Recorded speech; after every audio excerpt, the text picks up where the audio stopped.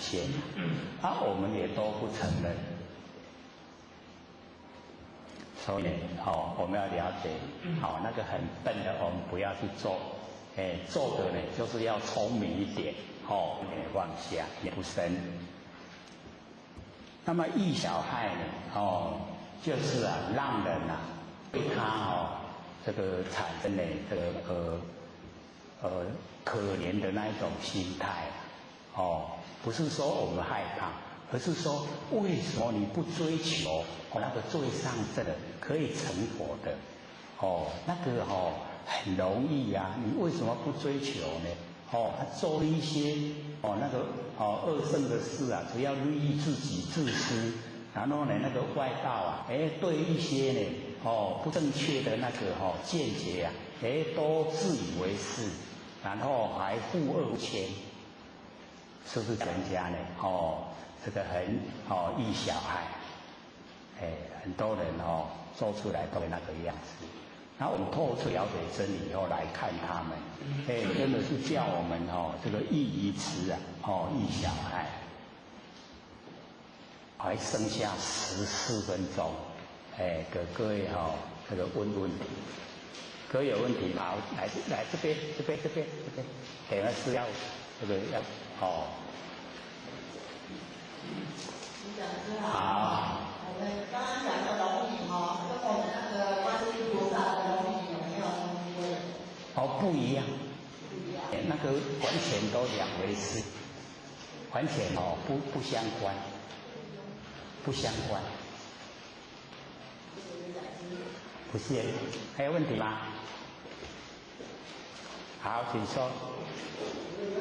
那个罗罗他自己就是他过了5天地狱之后，他就释迦牟尼佛就把处理他。不是罗罗，这个是善仙。他不是他儿子罗。那个善仙是他菩萨修菩萨道的时候的儿子，罗罗是他成佛时候的儿子。他是那个修秘密啊，就是他在做什么不给人家知道，他在修持都是密行地啊，就是罗罗罗。所以他表现出来就是很仗势啊，克谁？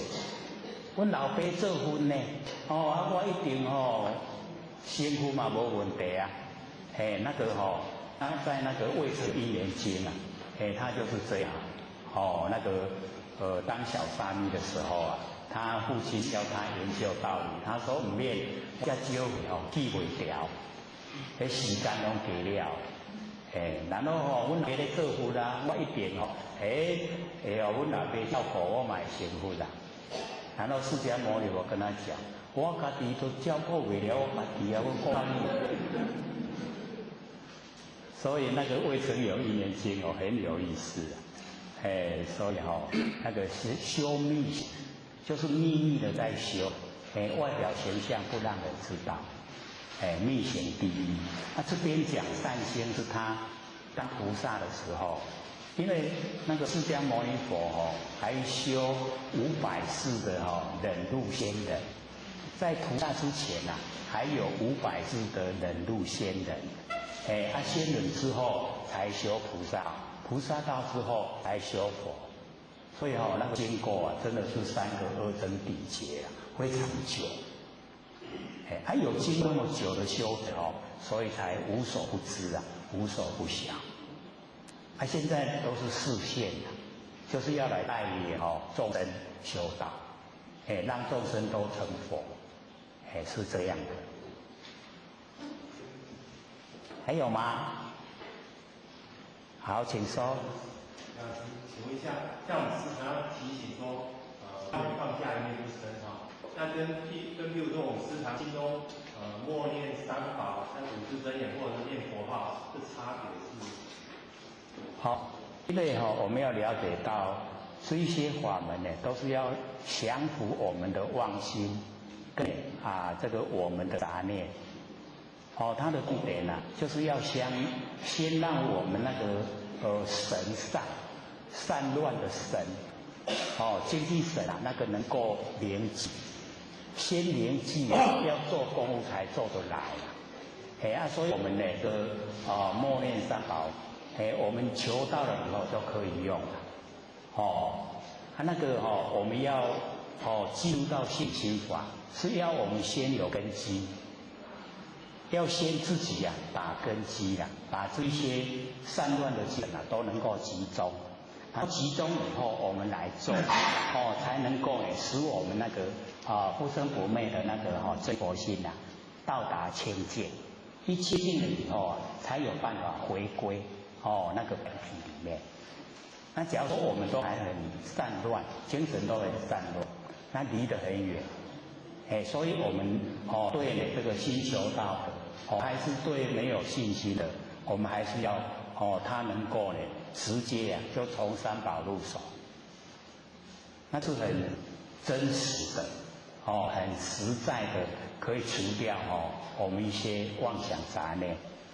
这个是先把这个神集中，然后呢在修持信心法以后那个杂念刚才有说，他那个妄念只要我们不起心，妄念就没有。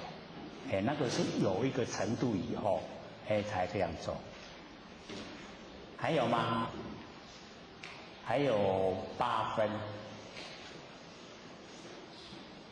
有就问了，小事也没关系，都不要拍谁。好，请说。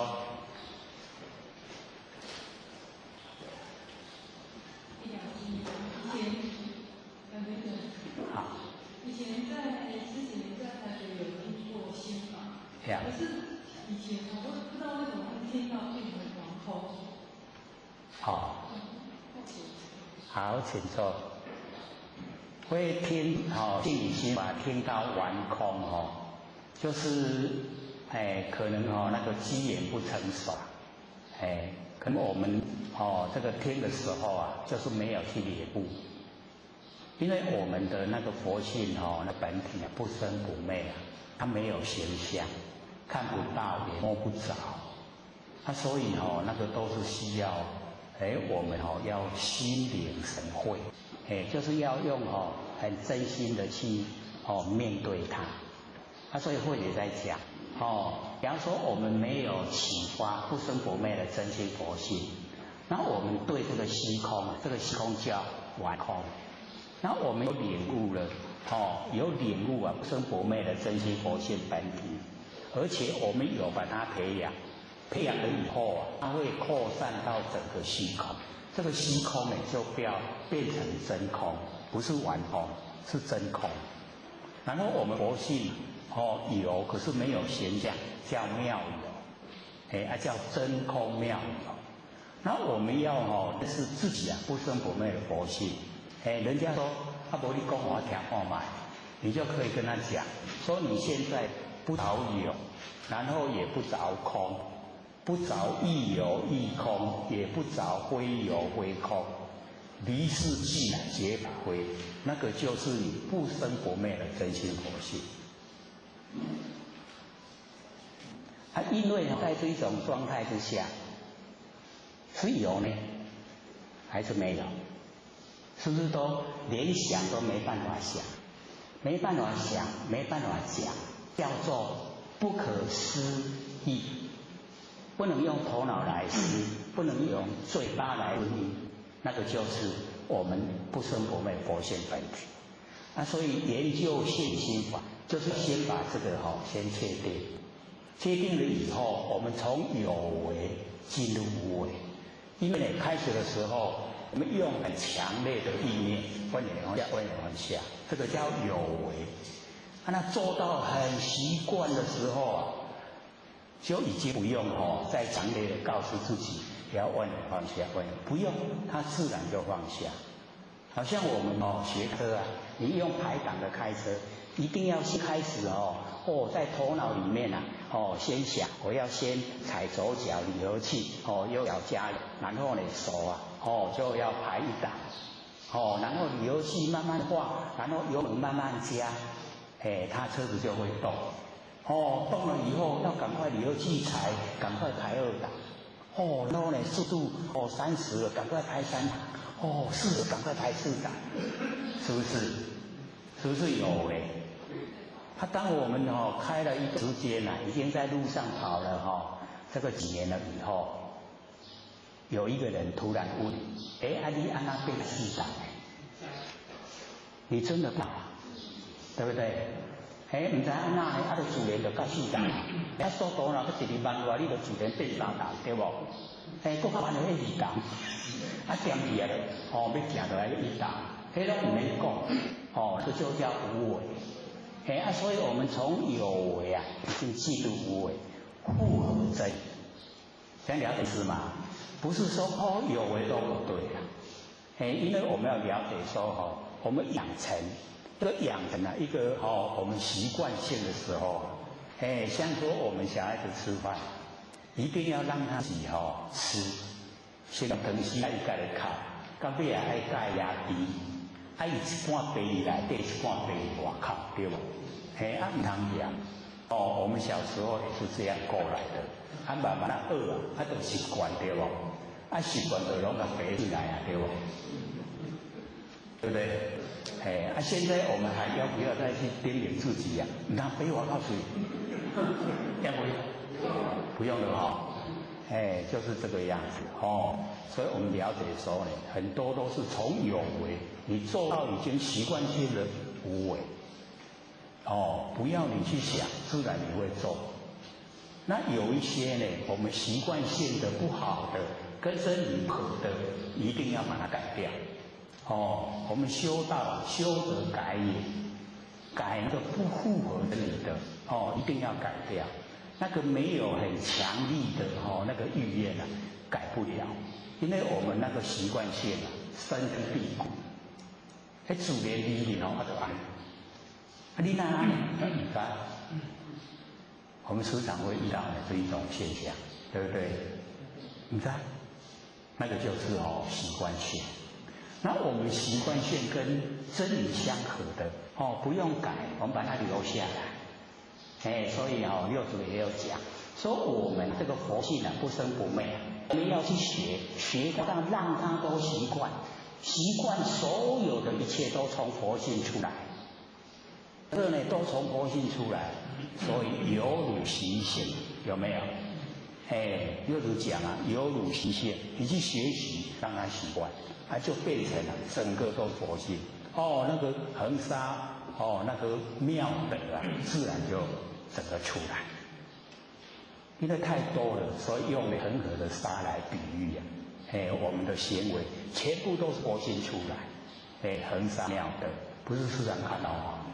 那个就是在讲这个人。我们所有的行为都从佛性出来，就恒沙妙德。还有2分钟，还有吗？好，请说。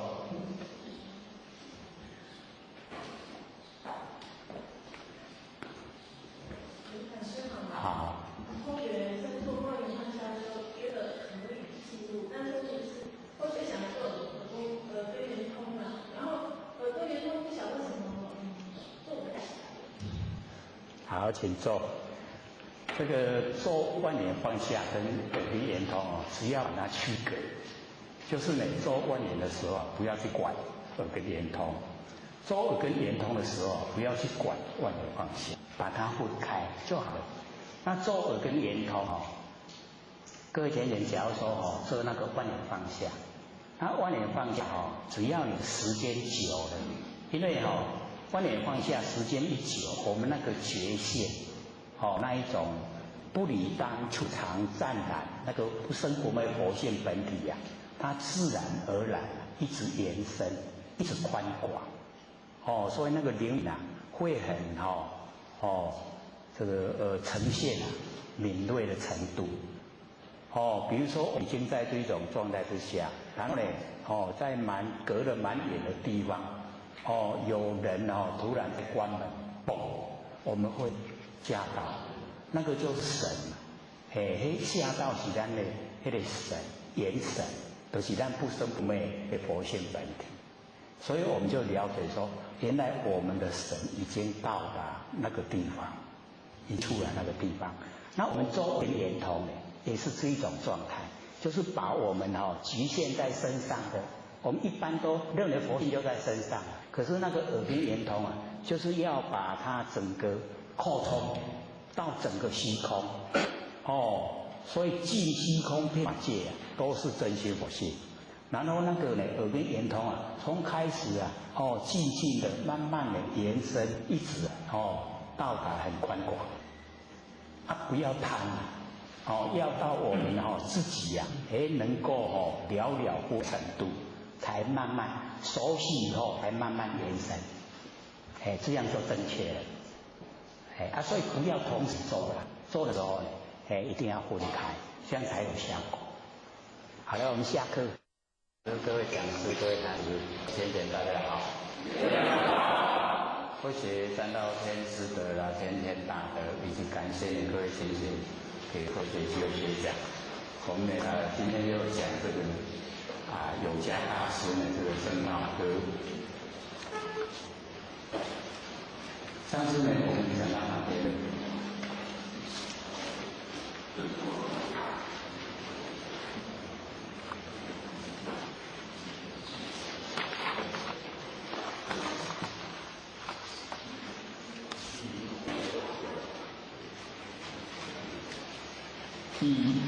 一吃一小孩，对不对？这个呢就是我们凡尘的人可以说呢，这个本末倒置该注重的都不注重，不该注重的非常注重。所以这个永嘉大师讲说第一次就是很笨，那么也让人家呢小孩这个心生了一个害怕。空前之上生死解，这个空前之上，就是我们在这个空的那个前头这个就是讲我们在这个空的前头这个手指上面，然后我们产生那个对真理那个了解，就是呢对虚幻的事情当作是真理的去了解，所以这样让我们就是没办法对他们能够这个明白所以我们要了解这空前空的这个拳头手指上面我们了解说借着这一个空前借着石头来指点我们的实际的真理。那么那一些方法都是方便法门，不要把那个用空拳用手指头那个解出来的那一些法当成呢是实在的真理。这样的话呢，我们就是不容易了解到这个实相。所以这边呢就讲空前之上生死解，直直为月我施功。那个直直为月这个是呢在经里面的释迦牟尼佛时常做比喻就是呢我们用手指头来指月亮，那我们呢就在目的是要看月亮不要看你那个那个指头，不要看你那个手指头，可以了解这个意思吗？因为我们这个呢以那个天上的月亮当成我们的佛性本体，那因为要指点佛性本体很不容易，所以佛就借着那个手指头来指着天上的月亮，说我们的佛性实相就像那个样子。那我们要随着那个佛所引导的，我们要去看月亮，不能看着那个释迦牟尼佛的那个手指头。我们假如看着手指头的话，就没有办法了解到那个实相。知道这个意思吗？可是我们都执着那个在指那个月亮的那个手指头我们都看着手指头，执着这个就是那个已经的佛性本体。所以这样的话呢，我就讲说很难领悟了。所以食之为乐这个叫往施功，很晚会那我来引导我们呢走入了解实相的那个见地，所以才有这一句话说食之为乐往施功。了解意思吗？各位先生知道根进法中心内观，这个根呢就是我们六根眼耳鼻舌身意，进就是色声香味触法。我们的六根呢对六尘根进，所以各位先生，我们要了解说我们在凡人的生活都是根进相对，然后我们产生六识，我们把六识当成我们的心，所以这个它是因缘际会，根的因，境的缘，因缘际会才产生的。那这个时候心是从根境然后产生的那个心，它也是变化无常，无常变化。那我们都把这个无常变化当成真的、实在的。我们从虚幻不实在的那个景象之中，产生了实在的我们的认定，然后认定以后，我们就落入行为，有行为以后，我们就造了业。所以这个根基我们一定要知道，它是虚幻不实在的。我们在日常生活之中的生活，都是六根对着六尘，然后产生六识。要知道这个识这个心我们都把六识当成我们的心，不能用这个心来修法。这个心都是生昧，知道吗？因为我们在生活之中已经很习惯，六根对六尘产生六识。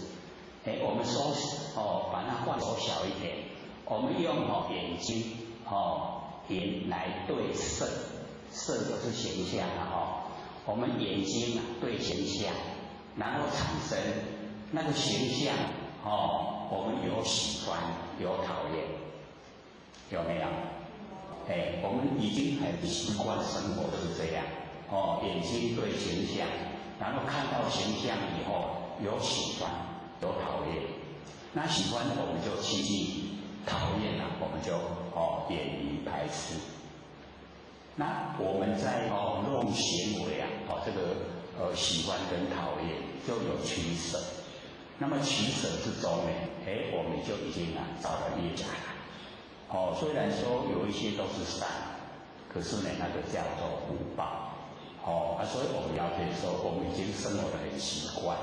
那现在呢，我们努力就是了解说，我们的眼睛对形象，那所有在判断判别的那个是佛性本体。所以我们就要把眼睛眼根转变成那个无私的妙智慧，用无私的妙智慧来判断形象。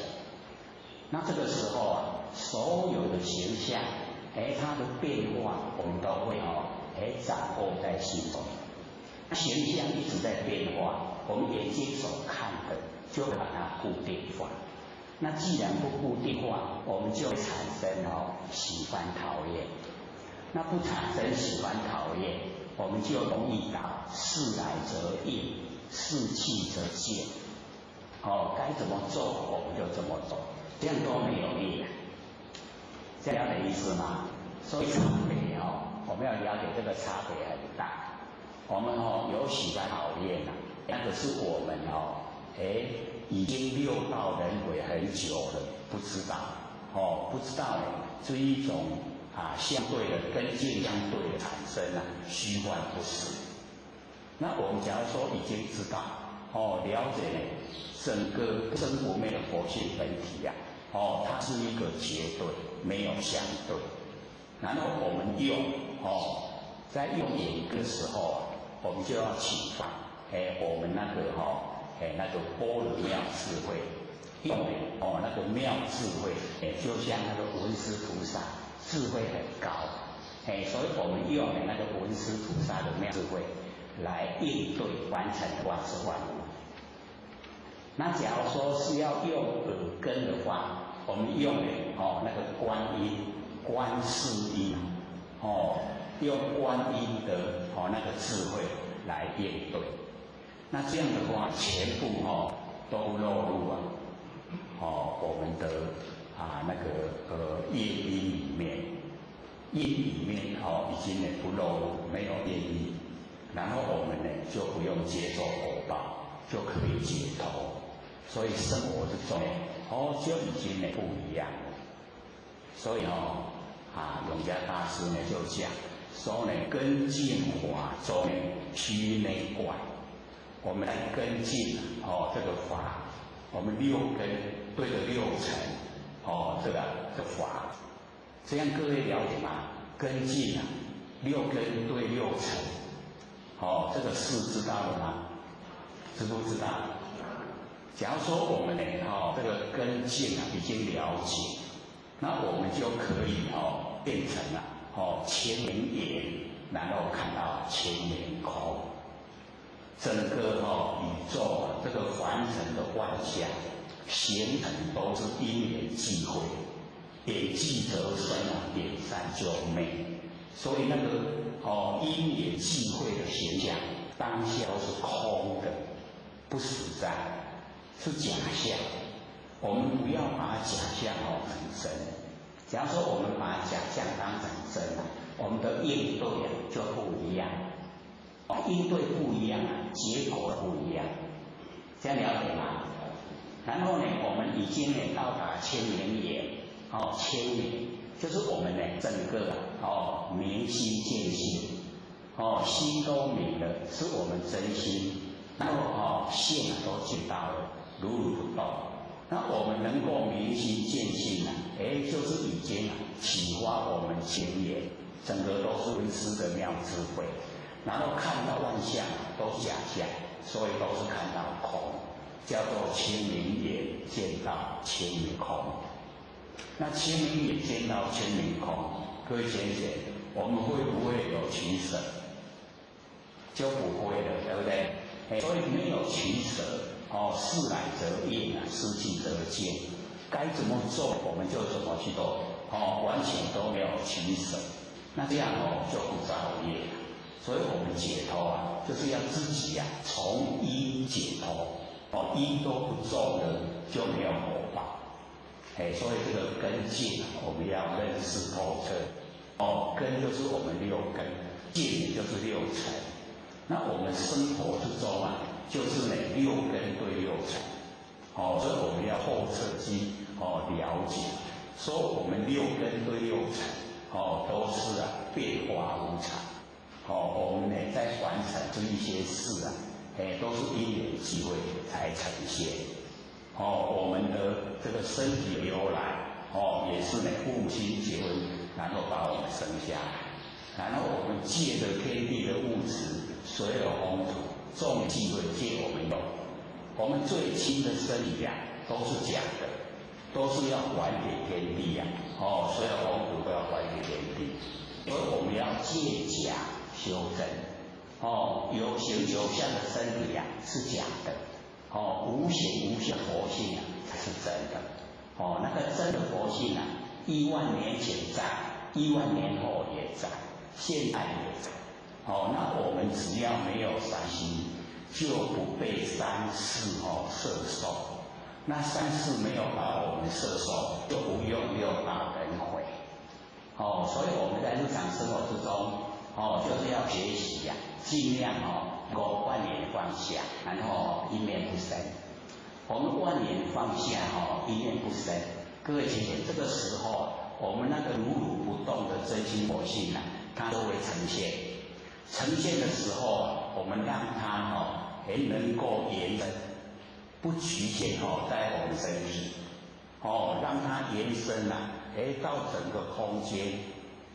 整个空间都有我们佛性，所以这个空间叫真空，空中有佛性在。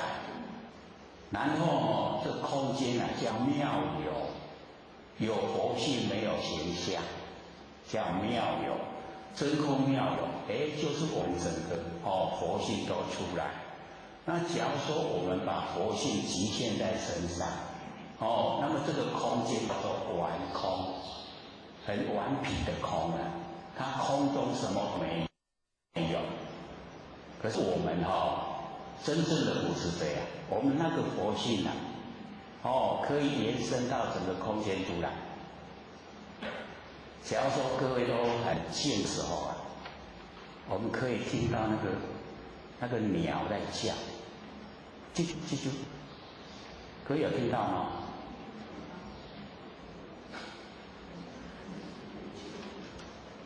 为什么能够听到呢？就是那个小鸟发出声音的地方有我们佛性在，然后小鸟一叫，让我们那个佛性显现出来。所以各位浅显那个声音一来了，一显现出来，我们佛性没有声了，小鸟不叫了，声音没有了，寂静了，佛性没有昧。所以我们佛性不生不昧，然后再整个空间，我们只要长时间来做，我们佛性会延伸的越来越宽广，然后到达整个宇宙虚空都是佛性，所以我们就可以体会说，佛性是这么的奥妙，这么的广泛，很大的不可思议所以呢，或许就尽量把佛性在我们能够体会的状态之下，把它从不同的角度来说。之前不是有讲嘛我们不着有，然后也不着空，不着亦有亦空，也不着非有非空。请问是有还是没有？是不是不可思议？这个是一个角度的然后我们把它延伸到整个空间，这个真空有如如不动，又是另外一个角度，对不对？它都是佛性，所以你看我们佛性它的功能作用非常多。只要我们能够静下心来，就可以把整个都体会。所以这个身所有公主这个身是假的。不要看重，看重身的话，对佛性没有形象，就会感激，就会不管它。然后呢，我们不管它以后就会有一些不符合真理的那一些言行会呈现。那我们就造了业，造了业其实都还不知道，受苦以后会怨天尤人。那我们从这个最亲切的，我们这个身上不生不灭的佛性本体，我们能够努力抓到根源，这个叫做摸着根摸着根就呈现做佛，你摸不着根就瞎修行，所以重点一定要摆在这里，摆在那个如如不动的真心佛性上面。它是那么亲切，就在我们身上，万年放下就呈现。只要你想，有念头想，佛性就不见。这样了解吗？所以我们要知道说，我佛性是我们自己不愿意让它出来。只要我们起心动念，只要我们攀缘，佛性都全部推移不见，覆盖了。所以我们看到那个畜生畜生它有我们不是有三魂吗？生魂、结魂跟灵魂，对不对？那我们众生有很多都把灵魂覆盖不见。那我们看畜生它有生魂有结魂，它到恶，你打它就到痛，那个有结魂。它有没有灵魂它的灵魂都覆盖，有，可是它不显现。那我们看那个狗啊，狗是不是要灵敏？它覆盖的程度没有那么紧密，所以那个狗的灵敏度就比较高。再来就是猫，猫的灵敏度也高。然后我们再看鸡，这灵敏度呢就没有了，对不对？很低了鸭也是很低了。所以或许讲一直转世到牛我们南部比较容易看到牛有看过吗？有那个牛或许来讲，以前呢都是要拉着那个牛车，现在还有没？要不要拉牛车啊？要，还要。拢在讲载人牛车在载人行得足慢的，人无爱行较紧。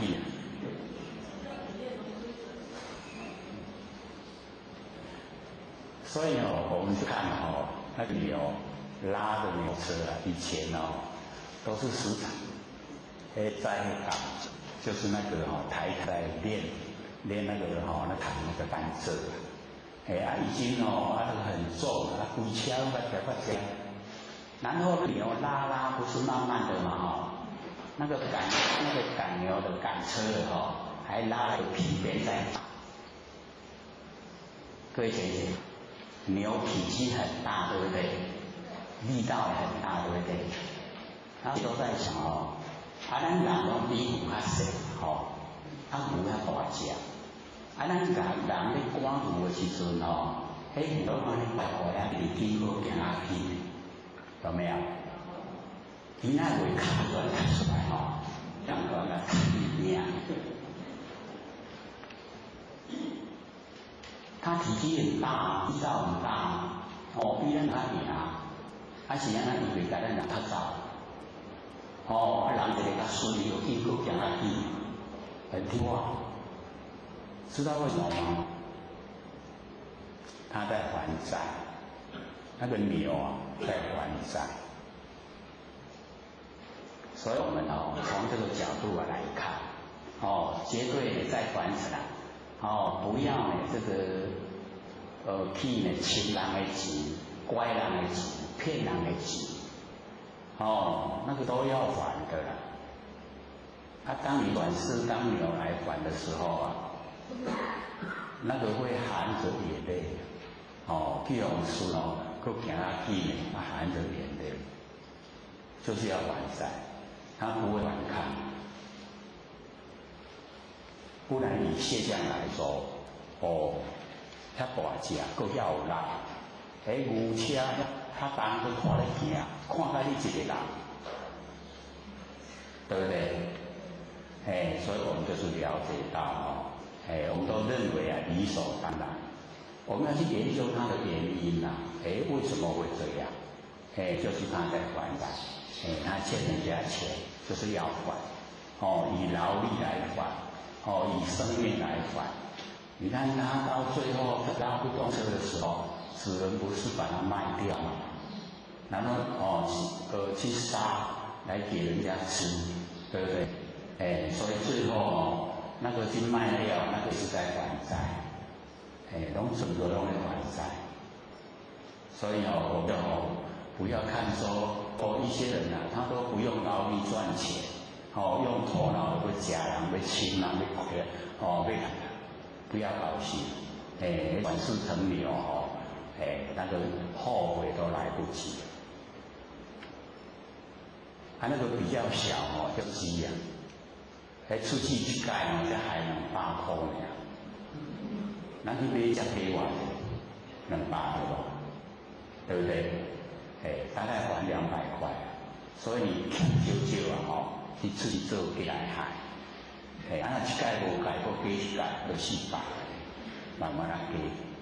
那做猪超3、4千块了，所以那个不少不多的去出去做猪，这样好不好？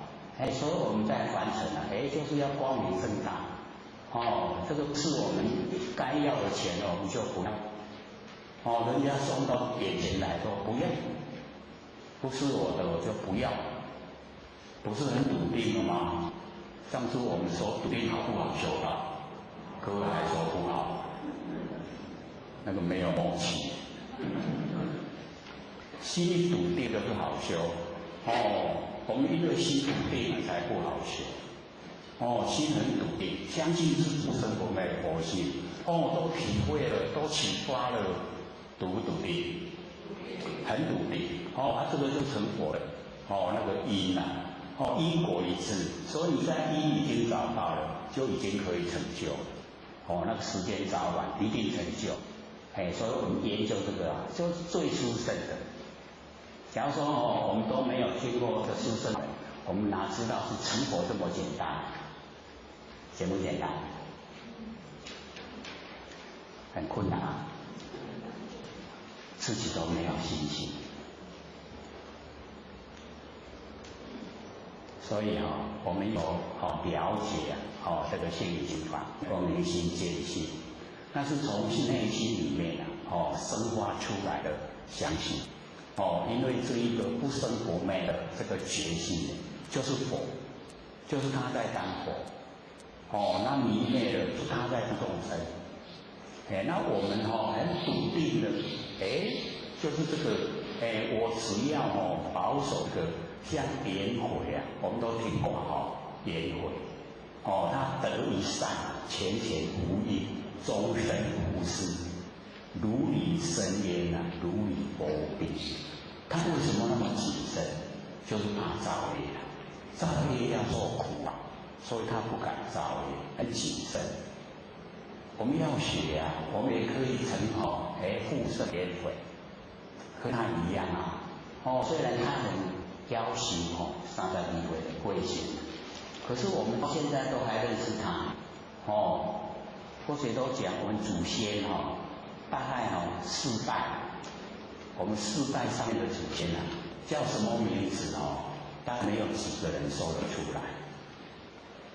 说得出来几种？4代上才2个，你看我们这边这么多人才2个，4代面还记得名字才2个，2%，还不止2%，100%。那因为就是因为他值得我们学习。他能够得到这个道，就是那个觉，那个觉他保守得一善，一善就是觉，就是那个如如不动的真心佛性，就是那个觉，他得一善，都是保守住了，都让他丧失掉，所以这样就可以成就。那我们也都得了我们求到了嘛，都得到了，都得了，那因为现在是先得而后修了，之前单传独受都是要修到功果圆满，才受记，才得到。那我们现在是先得到，然后看我们愿不愿意成佛，愿意就努力修，不愿意你就放荡。只要我们放荡，就不会成就。各位愿意放荡吗？可是放荡很重要。我们要那个战战兢兢反而不容易。要像个烟灰那样，那个如履生烟，如履薄冰啊。那个生烟我们站在那个悬崖上面，底下一摔下去浑身脆骨。那个薄冰就是冬天的时候，那个河面已经结冰，可是那个冰很薄，你稍微大力一点就破了，人就摔下去。那一摔下去以后绝对死亡了。为什么？你摔下去再浮上来容易有冰堵掉上面都是冰啊，你就袂呼吸啊，会活。袂活，所以行路吼，要行迄步边啊，爱安尼轻轻啊，袂使较过来较走一下，较走就破呀。表示呢，就是在日常生活，每一件事都是非常谨慎，不敢违反真理。那只要我们有这一种这么努力这一种心绝对成就。在日常生活时时刻刻都保持觉，就是4个字，2、6、10中。2、6，各位今天知道怎么写吗？知道知道意思吗？这个2、6就12了，一个时辰有2个小时12个时辰刚好是24个小时，那24个小时里面，时时刻刻都守住中道，时钟2、6、10钟。就是觉都在，没有不觉的时候，就是没有起心动念，起心动念就是觉，不觉就是无明，无明就造业，造业就受苦。所以2、6、10都守住中道，那个觉都在。只要我们能够这个样子的话，绝对成就，而且是还快，很快就成就了。所以这个呢，需要我们自己努力。在生活之中，因为我们六道轮回都太久，养成了那个习惯性，我们很多习惯性都不符合真理，所以造业受苦。那我们呢，就微光普照，检视一下自己的习惯性，到底合不合真理？不合的就把它改掉。修则改也，修道就是改掉我们不好的那个习惯性，那好的把它留下来，是最好的把它留下来。这样会不会做？会嘛？这个自己回光返照一下，看看呢我们的习惯性合不合理？很多习惯性我们都不知不觉，都落入不知不觉。所以我们就是要在不知不觉的一些行为动作里面去检视一下、检讨，然后这个看看它合不合真理。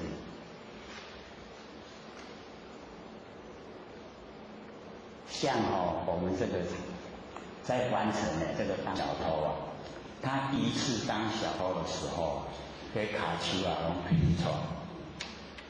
没错然后当第2次当小偷的时候，皮错就减少了。当他第3次的时候，他就习惯了。当第4次的时候，不拿白不拿。他当以后没有去偷卡丘还喵。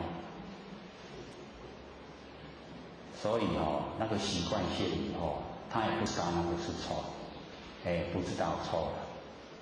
各位有没有当过小偷？没有，那最好的，或者有，所以才会上，才会知道说要让偷地咱袂前买敢若想命迄字要摕还佫真戆，就开始比吧。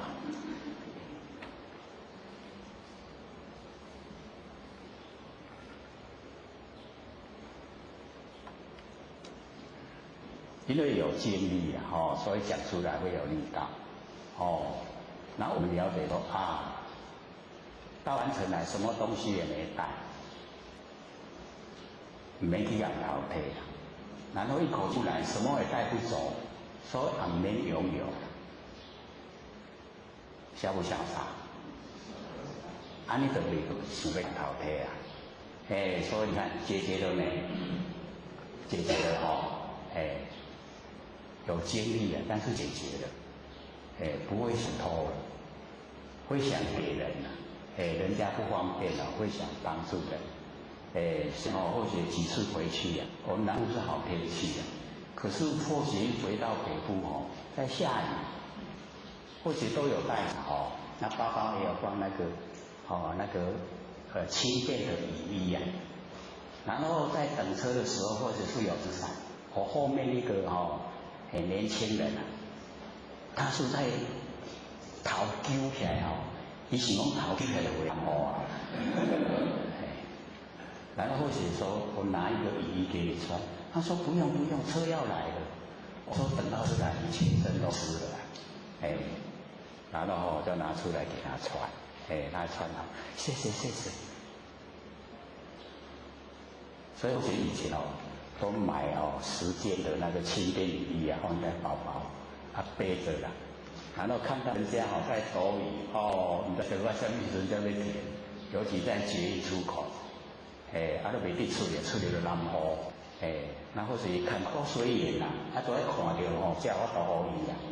我说这个轻便雨衣给你穿就可以走了。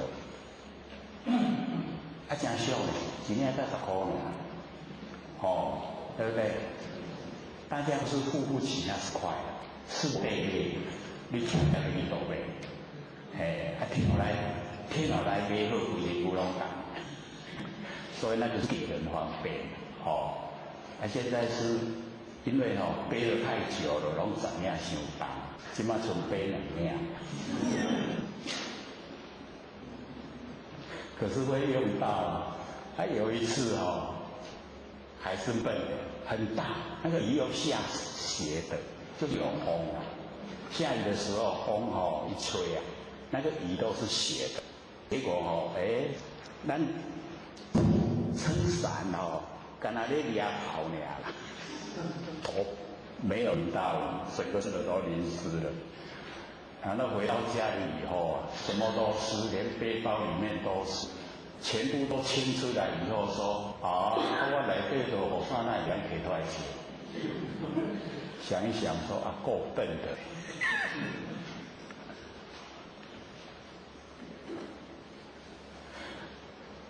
所以我们了解说，在凡事都是稀饭不实在的。那我们就尽量能够帮助众生，能够呢引导众生呢走入正确的修道道路，这个是最重要的。能够引导他脱离苦海。因为这个凡尘年岁越大以后就会觉得说越那个苦的味道越多。年轻人呢是还体会不出来，还有那个好奇心，所以或许对一些那个年轻女孩的那一种娇滴滴以及那个出嫁以后，然后呢这个遇到可能是先生比较那个这个叫什么之前比较少了，那个又生了孩子，所以体会说为民则弱，为母则强。所以那个遇到生孩子对孩子的那一种爱，他就什么苦都吃得下。所以那一些去当那个清洁工或是一些比较那个辛苦的那一些工作，或者一看都是那个人家妈妈的在做。这个当小姐的时候去做那一些倒是没有看过，都是那个当妈妈的在做。讲那个捡那个那个回收的那个瓦楞箱那个保特瓶都是那一些当妈妈的人在做，所以真的是为母则强。环境会不会改变？真的会改变的所以要培养自己这个视野很宽广，看得很透彻。这样的话我们就不会被凡尘迷惑。那不迷惑呢，我们走的道路就正确。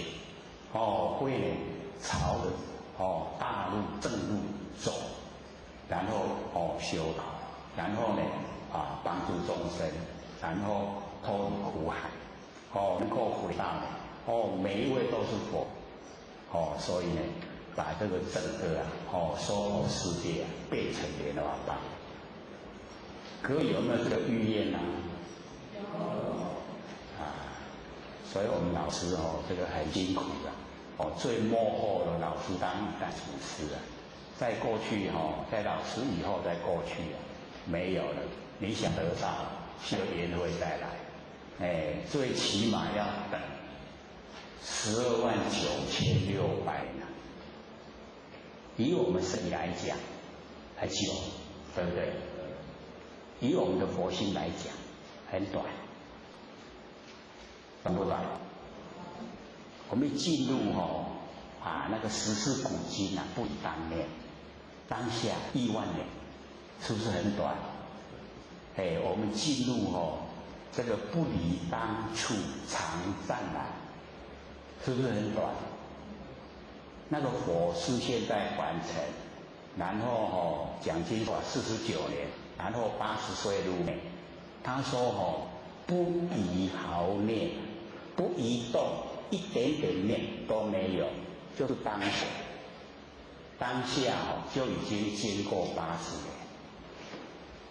各位我们用想象的就不可思议都想那安那奇怪。那我们用的那个真理来了解就会知道是如如不动，不离当处，不离我们当下。所以我们要体会就是不要有那个三心。我们没有三心了以后三世没有办法摄受，三世不摄受，我们不用六道轮回，自己要努力的啦。各位有没有三心？过去、未来心、现在心，有没有这三心？都有。所以难怪我们都被这个六道摄受，都在轮回之中。所以我们就要训练，观点方向。过去已经过去了啦。假如说过去我们被人家欺负，都一直记得恶度伤害，对不对？过去是很风光的，那现在已经都落魄了，也没有值得光彩，所以就不要去管它。过去就让它过去，未来还没到，不用策划了。或者说不用策划是佛性的我们生活是要规划的。可是佛性用策划，为什么？因为你的策划赶不上变化，变化比你的策划快。所以我们要了解说，佛性里面没有未来，那佛性也没有现在。我们说现在，是不是已经过去了？我们再说现在，是不是又已经过去了？所以以多少为表了？我们不要过去心，不要未来心，不要现在心，三心都没有。三心没有就没有事相，没有我相，没有人相，没有众相，没有寿者相，都没有。然后整个佛性就呈现。跟佛都没有差别，是一样的。生佛一如生就是众生，佛就是成佛。一样的我们就是那样，就跟佛一样，没有三心，就跟佛一样。所以在日常生活之中我们训练自己，万年都放下，一念不生，就很容易进入佛世界。所以跟进法中我们不要虚内观，我们在虚内观都是假的。然后我们都在拿捏，有没有？然后造了很多的业要去受苦所以我们那个根基都透彻了解假的，所以千年就看到千年空，整个都是常寂光土，都是无极一体，逍遥自在，所以这一句话跟进法中虚内观，就在讲我们，这样了解吗？以后要不要在内观？要不要在虚内观？不要了，真的吗？那厉害，马上听，马上有办法改变那真的很厉害只要我们先了解真理，说呢跟境相对产生的都是变化无常。我们知道它变化无常，不要住相，不要住相以后，我们烦恼就减少，烦恼减少，造业就不多。所以我们一定要去知道，才有办法整个跟境相对以后不产生喜讨厌，才有办法到达。这个不见一法即如来，这个永嘉大师啊，直接说呢，我们不见一法，没有看到一个法，就是如来。各位有看到法吗？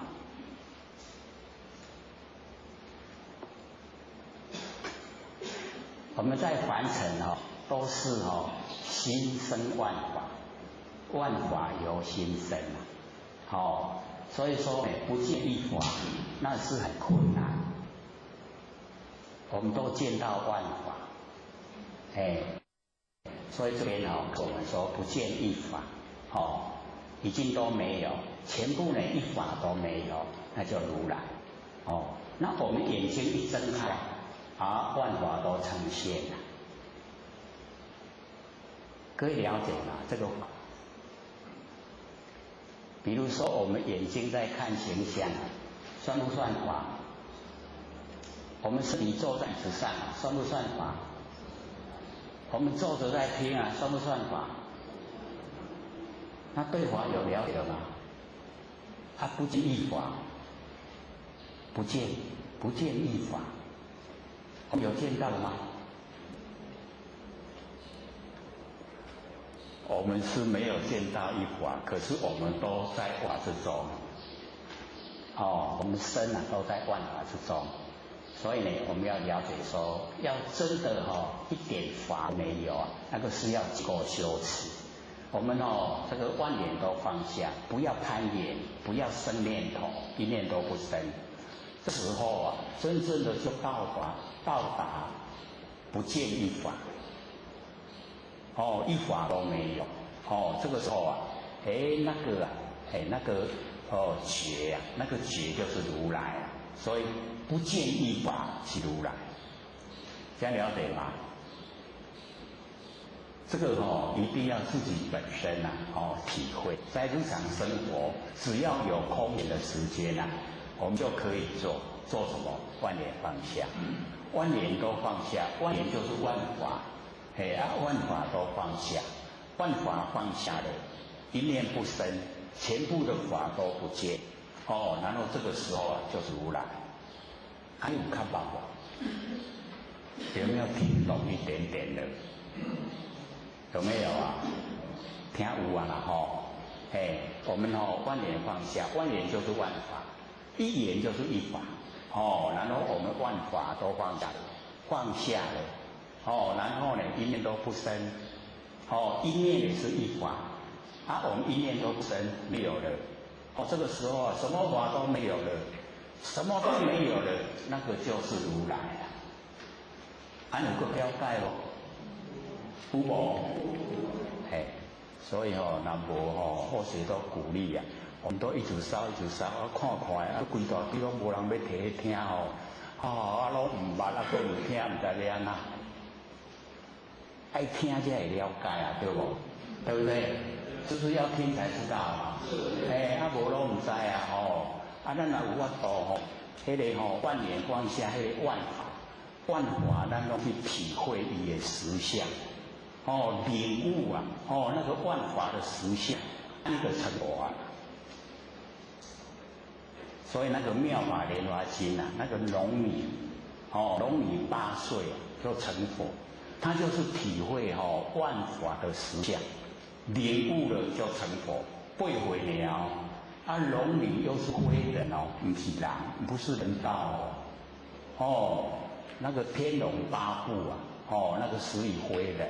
不是人，你看那个8岁很短的时间为什么能够成佛？就是因为体会实相，万法实相。那我们呢一样只要说你能够领悟万法的实相，领悟了以后就可以成佛了啦。这样了解吗？所以一定要先领悟真理，然后我们去做，做了以后就很快到达。现在就是有这么殊胜的顿教法门，不是那个位阶啊，一个阶一个阶慢慢修，是从凡夫地啊，一下子就到佛地啊，很快的。万年放下一念不生，马上劫都出来。我们从那个或者不是讲嘛，那个文殊上问释迦牟尼佛，说要怎么修？他说一切如来本起因地，皆依圆照清净觉相，永断无明，方成佛道。上个礼拜不是有说吗？还记不记得？一定要还给我了。再说一次，说一切如来本起因地，皆依圆照清净觉相，永断无明，方成佛道。所以我们如来要怎么成？从因地，因怎么成？就是呢，用圆照圆满的来关照，那个清净觉相，就是呢，我们不生佛门真心佛性本体，然后永断无明，就是不起心动念，方成佛道就可以成了。那我们为什么不成？就是起心动念。所以起心动念各位姐真的是害惨我们了。我们把起心动念看成自然而然，没有想要去断它，想不想啊？想断起心动念吗？所以要了解这个或许也不会苛求说马上要断掉起心动念，先要说发觉就好。你在起心动念的时候，自己发觉说要起心动念吗？这样就好了。这样会不会？当你要起心动念的时候，你说我要起心动念吗？然后这一些念头都在你的关照之下生出，会不会改变？绝对会改变。所以这个时候因为你在关照生出来的念头，那绝对不会落入三恶道。一定你知影咧起心动念，念头拢你拢咧改关照。关照的时候那个念头就不会离谱，都是朝着正道。所以先挖掘自己起心动念的内容。起心动念要给它断持要一段长时间啦。先发觉了以后，慢慢才会朝那个断除起心动念的方向去做。这样会吗？现在各位先生，起心动念知不知道？知道啊。这么灵敏拢知影你即马起心动念咧意识良好，都知道吗？都知道啊。那很厉害或者都不知不觉，是要经过长的时间才会说即马咧起心动念，放下咩念头要蛮长一段时间才能够掌握那个念头的内容。所以我们呢就是要了解说还没有办法到圆回的那一种那个战战兢兢那起码我们要知道说自己在造什么业。那知道自己在造什么业最起码可以先摒除三恶道。三恶道不去了去了以后那个灵性都覆盖，我拢未呈现这么我看一个过来转世当人的时候浮会出来拢模样呀。我们看那个小孩子出生不是有的就很聪明嘛有的都笨的，有没有？有没有？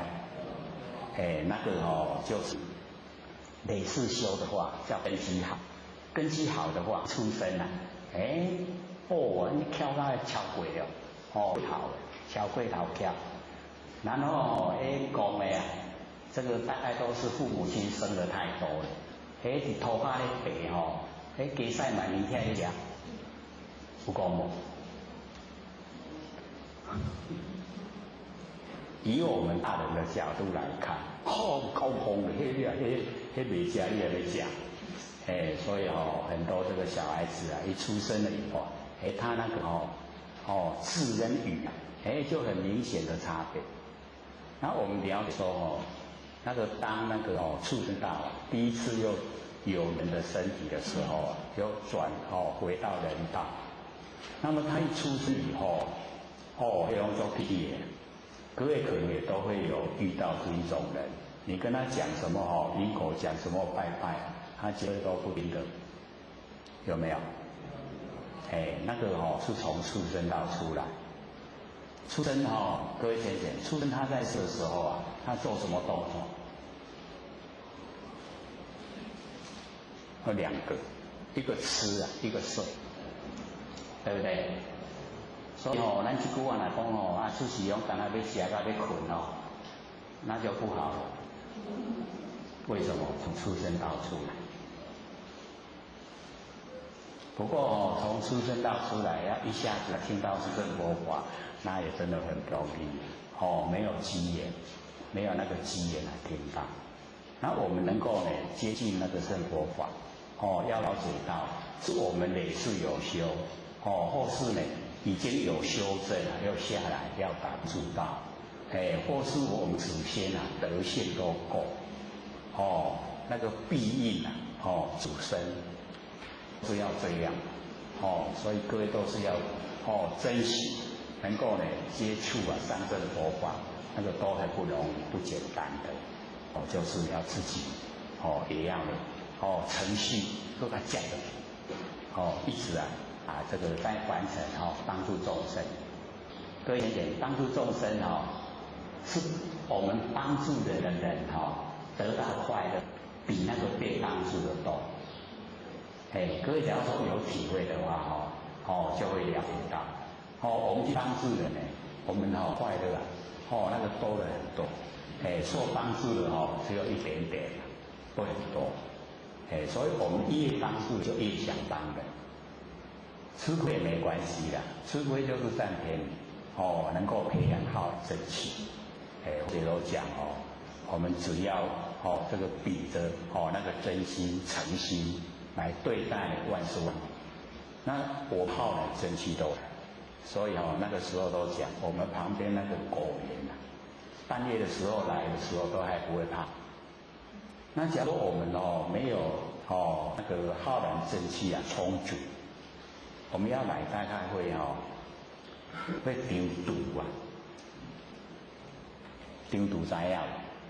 就是会稍微考虑一下可不可以去？所以慧姐都讲说你考验自己的浩然正气够不够？就是夜晚的时候自己一个人去那个龙阿波。我们南部好像比较少了，或者一看龙阿波那拢很惨的，它都是一个两个。不像或许在中部一看，规山坪，那龙阿波规山坪，整个山都是龙啊。各位有看过吗？有啊。想不半夜的时候自己一个人去试验胆量？不想啊。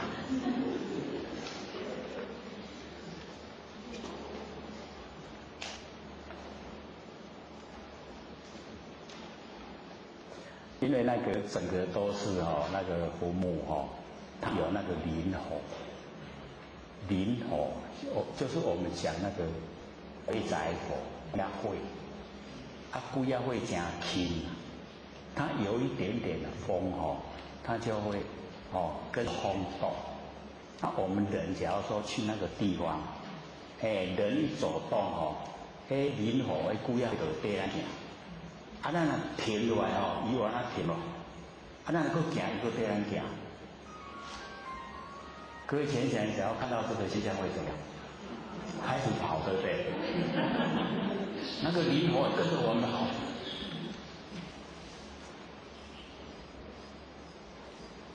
所以那个需要胆量，然后在自己呀、就是都没有一点那个亏心事，都很坦然，而且呢浩然自己培养在那一种地方啊，从内心产生的那一种笃定，那真的要本身去试验，不然一般都是会批评话，那个不知不觉的恐惧就会上来，所以我们了解说，在生活之中呢，多多少少啊，都有一些那个违良心的事，那么在那个时候就会呈现，所以骗得了别人骗不了自己。自己呀、曾经有去这个害过人，有那个心念不好的时候，在那一种现象之下它都会呈现出来。那呈现出来就会让我们不自在，批错。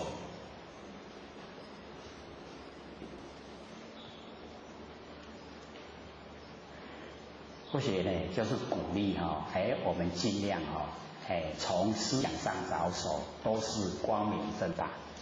那负面的我们不要去想，不要去讲，也不要去听。这样的话呢对我们帮助会很大。那假如说我们结交一些恶友，他想负面的，我们跟他相处，本来想度他，结果被他度走了。他后来越来越行持啊，就越偏，到不知不觉的程度，所以很多业罪业都造下来。像那个释迦牟尼佛当菩萨时候有一个儿子叫善心，我们有讲过嘛，就是善心他那个是释迦牟尼佛当修菩萨道的时候，因为释迦牟尼佛是累世在修。他当500世的忍辱仙人，菩萨道之前还当500世的忍辱仙人。所以那个经过呢，都是一步一脚印，实实在在的在修。那当菩萨道的时候那个善心来当他的儿子，也修到第4场就是色界的第4场，就是舍念即天地他交到坏朋友。被坏朋友引诱，然后就越走越偏了，越走越偏他结果退失4场，4场退下来到来他就讲佛的佛法的坏话，说没有因果了，他想说他已经到达4场，为什么又会不见了？所以说没有因果，然后没有佛没有法，结果一直苦大。然后佛说你讲这个话，让众生听到以后，众生听到没有因果的呀，为非作歹，对不对？乌白做啦，你敢讲无因果你上我乌白做，是不是害了众人？所以那个善心那个佛就讲，他生就是现在这个生直接就进入阿鼻地狱。无间受苦无间，受苦没有间断。那个佛讲的话他一定都是兑现的，真的那个释迦牟尼佛邀那个迦叶来看，一看到那个善心的时候一看到佛来，就生那个恶心，很不好的心念。直接就陷入阿鼻地狱，然后那个迦叶就问释迦牟尼佛为什么不救他？他说只要他有一点点善心我很久就要救他了，可是他一点点都没有，一点点都没有，所以救不了。所以我们了解说纵然你是佛的儿子，那你现在造的罪一样自己要去接受。没有办法逃避的，所以我们在凡尘呢，就是一定要相信因果，尤其我们修道，知道因果是定，它是一定铁定的，不会说你相信不去研究就没有，它绝对的，有的造了因，现在呢那个诈骗电话，不是很多人都是这个参加那个诈骗集团嘛，你去参加他们那个集团就有钱可以分的啦。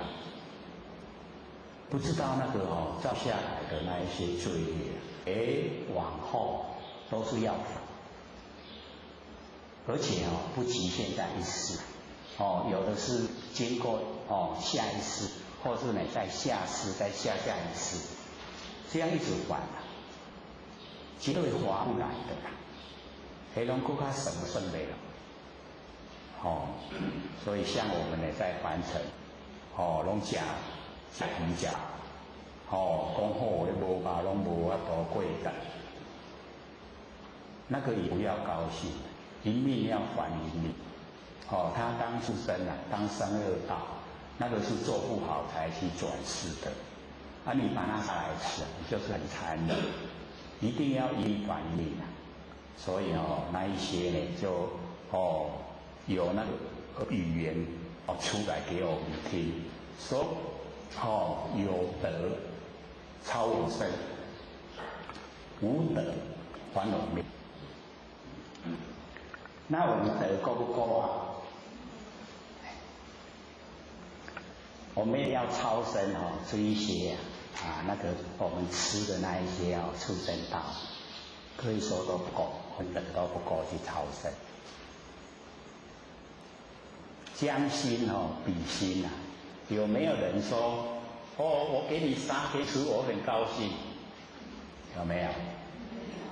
绝对没有啦，都是气的样子，对不对？很厌愤，所以从这个将心比心的这个真理来看，就是不要假一假吧。所以那个弥勒如巴就是在西元1035年那个成佛那个弥勒如巴，他就讲说我们凡人多活一天就多造一天的罪。各位姐，咱一天吃偌济生命？社会上吃荤的人，咧吃草的人，你吃偌济生命？很多，对不对？吃一个还不死人，要还几次人或许都讲，假如说咱来吃迄个布拉鱼一半，布拉鱼各位知道吗？很小很小那个鱼要还多久？几生几生几世？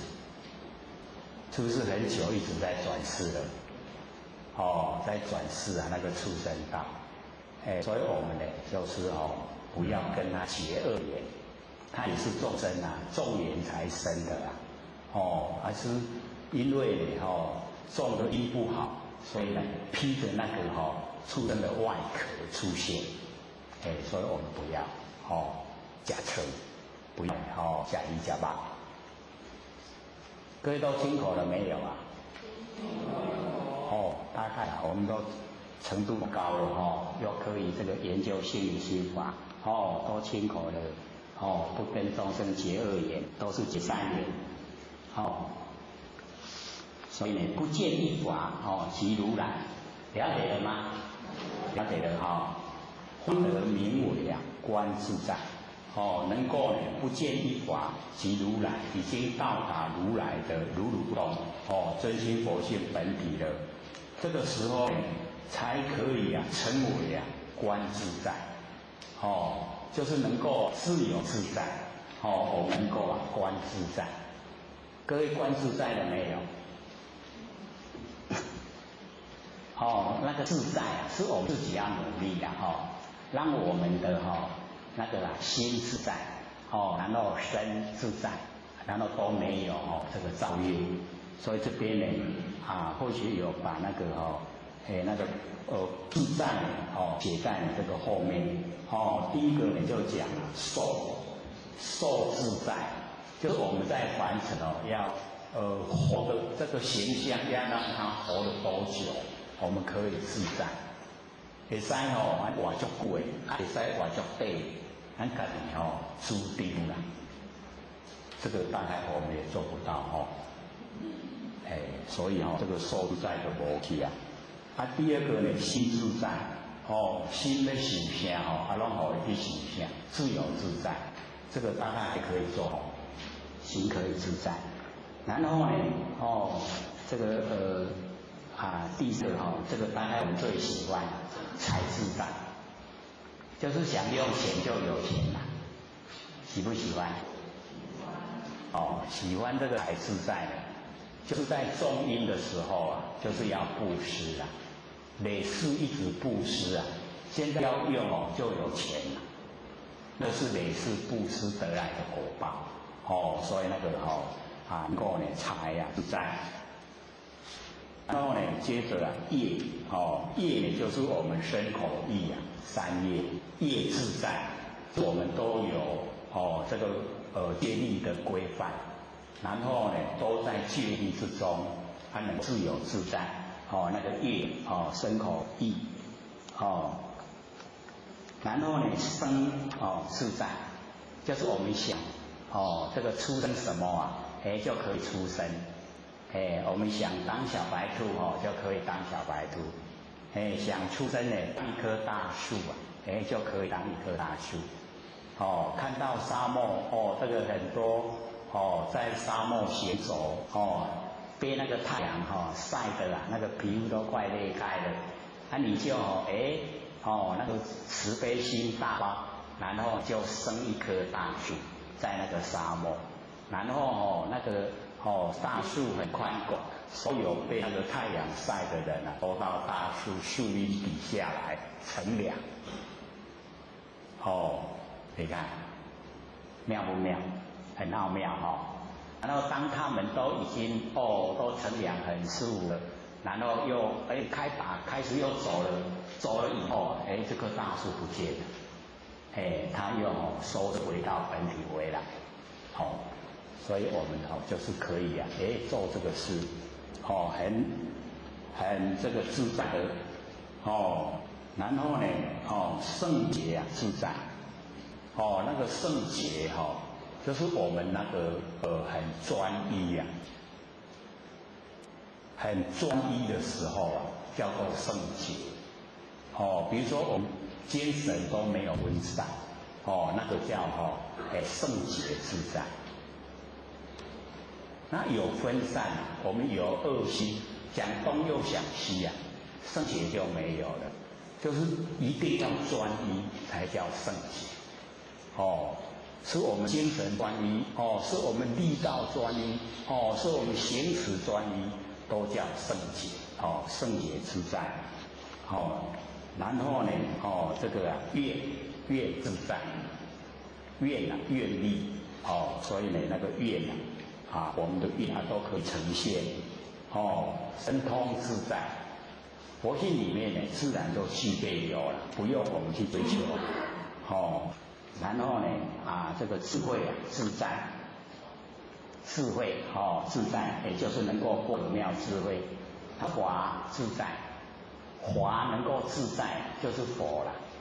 佛就是法能够自在，所以这个观自在，我们到达不见一法的时候那个时候呢，叫做观自在。这样各位了解吗？都是要努力才会到达，对不对？所以那个孔夫子那个随心所欲不逾矩，在几岁？70岁，对不对？那个就叫自在，随心所欲的，要什么就什么，可是都不会超过规矩，那个呢就是自在的意思。那么了即业障本来空，这个了就是透彻的了解真理，了已经呢可以完全都进入我们那个不朽昧的佛性本体，那个叫了。那了即业障本来空，因为一进入到佛性本体以后，都没有业障，业障本来都没有，是空的啦。我们那个真心佛性啊，没有形象，哪会容得下业障？所以呢，这个了即业障本来空，然后呢，这个未了应须还数在。然后说我们还没有了，就是还不透彻，不生不灭的佛性本体都还没有透彻，还没有进入我们佛性本体叫未了。各位前了了没有啊？有没有了的？都还未了，未了要还数在。所以这个肩膀要硬一点，要承担要承担所有的罪业，来了我就承担，这个就是了的一个方法，了掉业障的一个方法。欢喜心甘愿受，只要是我遭遇的我都欢喜心去接受。所以各位姐姐，只要我们那个观念转变，转念一转了以后，我们这个完成很多事就会跟着转。像说我们在这个家里，比如说某一些事我们都不想做，可是呢，只要我们一转念能够做就是福气就是整个会家庭都改变了。然后我们在修道修得改也，没有不能这个改的事全部呢，我们呢只要念一转的，那个再不合理我们都可以去接受。只要接受了以后，那个在我们就了掉。所以佛学时常讲说，我们不甘愿，事情来了还是要去处理。那处理以后那个债并没有了，因为我们不甘愿。所以往后会换一个形式让我们又碰到不合理的事情，又来了，又要处理，同样的心态又不甘愿，没有没完，一生中很坎坷都这样过，坎不坎坷？很坎坷只要我们一转念，可能就是以往或是前世不合理待人，所以现在事情回过来了，不合理待我，然后我欢喜心去接受，只要欢喜心接受，那个业障就已经了掉。那了掉以后没有，以后不会再上门来了，轻不轻松？就很轻松了。所以只要我们转念，换一个角度来看待我们自己，说现在呢，不合理都是我碰到，一定是以往我都不合理待人，现在回过头来不合理待我，然后我就欢喜心去接受，这样就了了，是解脱了。那我们时时刻刻呢都解脱，都很高兴，我们家人也跟着我们高兴，我们周遭的亲朋好友，也一样受到我们影响，他也会改变，这样呢就越来我们整个这个娑婆世界就越向莲花方了，所以呢这个了即业障本来空，然后我们未了应须还数在，还没有透彻进入佛性本体，还没有时时刻刻二六时中，还没有二六时中的时候叫做未了，那要还数在。那我们只要说可以二六时中，那就已经了，了就没有业障所以有的前贤会问，那一些债主呢，我们一了了以后，债主就讨不到债了会不会有这个疑问？也有人问过我然后学就讲说，佛菩萨对没有亲戚亲人关系的他都可以发出无眼大慈，没有语言，他的慈都可以给你。慈就是以乐啊，给你快乐。那个佛都可以啊，无眼大慈。那一成就以后，跟他有关系的，他哪会救呢？所以会同体大悲，把你解救啊，脱离苦海。所以我们不用多心，是绝对都不会亏欠那一些万千债主，只怕我们这个万千债主的本身啊，他又欠了很多，这个才是问所在。那跟佛的那个瓜葛啊，那个都不用我们担心，绝对啊会得到无常。这样了解意思吗？了解，是有一点点我们比较少听到，少听到比较生疏。所以这个了即业障本来空，能够26空啊，那就没有业障。然后未了呢，我们就要去还宿债。那只要我们有那个心呐，只要我们坚定有那个心要还，那个债主都不会紧张了。所以有一些道亲他会讲，我没有努力到的时候都过得很顺的，我会花心努力结果都是坎坎坷坷，有没有这样？那就是你一努力了债主都很担心，担心什么？你会成佛了，那我糟糕了，讨不到债了，赶快来讨。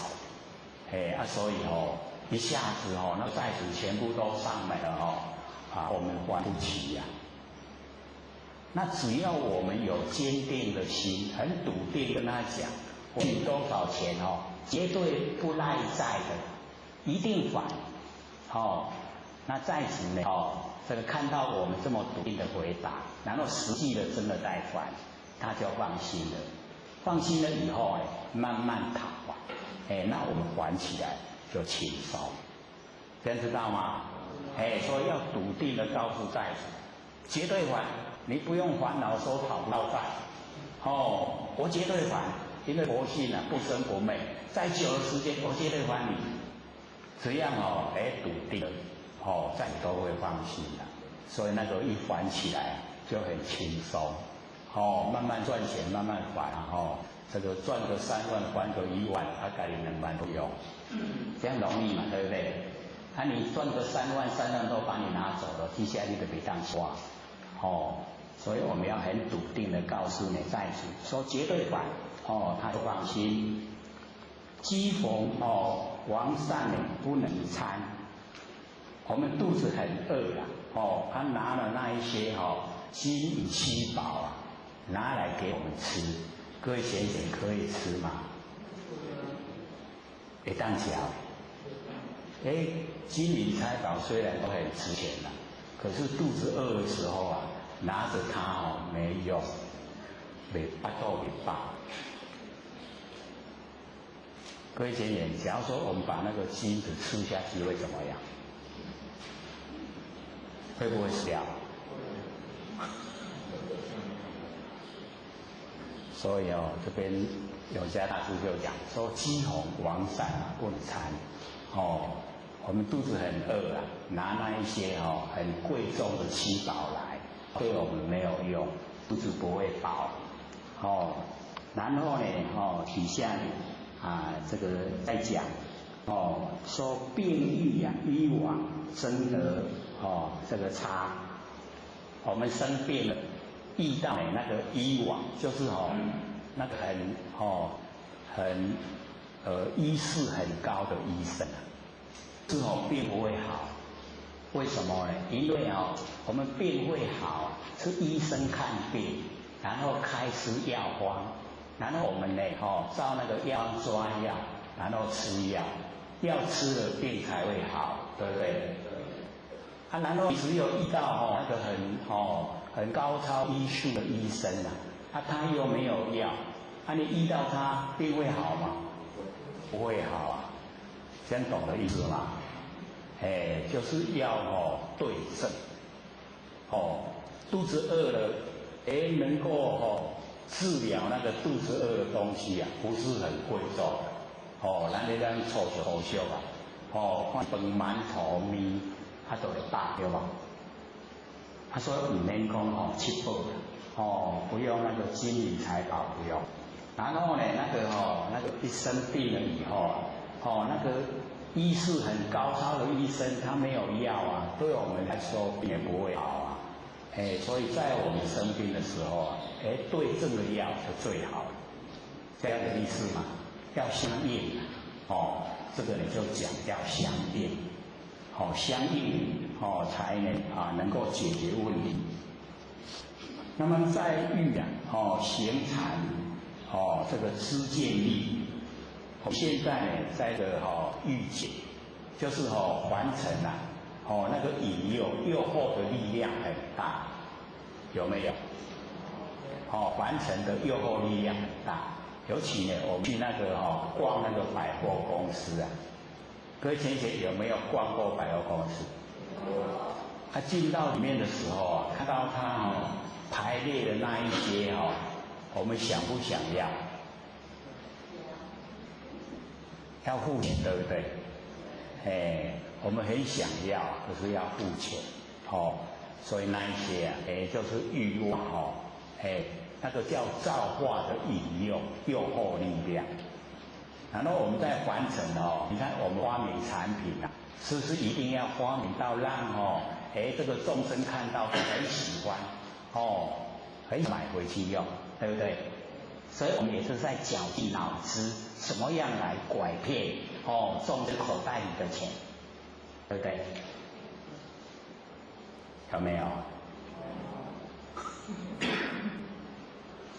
所以这个在欲在欲望欲界什么诱惑力量都很大的现象之下，然后我们能够行禅，那个禅各位先生，就是已经可以回到很笃定我们那个不生不灭那个佛性的本体，那个叫行禅。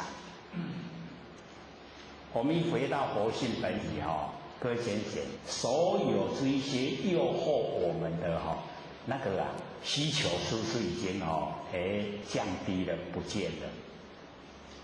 佛性你需不需要这一些凡尘的这一些引诱我们的这一些物质这些东西我们都可以用的这一些物质需不需要？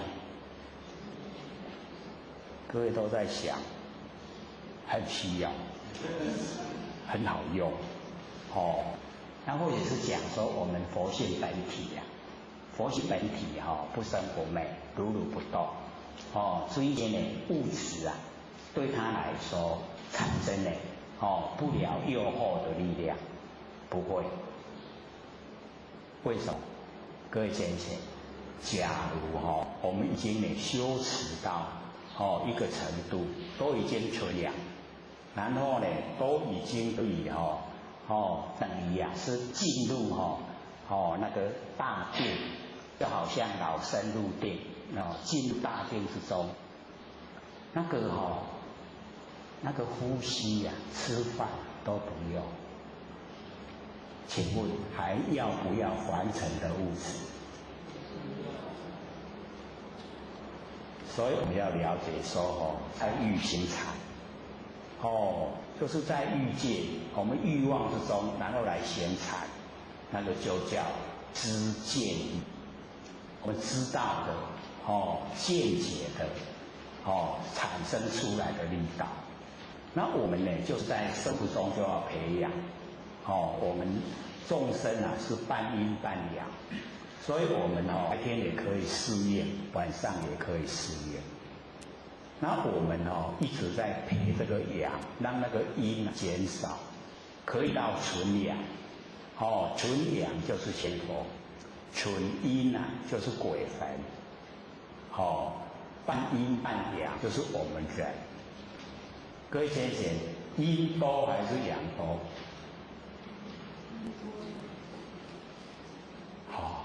你都爱讲一半一半。一半一半，半阴半阳，一半一半。那我们就是开始培养阴去掉，从念头上着手，有那个负面的念头，马上挡住，不能有，因为有一个念头，那个负面的念头是培养因呐。所以我们要了解说，这个防微杜渐，从念头来，不能有负面的念头，不能有骂人的那个念头，不能有不好的念头，都不可以有。这个呢，就是我们培养的第一步。这样呢，我们那个阴会减少，阳会增多。然后阳很增多各位先生，就是晚上睡觉感觉很清醒，是在睡了，已经在睡了，明天起来的时候精神很好，可以有这个现象。就是睡觉我感觉那拢无咧困同款，精神拢足好的。可是不是明天起来就没有精神，不是，而是明天起来一样精神会好，那个就叫阳增多了，所以那个灵度增加。那假如说整天暗时在困嘛，迷迷糊糊，早上起床以后都已经在这个工作了，还迷迷糊糊，那就阴多。可以有这个情形吗？还有过去的，过去阴多就让它过去，从现在开始就培养，把那个阳让它呢增加，从念头着手，不要有负面念头。人家讲那个负面的也不要听，不要参与，这样的话呢都是培养。然后我们阳一增多了先开始的现象是那个精神都很饱满。那精神很饱满，我们就很饱满，连睡觉都已经睡了，而且还感到精神很好。所以先生晚上睡觉的品质好不好？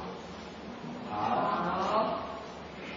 所以会教各位假如说这个晚上都是翻来覆去就可以做万年放下，很好睡然后明起床精神很好，头脑很清醒，很舒服有没有试验过？有啊。这个晚上这个睡觉的时候这个躺下来从头开始，把头力道就放到枕头，全部头的力道都没有了，头不会动，然后开始肩膀力道呢放到床铺然后开始整个这个身体手脚全部都放到床铺你力道全部都放掉了，不会辗转复侧，不会安尼直直变。我们睡不着就是变来变去就是头脑在想东想西，所以才睡不着觉。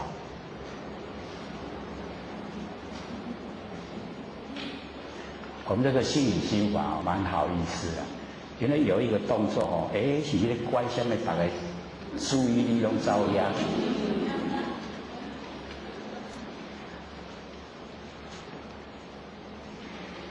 所以当我们的注意力被他拐跑了以后，谁在讲什么有听到声音不知道内容，对不对？有没有意思？我们就可以说原来明心见性都是安尼心中照去无去心无去性也不得了，不见了啦。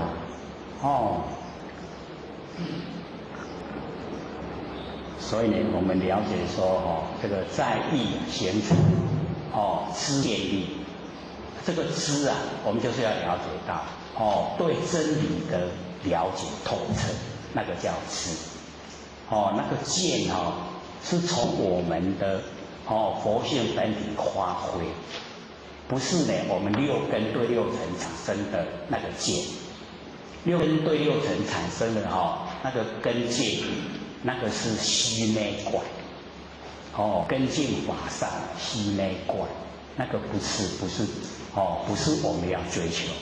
我们追求呢就是呢这一些根茎都拼除掉了，然后从我们那个如如不动的真心佛性本体产生的那个叫做佛知佛见，那一个见那一个知见就是我们要追求，从佛性本体发挥的是从我们那个根源，就像天地白天黑夜春夏秋冬自然而然呈现，我们跟他商量都没有用。各位先生，我们跟天地商量，说今天对我来说日子很重要，能不能够把那个白天延长一点，然后把那个黑夜缩短一点，我们跟上天商量，可不可以？不可以，对不对？所以我们那个知见也一样，从那个不生不灭的佛性本体发挥出来，都不能够商量的。是就是从直接本体发挥出来，春夏秋冬，我们跟上天讲说那个冬天太冷了啦，可不可以缩短一点？可不可以？还是不可以所以我们这个知见力就是这个样子，是佛性出来的不生不灭的，就是佛性出来，不是就不是。那我们呢，就是要去认识认识我们的正确的知见这个万念都放下，念不生，没有念头，那个叫正念。正念的时候我们就是要保持这个正念，然后呢，正念我们保持一段时间，那个我们那个佛性本体它会产生那个般若妙智慧，那个般若妙智慧就是佛知佛见。我们呢，从佛性本体生发的，不是我们去起心动念的，这样了解吗？了不了解？所以我们要了解说从佛性本体生发的那个知见，那个才叫正确的。那假如说我们是根尘相对我们六根对六尘产生的六识，那个都叫假的虚幻不实在，那个不要用，用那个会害我们六道轮回，这样了解吗？所以我们因为日常用的很习惯，都是根尘相对六根对六尘产生六识，我们把六识当成心，所以我们完全在用的时候像男女之间那个适婚年龄20、30岁的时候，那个时候爱来你死我活那个在讲海誓山盟的时候是假的还是真的？是真的嘞，不是假的。那个时候为生为死都感完，对不对？是真的。可是他的真的真心是建筑在事心上面，是建筑在生灭的上面，它会随着外境的变化而变化，这样知道吗？所以说你看那个广告是某一个明星在真心推荐，他是真心还是假的？他在推荐的时候是真心的，为什么？他要赚钱，他真心要赚钱那个推荐的时候，有影伊设计都是这个为这个住家着想，看一看，他真心的来推荐，可是他的真心是建筑在事心上面，事心是生灭的，所以我们凡尘很多都在用什么？用事心的真心所以男女之间恋爱也是一样爱甲你死我活，结婚以后去外遇，不是真心来外遇。所以那个就是为了环境变化，环境变化心就跟着变化。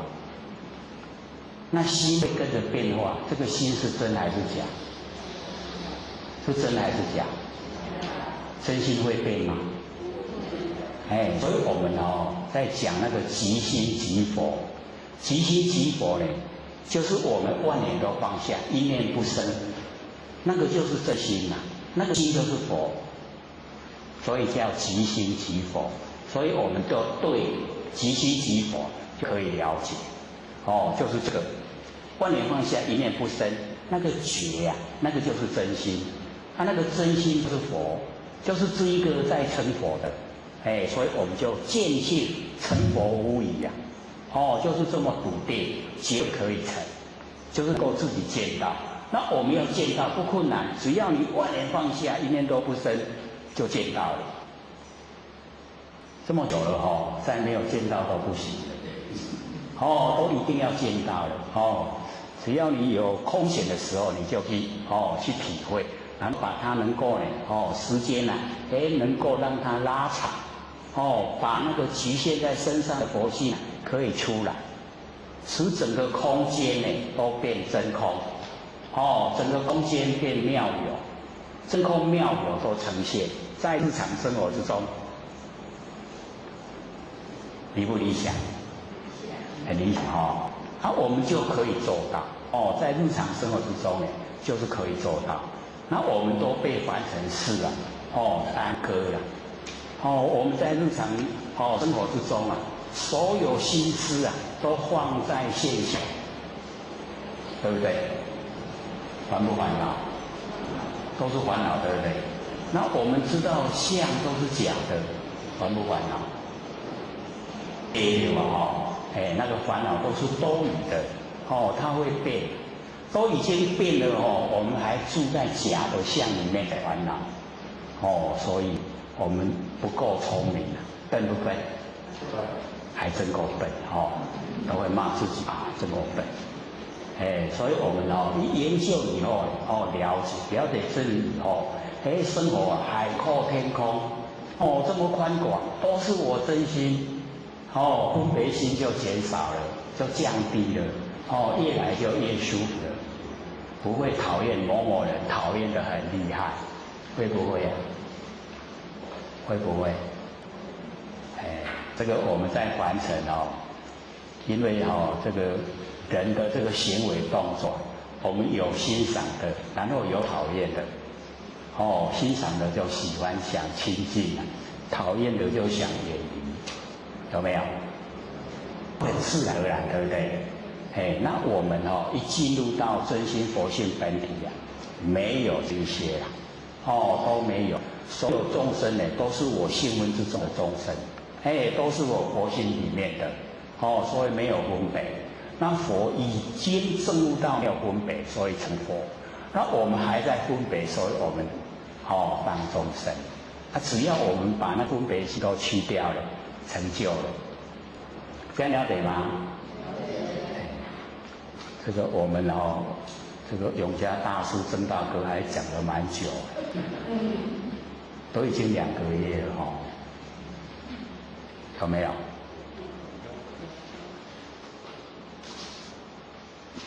讲得慢就是要各位听懂要听得懂，然后我们知道怎么做那我们做以后可以自己去发挥自己本身就是佛，我们一定也要相信自己本身就是佛发挥出来力量就很大。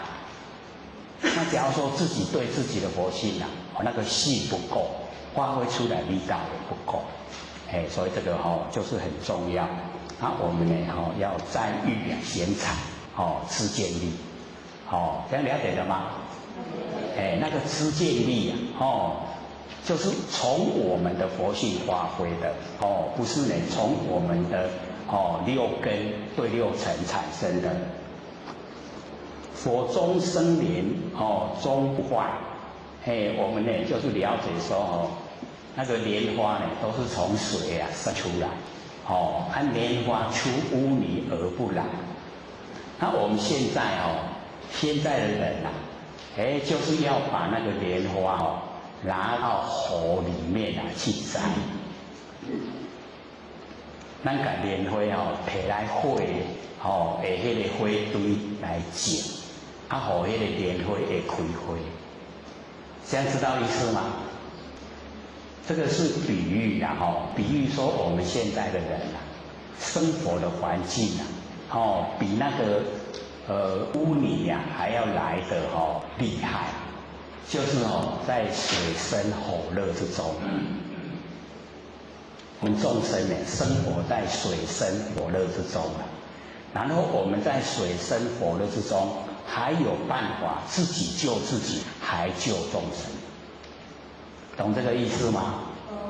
就是要有那个很高超的那一种情操，自己的人格很健全，然后呢也把这一种观念传播到我们亲朋好友，使我们那个周遭的亲朋好友也能够像我们一样虽然环境很不如意，可是呢生活得很快乐，这样懂我意思吗？所以这个生活的快乐跟不快乐不在我们财产的多少。很有钱的人不一定快乐没有钱的人也不一定都悲伤很这个悲惨，不会。只要我们心态非常正，那就会在非常快乐的那个前进之中生活。所以那个苦乐没有那个客观的标准，都是主观的认定。各位先前认定自己是苦还是乐？所以我们要了解到，我们一进入到那个不生不灭佛性本体就是最快乐了，没有比这更快乐的，也没有比这个更富有的最富有我们之前都还有讲那个我们那个七法财，各位都还记得吗？七法财，闻、信、戒、定然后呢，再来呢经济，再来呢舍，再来呢惭愧。有人有咧记记也未成。还有13分钟给各位发问。各位有问题吗？要问才会进步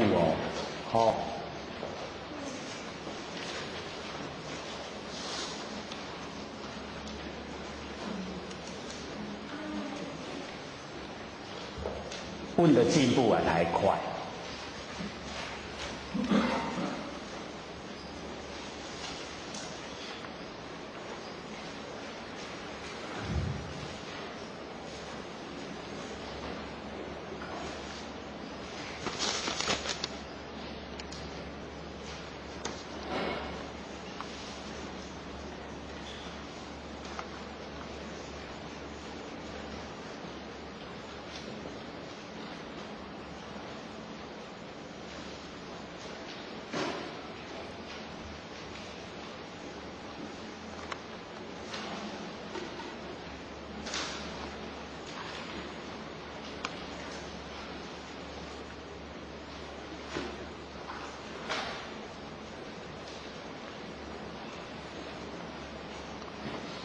这个是谁写的？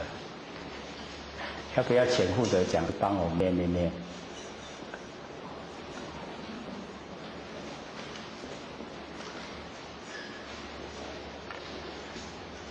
请问有讲师，42延宾国录，轩辕皇帝拜广成子，轩辕拜72师年纪都是50至60岁上下，只能知道注释法，不知托释法。广成子只有13岁能知托释法，告知轩辕，依法修持必能成道。注释法与托释法的分解比较清楚。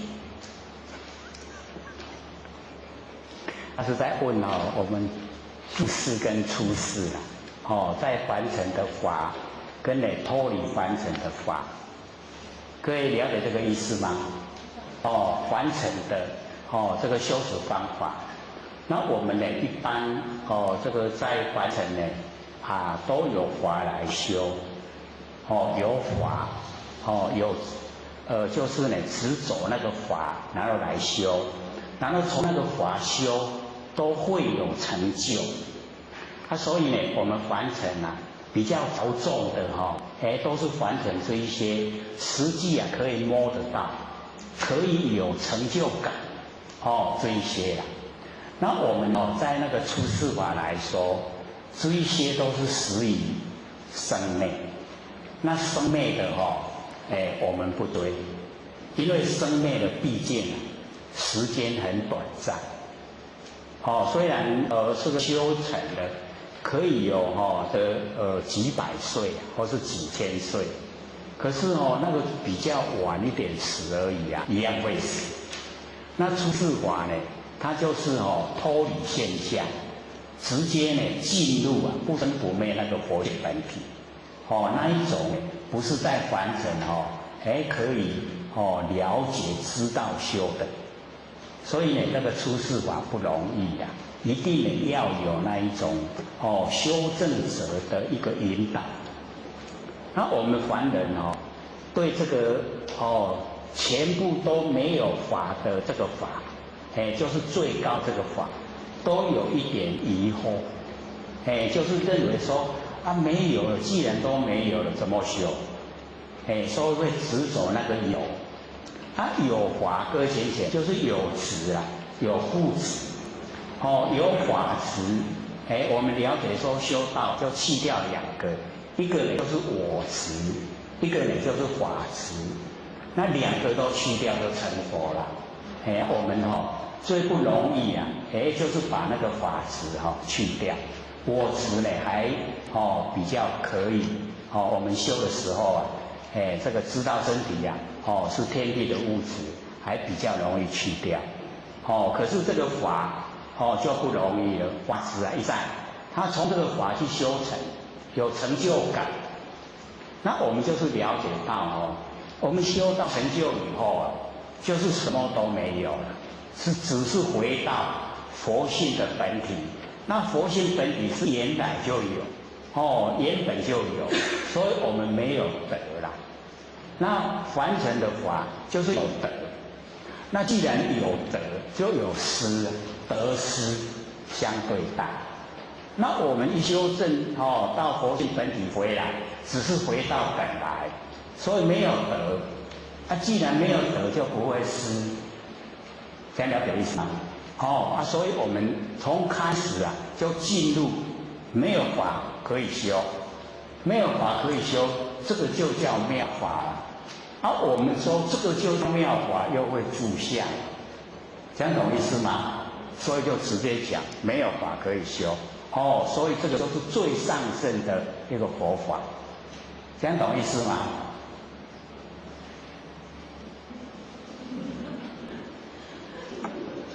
要说懂还没了还没有透彻；要说不懂嘛，有一点点开裂，对不对？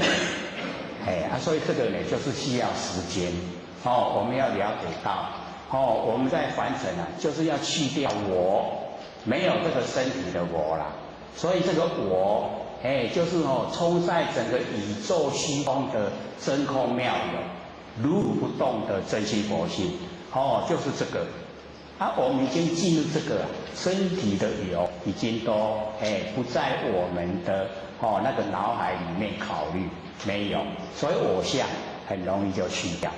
然后我们直接进入最上乘的法，没有一个法无法可学，没有法可以学。既然都没有法可以学，就没有法可以执着。我们一个法执着也没有，没有法执没有执，这样就成就了。所以不见一法，名为如来。不见一法，我们就见到如来了。这样了解吗？已经都没有没有一法，我就见到如来。有一法就是障碍，就还没有到，还没到家。好，请说。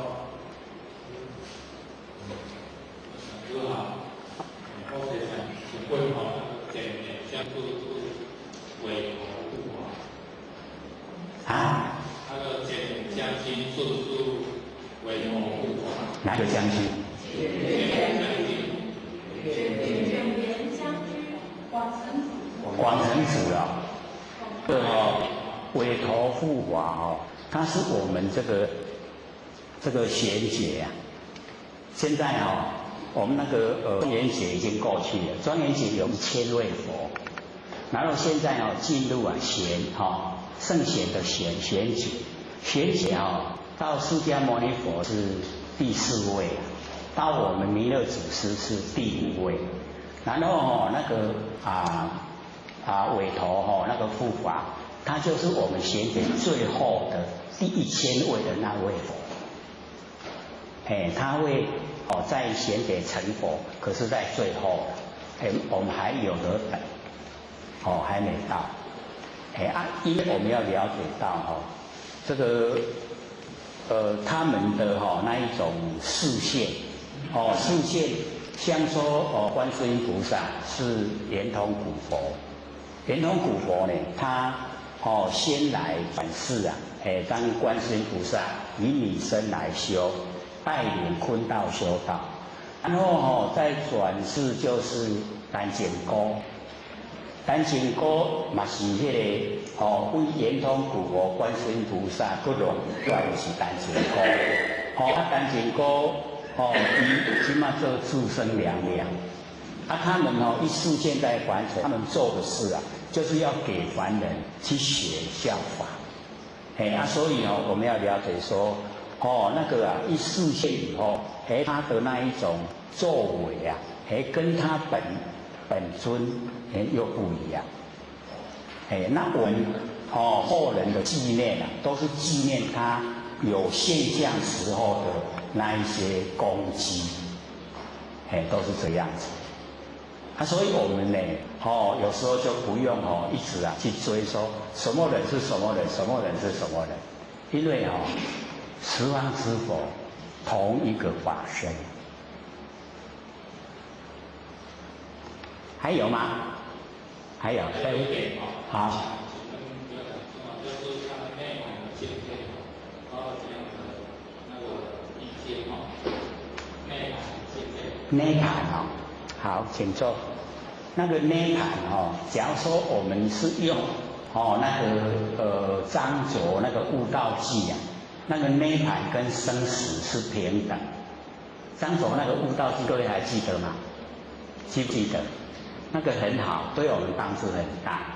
光明急照遍河沙，然后还圣寒林啊，共家一念不生啊，全体现。6根财动被云遮。这个易断烦恼从真变，趋向真如啊，亦是邪。随顺誓言无挂碍，生死涅盘本空华。生死跟涅盘平等，都是空中的花，就是生死也是假的，涅盘也是假的，空中的花不真。可是我们把涅盘前面加一个大涅盘，那个就不一样。那个大就是摩诃，摩诃呢就是充塞整个宇宙虚空。那假如说我们用充塞整个宇宙虚空来称涅槃，那个就是不生不灭的真心佛性本体。所以那个涅槃跟生死啊就不平等了。因为它有大，就是有摩诃啊。所以涅槃本来啊就是不生不灭。那我们凡人在用不生不灭跟那个生死的生灭相对，就是苦乐了。那既然有苦有乐啊，两个相对，两个都不真啊。那个生死跟涅槃既然是相对，那两个也不真。所以大涅槃就超出他们相对，没有相对的。所以它是不生不灭佛性本体。还有啊，还有1分钟。再问，好，请说。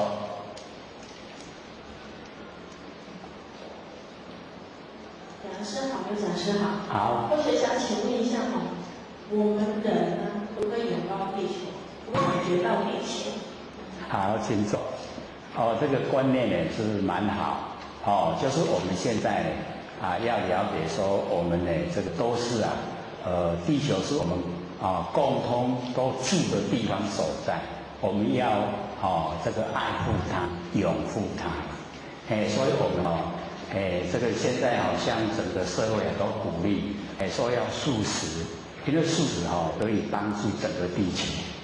因为我们那个吃的那一些肉要很多的那一种这个来这个做主养成，然后消耗很多能源。那我们素食的话就可以减少，就可以爱护地球，拥抱地球。这个是很好的观念啦。是我们要每一个人都尽一点心力，能够爱护这个地球。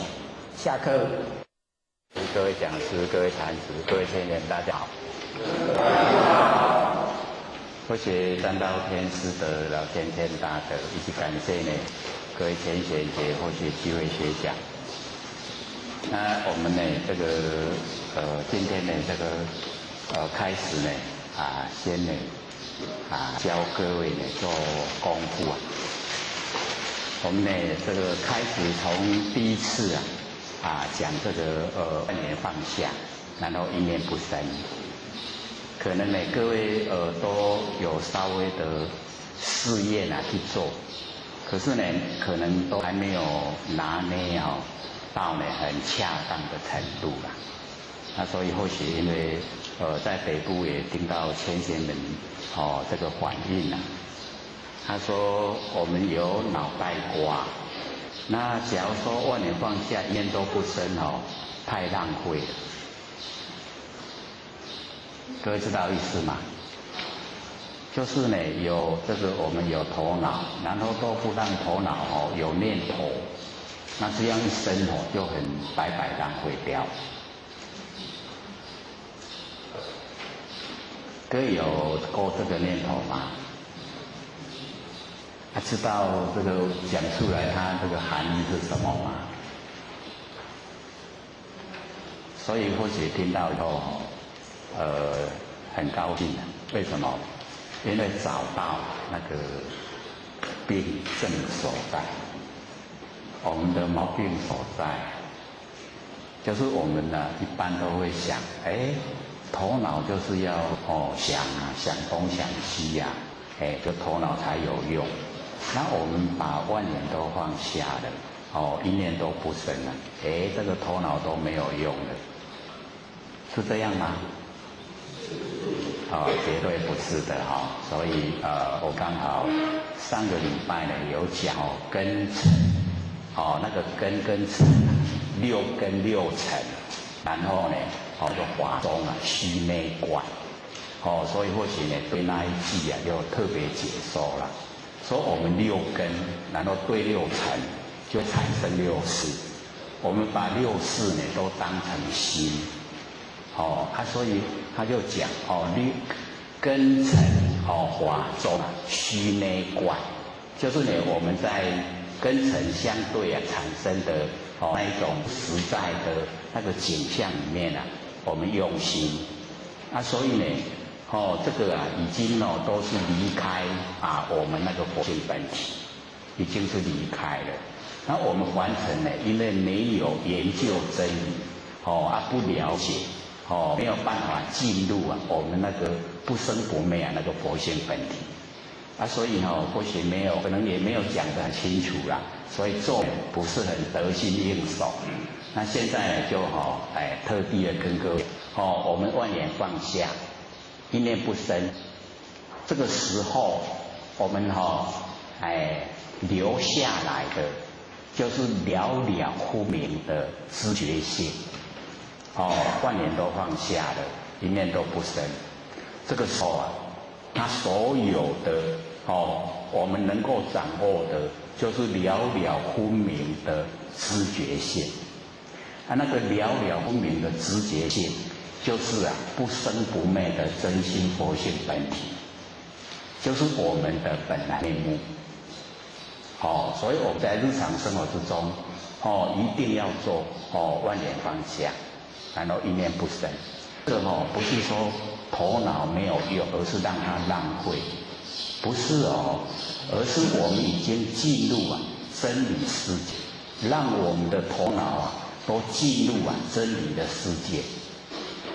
先把这个了了不明的知觉性，这个佛性本体啊，先把它认识，先把它启发，然后我们呢有空闲的时间呢，一定要做，让它时间久一点，越来越熟悉，熟悉了以后，我们做耳根圆通。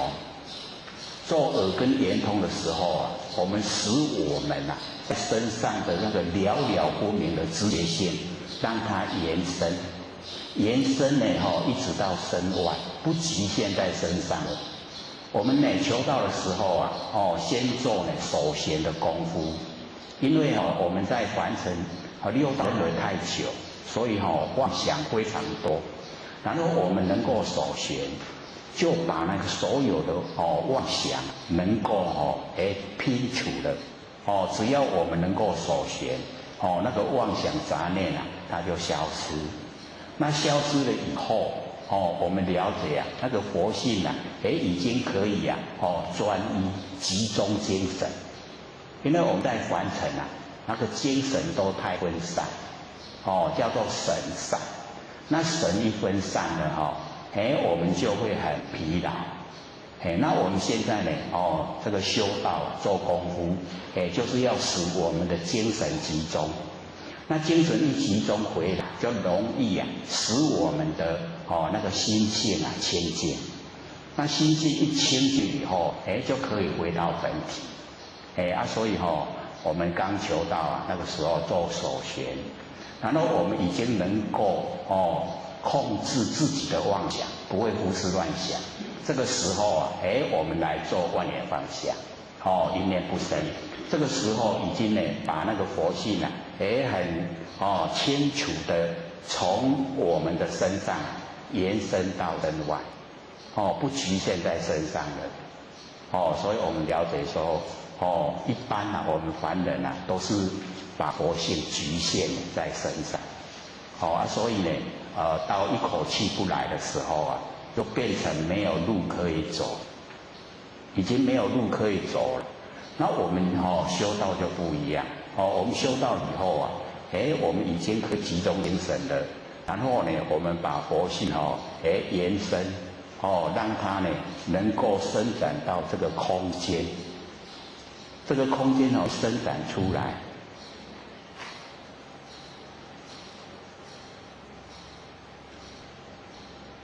知道为什么要不讲话？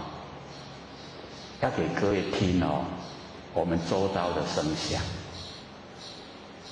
听到什么？鸟叫声，对不对？谁听到？了了不明的佛性听到，所以我们已经把那个佛性延伸出来，有没有？都在各位后面那个鸟啊。或者这边可以看到它在飞了，各位可以听到它的声音嘛？对，就是呢，那个我们那个闻性啊，听到鸟在叫，就是我们佛性啊，已经从身上延伸到外面了，这个延伸到外面，整个呢，都了了不明，鸟叫声很清楚，对不对？所以那个呢，就是佛性也已经延伸了。那我们呢，在日常生活之中呢，就是先了解到自己的本来面目，了了不明的知觉性，然后呢，一直延伸的到外面整个空间。所以这个空间里面都有佛性在，所以这个空间就叫真空，空中不空，空中有佛性在。那我们佛性是实实在在存在，妙有，有没有形象，妙有，真空妙有，这样各位体会了吗？我们的真空妙有的佛性都已经呈现，有没有？很亲切，对不对？所以我们要了解到，只要我们按部就班不会很深。这个很亲切的，就我们日常生活之中，有真亲无？真亲对不？按说这简单啊，你看听着就是啊，简不简单？所以我们要了解，我们万念放下，一念不生，那个了了分明的知觉性都是分的所以咱大家拢是分，敢不敢当下承担？敢不敢啊？我们都是佛啊，敢不敢承担？因为我们不敢承担的话，就会胡思乱想。胡思乱想啊，是自己不想当佛了。我们想承担的时候啊，当下自己本身啊，就是佛。那就是佛呢，就是没有这一些妄想，没有。所以我们呢要求自己，就是要成就成佛。那我们呢就在日常生活里面深深的来体会。我们呢可以都万念都放下，然后一念都不生，使整个不生不灭的佛性本体都呈现。这样呢要一段时间，一直培养一段时间，然后我们那个佛性它慢慢的茁壮长大了，就有功能作用。那么这一些功能作用产生第一个来就是第六感特别灵敏。那第六感灵敏了以后，我们呢有什么事佛性会跟我们讲，会通知我们现在有什么事会发生，那个叫第六感的征兆。那我们呢就是不要去炫耀，自己去体会，慢慢的越增加我们的深度。那深度越增加，慢慢佛性的无眼不通，功能又呈现，整个都有，所以不用去追求。只要我们把本体你照顾得好，但得本莫愁梦，本就是根本。就是我们要进入不生不灭佛性本体的根本。这个是根本，然后神通都是梦。那个都是功能作用，自然会有。只要我们但得本，莫愁梦。永嘉大师不是这样说吗？有没有？记不记得？忘了啦。忘了也没关系，我们有听过在听到的时候又会回忆得起来。所以我们为什么这个永嘉大师讲得特别久，就是要了解啦。他的一些那个一个文字，你看根尘相对，根尘法中虚内观。假如说我们不一个字一个字解说，意思出不来。根是六根，尘就是那个六尘，根境就是六尘，是不是要一个解说？不然不了解那根尘法中。那个根跟尘相对，跟境相对的产生的六事，那个就是法中虚内观，就是从六根对六尘产生的六事，那个都虚，不实在。我们在虚的里面内观拿内然后我们就决定东决定西就虚内观，是不是这样？现在对这一句话有没有了解？因为我们上个礼拜讲的很少，才几句话而已这个台北先生说是被公安当起讲这么少。我说了解重要不然我们讲完了不了解没用所以一定要了解要会做在日常生活我们就先认识不生不灭佛性本体然后呢已经认识了以后我们把它启发，让它延伸到整空间，整个空间真空妙有都是我们的佛性，那个都是法身我们的自己自性的法身，整个都是就是我们法身所以很奥妙的，我们的生活都不一样，很宽广不会局限在一个小格局里面很宽广生活整个都不同的，所以领悟到真理以后就生活在天堂那我们没有领悟的话我们很喜欢跟人家计较。领悟了以后，我们再回过头来看跟人家计较那个都不需要，不值得去计较。有没有感觉？体会不到，表示我们努力还不够还没有进入真理世界。我们一进入以后真的不喜欢跟人计较因为不值得。在真理世界里面没有这一些思维，没有这一些对待都是非常光明、非常美好的我们一定呢要自己追求，一定要自发心追求要自己立定要成佛要跟六祖一样，唯求做佛不求一物。各位学贤，一物还求不求？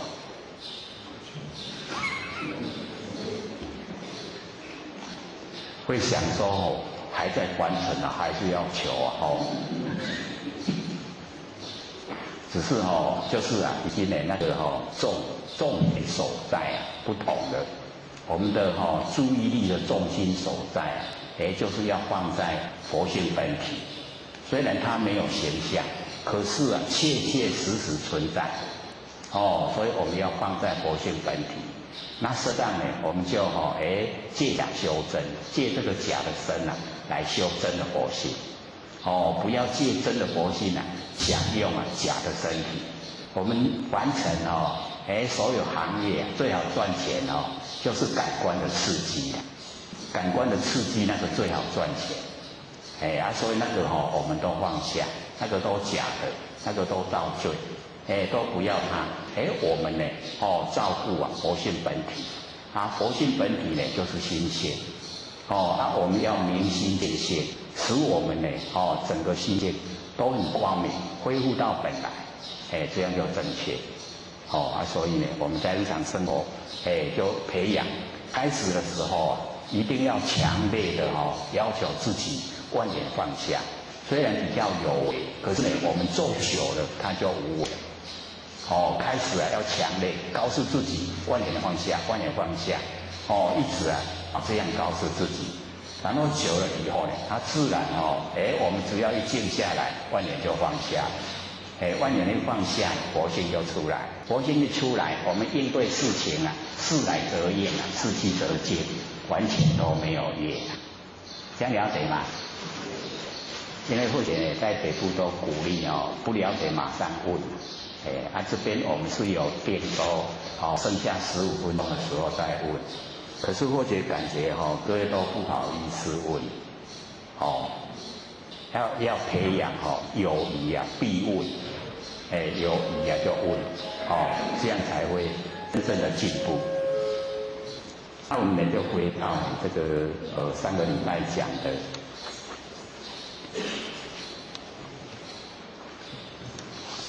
讲到这个咏诗唤众不无声，对不对？是不是讲到这边？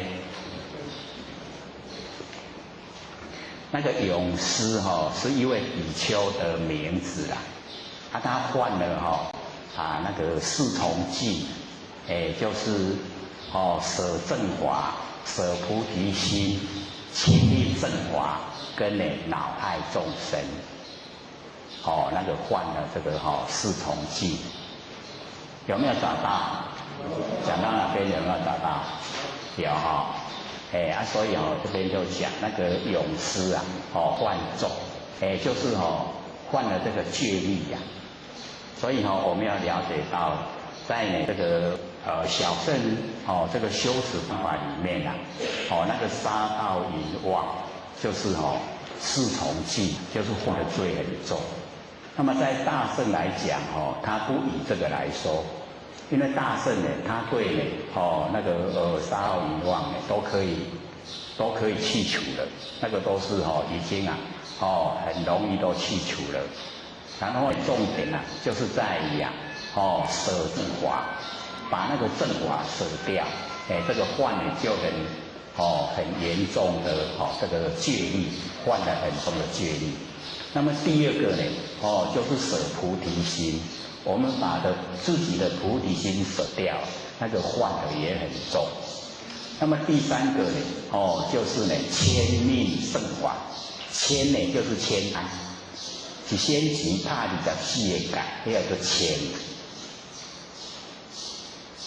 各位了解说仙钱拍24个角的意思吗？知不知道？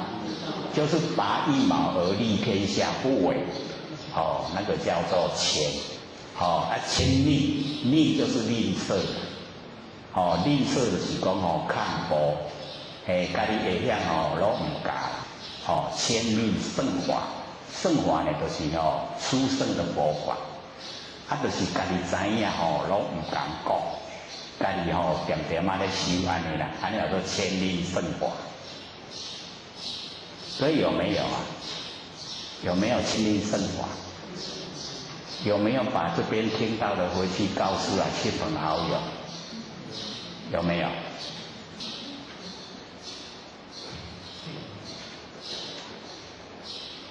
所以在这边听到的这个最上乘佛法可以成佛方法，一定也要告诉亲朋好友，才不会千命胜法。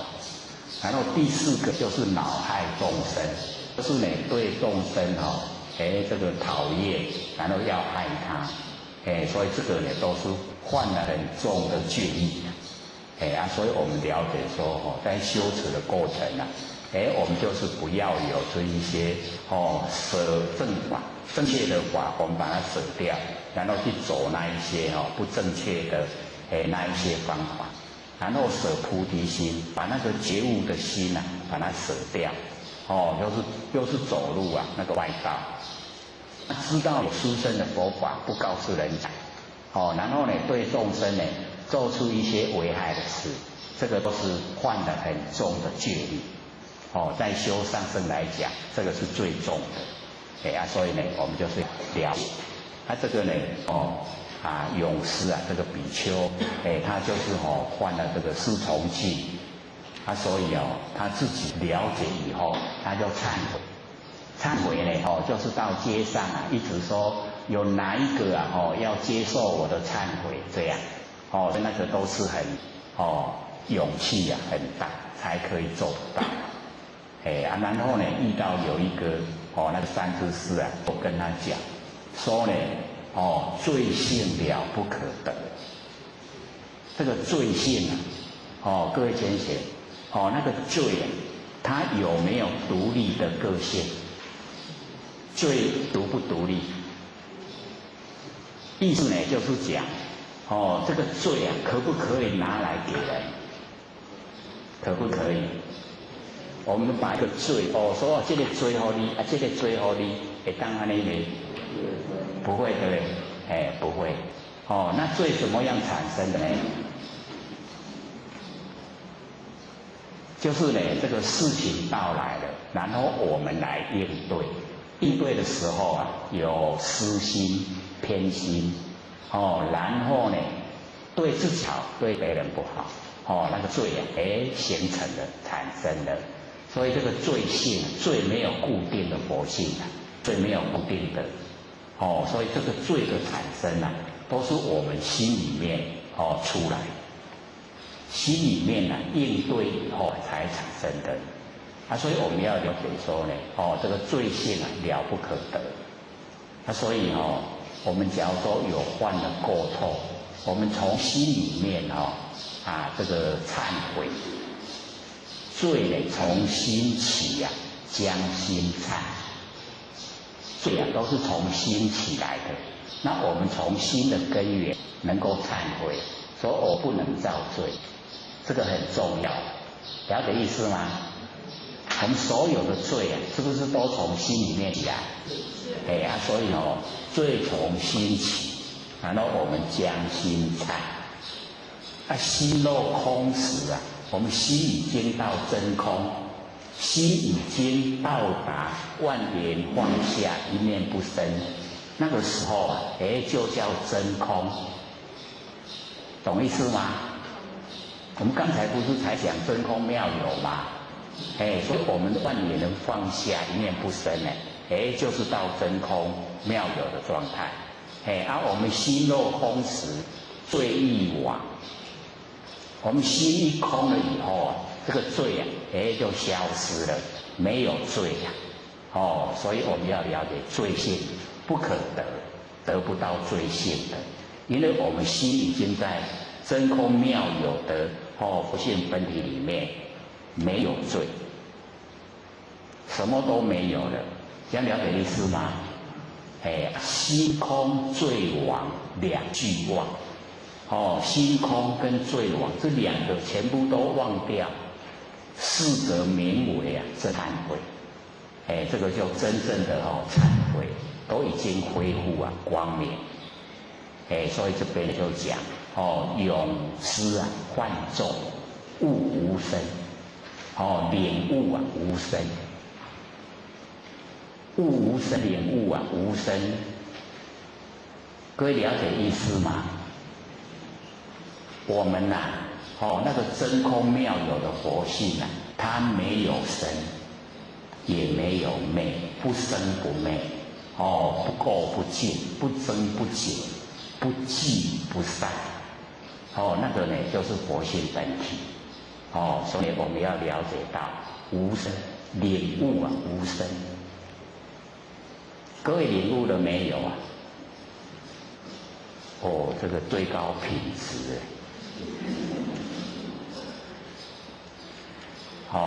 我们要知道说，我们观念一放下了，一念不生那个就已经真空妙有，就是我们不生不灭的佛性本体。那我们要领悟到这个不生不灭的佛性本体，这个叫悟无生，领悟无生。既然无生它就没有灭，无生无灭，是不是已经到本来了？对不对？所以已经就回到我们本来了。所以那个永失幻众，悟无生。已经领悟无生。领悟无生各位先生，或者在讲说我们没有把佛性扩展到身外的时候一口气不来就没有路可以走。那我们已经把佛性都延伸到体外，在虚空之间，真空妙有。所以我们这个身体一口气不来，我们整个佛性就在整个虚空之间，所有都是我们佛性的道路每一条道路都很好走，都像高速公路一样所以我们现在在修持的时候就是要赶快盖高速公路让佛性能够延伸，会吗？各位会不会盖？不会盖很容易的那个观想了在告诉我们加单单已经我们的道路已经盖到那个小鸟化身的地方，可以走到那个地方了所以我们了解说只要我们这个万念都放下了，一念不生了又静悄悄的时候整个稳性冲散整个虚空有声音的时候是显现佛性，没有声音的时候一样佛性有灭这个时候虚空之间真空妙有那个叫无生，悟无生，领悟无生。这样各位领悟无生了没有？还没有很困难吗？不是很容易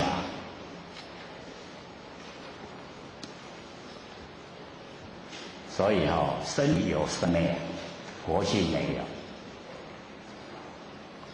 我们那个名称就讲得很好，众生众言积聚而现的生相，众生那佛性本体本不生不生就不灭不生不灭，会生会灭这个众言这个才有生灭演技则生也善就灭所以这个生灭都是假的那我们众生都把它当成真的，所以就贪生怕死。那我们一领悟到无生佛性呢没有生，也没有灭，所以就不会贪生，也不会怕死。因为我们佛性没有生，所以贪生呢，生没有用，怕死，佛性不会死，也不用害怕，不生不死。所以我们一领悟了无生啊，就进入真理世界。领悟了没？还没啊。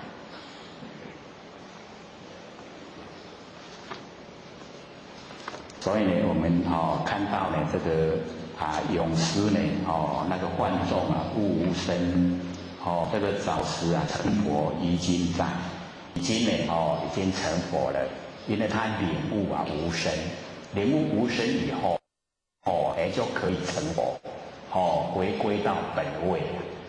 我们每一位都是佛，每一位都可以回到我们佛的本位。那因为咏诗现在他没有到娑婆世界来度化众生，到别的佛世界去度所以我们了解说，一成佛了以后看我们愿意到哪个佛世界都可以去自由自在那个千百亿化身。狮子佛无畏收，那个狮子佛就是呢狮子百兽他一佛教以后所有百兽都降服了所以呢这个就讲说我们这个阐扬真理就要像这个狮子一样要呢这个把它宣扬狮子佛，然后无畏，没有畏惧就是呢不会顾忌到呢这个讲真理了以后很多呢会顾忌到他的生活状态，所以有一些敢讲不敢讲，那个叫有畏。那无畏说呢，就什么都不会害怕，只要是按照真理的、符合真理的，他都不会害怕。所以呢，那个狮子吼无畏说，就是呢这佛一讲讲这个讲经说法，那好像狮子佛一样。都不会有畏惧的。那我们呢，领悟了真理以后，希望说呢，把它发扬，像狮子一样把它呢佛教，然后呢，让所有呢苦海的众生都能够得到真理。这个狮子佛呢，无畏说，身皆懵懂顽皮态。这个深深的那个皆就是感叹懵懂，懵懂呢就是懵懵懂懂各位先生，懵懂的谈话怎么说？我们导师说得很流利。那懵懂什么意思？莽撞，对不对？莽莽撞撞懵懂。那为什么会这个永嘉大师会讲说深深的很感叹大家都懵懂，知道在说谁吗？在说我们众生我们众生呢大家都懵懂，都是莽莽撞撞。莽撞就是讲无了解真理横冲直撞一直在做代志所以呢，我们就是要了解到，这个是很一针见血的说法，凡此呢都是这个样子莽莽撞撞呢，他不知道呢这个自己在忙些什么不了解，可是呢很努力的在做莽撞。那么顽皮踏这个像不像众生都像不像顽皮踏？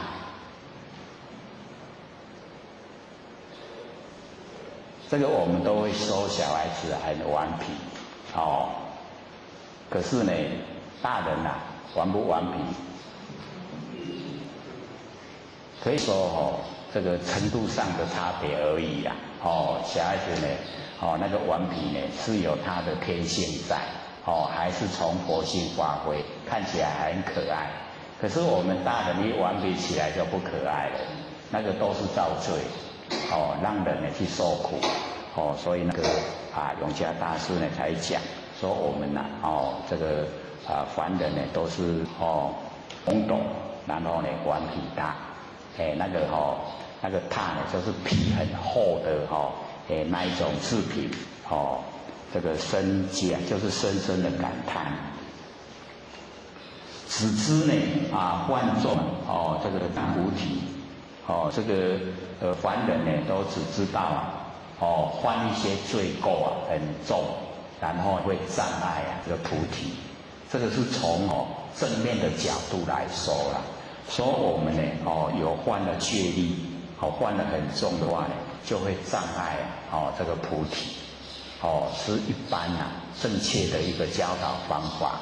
是这样跟所有的修持人讲那么不知这个不见如来这个开秘诀，就是没有领悟那个如来就是呢已经成佛的这个呢他有这个开秘诀，就是呢我们可以恢复到本来的那个方法有秘密的那个诀窍这个佛有打开所以不见这个正确修持方法的他呢不知道呢有这个奥妙的一个修持方法就是呢这个顿教法门所以我们了解说这边永嘉大师呢把它讲出来说呢这个凡人的正确修持方法犯了戒律呢自己就在那一种很难过的那一种心情之下，然后障碍了自己追求那个菩提的那个勇气会丧失掉所以呢这个永嘉大师呢就讲说如来呢他有开秘诀那我们呢要见到这边呢是不见了如来开秘诀，可是呢我们就是要了解到有一个很殊胜的那个方法，可以呢让我们从凡夫地可以到达佛地只要我们了解，我们可以摒除所有的两边对待，一方面呢就是犯了这个罪过，一方面呢就行了很多功德。那这两个方面就是相对。那相对里面呢，我们要了解，有犯了罪过自己会苛责，然后有行了功德自己会这个炫耀，自己会骄傲。那这个两个变成极端你很这个骄傲呢不对，然后一直苛责也不对，了解意思吗？我们呢就没有走入中道了当然我们犯了这个过错呢，要自己反省要了解说怎么会犯，原因是什么自己要了解然后呢我们有帮助人，有行了功德，自己也要知道那毕竟呢都是很少很小的那个方面而已帮助人跟众生结缘，一方面了自己的那个业障，那个都不算真正的要功德都是在性分里面，在我们佛性的本体，要见到自己不生不灭的佛性，那个才叫功。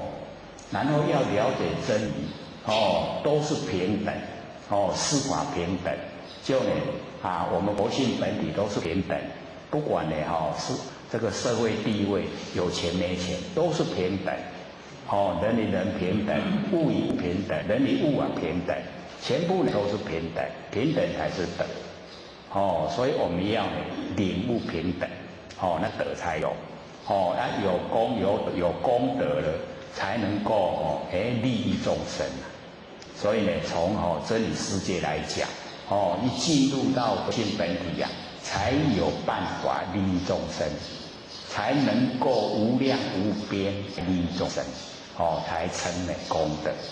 所以我们凡尘做了很多的好事那个都不见得是很大的，众人很努力去做，也是有限的，那个所帮助的人也不多。那我们从性分发挥出来，那个就很广泛很大，所以我们要从根源来追求，这个呢这个开秘诀如来已经来开秘诀，让我们可以直接回到我们的本来，每一个都是佛。有二比丘换饮沙，有两个这个比丘换那个饮，一个换饮一个换沙，这个过程呢就是有这个两个那个比丘这个修道，然后呢自己到这个山上去修，然后呢在那一个居住的环境有一个妇人，他对其中有一个比丘非常仰慕，那有一天呢另外那一个比丘出门了以后那一个妇人就去找另外比较喜欢的那一个比丘他在，就跟他挑逗就跟他发生关系。那这个时候那个外出的比丘回来一看到他的这个同伴竟然这个样子那个妇人看到这个比丘回来，他就赶快逃跑。这个回来这个就追，一直追然后这一个妇人就摔到那个山底下摔死了算杀然后那个跟他发生关系换饮所以一个换饮一个换杀，所以有二比丘换饮杀，就是这个过程然后那个玻璃荧光深最绝，那个优玻璃呢就是这个十大弟子里面那个戒律第一的，他对守戒律守得最好。那释迦牟尼佛呢就要他来掌管这个戒律，就是呢来看看哪一个犯了戒，要他来管。他们这个优波离的出身呢，就是也是很低贱他呢在这个礼华他在礼华的时候那个心竟然可以进入市场，就是很容易进入那个定，修持功夫很好，戒律守得很周全那么这边呢，那个永嘉大师就讲说呢，这个玻璃荧光就是萤火虫的光萤火虫的光是不是只有一点点？无法度照足清楚啦。所以永嘉大师就是讲，说你用正确的那一些那个法律来管事人民的话，那个就叫荧光然后增罪。他们心里面都已经难过的害死人自己呢做的不正确害死人心里面已经很难过，所以又增加那个罪心里面一直懊恼，然后一直不满自己所以增加业不理想的状态然后呢底下呢就讲那个维摩大士顿词语那个维摩诘这个维摩诘他是东方那个五功佛里面的一个入密菩萨到娑婆世界来度化我们娑婆世界的众生，跟释迦牟尼佛这个惆怅，一个成佛，一个呢在家两个都要度化众生所以那个维摩诘他就不管什么地方是赌馆酒楼那个云里社他都去，什么地方都没有这个阻碍他都可以劝化众生，利益众生。所以这个维摩诘他就是呢一发挥出来就是最上等的不像你犯了罪就是要处罚不是那个样子所以呢，他就跟这个两个比丘讲，说在你们的心中啊，你们就是要这个修道，那修道遇到社会凡尘的现象，你们在现象之中自己啊没有坚持，就是心里面还有那个尘垢，心里面没有很坚持的时候，一定要怎么样？所以才会犯了错。所以跟他讲说，这个是要重新去做。你心里面诚心的忏悔了，这个罪它消失了，不会说它永远在。你假如说把这个罪都放在心上，那你自己障碍自己，没有利益众生对你也没有利益。所以那个维摩大师跟这个两个比丘讲，就辞掉了他们心中的疑惑，就了解说，原来罪性了不可得，是从我们的心产生的。各位先贤，罪是不是从心产生？我们要想帮助人跟想害人是不是都从心产生？所以我们要了解说，我们想帮助人，那个都算功了；我们想害人，那个都是罪呀。所以罪跟功呢，都是从心产生。那我们能够掌握自己的心那个是最重要。这样的意思吗？所以我们这个性理心法就是要彻底的明心，心要明，然后要见性。各位心明了没有啊？又不敢讲所以各位先生，我们呢这个凡尘六根对六尘产生的六识，那个心不要用，那个心都叫识心我们认识的心它都是生灭的，所以我们凡尘在讲心那个都是这个根尘相对的心。那我们有听到说即心即佛，那个即心即佛就是这个根尘相对的心都不要了，没有了，全部都光了，全部都没有没有心。那没有心的时候真心才出来。那真心出来，这个心这个心就是佛，所以即心即佛，这样了解吗？所以我们在讲说即心即佛，不是我们日常生活用的那个心那个都生灭的，那个不是佛那个是众生。我们把那个凡尘那个根尘相对的心全部都没有的心了，我已经无心了那无心以后真心才呈现真心一呈现，它没有对立，没有对白没有善恶，它是一个绝对体的，所以这个叫即心即佛所以我们本身就是佛了，只要我们肯把那个凡尘根尘相对那一些去掉已经就是了。肯不肯去掉在认识上我们就是要知道说，原来我们根尘相对日常生活里面六根对六尘产生的六识那个都一直在变化，不要用这个心用这个心的话我们会造业。然后我们这个心能够放下了，放下以后我们就用直心。直心在生活之中就是遇到事情第一个呈现的，那就是佛性出来，直心叫做事来则应，事去则见那个直心我们用直心就是不会考虑到自己好不好那考虑到自己好不好，那个叫转念。一转念以后就进入世心进入世心就是生灭然后世心以后我就有喜欢，就有讨厌。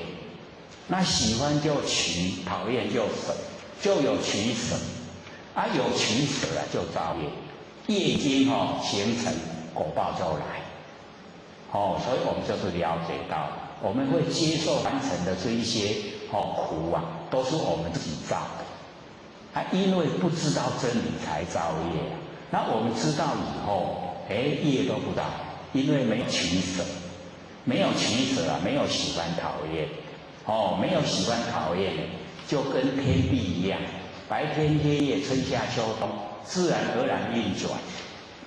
各位想想，天地有没有业？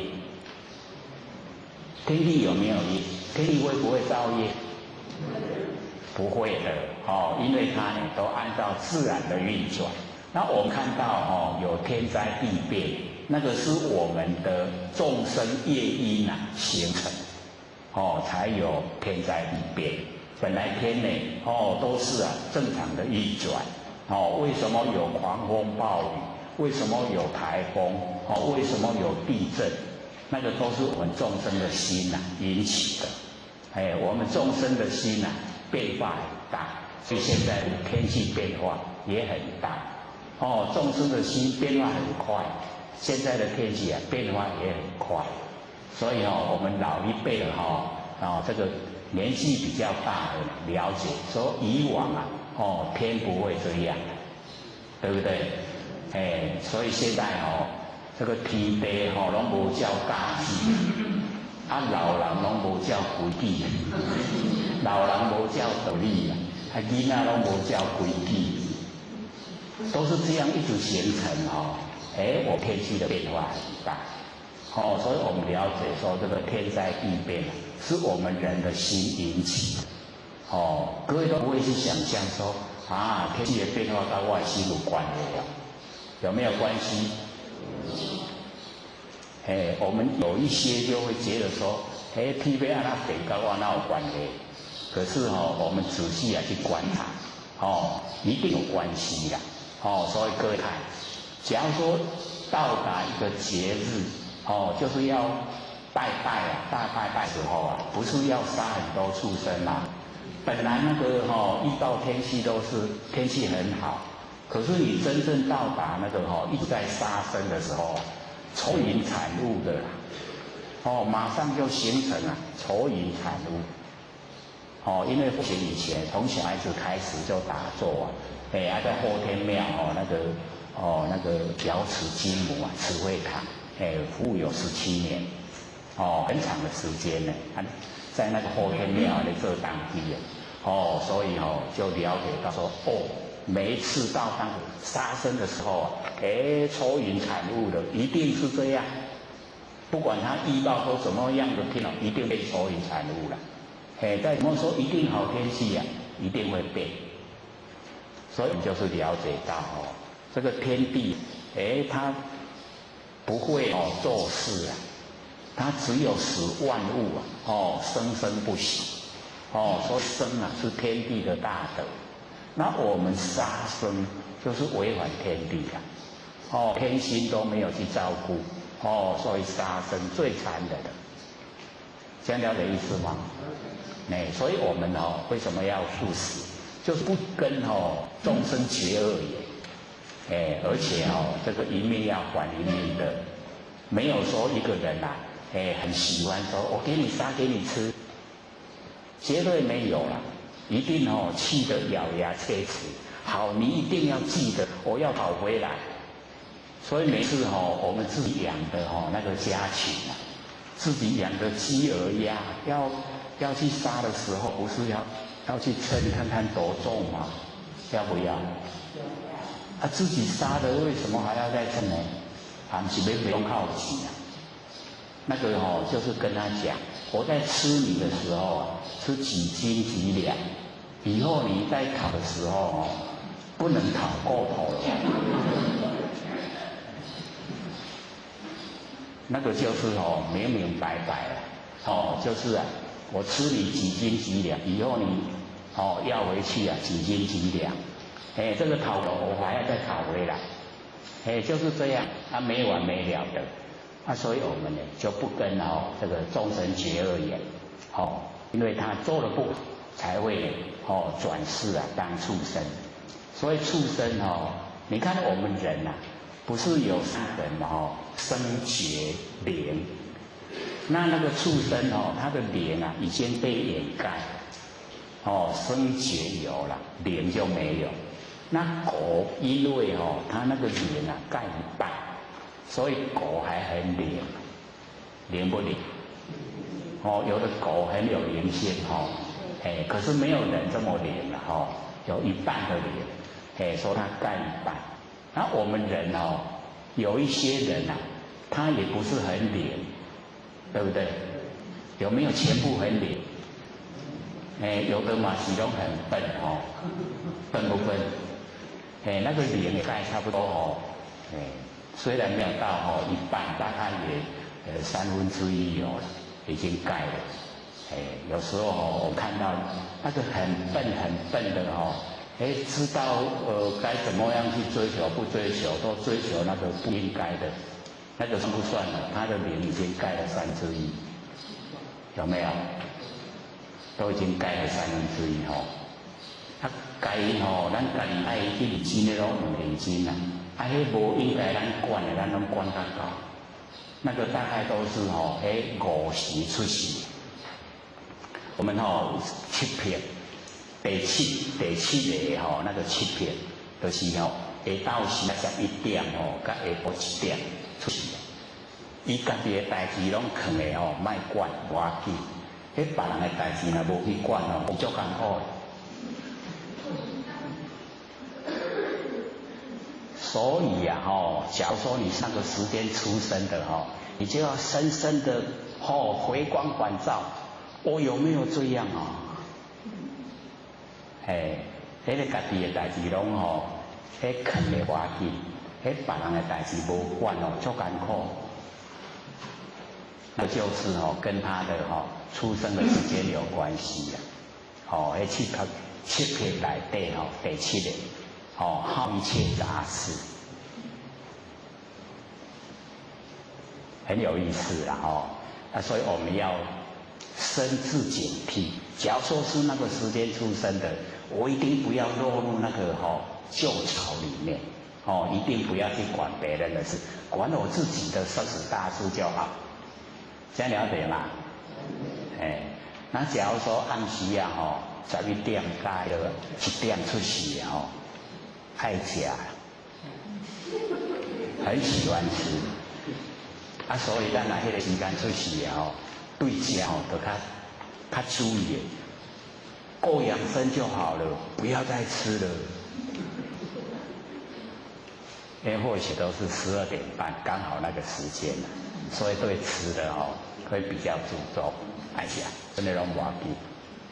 有那倾向所以我们就了解说，不要被我们那个气数绑住了。这个是做参考所以这边维摩大师能够顿除以告诉我们所有的罪福都是从心发挥出来，所以我们要掌握自己的心使自己的心真正的到达真空妙有到达呢就是即心即佛。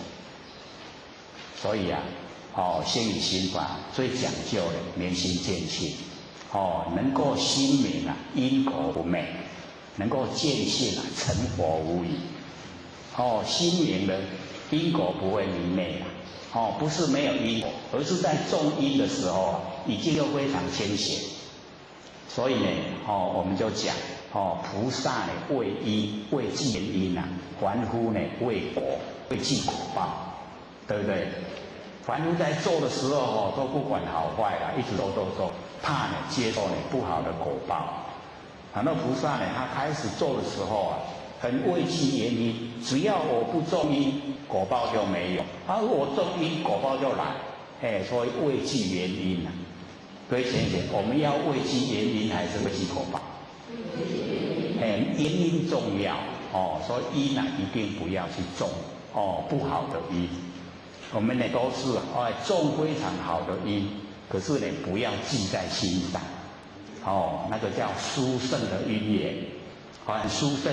我们种了善因都把它抛开做呢都不记在心上，不接受福报让它进入我们现问之中的德生值德本，我们大德的根本都有了所以值得维摩大师这个呢顿持语犹如鹤入萧霜雪，就好像那个太阳一出来以后，阳光一照可以把那个霜雪融化，所以我们就是要发挥我们那个佛性的光明，光明一照，黑暗都消失，全部都不见了，所以我们呢就是要发挥我们本性从本性发挥出来。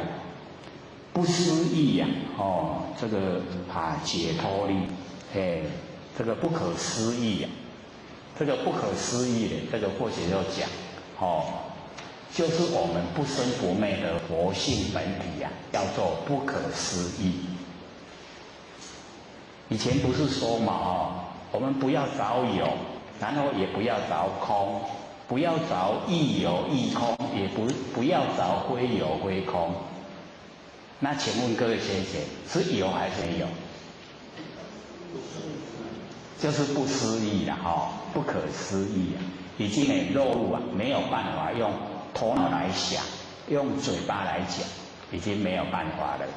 那所以那个就是我们佛性本体，我们的佛性本体就是这样不可思议它非常的多的功能作用妙用无边我们呢讲都讲不完，所以我们只要启发然后呢培养让它茁壮长大，我们的这个目标就一定可以达成。有不思议就那个解脱力那个解脱解脱呢这个苦海，那么妙用恒沙也无极。妙用，我们从佛性发挥出来的妙用，就好像恒河的沙，一粒沙呢一个作用所以也无极用到它没有极点可以一直无量无边的给我们用所以那个妙用恒沙也无极。那么世事这个供养感除劳，这个世事呢就是呢衣服饮食汤药跟卧具那个世事就是呢用这4种来供养供养这个呢善知识让我们能够呢了解到这个最上乘佛法让我们能够呢走入那个无生不生不灭的那个真理世界，所以呢可以用世事来供养。那么感持劳就是呢再怎么辛苦都会去承担承受就是讲这个很重要我们要听到要知道很不容易所以能够这个我们能够听到也要把它发挥就是呢告诉亲朋好友有这么殊胜的法门，一定要修持可以让我们呢成佛的。那么万两黄金呢易销的，就是要使用万两的黄金也可以这个就是在说它的那个价值无量无边能够使我们成就成佛的那一种价值无量无边所以呢这个万两的黄金呢也可以销得。那么浑身碎骨子丑就是这个浑身碎骨了，还没有办法来报答那个佛告诉我们这一种最胜的这个法门，一记了然超百亿。这个一记了然，就是呢有一句话让我们能够透彻明理知道了所以呢这个一记的了然超过100亿。各位先生，我们讲过这个永嘉大师正道歌，哪一句话最能代表一记了然？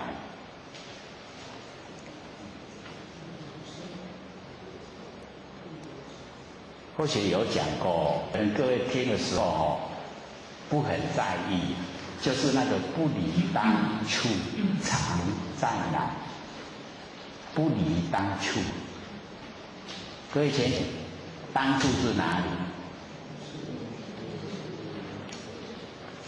对，就是那个十四古今不离当面，那个当面呢就是当处，所以啊，离当处常湛然，就是这一句话可以超百语，这一句话可以了然，就透彻的让我们回到本位。这个十四古今呢，不离当面，各位都还有印象啊？就是三世，过去世、现在世、未来世，那三世各有三世，就9世了。然后再加我们现前的一面，就10世。那么10世的古今不离开当下这一面，就是1万年前跟1万年后跟现在。都同一个时间，叫做实际的理地这个实际的理地就是当下我们这一面，所以这个叫不离当处常湛然，就是当下我们这个观念放下，一念不生，那一个了了分明的觉知那就叫当处，不离当处常湛然。湛然常寂，感而遂通，那个就在讲我们那个佛性的原始状态，都是这个样子所以我们一回到那个佛性的那个本来，就是每一位都是佛，都已经成就了，所以这个一句了然超百语，不能用凡尘的这一些那个价值来比喻的。因为凡尘这一些呢，都虚幻不实在的。那我们修正了以后那个是实实在在，可以千百亿法身，那个呢才最重要。所以一句的了然超百亿。法中王最高圣，这个法中王法王，各位浅显，法王是什么？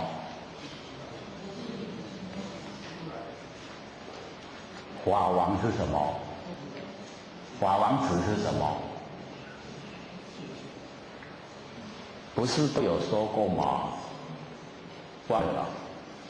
法王子就是菩萨，法王就是佛。法王在法能够自由自在，那个就是佛。法王就是佛。那法王子就是菩萨。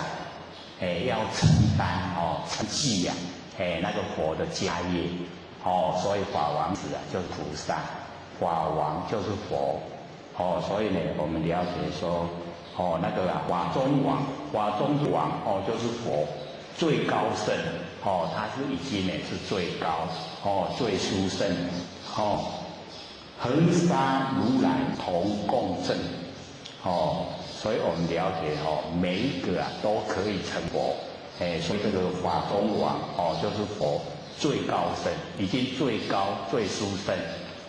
我们呢恒沙如来同共振，所有的一粒沙就是一位佛，那么恒沙的如来恒沙的如来相同都证悟这个法中王法中诸王，所以我们了解那个法中诸王，就是我们那个佛性本体，佛性本体呢，就是佛，所以我们了解我们都可以证悟同共振。那么我今劫持如意之，这个永嘉师呢说，现在他已经呢了解领悟了这个如意珠。各位浅显，如意珠是什么？对，这个导师成熟了，真心佛性。我们那个不生不灭的真心佛性就是如意珠，很如意的宝珠，就是我们不生不灭的佛性。所以呢，我们了解说呢，永嘉大师在讲，我今呢解除如意之，已经呢没有那个三心四相，信受之者啊，皆相应，能够呢这个相信，所以呢，我们要了解说，相信自己不生不灭的佛性很重要，这个信为道源功德母，我们相信自己的佛性发出来就有力道，那个力道就很强，所以我们呢要相信，然后要接受。接受呢，我们不生不灭的佛性本体，各位接不接受啊？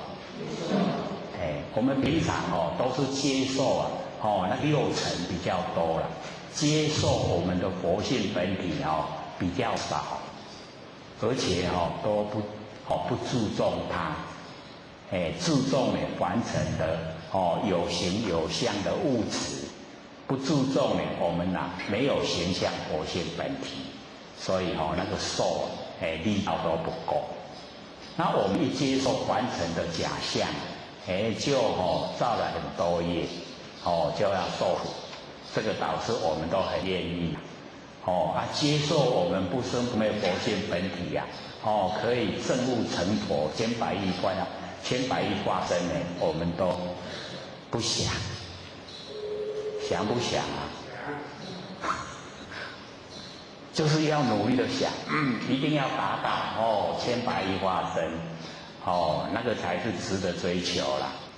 凡尘现象都是假的，所以我们了解说呢，能够信受，信受之者皆相应。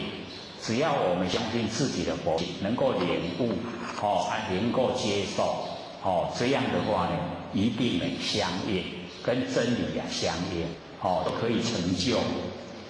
了了见，无一物，这个在文字来讲，了了见无一物，就已经都能够透彻的知道，都已经见到佛性了。可是无一物竟然都没有一个东西，没有。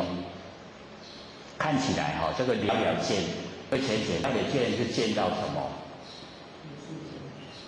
对，就是见到佛性本体了，了见，已经透彻的知道了，没有那个虚幻不实在的，已经见到实相的，所以才叫了了见。然后呢，无一物没有一个东西假如说有形象存在它就有生灭，这样了解吗？因为佛性没有形象，所以没有生灭。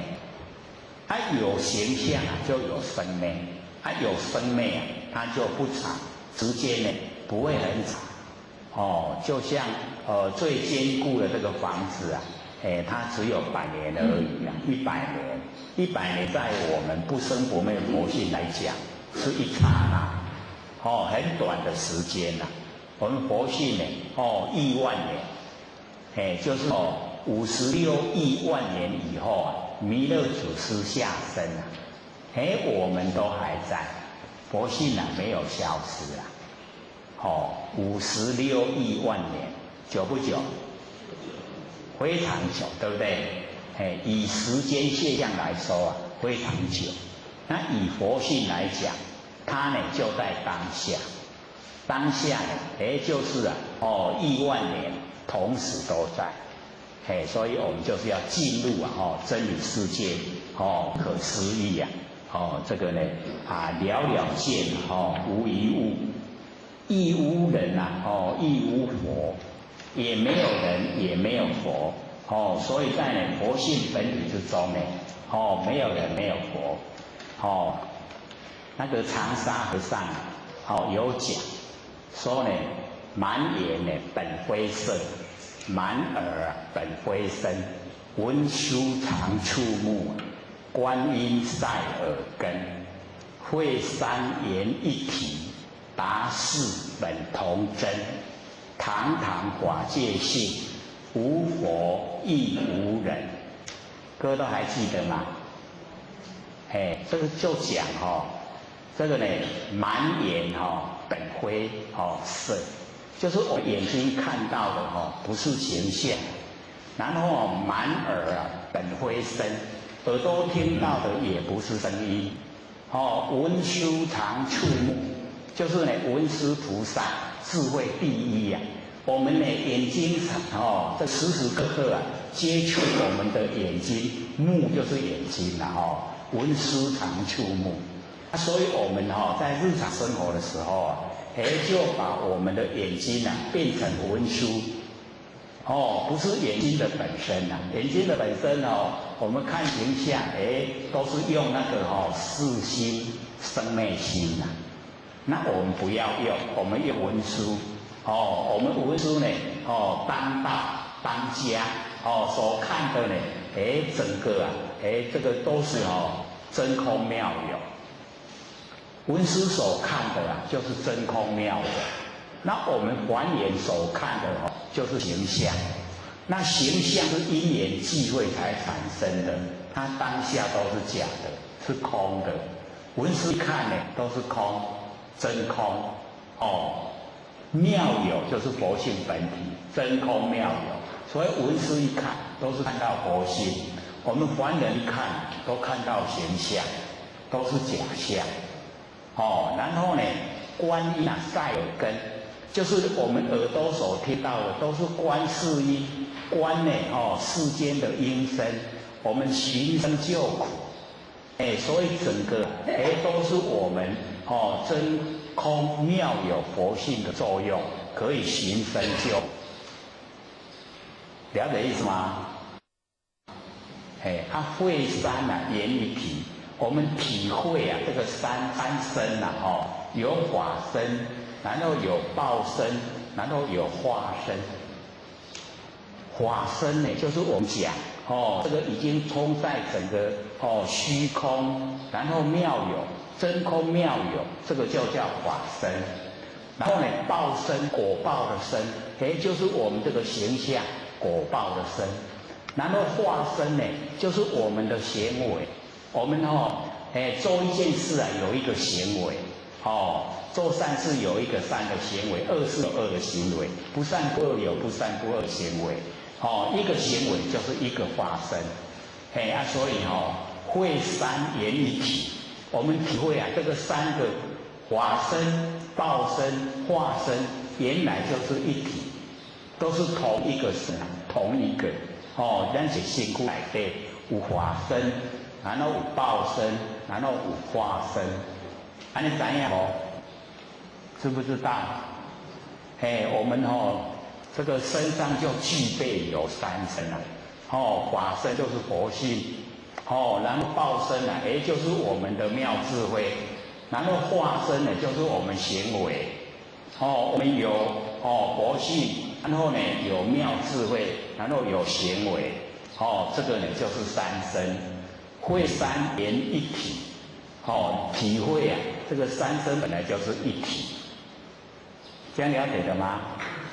然后达事本同真我们通达那个事就是四字，我们把八事转成四字，就是那个5、8、6、7口音转，各位都还记得吗？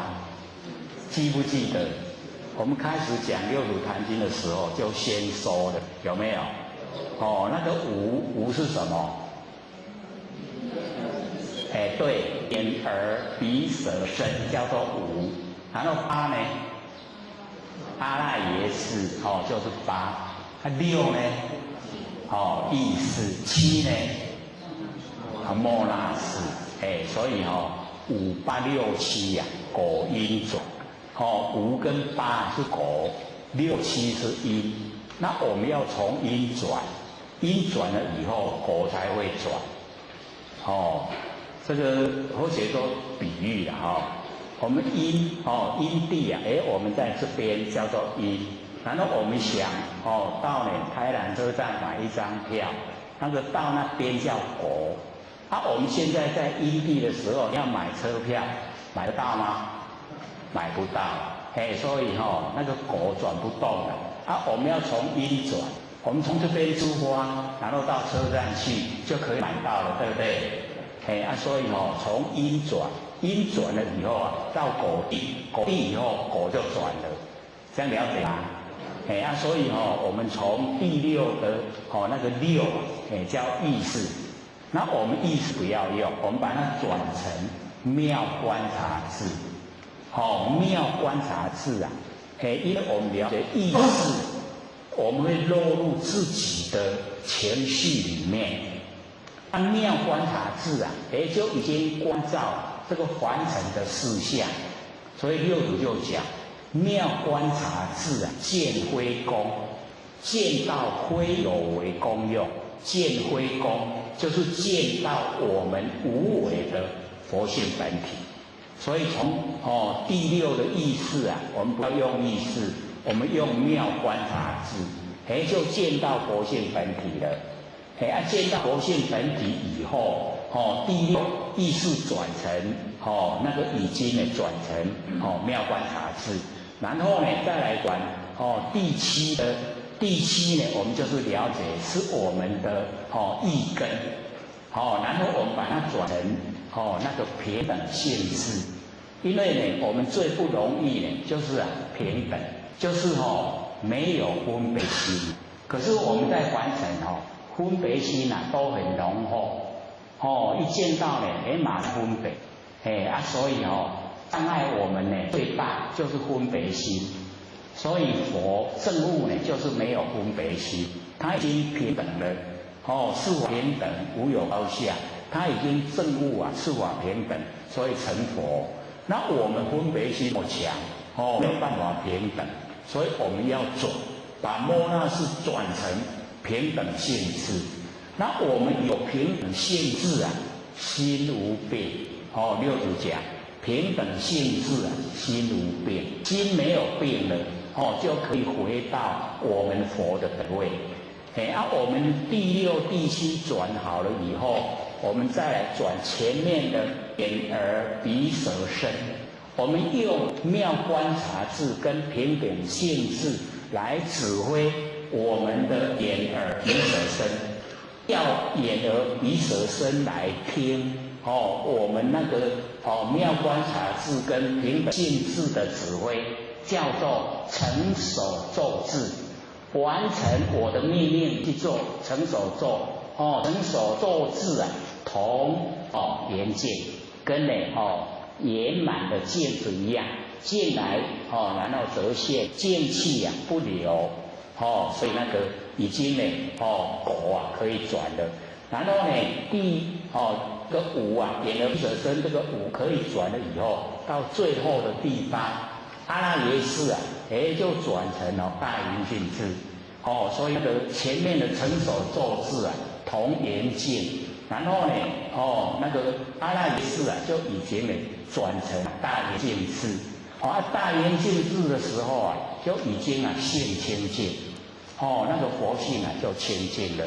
所以这个达四本同真，我们到达这个四个智慧，妙观察智、平等性智、成手奏智、大圆镜智，这个四个达四本同真，全部都是真，这样了解意思吗？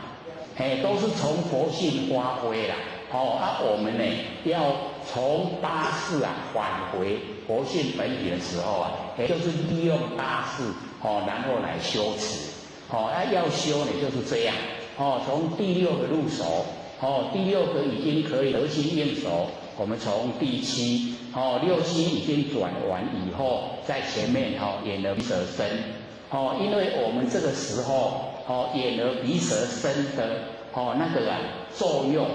它都是发号施令，我们日常生活都是用我们眼耳鼻舌身在凡尘打滚，它已经养成了很大的那一种前病，因为我们就放前病给他，造了无量的罪，所以佛性才要受苦。那我们现在已经修持把前病收回来。要佛性来指挥，那佛性来指挥我们的自听言动全部复而真，就不用六道人，这样了解吗？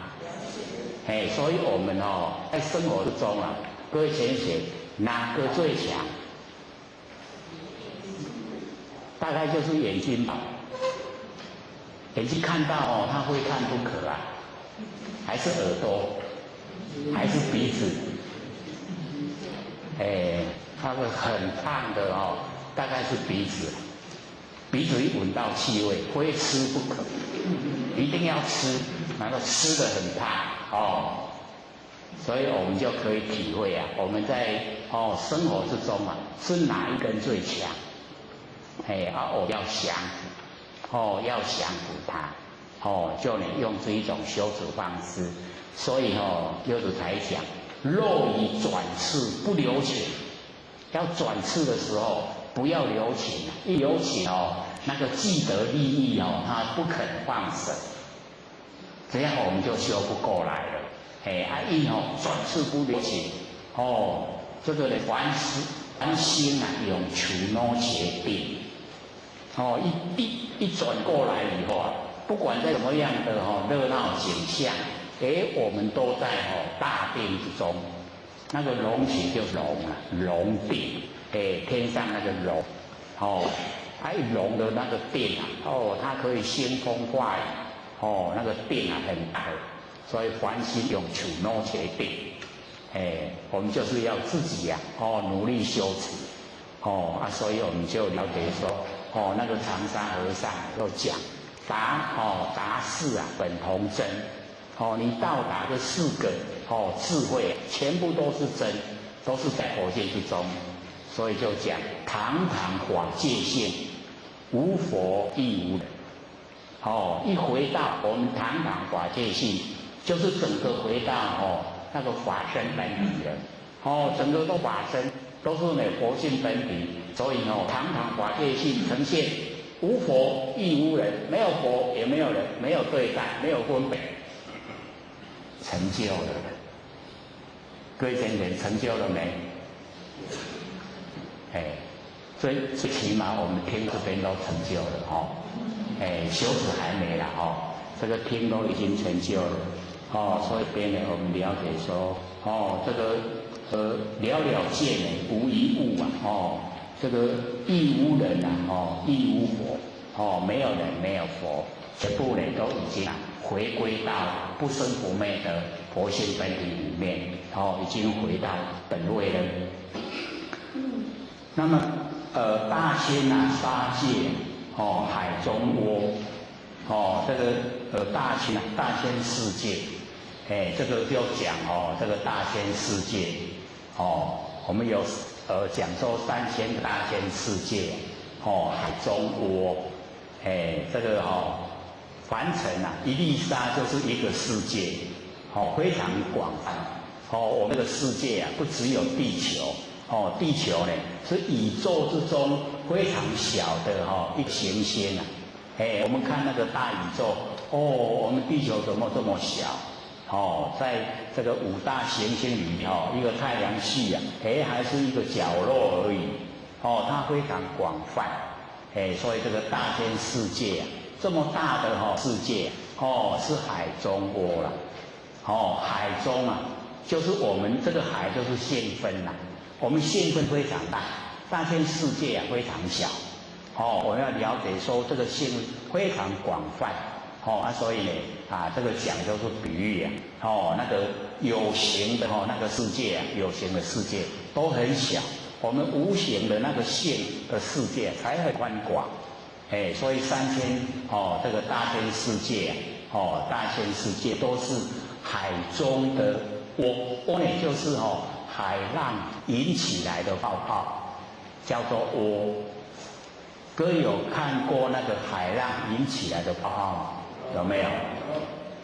那个海浪它会引起泡泡，它很快就消失了，对不对？所以它这个意思也是讲，说我们那个有形有相的世界就好像那个海浪引起来的泡泡，很快就破灭了，很快就消失了，所以才有山海沧海，有没有？那个都会变化的啦。以前是海，后来变田，以前是田，后来变海，都是会变化。所以凡尘事啊，都不要计较，哦，都是假的，真的就是佛性。佛性本体呀、哦，无量宽广，就是要进入佛性本体。都有概念了没有啊？你看我们这边进步的多快，台北的道经都很称赞，说我们最快要1年多才听得懂。我们这边都听半年，都还没有，中间还休息1个月，他都懂了，很称赞，很快各位先生快不快？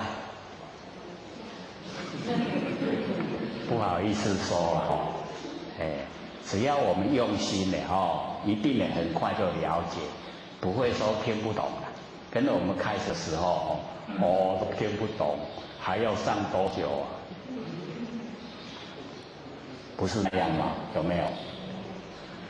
听不懂会觉得时间很难挨很难挨得过去啊。现在会不会？不会了对呀，我们有心追求，又被我们摸到那个门路了，会很高兴这个或许那个时候一直追心理心法，或者都讲前后竟然有30年的时间真的够笨的各位都不用半年就可以懂，或许还摸了30年。30年真的是不多不少30年这个在后天庙有17年，在道场有13年，加起来30年，30年才了解说原来心理心法就是这样那叫简单。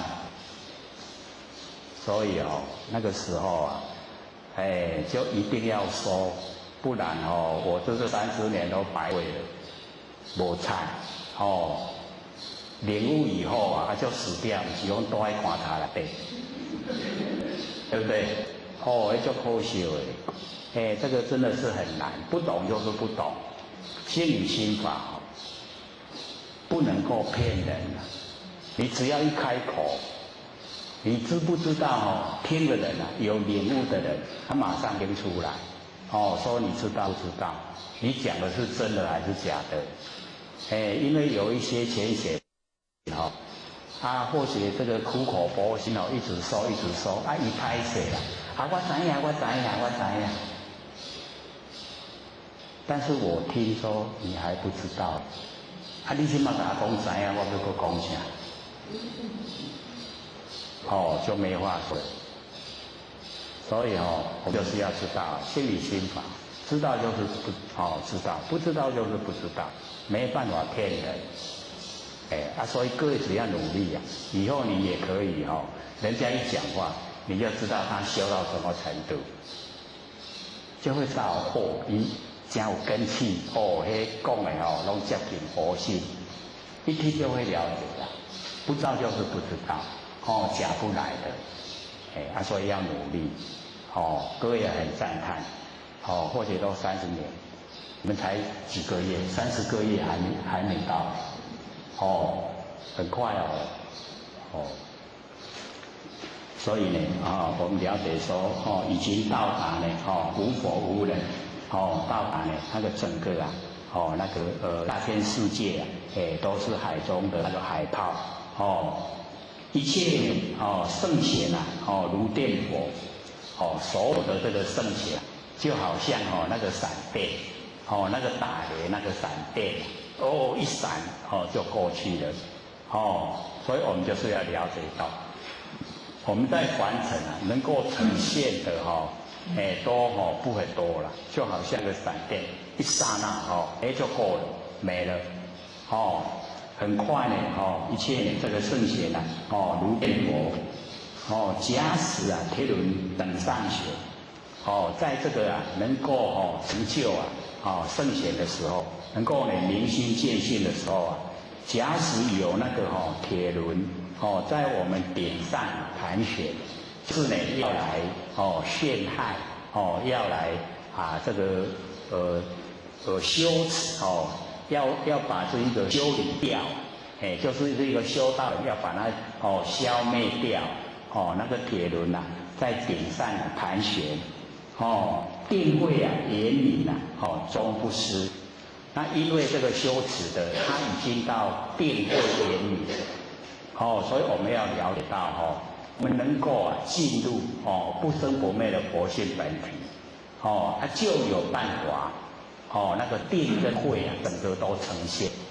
那整个定慧一呈现以后，这个对所有的现象，你要怎么处理，你就有那个般若妙智慧，他都不会去害怕说形象会危害到我的生命，不会。为什么？因为形象都虚幻不实在，而且只要你修持到那一种那个定慧言明的程度那怎么样来破除这一些那个现象的障碍，那个都是小事，这样的意思嘛？就是自己要怎么处理自己都知道。所以我们这个修道人就不要住在那一些现象，像那个三组、二组跟三组是有一个他呢到活到110几岁啦，可是他就是有那个业障有障碍他要自己本身去了他的那个障碍，所以他到那个真正的要去了他的障的时候就是要被砍头要被砍掉。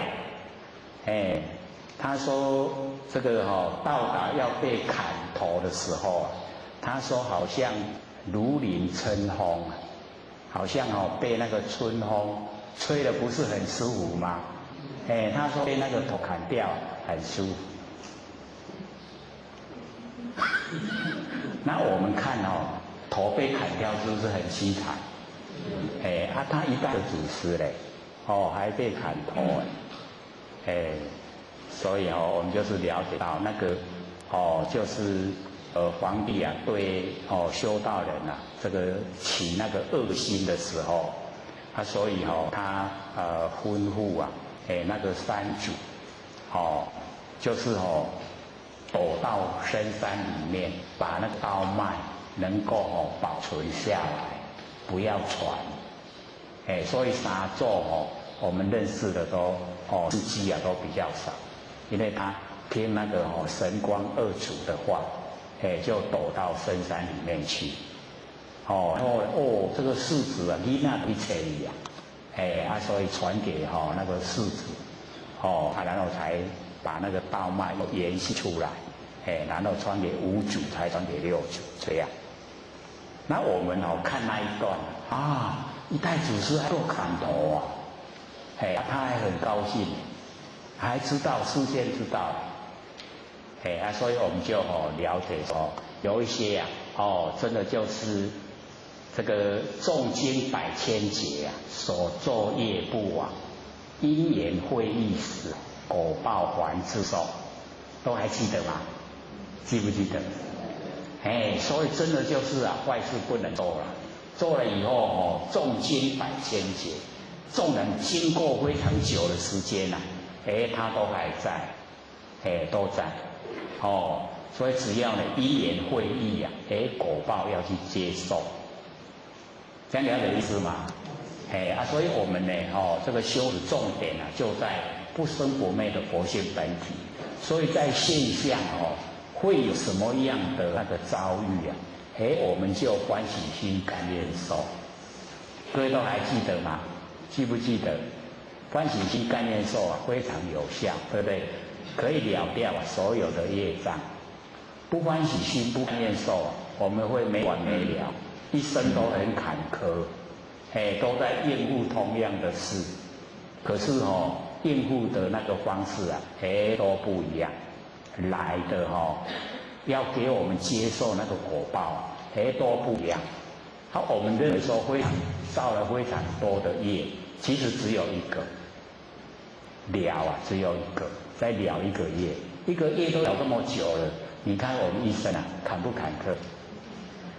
所以只要我们欢喜心甘愿受，没了，它没了啊，各走各的路，就逍遥自在了，所以你看，只要一转念，我们整个人生都不同了。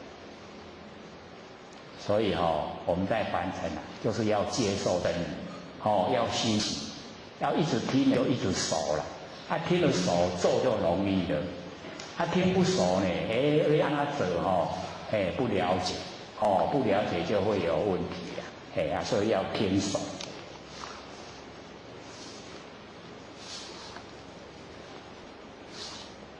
日可冷，月可热，对不对？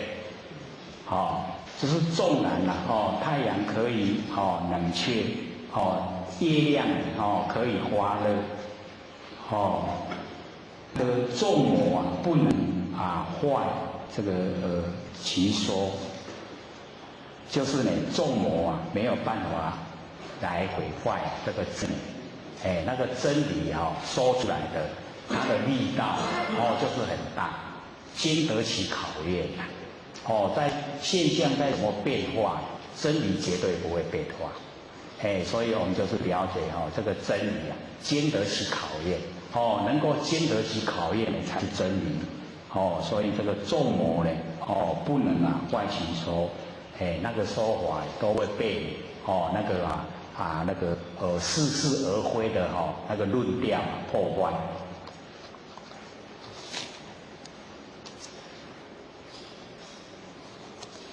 向下真容慢净土，对不对？因为后面有一些都是在解说了，那个小挂号里面都是在解说意思所以我们要找那个比较大的字来讲所以那个大象驾着那个佛法朝着那个真容就是不很平坦的那个道路这个慢净土慢慢的一直前进，就是说要推广这个上乘佛法不是那么容易那么顺水，一定也会有很多的一些障碍挫折。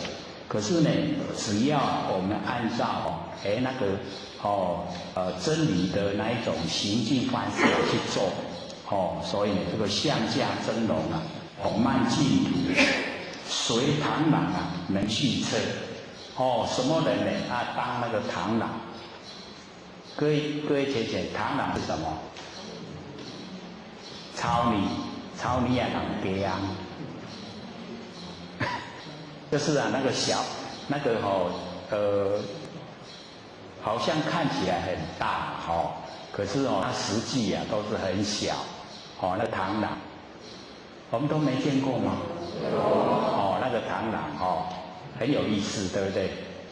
那个螳螂，那这边就讲谁要当那个螳螂来挡那个大车轮的前进，螳螂去挡车轮会怎么样？压扁了，一定会被它压扁，整个身都不见了。所以说随螳螂俱车，这真理它传播在凡尘的时候你用不正确的方式要去阻挡它，你都只会损害到你自己，不会对真理有所这个妨碍。所以呢，这个随螳螂能俱车，大象呢不由己途径这个大象走的就是大路。大象没有办法呢走那个兔子在走的小路所以我们就是了解说这个真理这个正当正确的光明大道我们呢就是要走这个光明大道不要走那个兔子在走那个小径。那么不悟呢不拘于小节所以各位先生，这个不领悟我们一定呢不要居士在那个小节里面，一定呢要找办法领悟，不要被局限在那一些小细节里面，然后害了我们自己。一定要领悟。所以这个永嘉大师啊讲这句话的目的啊，就是鼓励我们一定要领悟不领悟的话，一定要想尽办法领悟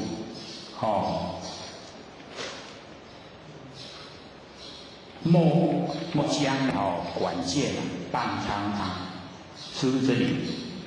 对就是呢，我们不要呢用那个管件那个管就是很小的那个水管然后我们用水管看天那天就变成一点点而已啦细细敢若坐伫个高顶来咧看天。天才比一个高顶水大尔，小小的，所以我们不要用很小的见解来毁谤无量无边的那个天空所以呢，莫将管见半苍苍末了五经未清醒这个或许要看这个字那个未了还是末了？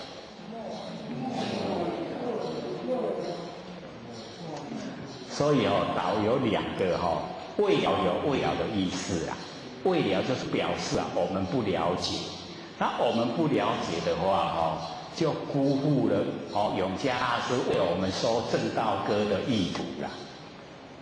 所以大家都是已经了解了以后那个叫末了最后就是末了五经未精解，就是把这个最好的正道的方法就把它讲出来，希望我们能够按照他所讲的，然后也达到这一个境界，能够彻底领悟真理的那个程度。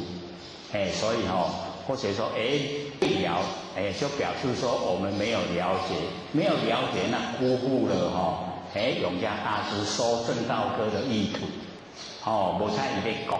然后末了就是最后已经都了解了那呢就他讲出来就非常有价值能够留给我们后代人修道一个方向，一个榜样那我们呢今天呢就算把永嘉大师这个正道歌都讲完了。对不对？我都讲了有几次16开始嘛16、17、18、19、20、21、22、23、24，9次9次把那个永嘉大师正道歌呢这个讲完了那剩下还有14分钟呢，就是要给各位问问题所以一定要把不了解的地方呢这个提出来问不了解不是疑怀疑就是解他改一定要把解开把那个结能够解开的这样呢我们呢心中没有疑的可以去行使做了，就可以证悟成佛。讲师我先请问说我们现在学这个万缘放下，是不是生病不用去看医生？因为有前期认为万缘放下病就好了。这么好用这个我们了解到说呢，这个四大不调所以风土没有调和我们生病了生病了就是四大没有调和。那最大的原因就是我们心里面有病心里面呢有那个极限被拘束了，在哪个角度没有放开所以病来了。那我们在做万缘放下的时候就把所有的这一些束缚全部都去掉。那束缚一去掉以后我们一些那个脉络经血都已经可以畅通了。那个可以这个使我们这个身心都很愉快。可是呢，真正的有病了有那个病菌在身体，还是要找医生吃药，那个比较切实只是说这个在修补方面，我们呢了解到，我们呢越重视啊，我们那个不生不灭的不现本体，我们身体方面的那个疾病啊就会越来越少，所以修到能够领悟啊无生，可以说呢到阿罗汉的时候啊都不会生病，他已经呢可以脱离那个病魔，所以真正的是有帮助的，可是有病还是去看医生。还有吗？好，请说。好。那个之前一个朋友就是忧郁症，然后想说让他听这个的话，会不会改善他的忧郁的心情？因为他的忧郁症是属于那种无力感嘛，这样子。好，请坐。这个忧郁症忧郁症的这个来源各位先生，就是我们的生活范围太窄了，生活的所接触的范围太窄，然后被自己局限，在局限一个角度里面，然后刚好我们认知的这一个角度是有一些障碍，有自己不顺意的地方，然后产生那个挫折感，那个忧郁就来了。那我们要了解说，消除这个忧郁当然现在是有药物啦，可是真正最好的方法就是扩大我们那个见识，把我们的见识扩大。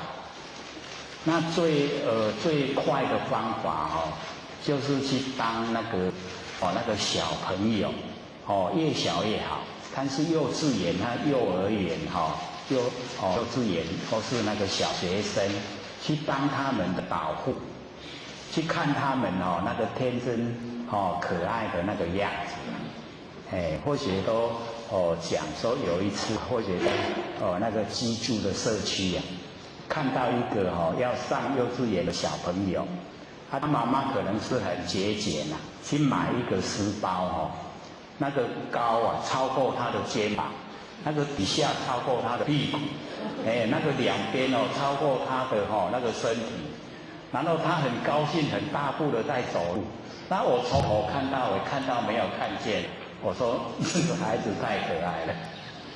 你时时刻刻接近这一种画面不会忧郁那个绝对是很高兴的。为什么？很可爱。你每天都看这个很可爱的画面，哪会忧郁？所以去接近那个幼儿越小越好，然后呢去当他们导管就是帮助他们过马路那个尤其在他们那个上学的地方那个去照顾他们。一段时间那个当义工没有钱赚的，你只要接近那个环境那个忧郁症好得很快。实际的那个是实际的把自己的那个生活范围扩大。那个忧郁症都是活在自己的那个很窄的范围里面才会忧郁。所以我们就是了解，要自己能够扩展，不然就到处去旅游。我们全省到处去旅游去玩带着他去玩，到各地去玩，玩到哪里住到哪里这样也很快可以治疗那个忧郁症。视野一开广的那个忧郁就不知不觉消失了。我们是局限在自己的不正确认知之下。你到外去玩海阔天空看海看山爬山游水，这样很快就好。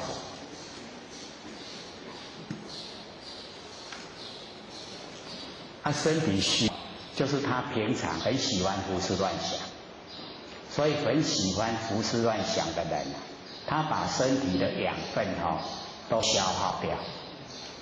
你乱想你吃进去的营养拢无去拢去你乱想饮料所以就感到很累很累就不想动你越不动佛就要动啊，你越动的话哦，人就越疲倦。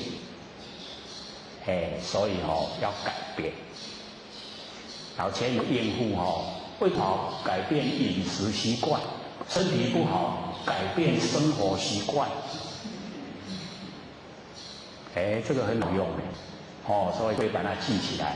胃不好改变饮食习惯，身体不好改变生活习惯。或许在老先生身边偶进的股了。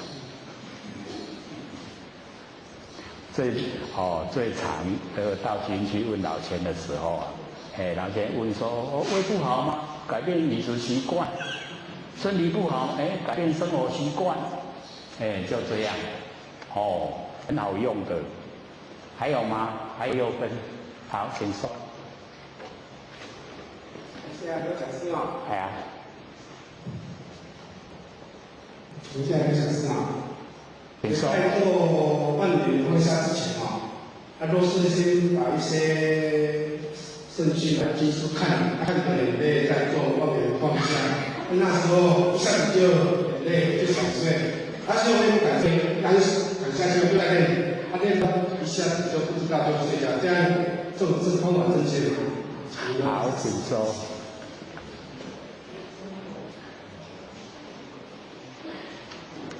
这个把自己逼得太紧了，把自己逼了伤暗缺少给自己空间所以我们在这个诵经的时候就是虔诚的全心全意的诵经诵咒。那你要做万年放下的时候最好就是在精神饱满的时候。那假如说我们一做万年放下，就昏昏欲睡这个时候就睡，先睡觉，等到我们醒过来以后，那个已经精神又来了，饱满了，那个时候来做，因为万年放下是要认识我们不生不灭那个佛性本体，所以一定要慎重的对它。我们万年放下，一念不生，了了分明的觉知那个就是本来面目。所以那个本来面目我们很久都没有认识它了。所以要认识它呢，就是要很精神好的状态之下。认识了以后，因为要让它结成圣胎，然后要让它出生，让它如朴，让它茁壮长大，所以要长期抗战，不是说1、2天就好了。那我们开始的时候假如说还有别的攀缘来，我们就要强烈的告诉自己万年放下，万年放下。以这个万年放下的这一个言来批除万年。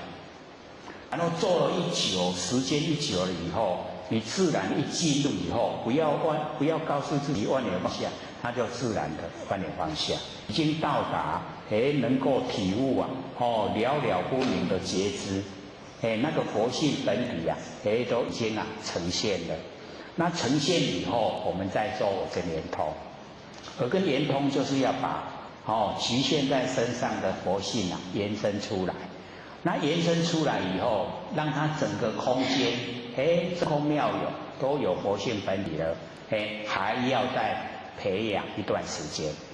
然后我们这样一直做了以后，它慢慢的第六感就很敏锐，那个来味来去味去就有征兆，然后再后来慢慢般若妙智慧又产生。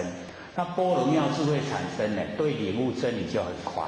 然后知道我们在凡尘怎么应，你的佛性我会告诉你，那个事来了怎么应，事去了就见，佛性都会跟你讲，你听从的话，就绝对呢不会吃亏，绝对都是很殊胜的，是这样。还有吗？还有2分钟，还有没有再问？把握时间好，请说。好。现在现在为什么有不然或者看到我们就说现在那个躁郁症有点严重，那那个躁郁症他们要怎么样治疗呢？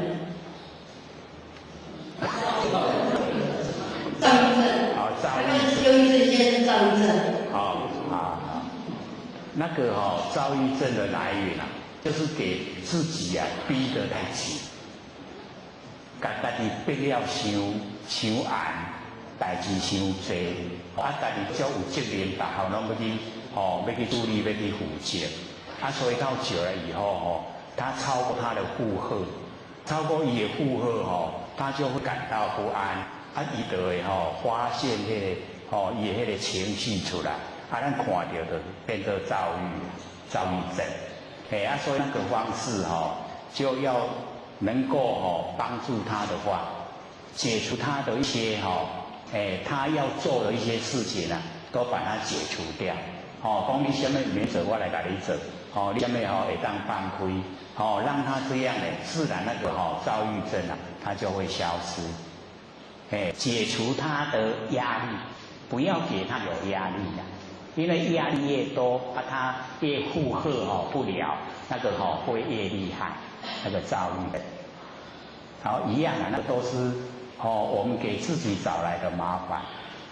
我们旁边的人啊，就可以帮助他，把他的所有一些他认为他需要做的，我们帮他的忙。所以你里面做，我来给你做。你拢放轻松就好，这样会吗？很容易的。下课。讲师、各位坛子、各位天贤，大家好。谢谢张道天师德、老千千大德，以及感谢呢各位天贤给佛学机会学讲。我们呢这个回到呢这个六祖坛经第7品。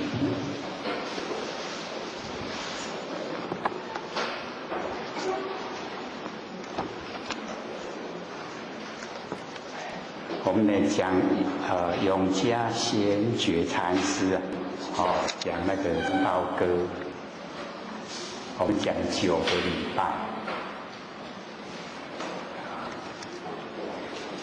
各位对正道歌有印象了吗？好，我们呢这个永嘉呢大师把领悟的那个真理都写在这个正道歌。那我们从正道歌里面呢，我们可以学到很多的这个真理。所以呢在永嘉呢见六祖的时候因为永嘉呢是每师都在修，所以对这个基本的那一些的修持功夫都做得很好。而且在这一生永嘉呢这个世界在凡尘的这一生呢从小孩子开始就已经在修道。那修得很好，又呢这个很就是100年，所以之前呢就有写一本那个之前的一些基本功夫那跟呢那个正道歌比较就会差得很多。正道歌呢全部都是走入真理世界。那在还没有见六祖之前那个写的就非常的这个等于是说住相住在形象。那我们呢完成可以说这个轮回太久，对住相都会不知不觉不知不觉就会住相。那住相了以后很努力修，又很守戒律因为可以做得到。各位想想，可以做得到以后会有什么现象？不知不觉骄傲，会笑人做到，他自己从内心的深处就有骄傲，所以我们就是要了解到这个很不容易发现，骄傲的时候不容易发现，所以呢我会讲说我们对所有戒律都修得很好，最麻烦就是不知不觉的骄傲。所以假如说我们呢对这个真理一领悟以后，领悟了以后我们也一样会不知不觉骄傲。各位有没有啊？这个很难发现所以我们要先打预防针。他讲说呢，我们落在凡尘，既然有身体了，就是被这个业力推来，乘愿而来呢，可以说是很少了，说是被业力推来，所以没有骄傲的地方。假如说我们已经修正了，心都到佛的程度了，那也不能骄傲。为什么？这么多众生都还没有度，也骄傲不起来。所以一定要了解说，在真理里面没有骄傲是一回事啊。我们一骄傲了，就是造业，有了业要受苦。那因为永嘉大师呢，他戒律守得好。然后人呢又长得高大英俊那玄策呢，禅师带他去见六子的时候他看到六子就是毫不起眼，很娇小，又不是仙风道骨所以他也从内心深处产生瞧不起。各位有没有发现里面那个含义？有没有？所以他绕了三匝以后他那个西藏这样就这个一踩在这个地上，可以说呢对六祖就没有那个恭敬的心。那六祖呢就讲说呢，大德自何方而来？都已经具备3000威仪8万细行。为何生大我慢？这个大我慢就是骄傲，就有我形象存在。这个是最大的毛病所在。我们每一个人都有偶像，然后呢还有一个法相，就这两个。我们把偶像去掉呢，法相去掉，就可以回到我们的本来，每一个都是佛。所以我们就是了解说，努力的方向就是要去掉偶像跟法相。那六祖一讲了以后呢，这个玄觉永嘉大师呢，他就因为根气好，所以马上就会知道自己的那个不对所在。可是呢，他马上就知道那个人生要追求的重点。说不讲追心那个脾气毛病就要讲生死适当，然后无常细数，这个是最重要的。所以我们也是一样要把这个生死的大事，无常很快就来了。不能说我们现在还年轻还活力充沛时间是过得很快。一下一转眼，我们一生就过了。而且什么时候会遇到灾难都不知道。像各位也看到新闻报道，或许住在基隆，基隆不是走山吗？或许隔壁而已所以那个走山的地方离或许住的地方很近。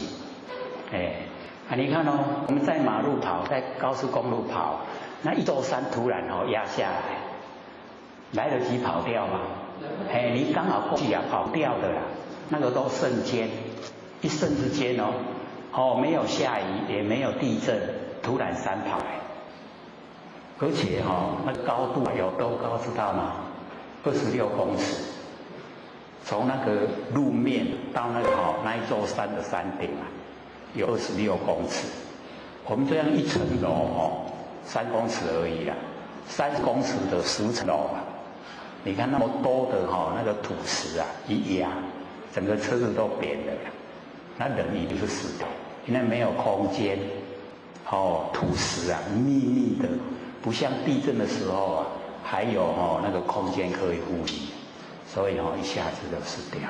3辆车4个人，都活不了。所以我们就是在生活的时候一定要赶快，像或许所讲的，我们呢在日常生活之中万念都放下，一念不生，先把佛性启发，先认识了自己不生不灭的那个本来面目。我们已经把它启发了以后，整个佛性的轮廓都能够摸到。摸到以后，我们要把它延伸，不要局限在身上。我们做这个耳根圆通，我们可以6根都可以用。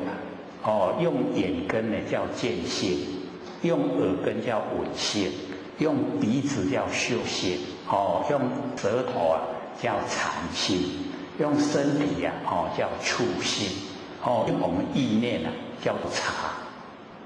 观察的察性都可以用，不只有说用耳根只是说耳根比较好用，所以呢这个观世音菩萨的那个耳根圆通我们就可以用。等到呢佛性都已经我们可以确立了，已经呢知道了，然后呢就把它延伸，延伸到整个空间。我们还没有把佛性延伸出来的时候这个空间叫完空，什么都没有，空间什么都没有。可是我们佛性一延伸以后，这个空间叫真空，空间呢叫真空。然后呢佛性有，可是没有形象，叫妙有。所以真空妙有也就在整个空间。所以这个时候很宽广，佛性呢很宽广。出来以后，慢慢的延伸到了整个虚空，它可以超越整个太阳系。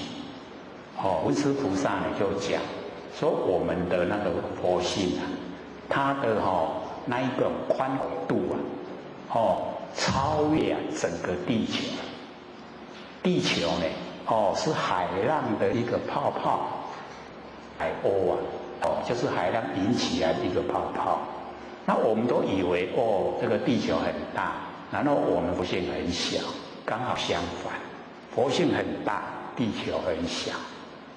3000大千世界都在我们的性分里面，是在性分里面很小的一个单位，可是我们不研究，不知道。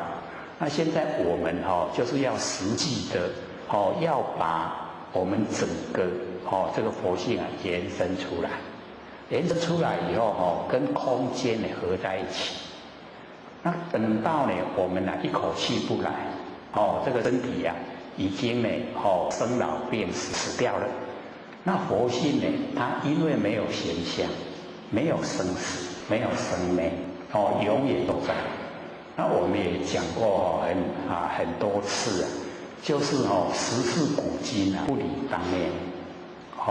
正道歌里面讲不离当处常湛然。这个呢是超越。然后接下来说不见一法即如来。各位都有印象吗？有没有？所以我们了解说我们那个佛性的宽广度非常宽广，可是我们都没有认识虽然说求道到殊胜，那殊胜在哪个地方我们都不知道，没有研究不知道。所以我们就是要认识我们不生不灭的真心佛性。那我们要了解说，凡尘在用的心那个都是世心，认识的心是生灭变化，不能用这个生灭的心来修，一定要用不生不灭的心来修不生不灭的道，这样才会成就了。各位浅显，不生不灭的心找到了没有？是有人回答，可是很少，还不到1/10耶那可见呢，很多都还没有找到。因为我们要了解到不生不灭的真心啊，没有1秒钟离开过我们身体，它全部都在，只是我们都没有去认识它。现在呢，我们就是要认识我们不生不灭的真心，因为妄心那个生灭变化很强，我们用的很习惯。妄心它没有体，随着外面的形象变化。真心有体，我们不用它，它在；我们用它，它在。不管用不用都在，只是我们认识跟不认识而已。它给我们用，可是我们都不知不觉。那我们现在就要先认识它，万念都放下，不要有那个意念的外放，就是全部的意念都放下，不要有念头，然后很强烈的告诉自己万念放下，一念不生。这样要经过一段时间连那个万念放下，一念不生的念也不要。这样的这个时候我们剩下来就是了了分明的直觉性，了了分明的直觉性就是本来面目，就是不生不灭的真心，就是我们要追求的要进入的我们的那个实相，就是呢他在成佛的成佛就是他，所以我们一摸到了这个本来的真心这个即心就即佛，这个心就是佛了。那我们在日常生活的心那个生灭的那个不会成佛，我们一定要万念放下了，要一段时间真正的都没有了，没有意念的，没有这个所有一切攀缘都没有，那个时候我们的真心就呈现。那我们一启发了以后启发这个真心，我们请真心出来当家，来指挥我们身体的视听言动，都由真心来指挥。那因为是真心指挥所以不会造业。那不会造业，没有业因，我们就不用受苦，没有果报。没有因了就没有果报。那我们在凡尘现在我们都没有启发真心，所以都用生灭心在生活。那我们用生灭心因为都变化无常，所以会有喜欢讨厌，而且很强烈。喜欢就想拥有，讨厌就排斥。那我们在喜欢讨厌之间取舍，那一落入取舍业因就形成。那既然造了业，就要接受果报。我们也都做善事就有善报，福报。那做了不对了，就有恶报，都落入果报。那我们启发真心用真心来应对凡尘的万事万物，那就没有没有业因，就不用接受果报。这样了解意思吗？或者一再讲都是讲这个都是从根源、从真理的角度来说我们一定要听得很熟悉在我们现问之中都有佛音，那一定可以成佛。所以研究这个心理心法，我们能够明心见性心明就因果不昧，不会迷昧不会去造恶因就不会接受果报那我们见性成佛无疑，一定成佛。所以一定要朝这个方向，没有明心见性成不了佛心性一透彻知道了就一定可以成。从自己的内心产生信心，而且十足的信心一定要这样努力这样了解吗？所以我们大家互相勉励因为这个都是蛮深蛮纲要只要我们用心它就很浅。所以以往假如说有浅显问我们，你可以成佛吗？我们内心大概都想愿意成佛，那个只是希望。都没有真正的把握。那我们研究心理心法，明心见性那成佛可以自己从内心产生可以时间早晚我一定成佛，有没有信心所以呢，我们就是说只要我们研究心理心法，明心见性成佛不是很困难，而是很简单。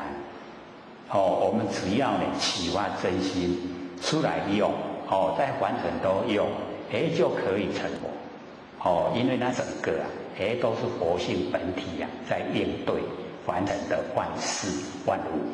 那凡尘的万事万物都是眼即则生眼善就美所以我们要了解个真理，凡尘的相都是虚幻不实在，不要把它当成实在。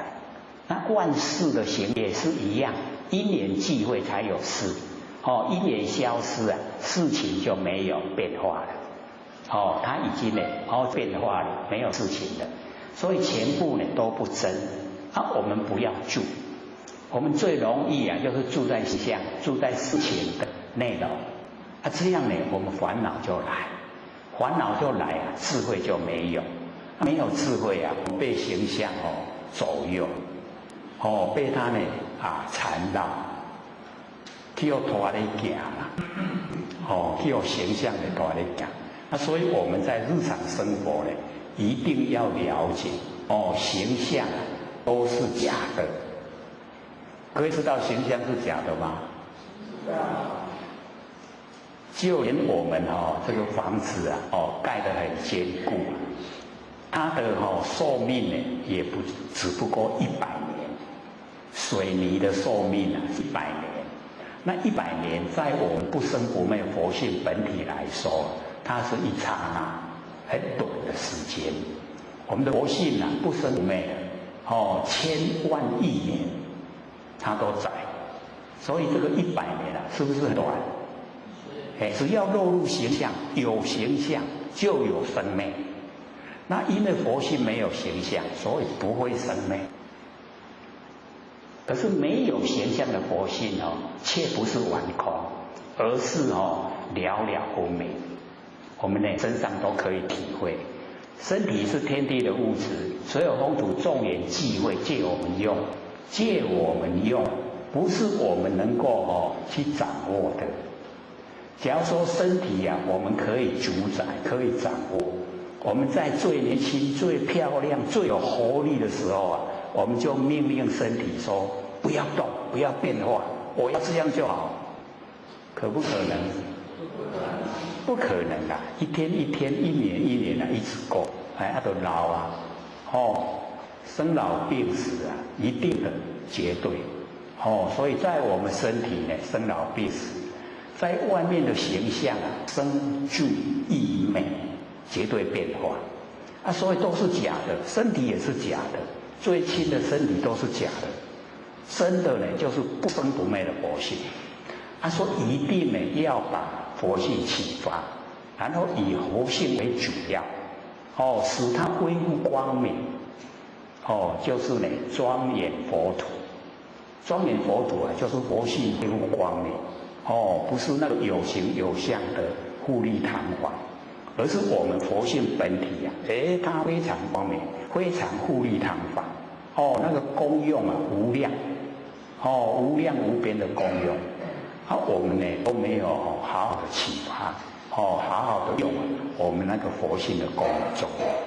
所以在生活之中一定要体会，只要落入相一定有生灭不要追求生灭，要追求不生不灭，重点一定要追求不生不灭所以呢或许就讲说我们都有双手嘛那我来体会说眼即则生眼善则美。有没有听到那个拍手的声音？怎么出来的？就是众缘际会这个声音是从右手出来吗？是从左手出来吗？是从空间出来吗？是从无因出来吗？都不是，对不对？可是它也离不开右手，也离不开左手，也离不开空间，也离不开我们的心。啊，众缘际会就呈现，众缘际会就呈现，完成的万事万事都是这样，众缘际会就呈现，缘际得生，缘散就灭。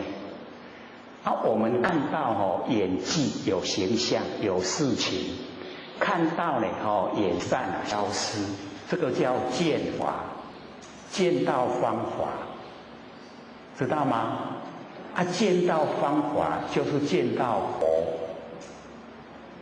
见法即是见佛，因为法就是佛的老师。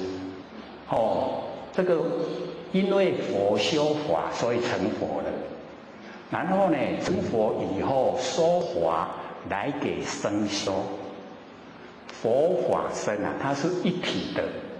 佛呢就是我们佛性，法就是我们般若妙智慧，僧就是我们的行为。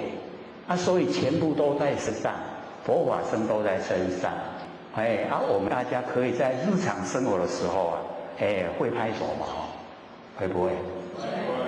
就拍拍手，一体会缘际则生，缘散就灭。这样你就见法，见法就是见佛。佛没有形象，是空间。这个空性就是佛性，整个空间都是佛，可是我们都没有体会我们借着这个来体会。说缘际则生有声音，现在不拍没有声音叫缘散。缘际则生，缘散则灭。我们见到法了，已经见到佛了。这样了解意思吗？是有一点深可是只要你去体会，说完成的所有万象万事都是因缘际会，缘际则生，缘散就灭。这样一深入只要我们深入，这个道理一定会懂。道理懂了以后我们不会住相，形象都是假的，都是因缘际会才有。所以烦恼各位浅浅，烦恼从哪里来？从哪里来？我们烦恼从哪里来？两次住相，我们住相才有烦恼，对不对？我们假如说不住相烦恼就没有。假如说人家骂我们那个话很难听，我们住在那个难听的话里面住相，我们就很生气，会不会？会。所以烦恼的由来是住相。那住相就是不知道相是假的，所以才住相。住相呢就烦恼，烦恼就引起我们不合理的行为。我们在生气的时候那个行为合不合理？一定不合理的，对不对？造不造业？一定就是造业。所以我们都在自己头脑没有清醒之下造了业。造了业要不要受苦要接受果报。所以是我们自作自受。那我们了解真理，说因缘际会才呈现形象，那性是假的，因为它会变化。那不要住，不要住就没有烦恼。那我们以后遇到事情，事来则应，事去则见。我们现在不是这样，我们事来则烦，很烦恼；事来则烦，然后事去则思。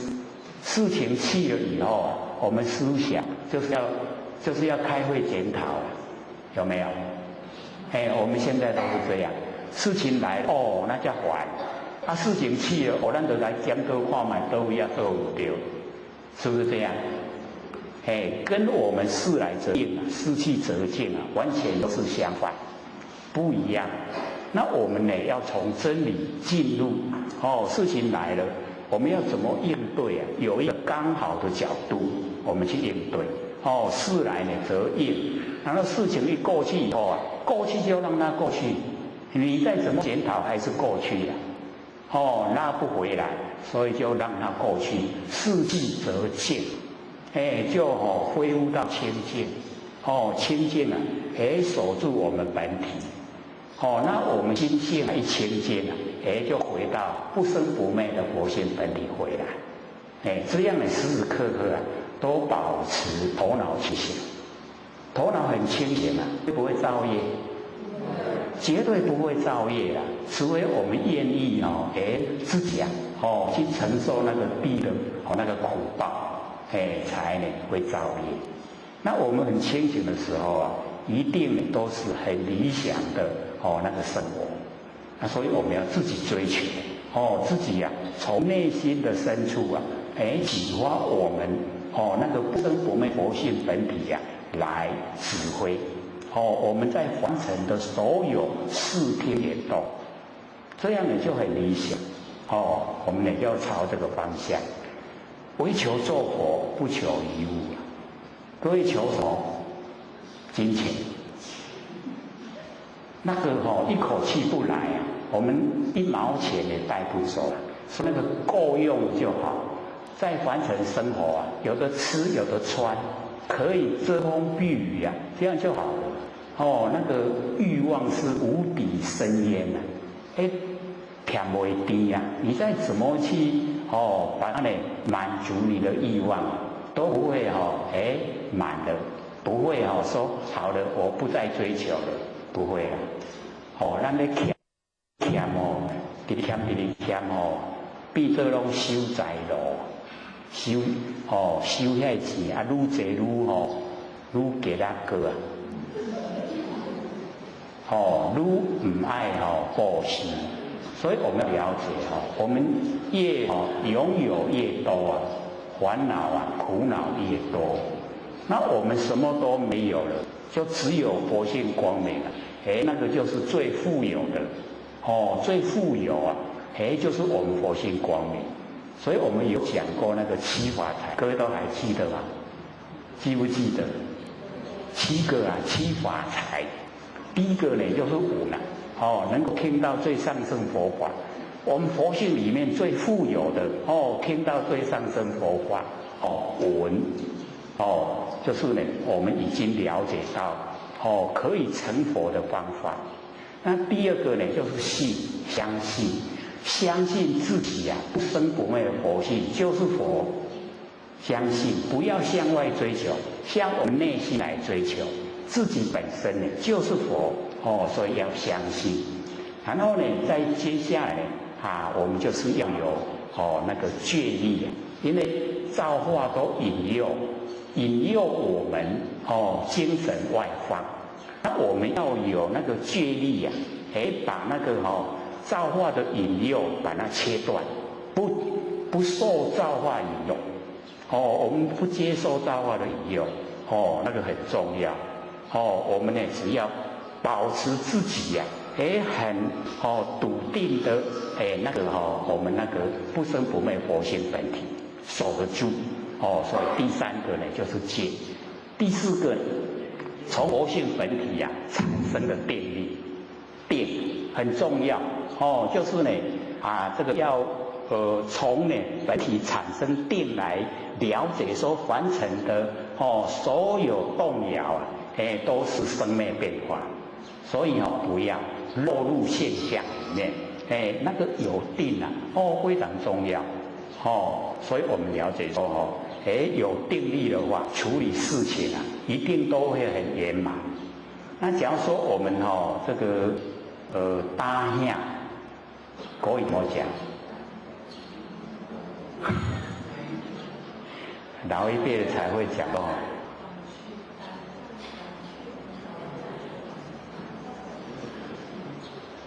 不笃定啊，那个搭下就是做事情啊，没有观前顾后，真搭下，就是那个经验都够了，所以我们了解说，我们没有从那个真理呀生发出来，都会有这种现象，就是很仓促的一些决定啊，都没有观前顾后，做下来呢，很多都是不负而真。所以打响。很多那个台湾话翻成国语或许都翻不过来。比如说有一句话叫做仙山，各位知仙山什么意思？老一辈的听懂吗？仙山。或许把那个内容稍微跟我们讲，就是他很僻僻呀，他有他的气节，人家再怎么说都不接受了，叫做仙山。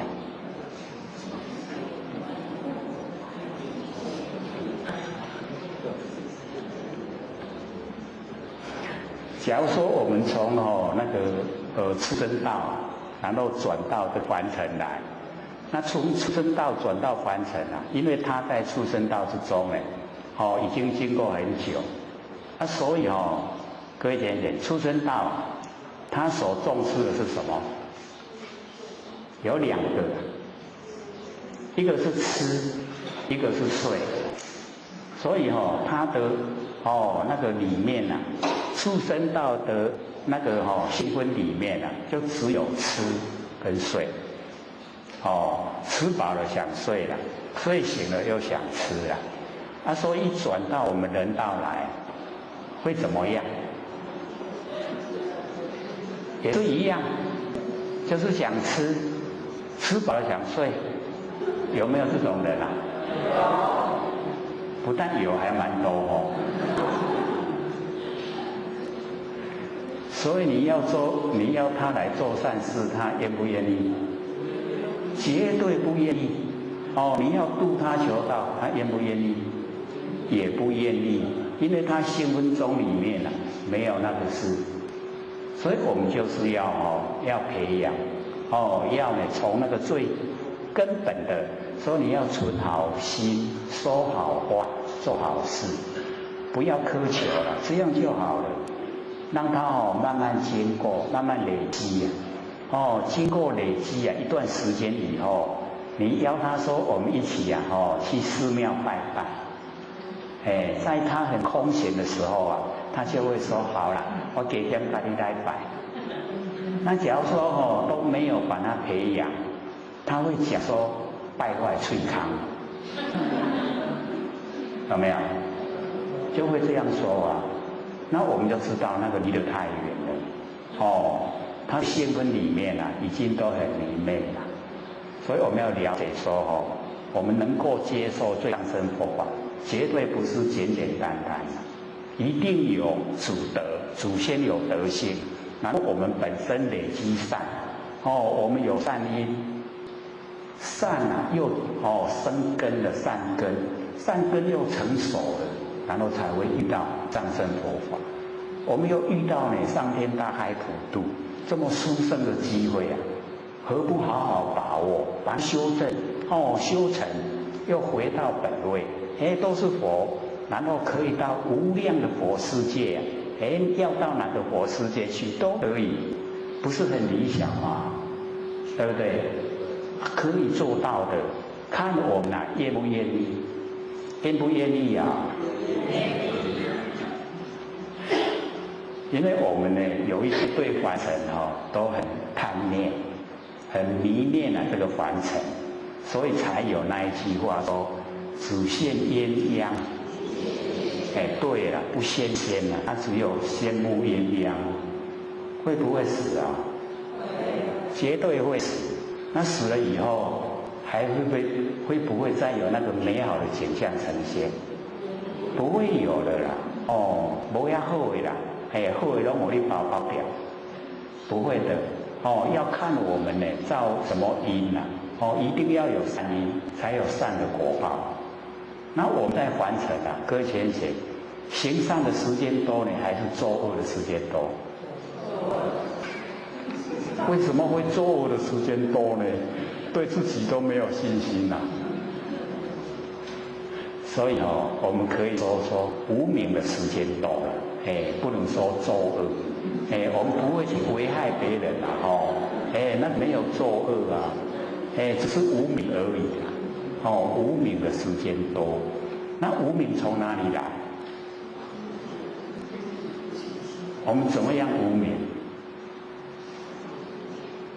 起心动念，起心动念就是无明。无明是从我们的佛性本体发挥出来，从佛性本体很光明的发出无明来，就是起心动念。所以我们现在就是要回光返照，关照自己的起心动念。起心动念马上知觉，那个念它就断了。你只要说没有马上知觉，它会一念接一念，没完没了。我们都以往都这样，所以很习惯了。一念接着一念，一念接着一念，那个叫无明。所以我们呢都生长在无明中。因为是无明所以落入两边。善恶的两边我们从无明落入。落入以后我们都住相。行善也住相，做恶也住相。就呢受苦没完没了，就一直在受苦。这样呢恶性循环。那现在我们研究性理心法，明心见性，知道这一些我们从佛性本体发挥的念头那个我们要能够去降服、克制。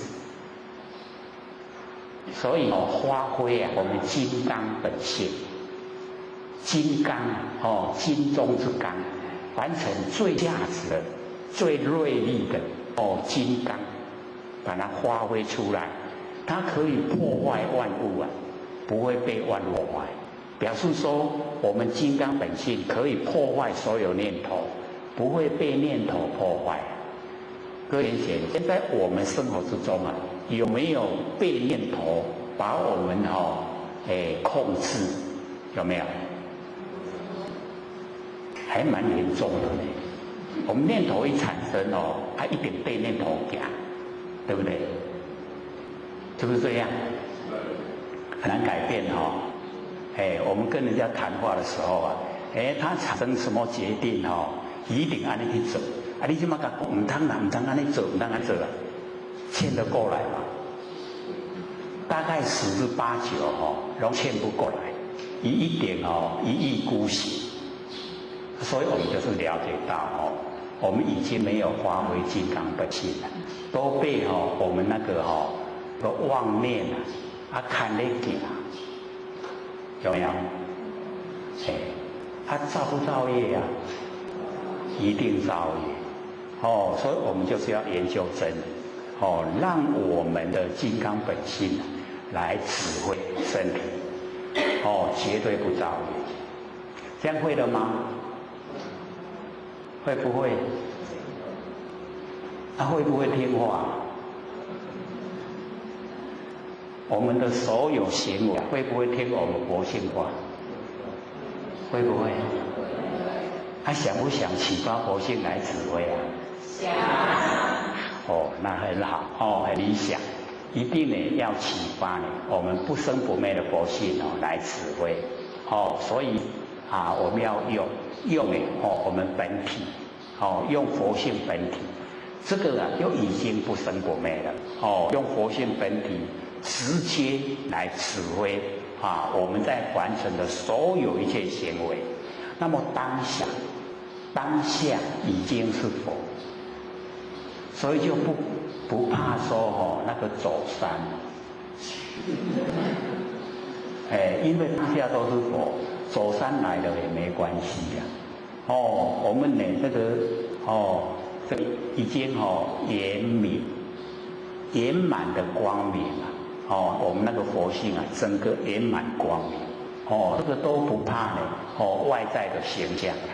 所以外在形象都是虚幻不实在的不真那我们呢真的都在我们实相的不生不灭佛性本体之中所以不怕走山整个山一变化我们都不用害怕所以要了解说我们研究这个是最殊胜的，超越相的这整个可以超越甚至都可以知道哪个地方有这个天灾人祸都会知道。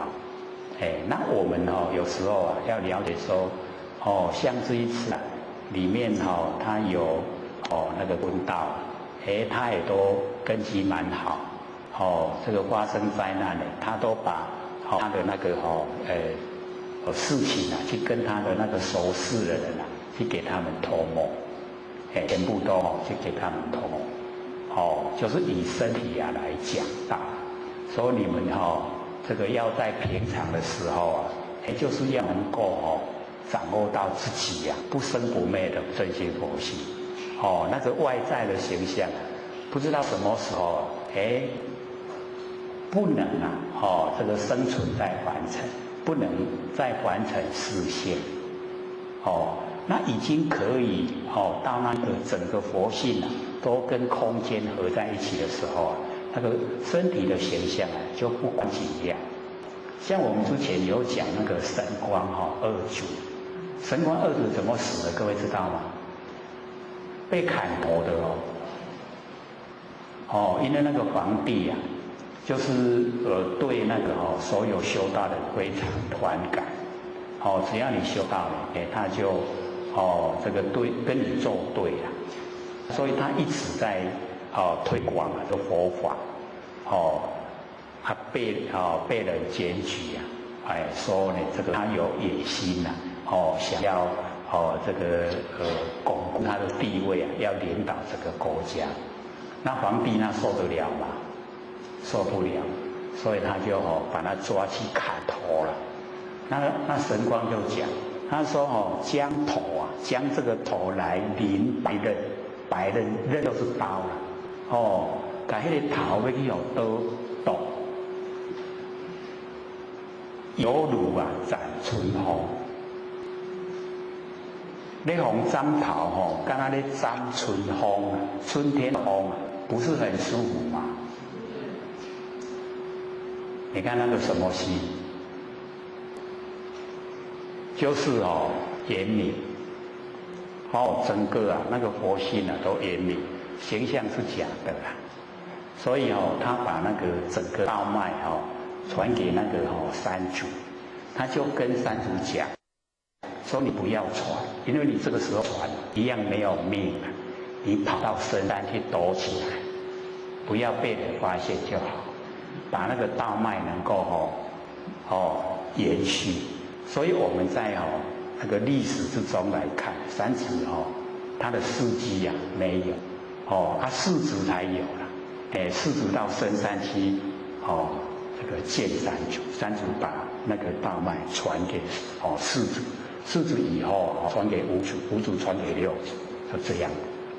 那到六祖的时候，那个五祖也跟他交代说，不要急着要弘扬，不用，还要一段时间时机还没到，所以又经过15年，对不对？经过15年以后他才现在是要弘扬的时候才出来，所以我们就是了解到这个道都是有那个显很显扬的时候，有隐藏的时候。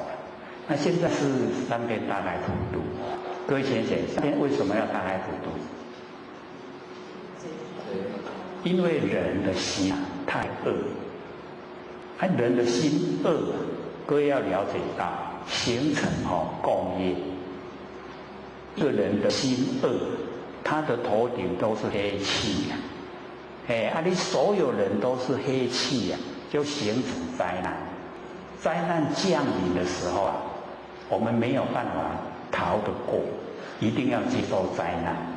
那有一些还蛮善良其实我们人都很善良，是沾惹到现象才起变化都是很善良像那个走山那一些去挖土那个怪手还有那些大卡车运土的，他们都日以继夜一直工作连吃饭的时间都没有那附近的一些那一些商家送那个粽子、包子、咖啡、饮料都一直送去给他们吃，不用钱。你看人心是不是很善良？很善良那一些那个大卡车司机他们也说我们又没有受征召，自己去的啦，家己车开就去安尼啦。啊讲吼，啊嘛唔知要去甲谁领钱，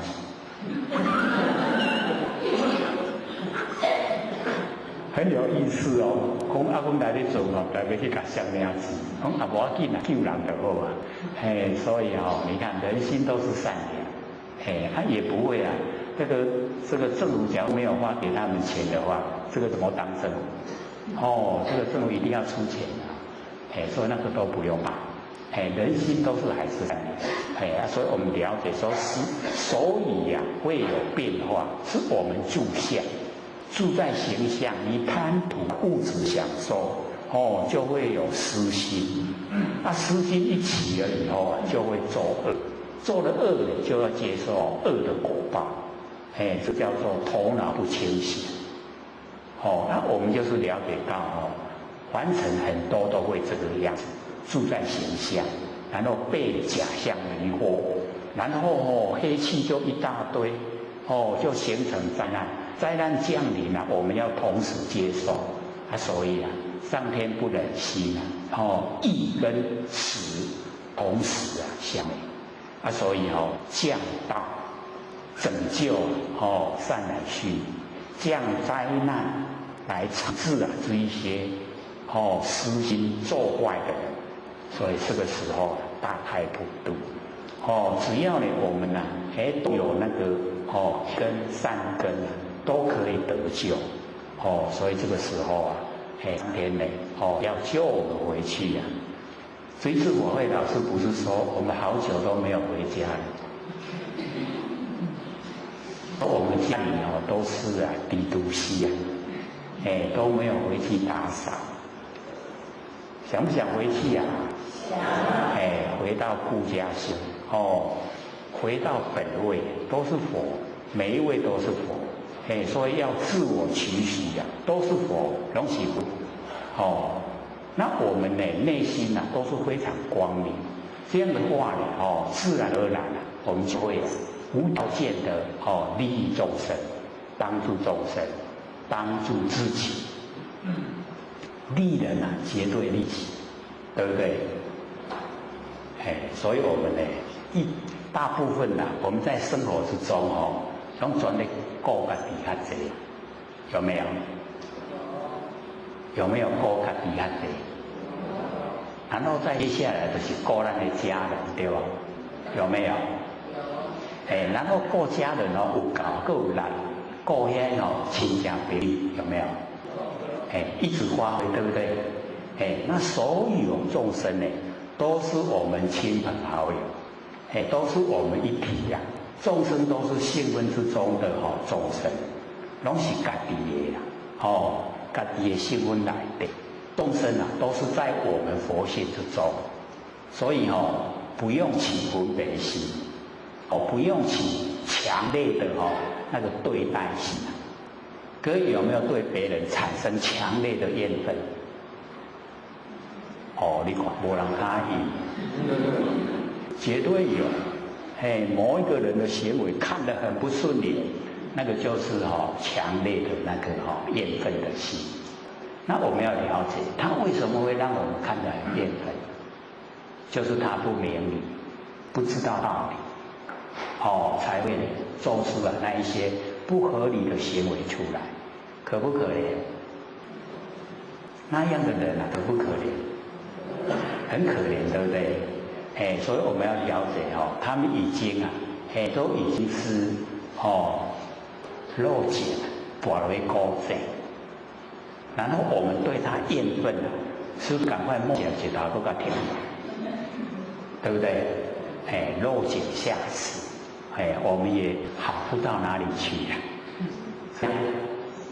所以我们就是了解说，他之所以呀，做的都不合理，让我们很讨厌，就是已经偏离真理，偏离道，很可怜。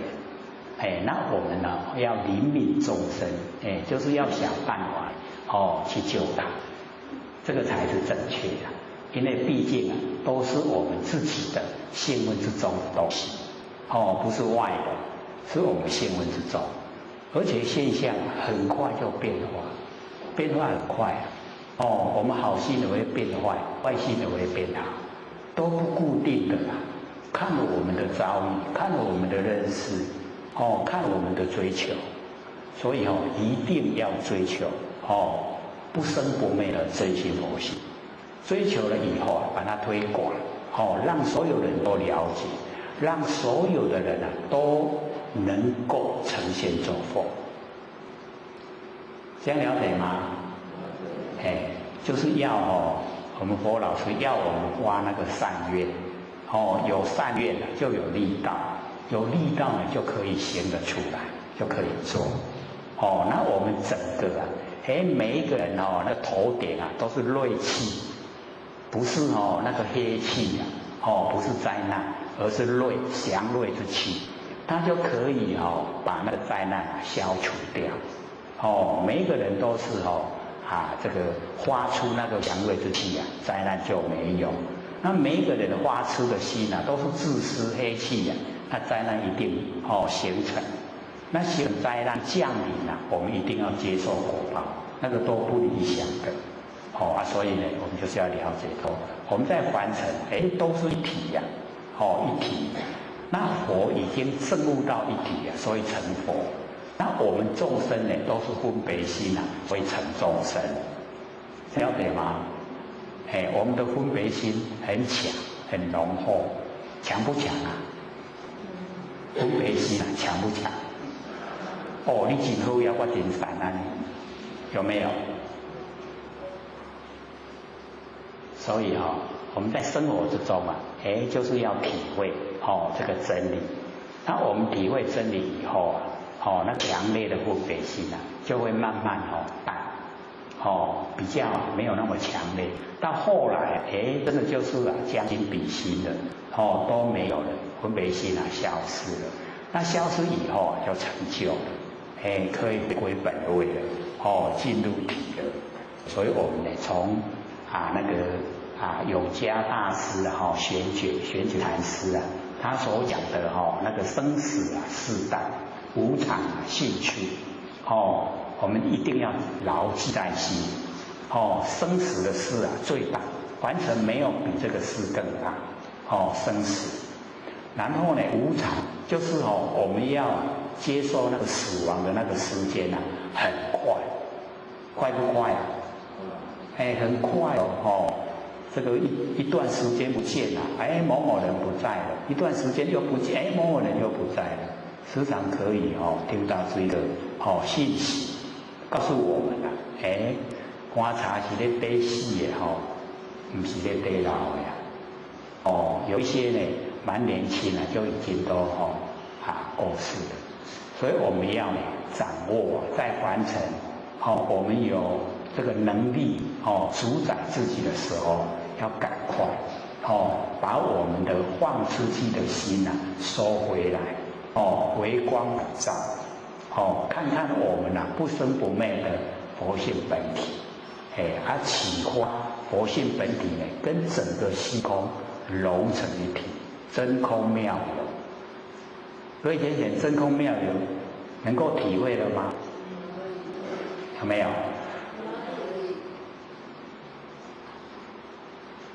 我们凡人都把佛性局限在身上。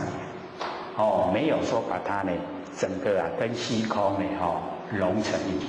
那我们现在最重要的先认识我们自己不生不灭的佛性本体，是我们的本来面目，没有形象，可是了了分明。万念放下，一念不生。这个时候都不要有念头。那我们剩下那个了了分明的知觉性，那就是咱的本来面目。就是那个在成佛啦，咱就是爱这个幸福就是这个这个就该培养，该认识。我们认识了以后叫做一个生态它会呢这个出生以后我们要如朴，如朴不是要3年嘛伊出世的时阵袂晓食，袂晓行，都要甲教对无？教伊食，教伊行，3年以后就会走对无？慢慢啊大汉就会做代志啊，所以那个功能作用都直直造出来。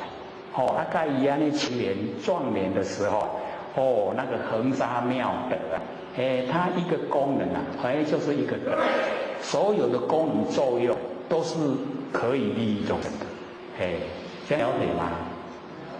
我们都没有，把它发挥让我们那个整个佛性的功能作用都呈现。那我们一启发我们那个佛性在让它茁壮的那个过程第一个最明显的就是我们的第六感灵敏度增加。那个就是还没到的事，或是会今天发生什么事会事先有征兆，就是有预感。那个就是要慢慢把那个佛性的功能作用呈现出来。那接着下来就会有那个五眼六通。我们知道不要追求神通，它是佛性的功能作用，自然会有。只要我们本体能够守得住，但得本莫愁梦。我们有没有记那个正道歌里面的那个内容？永嘉大师都讲，但得本莫愁梦。得本就是得到佛性本体，莫就是神通。所以你但得本莫愁梦，不要忧愁那个神通它自然就会有。所以我们就是要了解说，我们呢最重要的就是要先启发，先认识我们那个不生不灭的佛性本体，没有形象，可是了了分明。因为没有形象，所以不会昧。因为了了分明，所以我们可以修成。这样懂意思吗？有没有把这个唯求做佛不求一物放在心上？还是想说这个现实的生活还是挺重要。我们落入凡尘，各位浅显，我们都有那个福禄只要落入凡尘是人，一定拢有福禄所以只要是人，拢有通吃，有通吃，有通吃，有通大，这是我们落入凡尘的最基本那个生存的要素都会有，自然都有，每一个都有。那我们够了就好，可以生活了就好，不要再额外的去追求那个物质，不用。假如说我们去追求物质就是路已经呢，我们追求方向偏了，成垢已经染了成垢。我们越拥有我们就越放不下。那放不下凡尘的追想财产，我们佛性绝对不会圆明，不会圆满光明，因为被凡尘的形象挡住了。所以我们在凡尘就是物质可以够我们生活就好，因为一口气不来我们所追求的都是拱手让人没有一个东西我们可以带走，拢把人给那我们呢这个留的太多反而引起那个我们后代争那个财产。我们新闻之中不是时常看到吗？那想好那子孙那种在修争那财产，修争为那个法院去，有没有？那何苦来哉？留给祖孙就是要留给他德了，不要留给他财产。像孔老夫子孔老夫子到现在已经第72代了他的祖孙子孙72代我们还很尊敬那假如说你很有钱72代，那要会记一下不可能的啦。所以一定呢就是要留德那我们本身也是一样，行持都是有德，有道就有德啦。只要我们都是从佛性本体发挥，那个所发挥出来都是等。所以见性是公，平等是等。从我们佛性平等发挥出来，全部都是公等。那我们凡尘的现象，都是福报而已。这样了解了吗？所以我们要追求，一定要从佛性之中，从佛性之中去追求。所以这个永嘉大师呢，对那个六祖跟他讲说，为何生大我慢？他知道反省，知道说自己已经那个看不到的骄傲都呈现了。因为他长得高大，戒律又守得好，所以不知不觉就骄傲，瞧人不起。从形象之中他已经有分别心了。所以六祖才讲，我们呢要修道，就是不能看那个初学的人看不起，下人有上智，上人有没意志，有没有？就是讲真修真好的伊都有盲点修真悬的伊也都有盲点。咱看迄个程度上低拍尾有一部摊，知道意思吗？它有可取的地方所以要这个修道不能那个群里初学，开始学的时候它都有根器，袂使人看起，所以要平等心，每一个都是佛，只要有这个心，我们都尊重。我们尊重所有众生呢，叫做供养之佛。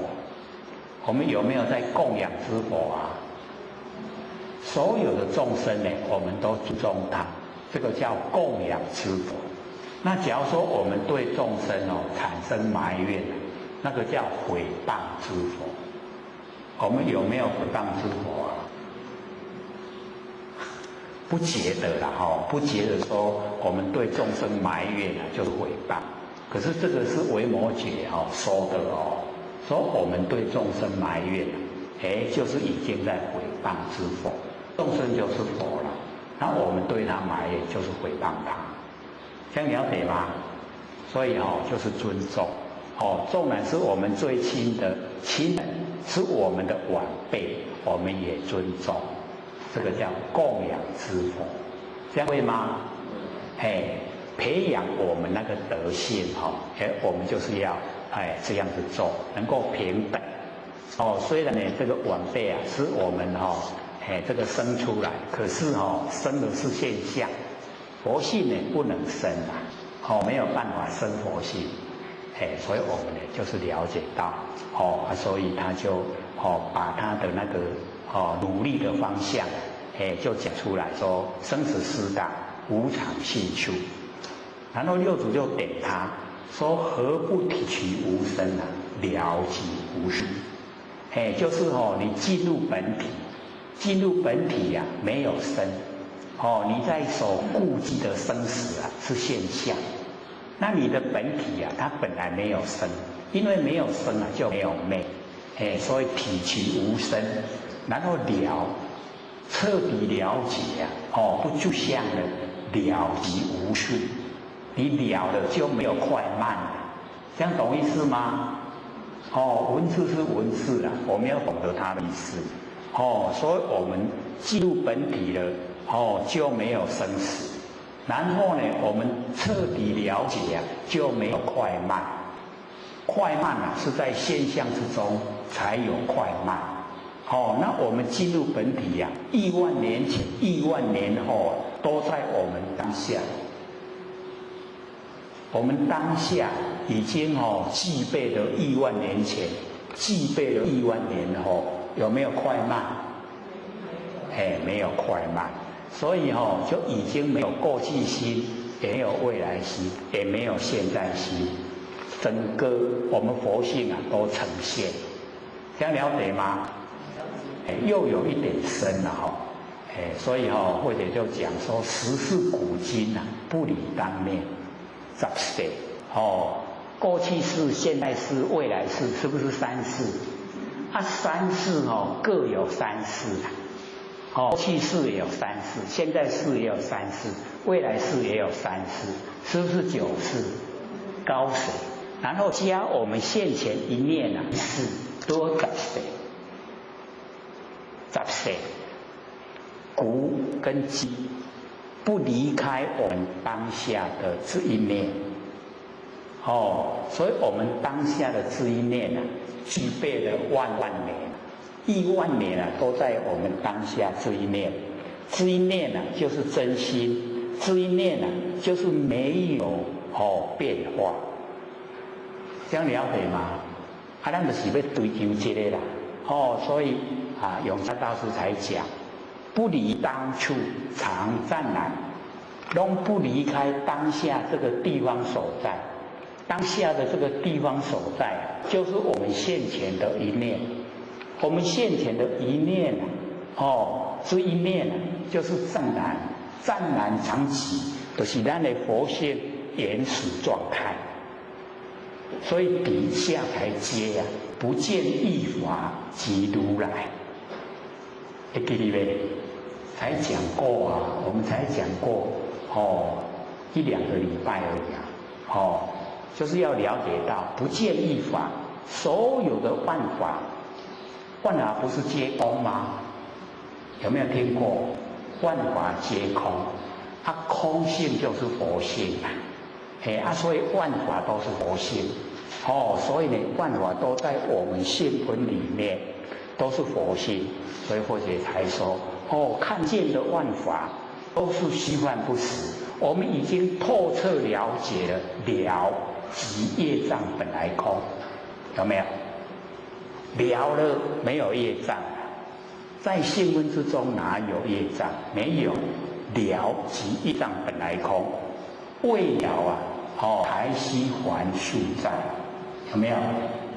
未了就是我们不知道，不透彻真理，不透彻真理我们就在对待之中生活。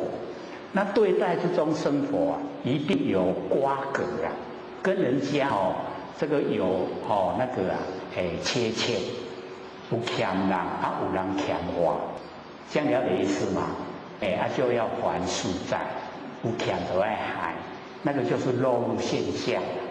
你了以后现象都没，回到佛性本体，不生不灭，光明就是光明，没有业障。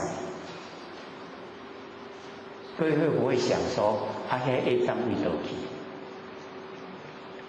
各位先生，业障得去？我们聊了以后那业障为何去？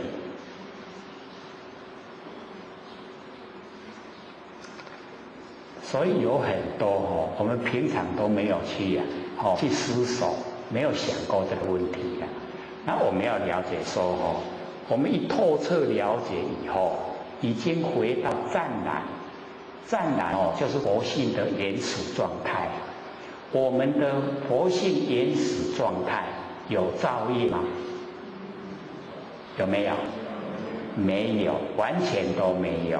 所以这个时候有业障吗？没有，都没有。所以我们了解，一回到我们湛然那个佛性的原始状态，没有业障，没有。他已经回到了就是已经到家。那我们在凡尘所有的一切所有做这个不好的一切我们在这个佛性的原始状态之下，我们可以说已经圆明圆满的光明。为什么能够圆满光明？就是没有缺欠那我们所有的缺欠都已经把它已经全部从根源把它补齐。所以各位先生，我们这个一回到本来，是不是都有那一种慈悲喜舍要所有众生也得到解脱，有没有的心？成佛绝对不会说自己独自享受自己常乐我净就好，然后不度化众生，不会有的啦，一定是全部要度化众生。所以才有无眼大慈，同体大悲。无眼就是跟众生没有瓜葛，跟众生没有切牵。他把那个慈给予众生。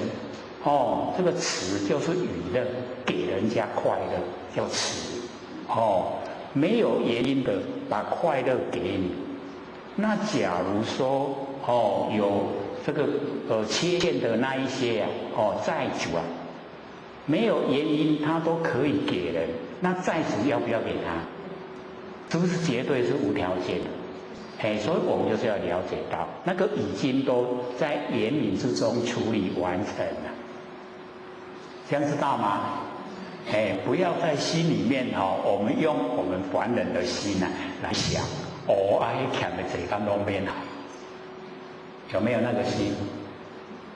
一定会想，对不对？所以我们从那个慈悲喜舍，悲就是拔苦，就是把众生的苦把它拿掉。所以我们要了解说，这个佛要拿掉众生的苦是从根源。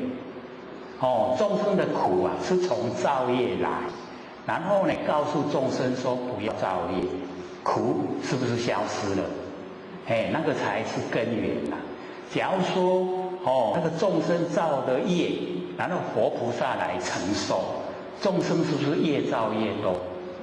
那个苦那个果是不是越来越多？那佛他不会这样做，他一定从根源告诉你说你的苦是从造业来所以你只要业不造，你的苦就没有了，是不是拔苦这样了解意思吗？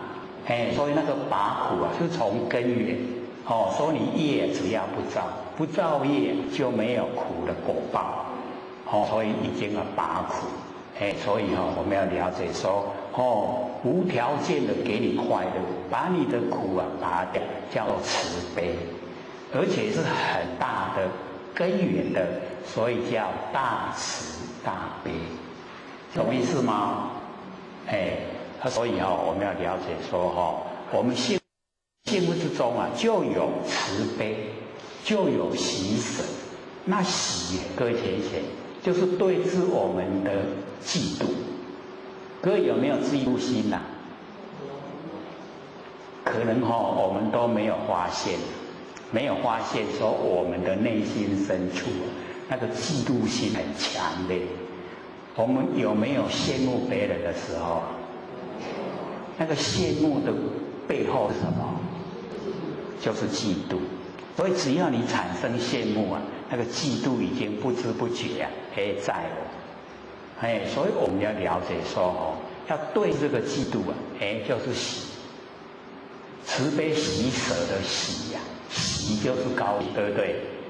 人家有好事，人家这个知道了很多学了很多，做得很美好，我们都很高兴，容不容易？还真不容易呢。所以就是要发挥我们新闻之中就有慈悲喜舍那个喜所以这个仙佛来这个戒窍开沙头讲，随喜功德是无边，有没有？就是要随喜，众生得到好处了，我们要高兴，不要嫉妒随喜。然后最后一个就是舍舍就是布施所以我们了解那个释迦牟尼佛，连那个佛的果位他也都布施他不会说我是佛，没有他把那个佛也送给人也布施。可是他成就了，我们不会说他布施了我们就不称呼他佛，还是一样称呼他佛。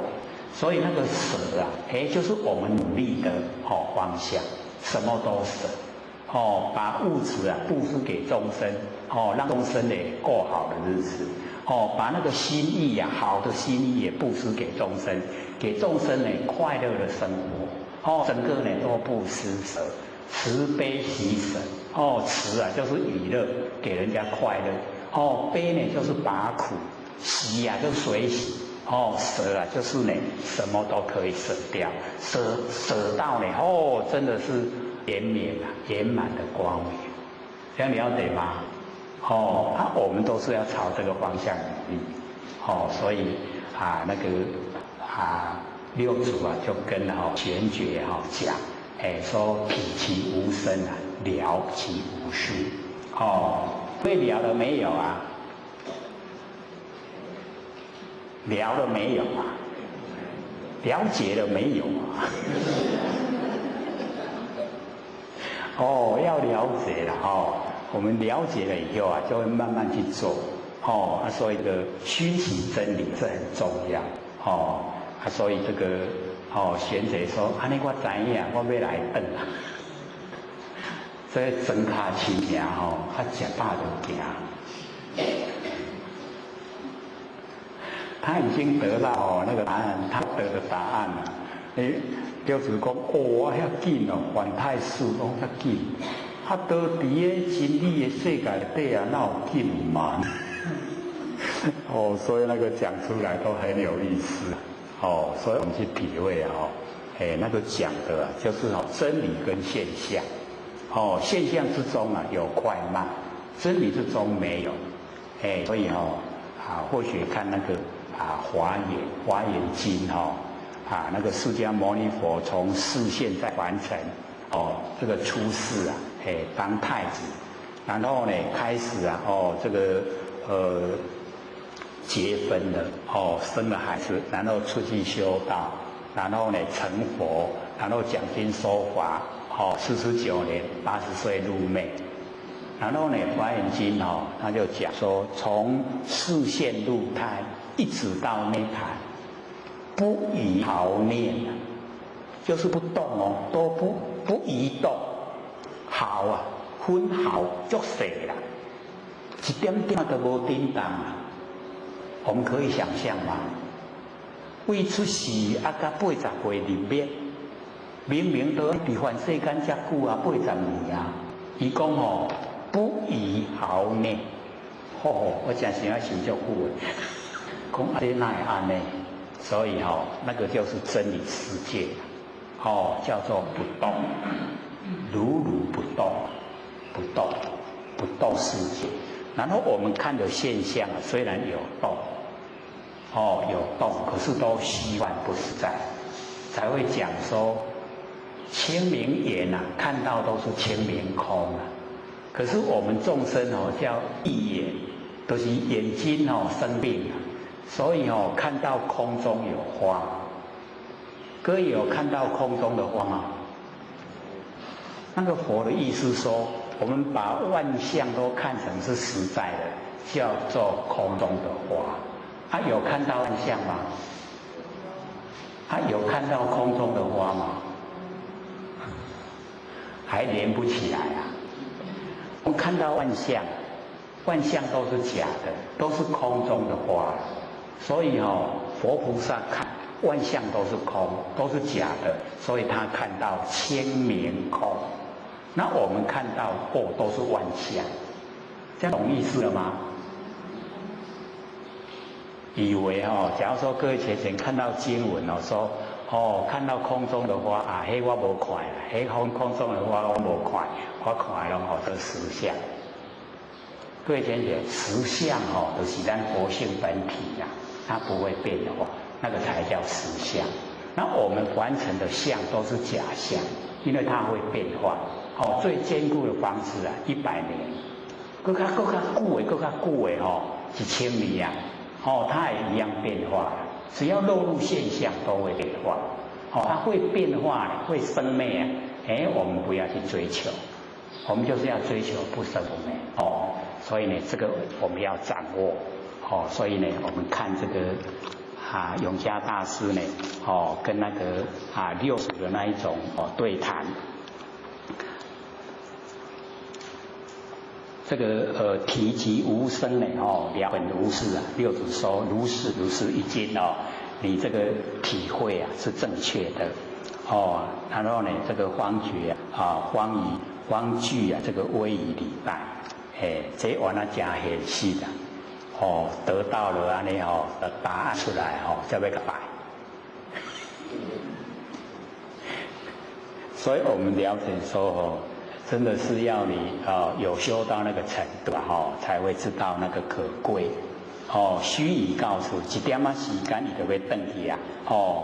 六祖说反太束缚，你才记得要转去。然后他体会啊，那个佛性啊本来就不动，所以说本自非动啊。其有数也，无迄个紧慢啊，都拢无叮当啊，如如不动。所以或许之前啊，不是讲我们那个佛性如如不动吗？还记得不记得？用那个照相机的原理来说啊，我们那个有玩过那个照相机啊，我们知道说按快门的时候啊，不能放动镜头，只要放动那个影像照出来都迷糊，不清，对不对？所以我们各位贤，我们的那个佛性啊，我们用这个原理来去了解。假如说我们的佛性它是动，那就跟那个照相机的原理是一样，我们看的景象都模糊不清因为佛性如如不动，身体在动没关系啦。我们身体在动，看到的景象都很清晰，对不对？就是因为佛性本体不动，身体在动，你有了解不？这个很重要要了解说我们的佛性是如如不动。因为如如不动，所以我们看形象你头转得快，形象一样很清很清楚的、很清晰的都呈现，了解了吗？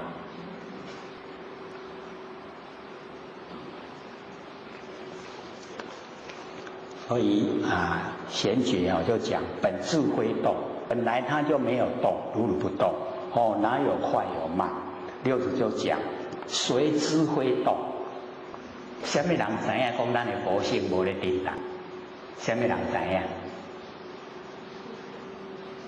什么人知影？咱家己啦，咱家己的迄个了了分明的佛性啦，咱家己了了分明的佛性，知影讲如如不动，然后呢，这个贤觉就讲说仁者自身分别。就是讲六祖你自己产生分别心啦，所以这个是有一点两个呢在抬杠，六祖就讲汝圣德无生之意，讲你这个无生无灭这个如如不动的真心佛性已经知影较真清嘛，真了解，然后贤者就讲无生岂有意也。讲迄个不生不灭真心佛性内底伊哪有意？然后呢，六祖就讲无意随当分别。假如说我们如如不动的真心佛性它没有那一种功能，那为什么会有看到什么知道什么那一种了了分明？分别就是了了分明。各位贤贤，实际上我们佛性里面有没有意？有没有意？我们都不敢承担。有，可是这个跟我们凡尘在用的意不一样。这个它是原始状态的，本来的、本具备的功能，这样了解吗？不能用凡尘的我们眼耳鼻舌身意的意来说，眼耳鼻舌身意的意是我们有身体以后才有。那这边的意它是佛性的原始状态里面具备。了解无了解嘛无要紧由哪来？规码就了解。然后呢，这个贤者又讲。分别亦非意，他说呢，这个了了分明的分别，他不能用意来说了，他已经超越那个意，这样懂意思吗？就是进入不可思议的那个内容。那不可思议，各位可以体会吗？或许不是有讲过我们现在不要找有，也不要找空，不要找亦有亦空，不要找非有非空。请问是有还是有？就是不可思议啦，这样的状态，那一种了了分明，可是又不能讲，讲的好像不对，可是很了了分明，就是这个状态，我们那个佛性本体。那么六祖就讲，善哉，少有一树，点点大一红啊，再转去，那么10位啊一树觉，就说这样呢一红就已经了解，就彻底领悟真理啊，所以呢一树觉，那么接着底下呢就是这个禅者，禅者呢自法。那么初参五祖，自谓以得正受，这个自法，去拜呢五祖，他就认为自己已经得到正受。各位浅显，正受就是讲咱已经接受咱家己不生不灭的真心佛性已经接受，可以接受咱家己本心的佛性。那凡尘所有的一切假象都不受，这样了解吗？正受正受的是讲咱家己接受家己不生不灭佛性那所有万象跟万事我都不接受，因为那个是假的那个不是正受，正受的是我家己本心的不生不灭佛性本体我接受，这个叫做一心正受。各位浅显，我们在凡尘生活的时候是接受什么？接受凡尘的假象，对不？甲迄所有的万事迄嘛拢假，咱拢接受假，对不？你假来拢甲当作真的，对不？是不是这样？所以那个叫做不是正受了。正受就是干那接受咱家己的本心不生不灭佛性，才叫做正受。了解不？所以我们只要说了解真理我们对凡尘的这一些景象，这一些事情，它到来的时候不会进入我们内心。为什么？因为这一些都是假的。假的我们不会让它进入内心你知影无？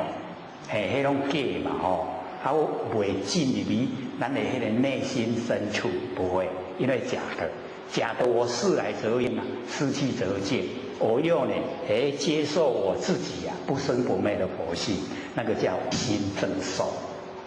你了解无？会晓没？不好做为什么？因为万象万事咱拢甲伊当作真的拢会去接受这些假象，没有正受我们的佛性所以那个智访他以为他已经得到正受，就是一心正受，拢因行灭真理的世界然后呢这个安居常住是伫迄个伊家己的迄个厝内底伫遐大，然后呢转正向转呢这个常住，那么积呢20年，安尼坐20年咱坐咧20天，还是20点钟都伤过久对不伊坐20年所以可见那个古时候的那个修持，那个心都很强烈一直要修已经20年。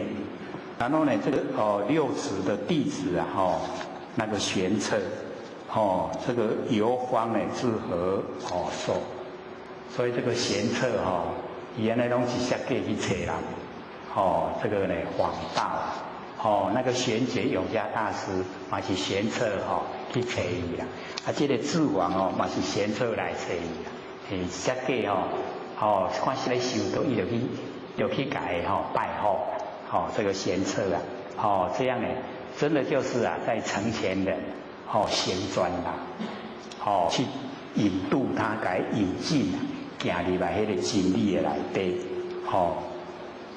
那么文皇之民，听到呢那个智皇，这个赵安呢问语，伊就来伊咧坐这个所在，甲伊问，说汝在此做什么？你伫家伫咧创啥？那个智皇呢，他就说伫咧入定。各位先生，入定怎样？这个我们就是打坐了以后然后进入那一种都不参与完成事那一种状态，以供我说入定。那我们有的在完成也是有着一些功夫啦，像那个龟稽塞是什么名？广清老和尚，广清老和尚他也是他那个入定可以伊的入定可以讲迄个寒极伊迄个生活真的是很不可思议伊咧寒极即马放咧甲埋伫咧土内底互咧寒极生长。伊即马厝顶的时阵迄寒极地个食无食到完甲食到头一半，剩1/3，搁大咧，搁咧大土内底寒极会搁生长对无？伊搁入定。即马搁厝顶的时阵搁乌迄个寒极出来食，迄个寒极搁生真大地，搁食的搁甲放咧土，搁大咧，搁互伊生长，可不可思议？所以他那个入定就是真正的已经进入到一种不用那个生理的变化，嘛无大小便，嘛有呼吸，是不是不可思议？真的是那个修持拢苦修真的是很努力在修，他有那一种恒心毅力。这个都是我们需要学的。然后呢，这个玄策就问他说：“汝云你在说这个入定，为有心入也，无心入也。你要入定是有心入去，还是无心入？”各位先生，我们在做事情的时候呢，是有心呢，还是没心？我们做事的时候是真的都有心吗？是真的都有心吗？没有无心的时候，所以我们都没有深入的去了解很多都是无心，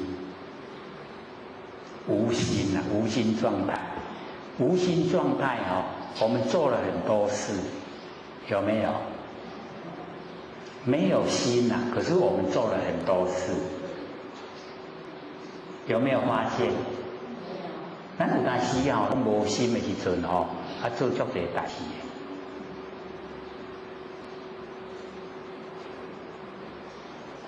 往后的生活里面，在做事情的时候你就可以体会说，我今嘛是有心在做，还是无心在做？可以这个。反观一下，到底我现在做是有心还是没心？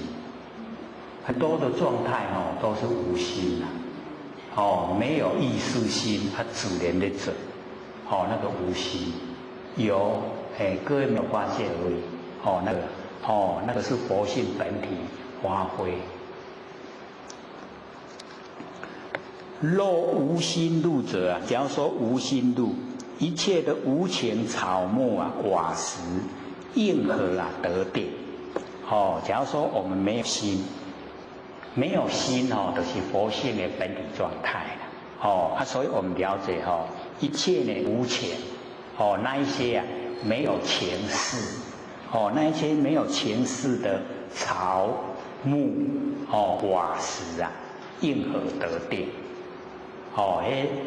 树啦迄茶迄个瓦片石头因拢安尼大定，因拢伫咧定的内底啦，有没有？有没有？他们有没有大定？他们都是大殿。哦，那么若有心入者啊，假如说你是有心进入殿，那么一切的有情有情事的众生呢，含事包含了那个情事之流，一切的有情含事之流，意应得殿。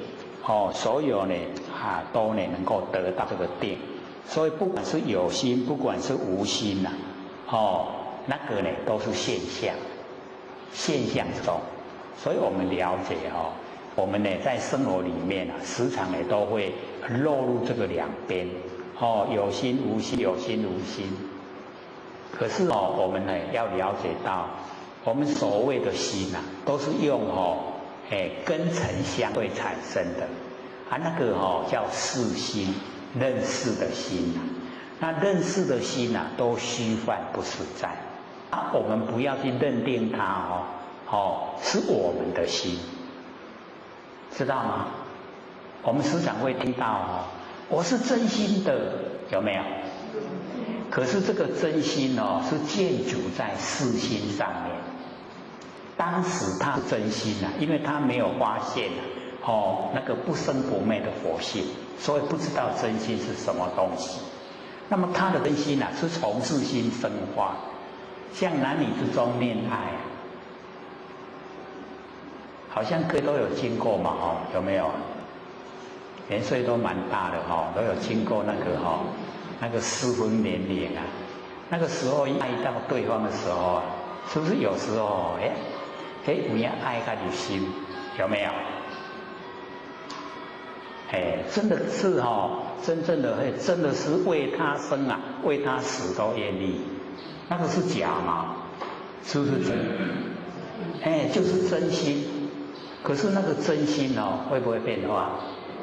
绝对会变化以后环境变化了，然后心就跟着变化，所以那个叫识心生灭心。生灭心的真心我们确实都用在凡尘也都用那我们现在修道就是要知道说识心都是生灭我们呢在凡尘要认识识心是生灭，然后呢启发不生不灭的真心那个即心即佛，这个心就是佛所以一定呢就是要认识。然后智房呢他回答说，我正入定的时候不见呢有无之心我伫咧入定的时阵无看到有无看到无，这个叫做无意识状态。那个六祖不是讲上人有没意志吗？这个就是没意志那个无意志状态。然后玄策他就说不见有无之心，讲你无看到有也无看到无即是常定，就是讲常住的定迄个拢永远是安尼唔免你个用功夫去做，本来就有那个常定何有出入？免讲有迄个出定，有迄个入定，无。这个就是讲真理真理里面就是这个样子，它已经整个都是全部都是若有出入即非大定你哪有迄个出来有迄个入去，安尼都不是大定就跟真理不相应不合。然后呢这个智房以前无都应对各位唔知要讲啥些袂晓经过真久就问玄策说事实是谁也？讲你的老师是什么老？你承系哪一位这个祖师？玄策呢就讲说我是呢曹溪六祖，我的老师就是泽 K 六祖六祖。然后智房就讲说六祖以何为禅定？六祖给你讲是什么有这禅定？那么贤者他就讲说我师所说就是六祖所讲的妙赞言集体用如如。各位先生，这8个字一定要很熟悉那个妙赞妙就是佛性本体的，湛然呢就是原始状态，妙湛缘起圆满的如如不动，那个起啊如如不动，妙湛缘起，我们佛性的本体状态，很奥妙，不可思议啊，妙湛然，都是原始状态，圆满，然后呢极昧，就是没有生灭啦，所以呢极，那么体跟用啊如如。它的体本体跟它发挥的作用，都是真如如啊，如如不动，真如，就是一真啊，一切真，全部都是真，这一种状态，就是在真理世界很理想，所以我们要了解说我们的佛性本体啊，它很奥妙，妙，然后湛，就是啊很深沉，然后原始状态。然后呢，圆满，光明，然后呢，极昧，如如不动，这个妙湛缘起，体用啊如如，它的体跟它的用，虽然呈现的用啊，无量无边，一本善理万殊啊，可是它还是如如不动。虽然说我们看的有万象，可是呢，它回到色用归体以后啊，又如如不动。可是我们就会这个错误的认为啊，它的用，把那个用啊当成本体，所以啊变化万端。这样了解吗？是有一点深啊不过各位亲人不用怕，这个经过一段时间啊，我们和老师会讲，不懂只要你再听，一定懂啦，人都会懂。我们经过半年了，对不对？不是已经可以稍微懂了吗？跟刚开始听是差别很大，有没有？我们这边很棒呢，才半年就可以可以听得知道意思。我们北部虽然说这个知识分子比较多，可是这个半年能够懂的好像没有嘞，最快都1年。这个上个礼拜遇到一个2年1个月才懂。才说我现在听懂了，就懂，了了分明，知觉性，这一句话懂了。从这句话一懂了，一窍通，窍通。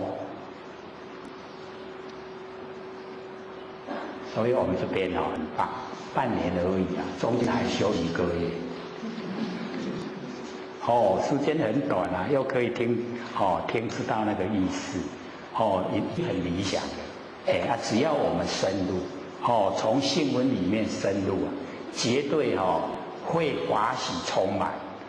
或者都讲等到你懂了以后，那个冬天晚上盖着棉被睡觉泡酒了，笑啊起来，家伙，真的就是这样，那个法喜充满。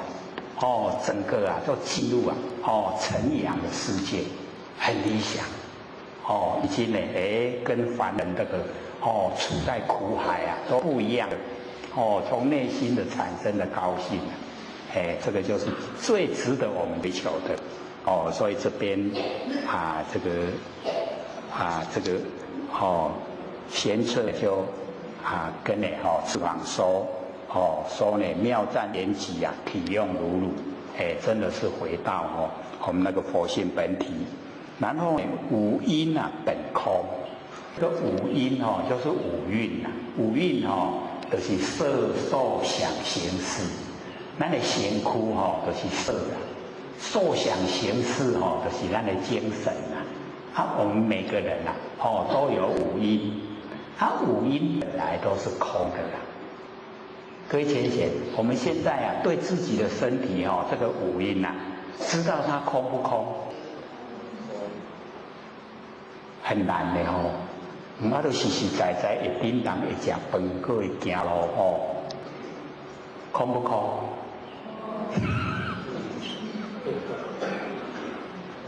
所以从真理来讲，这个是天地的物质，水火风土啦，比咱身躯这水有风土。水有风土伊是那个无知之物，它没有知觉啦。咱即马把这个无知的水有风土改变成有知觉，迄个变成有知觉咱即马就变做讲一半是佛性啦，一半是现象，就是水有风土啊，一半一半。看咱的注意力是注意的佛性，还是注意的水有风土？各位同学，我们注意哪边？正确，我们都注意水有风土。要不要轮回？真的要啦，为什么？咱都没注意佛性啦注意水有风土啊，它虚幻不实的假的我们把假的当真真的佛性什么时候我们去照顾它？有没有？有咧照顾咱的佛性吗？无看呀管你，对不对？佛性都无看呀，拢不爱管你所以我们就是要了解说我们已经颠倒。本末倒置应该注意的佛性我们都忽略；不应该注意的水有风土我们非常在意。甲顾到有够功夫啦，有没有？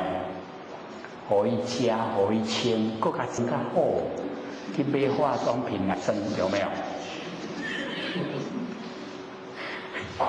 我们非常注重水有风土。所以看到服装橱窗内底衫遮水无买使困袂去，有为了自己的佛性困袂去无？从来没有那么是为了现象的困袂所以我们注重现象，假的真的都不注重了，所以佛才讲我们颠倒。那现在我们知道说身体是假的。水有风土，我们要借假修真，真的就是佛性。要使佛性时时刻刻都光明，时时刻刻呢都觉，都在觉之中没有不觉的时候，因为不觉就是无明。我们时时刻刻都无明都不觉。现在研究了，就是要觉，时时刻刻都觉。然后到我们下面加一个字，者，觉者，觉者是什么？就是佛啦。那一样的，咱都时时刻刻保持觉那个者是不是要就加了？对不对？觉者，成佛了没？成了。觉者就成了。我们不觉就无明，无明就造业，造业就受苦。我们自己找的所以我们要转移注意力，把那个现象看淡，把佛性没有形象的佛性是不是了了分明？那良心拢对嘛，对不？良心就是佛性本体大家拢有可是我们都不愿意用，愿不愿意用？一定要把它启发出来用。这个良知良能良心嘛，袂使讲的一斤偌济啦。我们很多人都会讲的话加多，一斤偌济，你良心一斤偌济？各位同学，我们良心一斤多少钱？无价之宝那个无价的一定我们要了解，就是良心在成佛成佛就是最好的，对不对？所以我们要培养让我们的那个良心、良知、良能全部发挥它的功能作用，恢复它的光明我们就是一定的要自己努力要留15分给各位问已经剩12分而已各位有问题吗？剩下12分把握。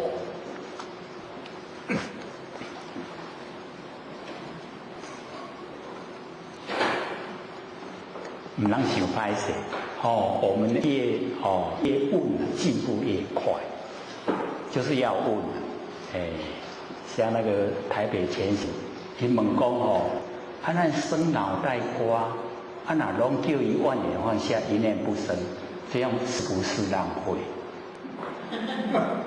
哦，你看这个问题很好嘞哦。我说不浪费哦，我们用到正确的方向。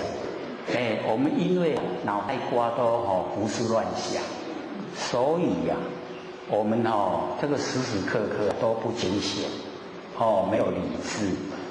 然后我们胡思乱想的太厉害，搁浅显就可以失业。晚上睡觉的时候，你就胡思乱想，看看明天早上起床有什么状态，一定整个头都快要裂开，很痛。那你隔了一天以后，你就训练，一念都不想，一个念头都不要，全部的力道都放到床铺了，全部都不想。明天早上起床看看，很舒服啊。所以我们了解说那个正确的用，就是让我们很舒服，非常的愉悦啊。你用的不对了，它都就痛，整天都没有精神，那个是用错了。你用正确的，一躺上床铺一念都不想，万年都放下，放到床铺底下了。然后明天起来，够清爽的，这个叫好用。好，请说。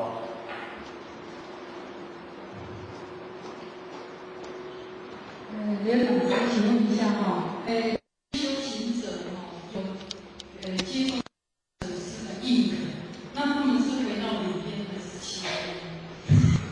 是回到里边还是回到七边？是吗？各位同学就是要了解到，那个认可就是我们那个求道的受持，那个我们求道那个给他思把我们那个习惯打开，那个是佛老师一代的祖师才有那个前辈把我们的那个习惯打开，那个叫做认可那个受记就认可，就是说你可以成佛那个可以成。那我们要不要成就？就要自己努力。以往是已经修到功佛圆满才受记，现在是先受记，然后看到要做。你不做的话，那个叫种子不灭，就是我们佛性它会保持就是圆满不分散，但都会变成蚂蚁，变成那个蚊虫。要急理就要很久，那分散。我们一求道纵然没有修成，那个理还完整，等到下一个年会开天辟地理会降的时候，我们还来转世。那个转世是被业推来，不然像我们那个王母性的世界，不是有3山坡吗？就是说我们这个在那个洗澡的时候，然后把我们先这个手回去，那个是讲好听的，其实是我们自己没有修成一定要完成来了我们的那一层业障。前副老师讲，先不要让大家。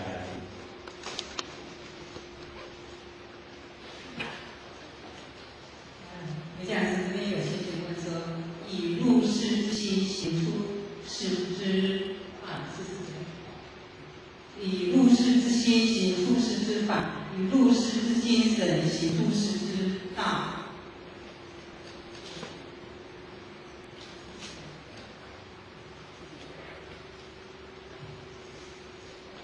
刘讲师好。那个日出这个知识后来要有日出之心来行出世之法。入世之心行出世之法，这个人就要看我们有本钱没有。心虽然是很善很好，可是你对出世法有没有了解？可不可以引导众生脱离苦海？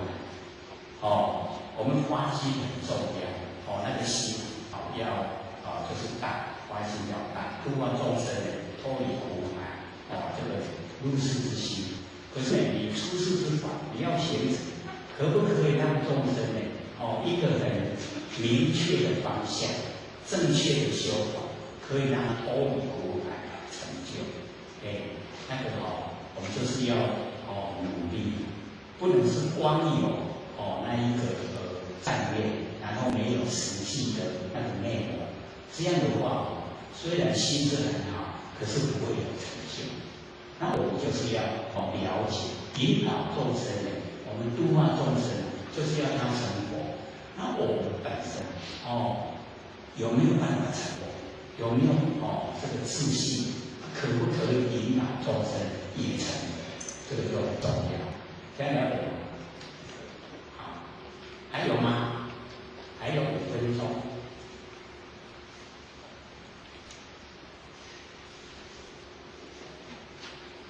好，请说。师好，老师好。我想请问一下，就是说，在过年办丧之后啊，那学员遭遇就是说，为什么会变成就是满身大汗，可是也是会是就是那个场所是很正常，甚至还有电风扇。他为什么会这样？或者就吓到就赶快做。很紧张。所以我们在做功的场所，就是要自己先这个妥善加以处理。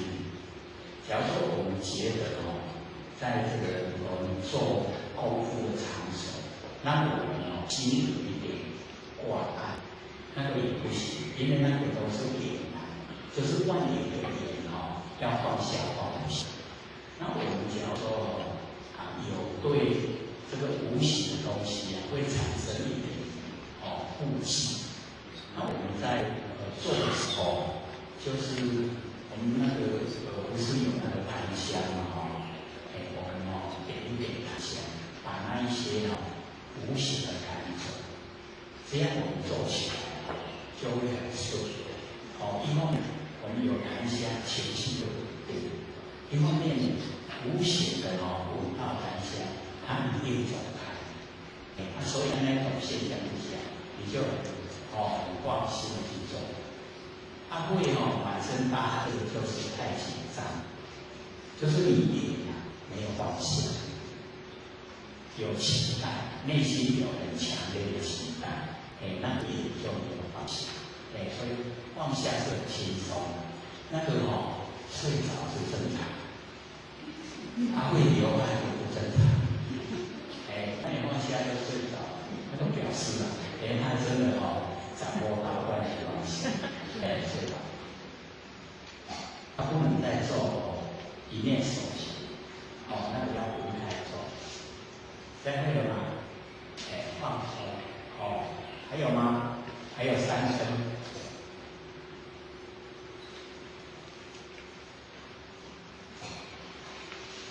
3分钟很快就过了。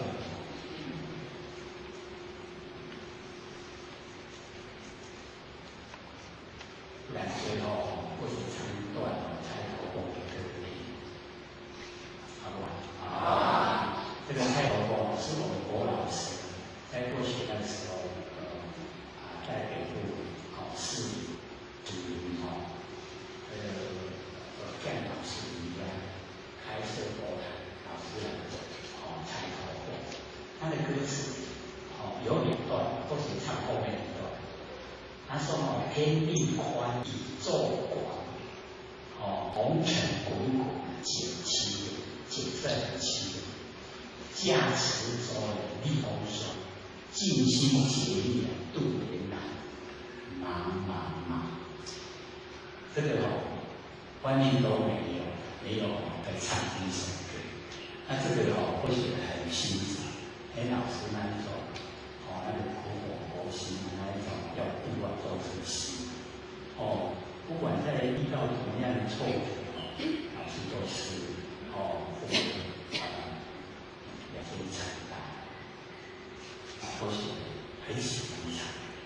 虽然年岁有点大，可是还是很喜欢唱。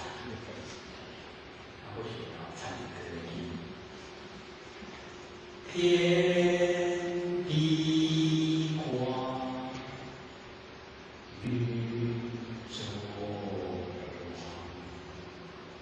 红尘滚滚惊奇了，家池中碧红霜，尽心竭力度严绕，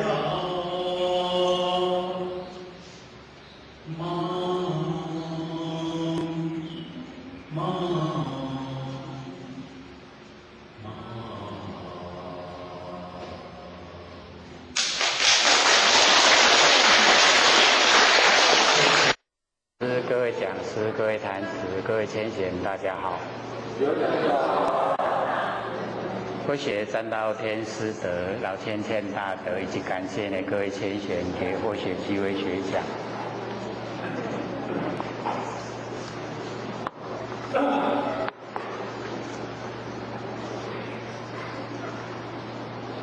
没有把那个上次的DVD 啊，以及从第1到第5、第6呢，到第17、18呢到25MP3，以及呢所有的 CD 啊，我们都有送过来的就在我们那两边，所以各位可以这个有时间的话呢，就看 DVD， 比较专注啊，收获比较大。那可以拿有 MP3 机器的可以拿那个 MP3，那个一片呢就很多，可以听呢将近24个小时。那没有的话，只有 CD 的机器啊，就拿 CD，全部都有，从1到第25，全部都有。要呢这个心理心法要多听呢，才会熟悉啊。我们兴奋之中呢，才会有，兴奋之中呢有这个佛音了，那我们呢成佛就不用怀疑，一定呢会成佛，所以这个研究心理心法，这个学习啊非常的重要。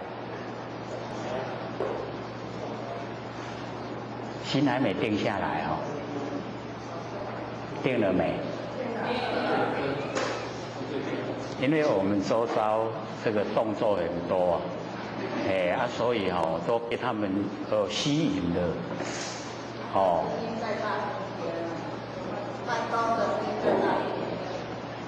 麦克风的声音，这个控制室里面呢，要把那个声音呢再放大一点，这样听得清楚吗？可以的我们呢这个接着呢讲那个六祖坛经。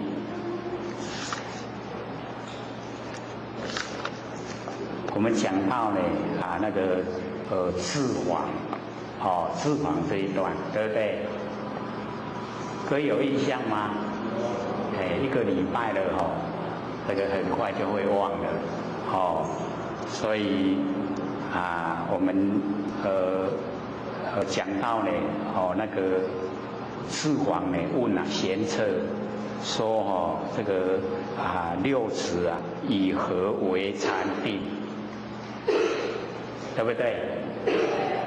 讲到这边所以我们这个禅定这个非常重要我们在完成这个修禅，各位都有印象吗？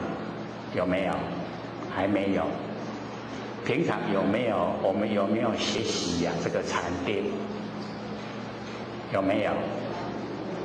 可能呢有的前贤有学这个禅定，那有的呢大概都是朦胧的印象不知道怎么样来修禅定，对禅定的那个知识都没有很熟悉。那或许呢在这边跟各位这个提示一下我们呢一般所说的禅定那个是要我们心住一境，就是心要专注在一个境，就是不要神散，我们的精神不要分散。我们众生最大的毛病所在就是精神分散，因为精神分散我们的定力都没有，所以遇到事情很容易慌张。那假如说我们有学这个定的话，就会遇到事情的时候会分辨轻重缓急，然后知道你该怎么处理，会很理想，就不会酿成大祸。所以这个禅定对我们来说呢是蛮重要。所以一般我们的认识对禅定的认识不是很深入。那我们中国在西元大概500年到1000年那个时间那个禅宗非常的兴盛。禅宗的禅定跟那个印度的那个修禅定又不太一样，内容不一样。因为在印度修的禅定是要我们在完成那一些心思就是能够集中。然后禅宗的禅定它虽然外表也是一样是心住一境，但是它的那个内容是已经进入涅槃妙心。各位写涅槃妙心听懂吗？就是不生不灭的真心所以那个禅宗的禅虽然它也是一样是思维建立，可是呢它的体就是我们不生不灭的真心佛性所以我们在日常生活之中呢，我们就直接可以进入我们不生不灭的真心佛性所以在北部呢，或许都跟北部的前贤讲，说我们在生活之中要着力摆脱，就是用全部的力量来摆脱客观环境对我们精神世界的支配，听懂吗？客观环境就是我们遇到的我们周遭的环境，周遭的环境它会不知不觉来支配我们精神世界，我们都被它支配了我们不知道所以我们要着力摆脱，不要被环境支配，然后呢要超越我们那个生理机能对情感欲望的追求。我们的生理身体的生理机能，我们都会追求我们的情感欲望我们要超越，然后呢训练我们自己不受客观环境跟主观意识左右。这样听懂意思吗？听懂意思吗？这个很重要，我们要做要做马上都会改变，我们人生马上会改变，命运会改变，周遭环境会改变，人口都改变，我们启发我们呢不生不灭的真心佛性呢出来这个当家做主所以我们能够训练出那一种不受客观环境不受主观意识左右的那个心理状态。我们要面对凡俗，又呢不被凡俗束缚；我们要面对万象，又不住相。然后性体清净，能够这样的话呢，头头是道。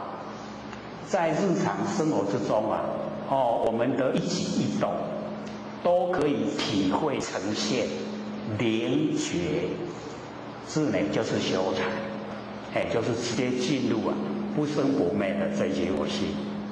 先听懂吗？很重要或许再一次把它来吃。说着力摆脱客观环境啊对我们精神世界的支配。我们的环境，周遭的环境啊，对我们的精神世界，那一种支配，我们不要受客观环境支配。这样懂意思吗？就是自己要有那个佛性出来当家，然后要超越我们的生理机能对情感欲望的追求，训练出一种不受客观环境和主观意识左右的心理状态。要面对凡俗，又不被凡俗束缚；要面对万象，又不住相，性体清净。能够这样的话头头是道，在日常生活中一举一动都能够体会呈现灵觉。这就是修禅。这样听懂了吗？比较有印象的所以我们要了解，我们修到最高的那个自觉、智慧的觉悟就是佛。我们修到最高，然后显现在身体就是律，戒律的律，宣讲于口叫做法，作用于心叫做禅。作用虽然有3个但是我们要了解它的来源就是一致的从一个来源出来那个律离不开法，然后法就是禅。这样听懂意思吗？懂不懂意思？就是我们在讲的佛法僧是一体，就在我们日常生活之中就可以呈现了。这样对禅有没有一点认识了？因为我们一般在讲禅定那个都是我们在身体方面专注心注一件，就是我们心神集中那个都还没有到达，或者刚才讲的直接进入不生不灭的佛性本体。我们不生不灭佛性本体叫做涅槃妙心，不生不灭的真心这样懂吗？有一点生疏他唔捌听到啦，这都要听好些，所以或者要鼓励我们拿那个 CD 片回去听，有时间的话看 DVD，然后有 MP3 机器的话，我们就听 MP3，一定要时时刻刻反复的复习。我们信问之中还有佛音，佛音已经中了，佛的果位就呈现，因果同时。各位找到不生不灭的真心没有？一定要找到不生不灭的真心成佛才可能。假如说没有的话，那不可能成佛了。因为不生不灭的真心才可以成就不生不灭的佛的果位。所以一定要找到不生不灭的真心。后学都一直鼓励不很困难，只要我们都万念放下，一念不生。然后我们体会万念放下一念的不生的时候那一个状态，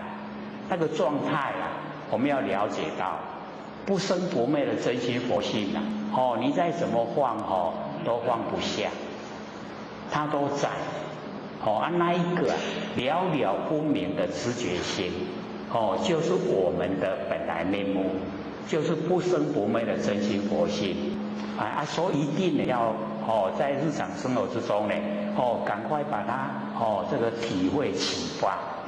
然后我们启发我们不生不灭佛性以后启发了以后要培养要如朴。如朴听得懂吗？我们还生出来伊拢袂晓半项咱即马了解自己的不生不灭佛性本体呀，一样，他也不会，什么也不会。可是我们要经过那个慢慢让他茁壮长大，然后呢，做耳根圆通，把佛性能够整个延伸到虚空，整个虚空呢都是我们真心佛性所以我们没有启发佛性之前的虚空是顽空，我们启发佛性以后的虚空是真空。真空跟顽空，各位可以分别吗？顽空就是空中什么都没有，那个叫顽空。真空就是空中里面也有佛性在，所以叫真空。这样懂意思吗？我们佛性确实存在，可是没有形象叫做妙有，有没有形象。所以呢，我们佛性在空间叫真空妙有真空妙有就是我性本体我们启发了以后，让它延伸到整个空间。所以这个时候只要我们一静下来，我们整个线都跟整个空间融为一体，线与天通，跟天都相通的。那我们现在都没有没有把佛性启发，所以我们的这个性跟天不通。各位先生通了没有啊？通了这么理想都性与天通了，很好我们要时时刻刻都保持性与天通。就是我们的良心都在我们都了解到每个人都有良心。那有时候我们遇到社会的现象，我们会把我们的良心把它埋没。各位有没有埋没过自己的良心？不敢说了有时候为了利益嘛就把那个良心都埋没了所以我们呢修道就是要启发它因为我们良心与天通，跟天是相通的所以我们修道就是修我们的良心在呢儒家来讲叫良知良能良知良能就是不生不灭的真心佛性所以我们在日常生活中就要启发出来应用然后我们呢要先摸到本体，因为成佛就是不生不灭的真心佛性在成佛的。那只要我们摸到我们成佛就自己有信心，可以从内心生发自信自己可以成佛，时间早晚而已。那假如说没有摸到不生不灭的真心那个成佛只是希望成佛，因为不知道要怎么成。我们有摸到以后知道佛就在身上，就是我们那个很灵觉那个就是佛就在身上时时刻刻我们都跟佛在一起时时刻刻都可以做佛。可是我们现在各位先生，我们的内心是做佛呢还是做众生？已经做佛了很棒对，就是时时刻刻要提醒自己就是佛，依佛自诩，自己取许自己已经就是佛所以这边智法这一段他用20年的时间在训练他的定所以那个就是那个心跟剑已经合在一起。可是我了解这一种在形象用功夫破坏很快，要做成效很慢，成效很慢，破坏很快要一直定非常久的时间呢才能够心跟剑合在一起。可是只要外境对我们有伤害马上那个定力都不见了，对不对所以那一种修持方法叫这个难成易坏，很难做成，很容易破坏。那我们呢，从佛性本体呀，生发的禅定啊，竟然是如如不动，那个才叫真的禅定。或者都讲，我们那个真心佛性啊，它充塞整个宇宙虚空，而且如如不动。动的是我们身体呀，佛性没有动，那我们都没有体会呀。所以我们研究性理心法，就是要体会我们如如不动的真心佛性。或许用那个照相机的原理呀，来让我们了解。说我们有玩过照相机呀，就知道在按快门的那一刹那，绝对镜头不能晃动。各位有玩过相机吗？我们都知道要按快门啊，是不是不能不能手不能动？假如说我们手一动了以后啊，那个洗出来的相片啊，一定是模糊不清。这样的意思吗？我们一按下去那个时候，你把它晃动，保证那个相片洗出来那看无拢规个糊糊，就是这个有晃动。所以那个按快门啊，七恰，都不要动，洗出来相片才很清晰呀。那我们从这个原理来了解，我们的佛性也是如如不动。所以我们用眼睛啊，眼睛就快门，七恰七恰，再看所有形象，是不是都很清晰？有没有很清晰？就表示我们那个佛性啊，如如不动。然后呢，我们身体在动，这样了解吗？所以从这个我们就了解原来我们佛性是如如不动，动的是身体所以我们进入我们佛性的不动，是不是已经大定了？有没有大定？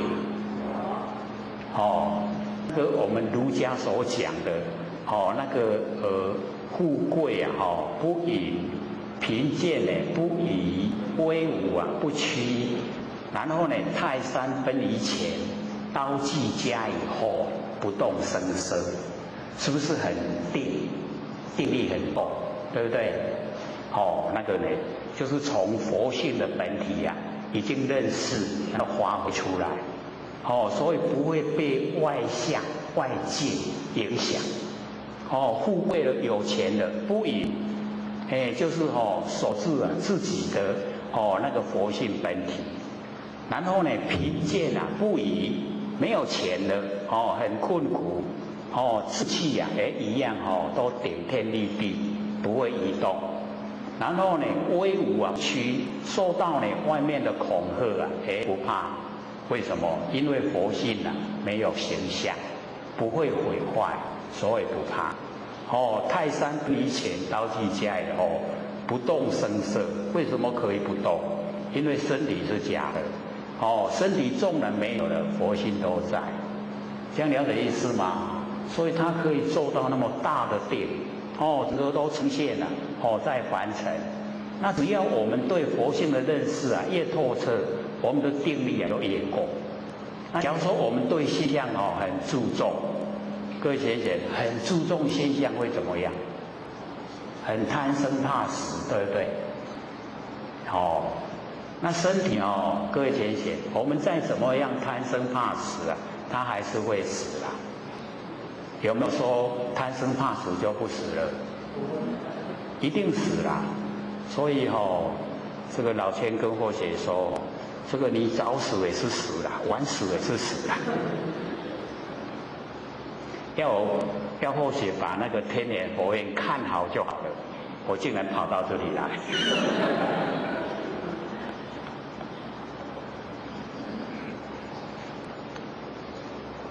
所以在凡尘我们这个身体是生老病死有出生就一定会有死了。所以我们在凡尘一定要找一个非常价值的生活方式借假修真。身体是假的是所有风土众缘际会借我们用。没有一个人可以拥有它。假如说我们的身体我们自己可以当家做主，那我们在最漂亮、最年轻、最有活力那个时候，赶快命令我们身体不要变，我要这样就好，可不可能？一天一年一直过，它都给你捞来就会这个样子。所以我们也不要在身体方面太着重。我们身体太着重了佛性就会看清。那佛性看清了我们就六道轮回不会停止。我们只要进入佛性身体的生灭就已经是小事了。我们已经佛性都启发了已经跟虚空融成一体，而且进入如如不动。这时候身体死了就还给天地所有风土就没关系呀。那假如说我们没有启发我们的佛性还是在我们身上，那业力会把我们推我们在凡尘做得好，会推到天道去出生；我们做得不好，推到三恶道去出生去受苦然后天道的福享完了三恶道的苦也受尽了，我们又到凡尘来现象，出生在凡尘就这样一直在轮回。那我们已经有求到了上天大普度我们郭老师把我们玄关都点开了我们可以我们的线跟整个虚空融成一体。所以身体的生死跟我们佛性就不关己要，这了解吗？我们没有启发的话，就很关己要一口气不来业力会把我们推。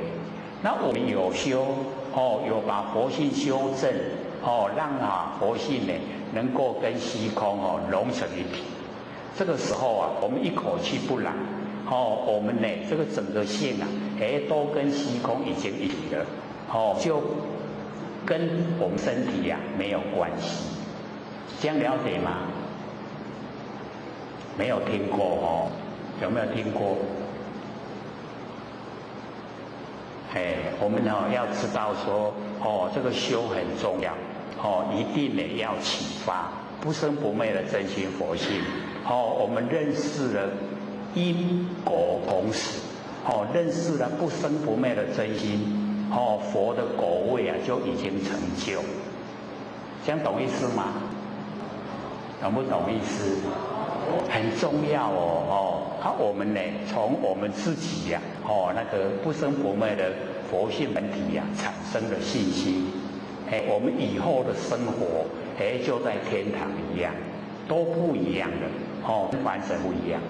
凡尘所有的形象，凡尘所有的事情都虚幻不实在，因缘际会才呈现，因缘消失就没有了，所以都是假的真的就是不生不灭的真心佛性才是真的。所以我们要认真。各位有没有认真我们生活之中是认真还是认假？我们在生活之中都认形象，所以都认假不认真。那我们从小开始这个老师这个家长都一直教导小孩子，你要认真要认真各位有没有很认真到现在为止有没有很认真只要是在事情，只要是在形象，都是假都不真只有认我们不生不灭的真心佛性，那个才是真。所以我们要认真往后也都要认真真的不会变，假的一直在变，所以我们要认真。认真真的认识了没有或许都讲哦，我们南部的前贤哦，真的是悟性很高啊。在北部哦，要都1年2年哦才听得懂。我们这边哦，竟然不用半年就可以了。哦，悟性都很高，都可以进入哦不生不灭的那个真心佛性。哦，这个现象呢很理想。我们就是要自己哦全心全意来追求。就跟六祖一样的，唯求做佛，不求一物。各位求不求一物啊？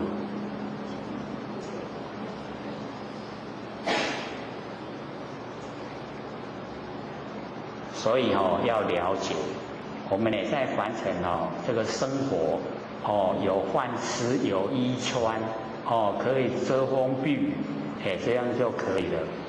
哦，那在追求多哦，那个财产、金钱，那个都哦虚幻不实在。我们一口气不来啊，哦，我们带不走啊1毛钱，1毛钱都带不走了。所以留给哦祖孙哦财产啊，那个都让祖孙哦不争气啊，哦都会为了财产在争。所以哦，要留给祖孙哦那个德哦积德啦，德才是重要。哦，像孔老夫子啊，他已经到现在72代，他的祖孙哦还受人尊敬，那个就是德。那你留财产没有用啊！哦，子孙啊，你安尼哭登去，你还都咧烧钱啊！哦，钱到去拍官司啊，有没有？哦，佫足济，唔是讲少少啊。所以哦，子孙啊爱留德予伊，唔免留财产。哦，只是呢要让他自立自强，哦，追求自己的人生。所以呢，不用呢留钱他，留给他了以后啊，他反而这个萎靡不振，生活不是很理想。所以我们在凡尘努力的方向一定要确定，就是追求让自己不生不灭的佛心能够光明恢复本来。我们老师不是讲我们佛师说我们礼天顾家乡我们的那个家都已经结了很多蜘蛛网，都没有回去清扫想不想回去清扫要不要回去这个想跟做还有一段距离一定要做要实际的做，让我们的佛性恢复光明。恢复光明呢，我们就已经把那个顾家乡的那个家园清理得很干净一定要自己努力各位浅显，自己的佛性光不光明啊？不敢说因为还有很多黑暗的地方对不对？所以我们在日常生活，只要我们有负面的念头那个都是黑暗要把这一些全部都去掉。所以成佛是很困难慧学都一直讲，我们佛性本体不生不灭的佛性没有念头，所以只要我们把所有念头都放下，我们就成佛了。这样容不容易？把念头放下，容不容易？是很困难吗？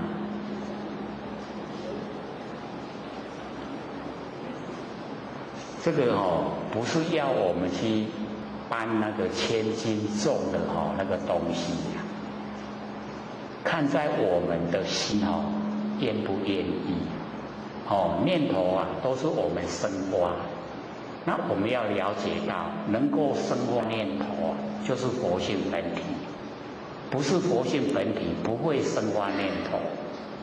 所以这样有没有认识佛性本体的？迄咱伫咧生念头出来，迄就是咱的佛性本体。安尼有法度改修白，认识它了没？很容易认识，对不对？每下都咧生念头出来，迄个啦，迄个就是啦。它就是我们的本来面目。可是我们很少回光返照，我们都是生发念头以后进入念头的内容，拢里面来对，所以才烦恼啊。烦恼谁生的？我们佛性生的，对不对？我们佛性生烦恼出来，我们来烦恼，还能让你跳，有没有很聪明？没有啊，因为太聪明了啦，所以我们生念头出来，然后在念头里面很烦恼，然后过生活一天24个小时，要都这个样子。我们都没有去研究啊，我们为什么有烦恼？烦恼从哪里来？自己生的，为什么会生？所以或许是提示给各位在生活当中能够去想，说我们为什么有烦恼？烦恼的来源是从哪里来？我们就可以把它做成结论，就是面对外界、外面的景象，面对外面的事情，我们遇到了什么事情？我们遇到了什么景象？我们看到了，从这一些我们产生烦恼。那外面的形象，外面事情的形成，都是因缘际会，变化无常。可是我们从这一些因缘际会、变化无常的这个现象之中呢，我们住相，住了形象以后我们产生烦恼。当我们的烦恼还没有过去形象已经变化，对不对？都是这样咱还搁咧烦恼形象已经拢改变了，咱还搁带些旧的烦恼来底。所以我们就是没有研究真不知道，因为不知道所以才烦恼。那我们现在就是要了解说，根源就是对呢真理的世界真理的领域都没有去研讨，没有研究不知道，所有很多都是不必要的，烦恼也不必要，造业也不必要，受苦也不必要。那因为没有研究这一些都变成必要，烦恼也变成必要，然后呢住相也必要，然后受苦也必要，对不对？是不是这样？确实就是这样安尼咱人真讲真巧，这样算起来我们都不够智慧是很聪明，可是反被聪明误，我们都不用智慧。那我们要启发，我们佛性本身它有般若妙智慧只要我们肯万年放下一念不生，你把佛性那个本体认识，然后启发，让它呢在日常生活之中运用，然后只要一段时间这个3-5年一过去以往的禅宗的修持你认识本体12年就可以成佛。12年就是去掉我们那一些深根蒂固的习惯，我们那个习惯性佛性里面没有，我们要去掉那个要很坚定的信念那个不符合真理的，我全部不要这样呢它就可以去除离我远去，然后恢复自己本性的光明。本性一光明一恢复以后，我们那个般若本性所具备的那个智慧般若妙智慧它就呈现。呈现以后啊，我们不会造业，为什么？了了分明的真理，整个就在眼前。那整个在眼前呢，这个应对凡尘的万事万物啊，事来则应，事去则见，这样呢就很理想。生活之中呢，就我们不造业因，那么没有业因啊，我们自然啊就不用接受果报，就解脱了。所以这个解脱我们不用这个一直这个求佛来把我解脱，那要自己人，要自己解脱不然我们自己一直造业，一直造业，一直求佛，一直求佛，没有用那只要我们业因都不做了不造业因，哪有苦啊？因果是定理，一定到的。再完整不要想说研究因果已经落伍了跟不上时代。这个因果的东西它是一个绝对的道理，有因必有果不会说我们这个时代进步因果就把它推翻了，推不了的。在讲那个研究因果已经落伍那个人他连这个吃饭也不用吃，连呼吸也不用呼吸。吃饭就是因，能够活下来才是果。你呼吸就是生的因，你不呼吸就死翘翘。有没有因果？我们在日常生活之中做接受你路你行，你哪讲赢了那个严重会人家捅你一刀，严重到那个程度有没有因果？绝对有的。那你笑脸迎人人家环报你是什么？就是笑脸。有没有因果？有，就是绝对有因果。小有小的因果，大有大的因果，都有因果。现在接受福报的都是累世累生之中还在种因他一直在布施，所以他现在接受福报。那我们假如说这一生坎坎坷坷这个早一餐吃的，各有一等在的都位那个就是我们都一仙钱拍24个界。各位现在有没有一仙钱个拍24个界？国语说拔一毛而利天下不为所以我们要了解我们来完成这个现象就已经呈现因果。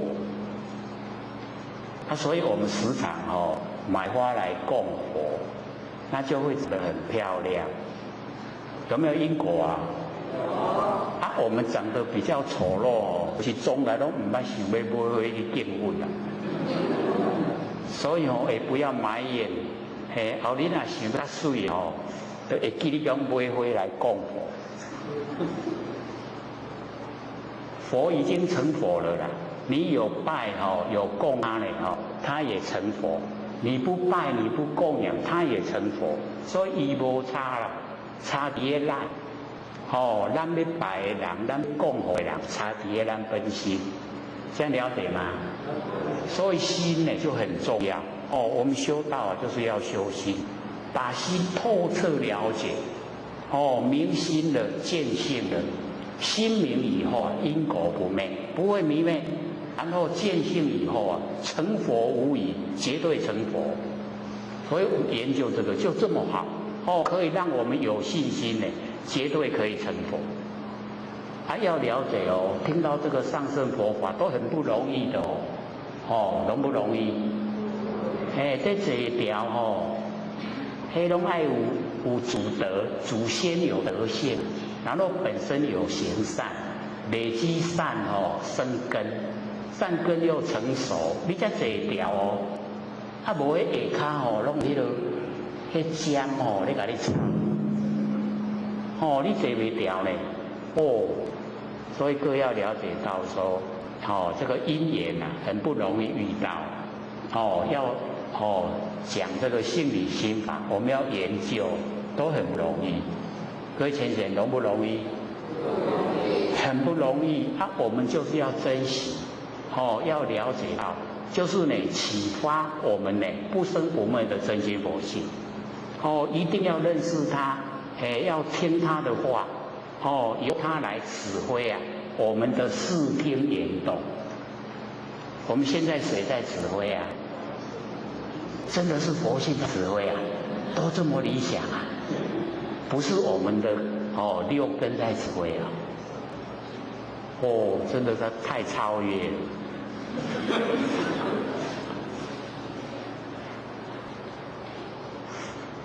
所以魏先生，你现在回答佛性在指挥，回去的时候要知道你的良心是你的佛性，所以你凡事呢都要听良心的话。那个对自己有危害，对别人有利益啊，你该做你就去做，做会落去呢？应该是做为落去。为什么？对自己有危害。虽然对别人有利益，可是我们就有一句话说：人不自私啊，天师地美。还蛮会背的嘞。这个就是给我们找借口啦，所以自私没关系。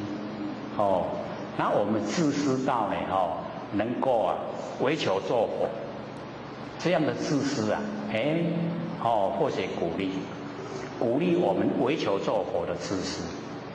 然后呢，你为求做佛所表现出来的自然而然的就利益众生。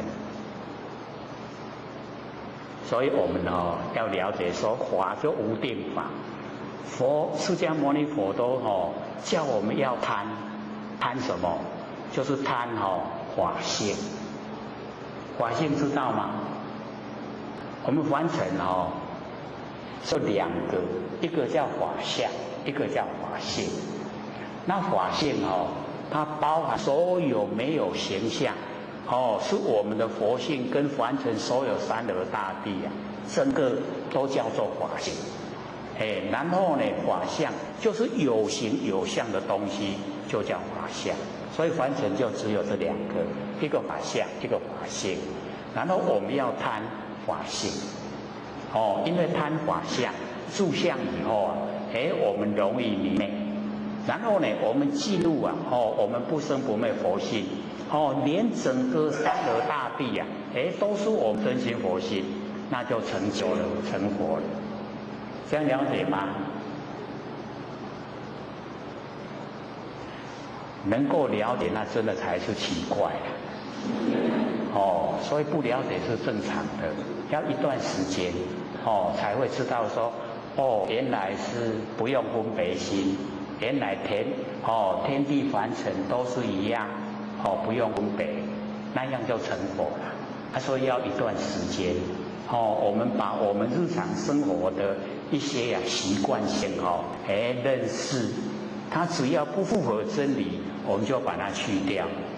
摒除它，因为它会造业，造业要受苦。那个果报很快就来，然后我们把它消除掉，没有那个不良的生活习惯。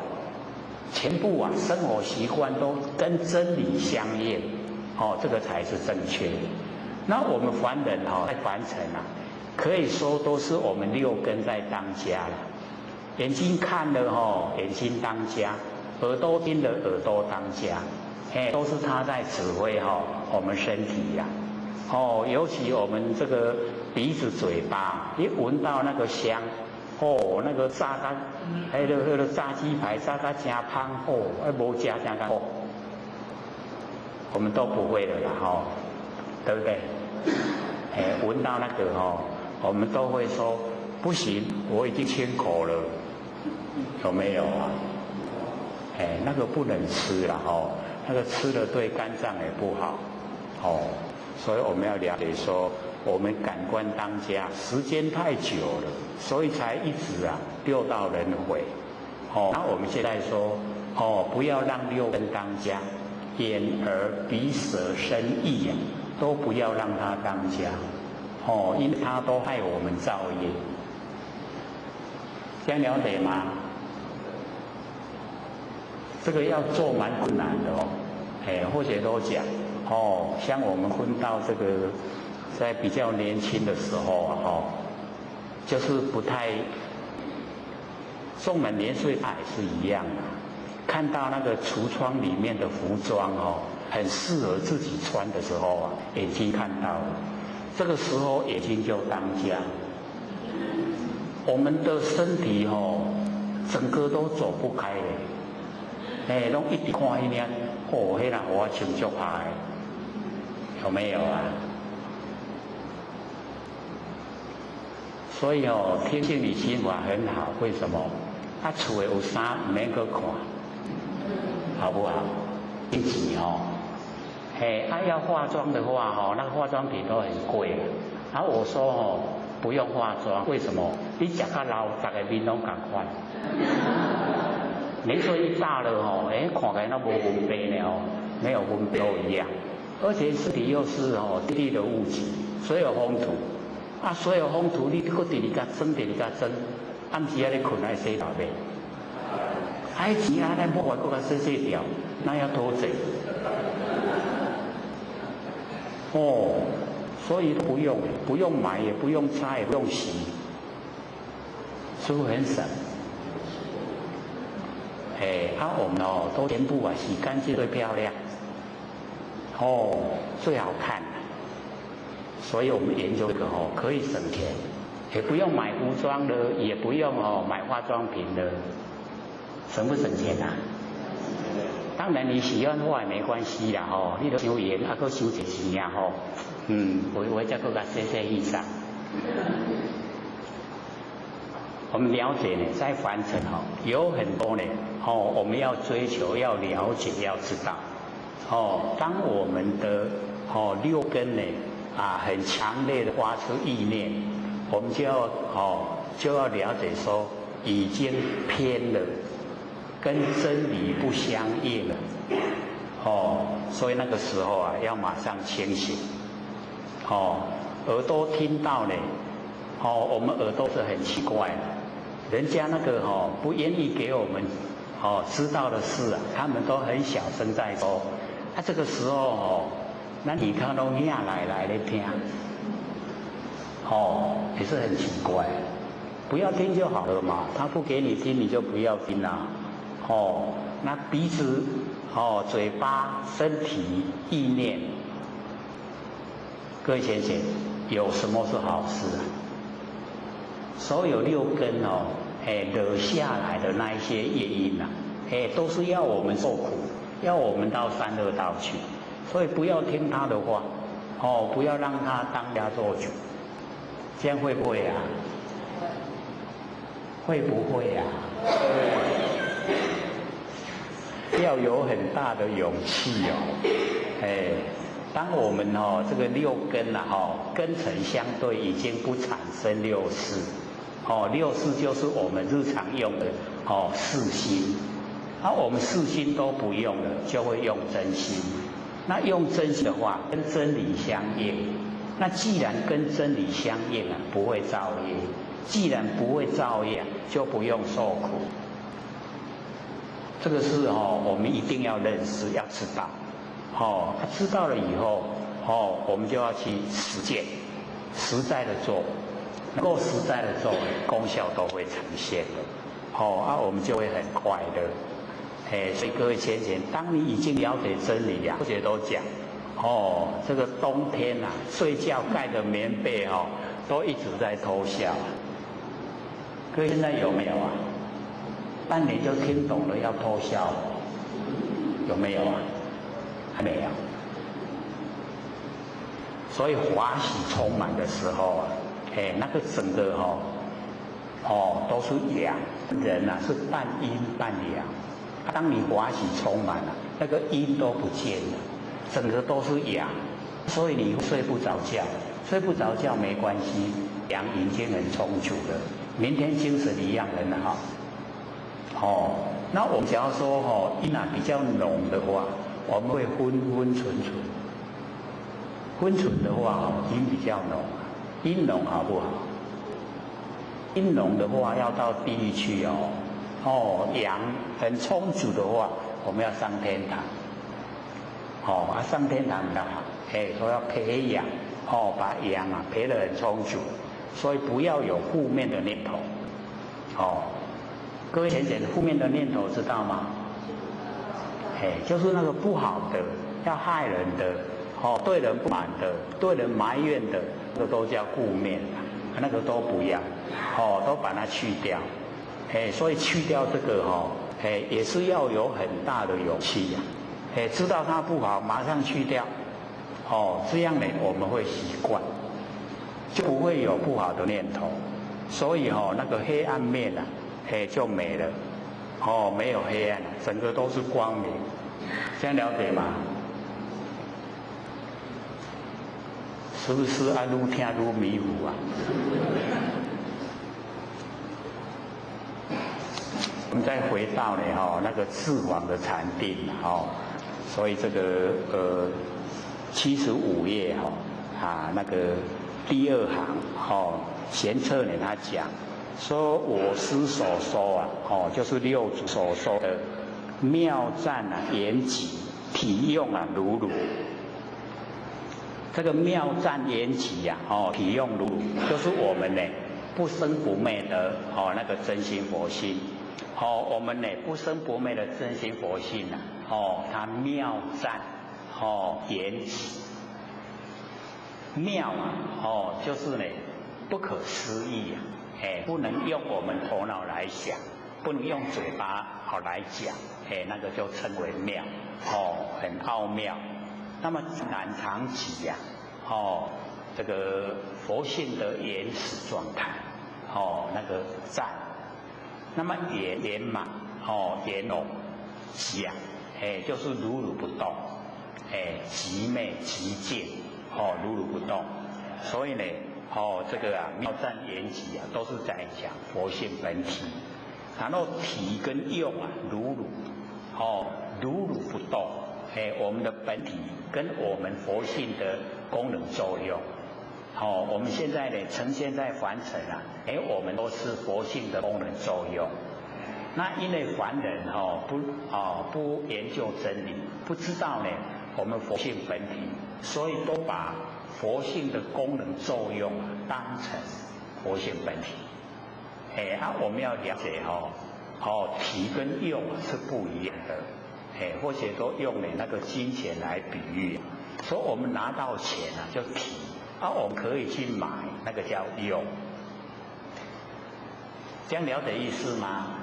体用那我们这个体它常在，可是用只有一次，对不对？我们拿钱去买东西钱要不要给人家？然后我们买了东西以后，钱已经给人家了，对不对？本体我们已经已经转到另外一个人的手中了，不在我们手上。我们已经买了所以用的只有一次，可是体它常在，这样了解意思吗？那我们佛性也是一样，佛性的体它常在，可是我们佛性的功能作用，它用出来一次我们没有摄用归体我们就已经没有获到它了，这样了解意思吗？了不了解？你会使讲摕去甲买物件甲摕来钱，搁甲抢转来，可不可以？不可以，对不对？所以我们就是了解到用只有一次啦，体它常在，那我们要摄用归体。摄用归体呢，就是我们佛性功能作用呈现以后，有这个作用以后我们还要收回来呢，到我们那个本体回来，那个摄用，收摄我们的功能作用又回到本体，回到本体以后，它又会发挥功能作用。那我们假如说不了解到的体本体。那我们作用方面在用功夫变成虚幻不实在，用了以后没有了，佛性本体没有了，我们误以为佛性的功能作用，就是把它当成是体。所以这个呢，我们了解说，我们的佛性呢有办法生发念头，念头生发以后各位浅显，念头会不会变化？很快变化，对不对？所以那个功能作用一出来以后，一跑到呢，我们的念头，念头有念头的内容，我们跑到念头的内容里面住在里面。然后呢，我们想说，我要再用，结果我们那个念头有办法再生发念头吗？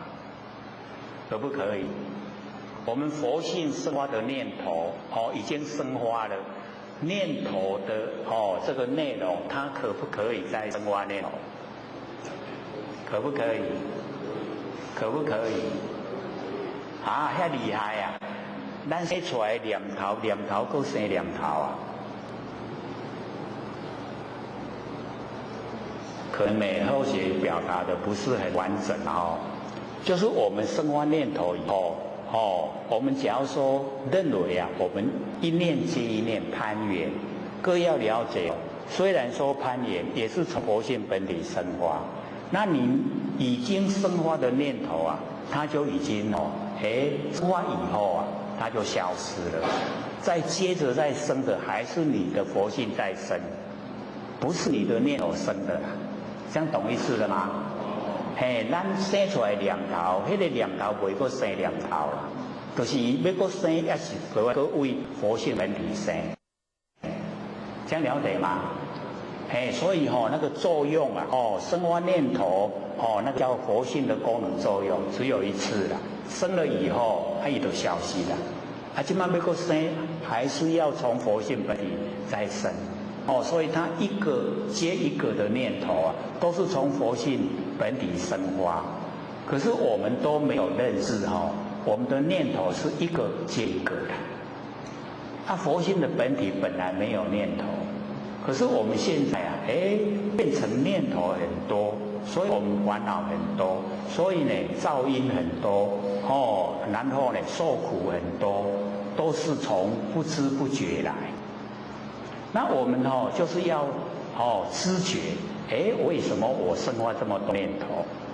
原来不认识真理，因为不认识真理，所以才让念头一再的生发，一再的生发念头就变成很多事。然后我去应对这一些事，就造了业因，业因形成果报在后面。这样了解了吗？了不了解这个状况？所以我们就是要了解到说，记得一个根源要记得，佛性本身没有念头，佛性本身没有念头。那我们生发念头，起心动念，生发念头叫做不觉，不知不觉。各位浅显，生发念头的时候咱念头出来，咱有地感，有没有知觉？有没有知觉说我念头造出来？有没有？有这么理想要是说念头生发，我们都知道，各位浅显，那我们所有念头自己就能够掌控。那我们可以掌控自己的念头，所有的烦恼都不见，因为我们可以从根源就止断它。念头没有，哪有烦恼？烦恼都是从念头来的。那念头会住相，会住相以后，我们呢才产生。那产生了以后又不知不觉，所以都是从不知不觉然后形成。那现在我们研究就一定要回光返照，照我们那个生发念头的佛性本体。你要我生念头，你生出我看卖。当你这样的时候那个念头一生出来，你马上知觉那个念头就断了，就不会有。然后呢，你只要按照这个方式关照你自己的佛性本体，伊要个生念头啊，你拢要等，这样会不会？好像我们坐在家里面看家啦，那个小偷一进来一看到主人在顾厝，他会不会偷？伊就想讲主人在顾厝啊，我无法度偷摕对无？是不是会离开？对不对？你佫顾，伊佫来，讲佫看主人有咧顾，若无咧顾，我要入来偷摕。佫看到主人咧顾，是不是佫离开？就这样，你看家，会不会看家？唔通看到现在软困我们都会这样啊，直直看，直直回光返照，直直看，看无代志，看到拢无代志就困去啊，困去就不知不觉啊，不知不觉才来就入来偷摕，咱的家宝拢给了，所以修道不是很困难，是看我们愿不愿意愿不愿看家，愿不愿意？即摆咧看家是看咱的念头咧，该看，莫互伊生念头出来，安尼就好啊啦，不简单吗？很简单，修道就很简单，只是我们都不愿意去做。好，你念头出来，我甲你看你有无生，它就生不出来了啊。我们都不看它的时候啊。一个接一个，一直攀岩啊，有没有？我们都一直攀岩，所以我们就要了解到，都是要看我们自己本身的那个决定，有没有心？有心的话，回光返照，没有比生死的事更大，生死最大，就是这个，把你看住了，不要你生念头，你本来就没有念头。这样就好了，就成就了。安尼会样咧，唔免像咱安尼迄落去田的挂稻啊，播田遐尼辛苦啦。那个是身体这个劳力啊，这个看我们佛性让它不产生念头各位先生辛不辛苦？会不会很辛苦？大概正在判断到底是去挂稻啊播田较辛苦，还是我看念头较辛苦？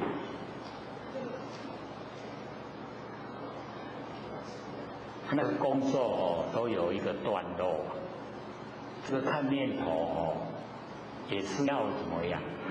要有始有终。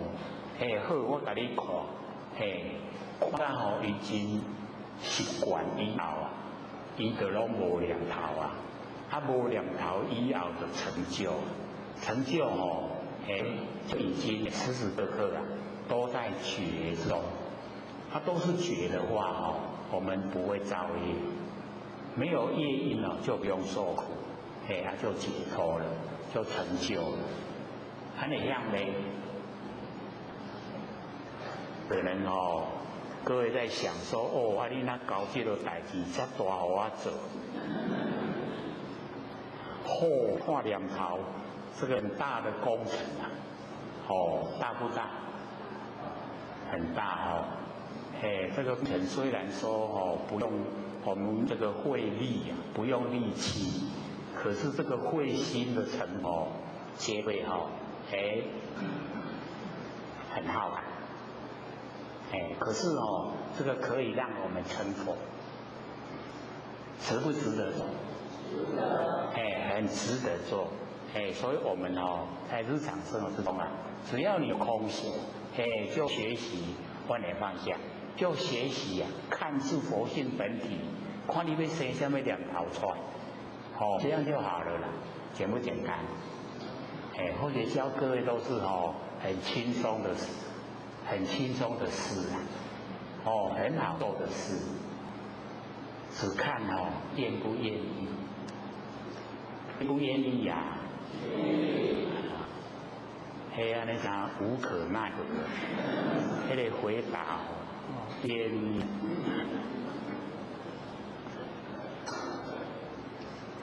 所以我们呢，要回到呢，记得领回来，那个妙赞言集啊，以用无如，就把这8个字啊能够记得，就是要回到自己的本来，无因呢本空。各位先生，什么叫无因？不错，就是呢色受想行识，无因。就是我们的身体啦，那个色就是形象，形象呢就是我们看到的，这个所有宏图众缘际会借我们用的，这个形象叫色，然后受想行识啊，是我们的精神，精神啊，受想行识，我们接受了外界的形象，外界的事情接受了以后，我们产生想，念头，然后想了以后啊，行就是做，行了以后啊，留下来识就是记忆，受想行识，这样懂意思吗？我们身体呀，就是色受想行识，然后色呢就是看得见的实体，受想行识就是呢精神，就是我们这个身体的精神，那呢从这个呢受想行识啊，没有研究的话，都把凡人的万象万事当成真的来接受了以后，我们产生念头，因为把它当成实在，所以要怎么去做就是以万象万事实在的角度去做。然后做了以后啊，就留下了记忆，所以我们从这个受想行识啊，这个不实在的，把它当成实在，就是颠倒。那我们呢，一研究真理以后啊，受的时候啊，我们要了解，凡尘的万象万事都是假的，所以我假的不受。不让它进入内心，我的一心正受都是我不生不灭的真心佛性，所以那个受，这样有没有分别的？了解里面的意思了吗？我们那个受很重要，把凡尘都当成真的，这样的话叫颠倒，因为凡尘都是假的。我们把它当成真，我们去接受，然后呢，造下来的那个业我们要自己去承担，这样了解吗？最大的差别呢就在这里，所以我们呢一切不受，凡尘都是假的，或许呢在北部啊，遇到有一前线，他是呢一个公司行号的主管。然后呢，所有一些职员啊，都会向那个主管那个吐苦水啊，就是他经历的啊，那一些这个不如意啊，都会向主管的诉苦，然后那个主管全盘接受了，拢甲因的迄个苦，人倒不舍伊伊的这份受让，总甲收起来，然后一段时间以后啊。他的身体又出状况，这整个啊，那个医生检查说你这个得到癌，炎症癌，咱讲癌，得到啦，说安那会安呢？还蛮年纪不是很大怎么会得到癌？那我们一般呢，得到这个炎症啊，会怎么样？他会死讲我得到感冒会死啊，是不是这样？所以他刚好就听这个道亲跟他讲，说你可以改变心态，什么心态？一心不从，就是所有的那个凡尘的那个假的都全部不接受，一切都不受，一切都不受以后啊，伊迄本色拢无去啊，对不？然后经过3个月再去检查的话，他的癌症都消失了，癌细胞都没有了，奇不奇怪？所以我们就是了解到，我们在凡尘的那个精神啊很重要。我们精神啊一直接受呢那个不正确的一些信息，我们这个生理会产生作用，所以就不让它在凡尘继续生存下去。他改变心态以后，全部都不接受垃圾，生理又变化了，那个炎症细胞、癌症的细胞都不见了。真的呢，这个是真人实事啊，真是都有这个代志。所以或许就把它提出来了，给各位呢做个参考。所以我们呢，在凡尘啊要了解现象、事情都是假的，因缘际会才有。缘际则生，缘散则灭。记得缘际则生，凡所有相都是虚幻不实在。事情也是一样，缘际则生，缘散就灭。那因缘际会的东西呀，无常。既然它变化无常，我却不住，一切呢都不接受，这样会吗？会不会？很好不然我们一直接受垃圾往后身体会抗议会很多毛病。我们身体的毛病产生很快又很多。这个有一些啊，我们身体的有一些病症啊，连那个医生他都不知道了，他会说不明病因。各位有没有遇过？这个去医生医院检查，我都都有唔好，医生讲这不明病因，唔知什么原因，那会安呢？所以我们要了解到凡尘啊，都是从精神状态生发病症。精神没病了，人就没病了。对人有病吗？一定说没有，不然的话精神病接了。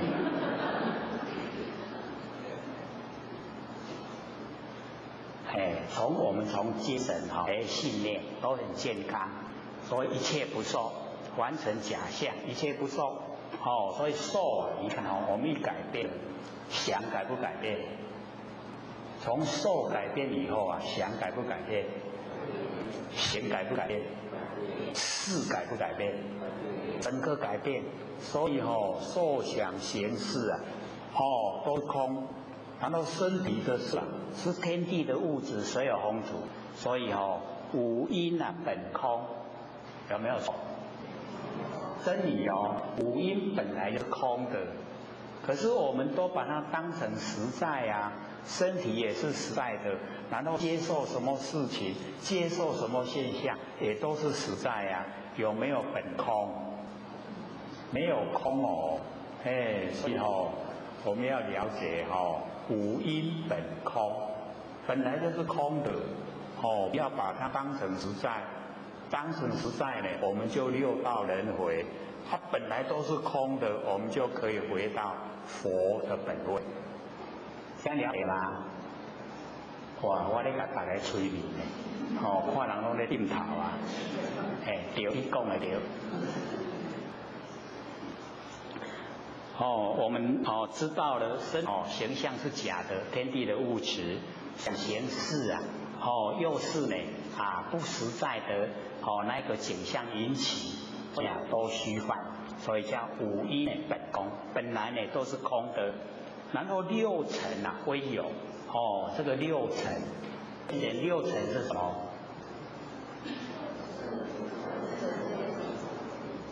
对，色声香味触法叫六尘，六尘啊本来都是空的，没有本来就非有，非有也就是空了。可是我们现在看到六尘啊，空不空？都把它当实在有，对不对？所以在真理世界来讲，这个六尘啊，它非有，非有是空啊，不是有，是假的有，一直变化的，所以我们要了解说，根尘相对啊，我们六根对着六尘，然后产生六识，3、6、18我们这样做，就有18层的地狱啊，在等着我们。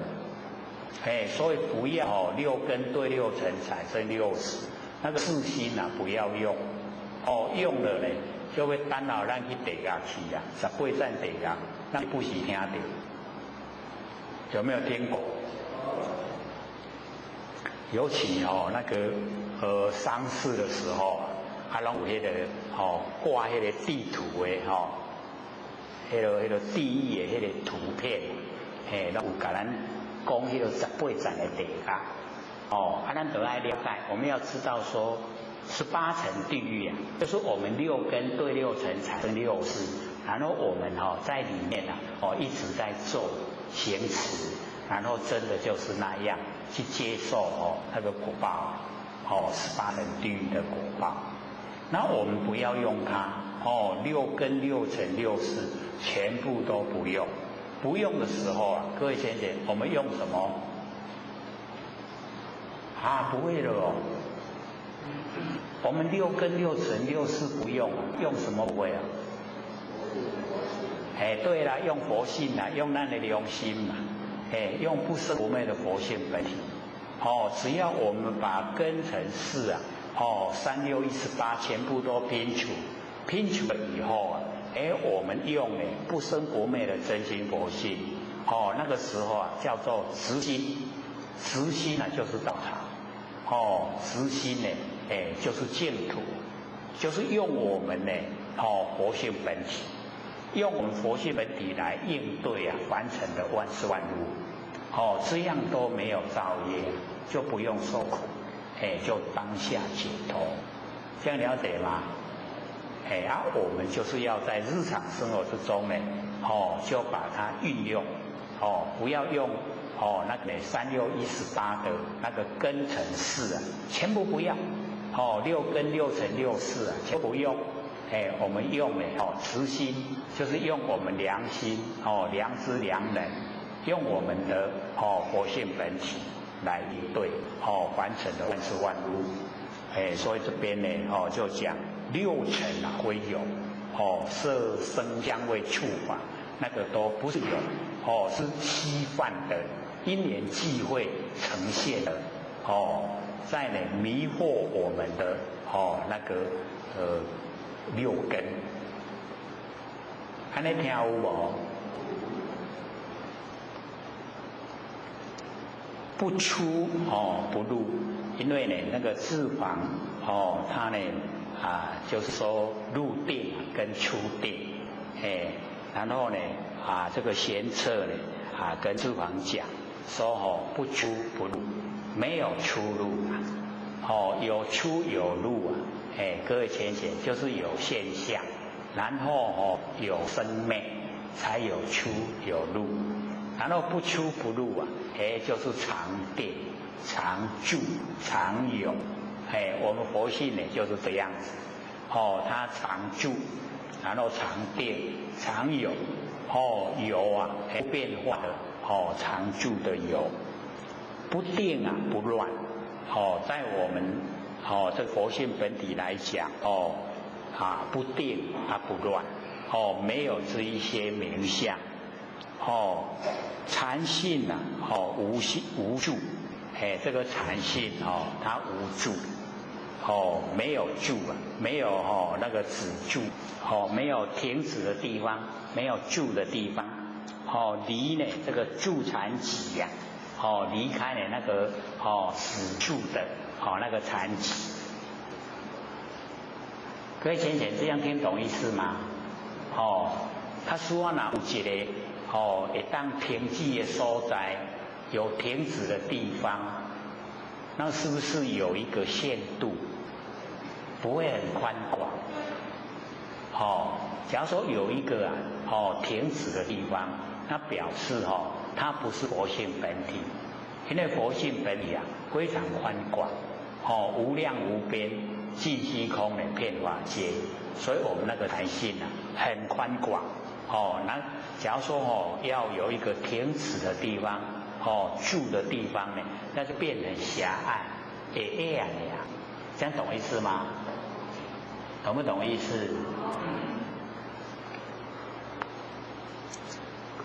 因为我们还没有把那个佛性启发跟整个虚空融合，所以现在有一点要体会这一种状态比较体会不出来。等到我们往后越熟悉的时候就会越了解说原来我们那个佛性就是这宽广无量无边的宽广。不是那么狭隘的一点点，所以现在来看的话，有停止的地方，有住的地方，在我们身体的现象来讲比较安稳。可是呢，佛性不是这样，这样了解意思吗？咱有身躯的时阵是爱有一个所在互咱休困，有一个所在互咱大。这样了解吗？可是我们这个身体是天地的物质，所有风土，众缘际会借我们用，不能长期拥有了，所以我们要了解说，身体的那个大，跟天地的所在，那范围很窄，真矮的所以我们从那个高的地方来看我们住的房子像不像火柴盒？很像咱大竟然是细啊！那我们佛性不是这样，很宽广的联合学坐高那个高铁下来，然后因为它盖的比较高那个房子好像那个模型我们那个有做迄个囡仔咧耍的一款模型像不像那个？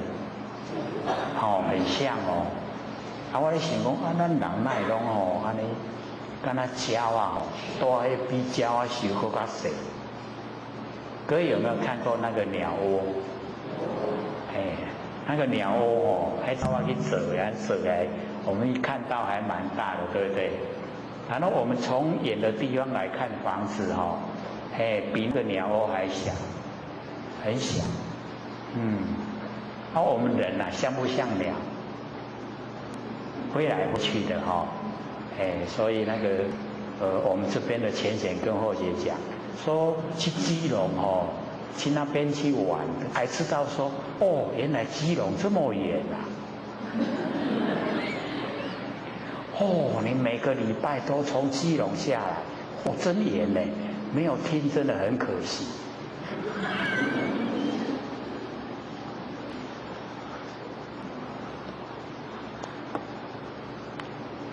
想象的基隆很远，可是真的一坐车上去那几个没地搞这样，那个才真的体会所以想象跟体会是不是不一样？不一样遐可以跟他想象你若真是去真是有够真的够远的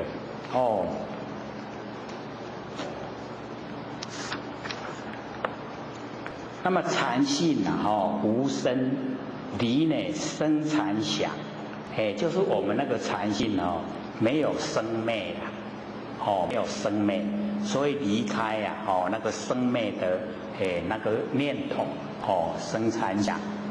心呢如虚空，我们的心就好像虚空一样无量无边非常广泛，亦无虚空之量，嘛无迄个虚空的度量，就是没有一个限度那我们要了解到我们所了解的这个空虚空，以我们在呢这个地球来讲是实养，太阳系。那么太阳系里面的虚空啊，跟整个宇宙的虚空又有差别。宇宙的虚空无量无边啊，然后我们太阳系啊有一个限度所以像我们这个地球这个上去啊，就是有一个大气层，那穿过大气层以外，那个叫外太空。那已经呢又穿过呢那整个外太空以后啊，才进入整个那个宇宙。所以宇宙的宽广我们的性分啊是包含整个宇宙，非常宽广不局限呢在这个太阳系，不局限在地球，很大我们的那个性分很大，所以我们要回到我们的那个本来。回到本来以后，我们可以到所有的佛世界我们比较时常听到是西方极乐世界啦然后东方琉璃世界然后呢这个南方宝佛世界都有这个超出我们这个娑婆世界的那个佛世界，很宽广那已经呢都超出我们太阳系所以我们一回到本位以后我们无量无边的那个佛世界我们都可以去，可以到达可以千百亿化身很理想这个呢我们以往不研究的话都不了解啦都以为只有在我们这个小小的地球都只有这样而已。然后呢我们研究心理心法，把我们的心量都扩大到无量无边然后我们眼前所遭遇的所有事情对前贤要不要计较？就不用了，因为从那么大的世界，然后回到现象这么小的现象这个心量一大以后，扩大了以后凡事都会让的牛郎啦，都没必要计较也不值得啦，不值得计较所以我们老子师就现给我们看度大能容，了却了人间多少事我们很多事就是不能容纳，所以才有事一容纳都没事了，对不对？各位前贤度量大不大？有没有学我们老祖师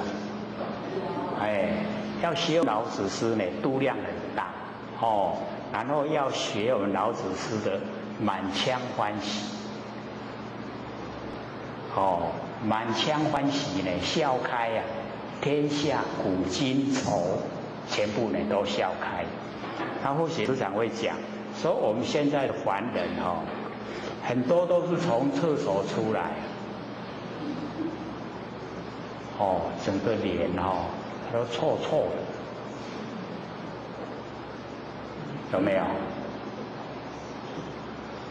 所以我们要学那个布施笑容布施看到人打招呼，跟他很笑脸相迎人，是不是很愉悦？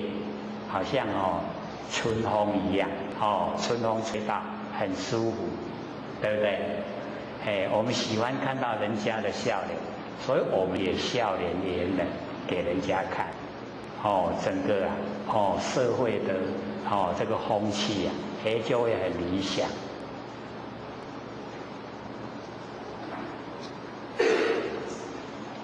那么智王闻是说近来乐师他直接就来找六祖那六祖呢就问他仁者何来所以那个六祖一样也没有那个分别心他称呼呢叫仁者何来也是就是同等那个同等地位同样的那个心来问。那么智王呢据事前也，就把那个玄者去找他跟他对答所问所讲那个内容讲给呢六祖听。那六祖呢就说诚如所言呐，就像那个贤策所说的这个卤蛋呢心如虚空，只要你的心呐就好像虚空那么无量无边，不着空见心如虚空呢又不着空见这个是很重要，全部呢都没有住相。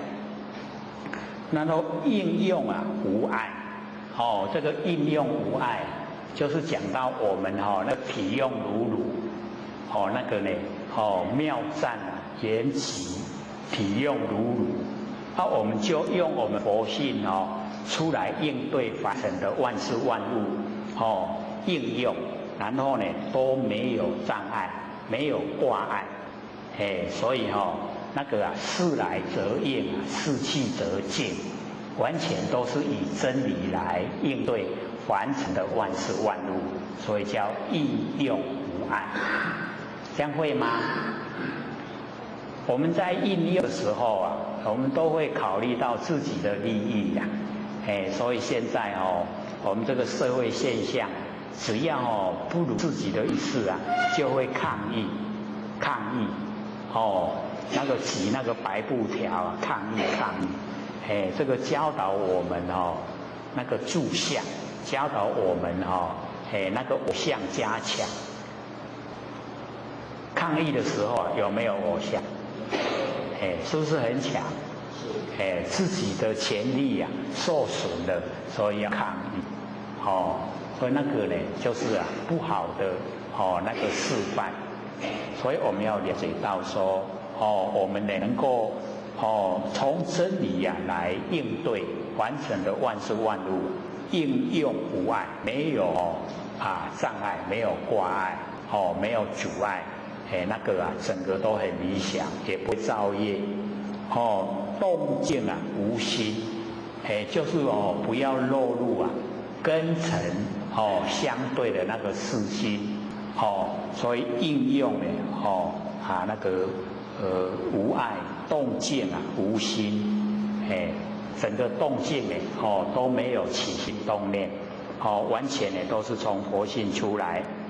那么还胜前忘这个还跟胜两边对待的那一种前把它忘，就是不要有分别心我们呢这个分别心都很强圣人就是圣人，凡人就是凡人都呢很强烈的分别他就是跟我们讲没有圣人，也没有凡人，所以还胜的前要忘全部都不在我们的那个仙文里面仙文里面没有还胜的那个念头。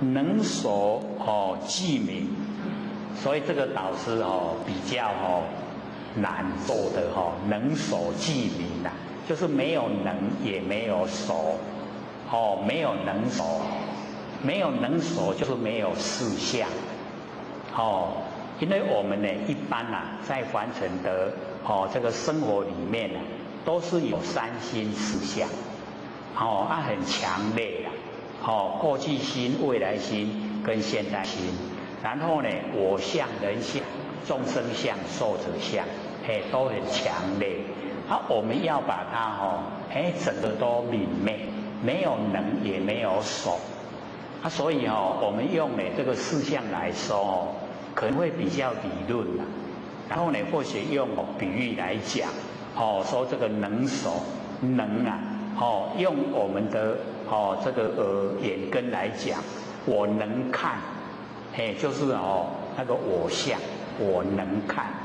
那既然我能看，就有我所看，所看就是人相，对待了。我能看，我所看，有没有对待？我会当看，看一定有所看，的对象，能看所看。我们呢能看跟所看不会只有看一眼一个现象，一定会很多，所以那个叫众生相。哦，我看足多，看足多，叫众生相。然后我连续不断的看，叫做受者相。你有了解无？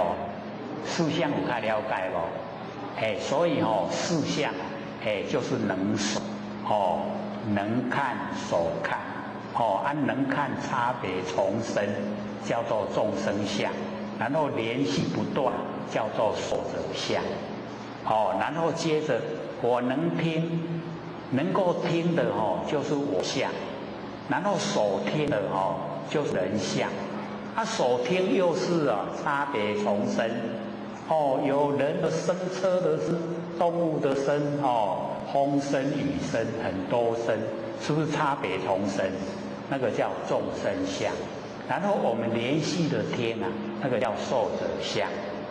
只要落入我能闻，我能吃，我能够感觉，那个全部都四相。你了解无？然后做事情我能做，一定有我所做，对不对？我能做就是我相，我所做的就是人相。然后我所做的不是一件事，很多，那个叫众生相。然后连续不断的做，叫受者相。尼四相，了解无？咱听起来理论敢若离咱真远，咱甲讲为现实来，拢伫咱身边，对无？然后我们要怎么样破除这个四相？就是一心，一心懂吗？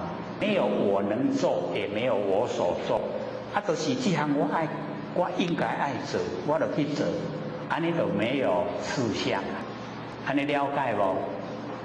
比如说我们在扫地我们住家的前面还咱去扫涂骹，你若咧扫时阵要心肝咧想啦，讲这个公共的场所，我伫咧扫时阵我要听好人甲我学了，有没有啊？我们都会有那一种希望人家称赞，对不对？那个就有四相。你说这个是我居家的前面，我自己喜欢干净我就做，就没有四相。你差别知影无？很小，对不对？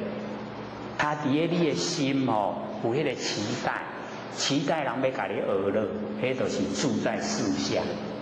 那你讲这我应该做，我得来做，那就没有四相，就是没有能手了。没有我能做，我所做，这知道了吗？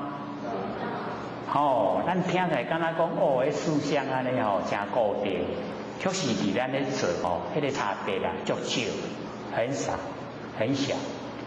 就是在我们的那个心态，我们的心态是很笃定，是一心一意所做出来的，没有四相，没有能手了，这样了解吗？无一个甲我赢的，因为这个太简单了所以我们在日常生活之中也是一样在家里面你若咧做工课听到厝的人甲你学了，那就有四相你若想讲这我的分内我应该做，安尼就无四相，安尼会晓分别袂？所以我们就是要了解，了解真理以后我们去做，不是很困难很容易，就是那个心的差别，心的差别一点点，只要差别一点点那个能手四相就整个呈现，然后我们都没有分别心，做下来没有四相，没有能手，安尼了解无？这个叫不相应。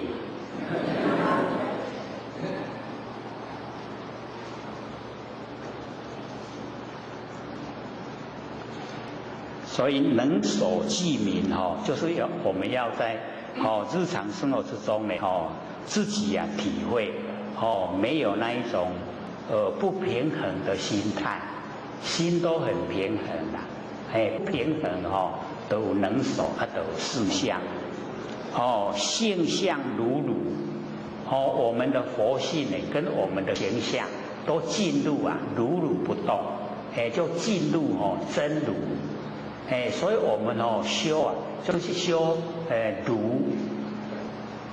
各位浅显，我们修到如，就来了，把两个字连起来叫什么？如来。如来就在我们身上如是我们已经到达真如，到达真理的世界，已经如了。来是感应感应而来，感应众生在求，我们感应了来，所以修呢就是如，成就了就是如，就是真如成就了。然后感应而来，如来，性相，性跟相，我们佛性呢跟形象都进入如如不动，都进入真如，都进入了一真法界。这样听懂吗？又是一样。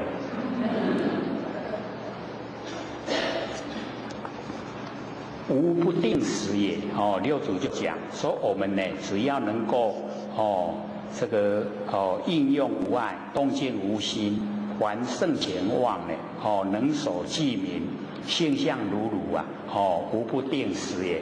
什么时候都在定的时候都整个呢在定之中，所以呢六祖呢就跟智房讲就是贤策所说的呢都是正确，王一世大悟，智房呢就领悟了，真正的领悟真理。20年他20年那个打坐那个禅定的心所得心，20年的那个所得心都无影响，无影无踪，无声无响，影响。20年已经拢无去那个所得心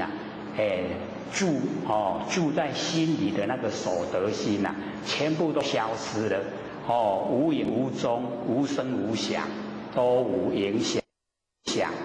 然后呢智房呢就呢离此就离开六祖，复归呢河北，开化四众。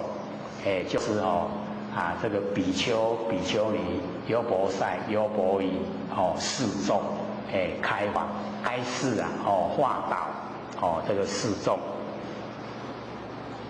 我们呢这个剩下这个15分钟14分钟呢要给各位呢这个提问问题，或者都鼓励犹疑必问，这个不问的话就是怕改，疑问呢就是怕改，改爱个怕，爱个偷窥才有法度进入真理世界，所以都鼓励各位问，有没有要问的15分，剩下14分钟。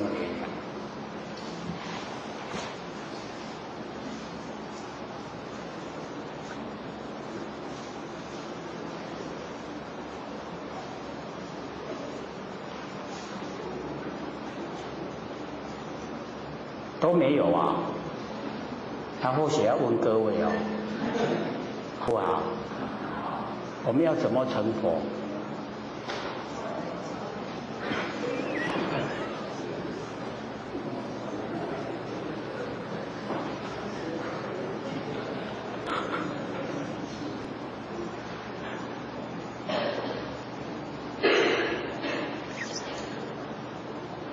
很宽广，对不对？所以有疑问的一定要问，问了以后心里面没有疑问的，就能够很平坦、很光明。那有疑问就卡掉的啦，怕一个结去卡掉的，所以一定呢要把那个结倒开，有没有？好，请说。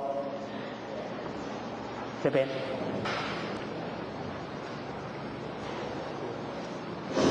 好的，刘老师。好。那或许是有一些好，你说。就是修复老师不断烦恼，那或许又是在网上看，不断烦恼也会进入迷茫，那这两种的一种差异，是否会显出来是和其他人不一样？谢谢。你问题是问完了，可是我一句也没听进去。你再讲一次好不好？慢一点。或许问题是说，我们一个主持第一个是大约就是不断烦恼修持法。那或许又曾经在佛经上看过涅槃的一些方法，不断烦恼的方式可以进入涅槃。那这个背后和隐喻的微妙法是如何？是想请教刘老师。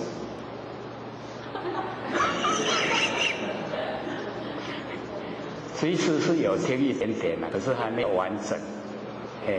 讲慢一点，再让大家更详细一点。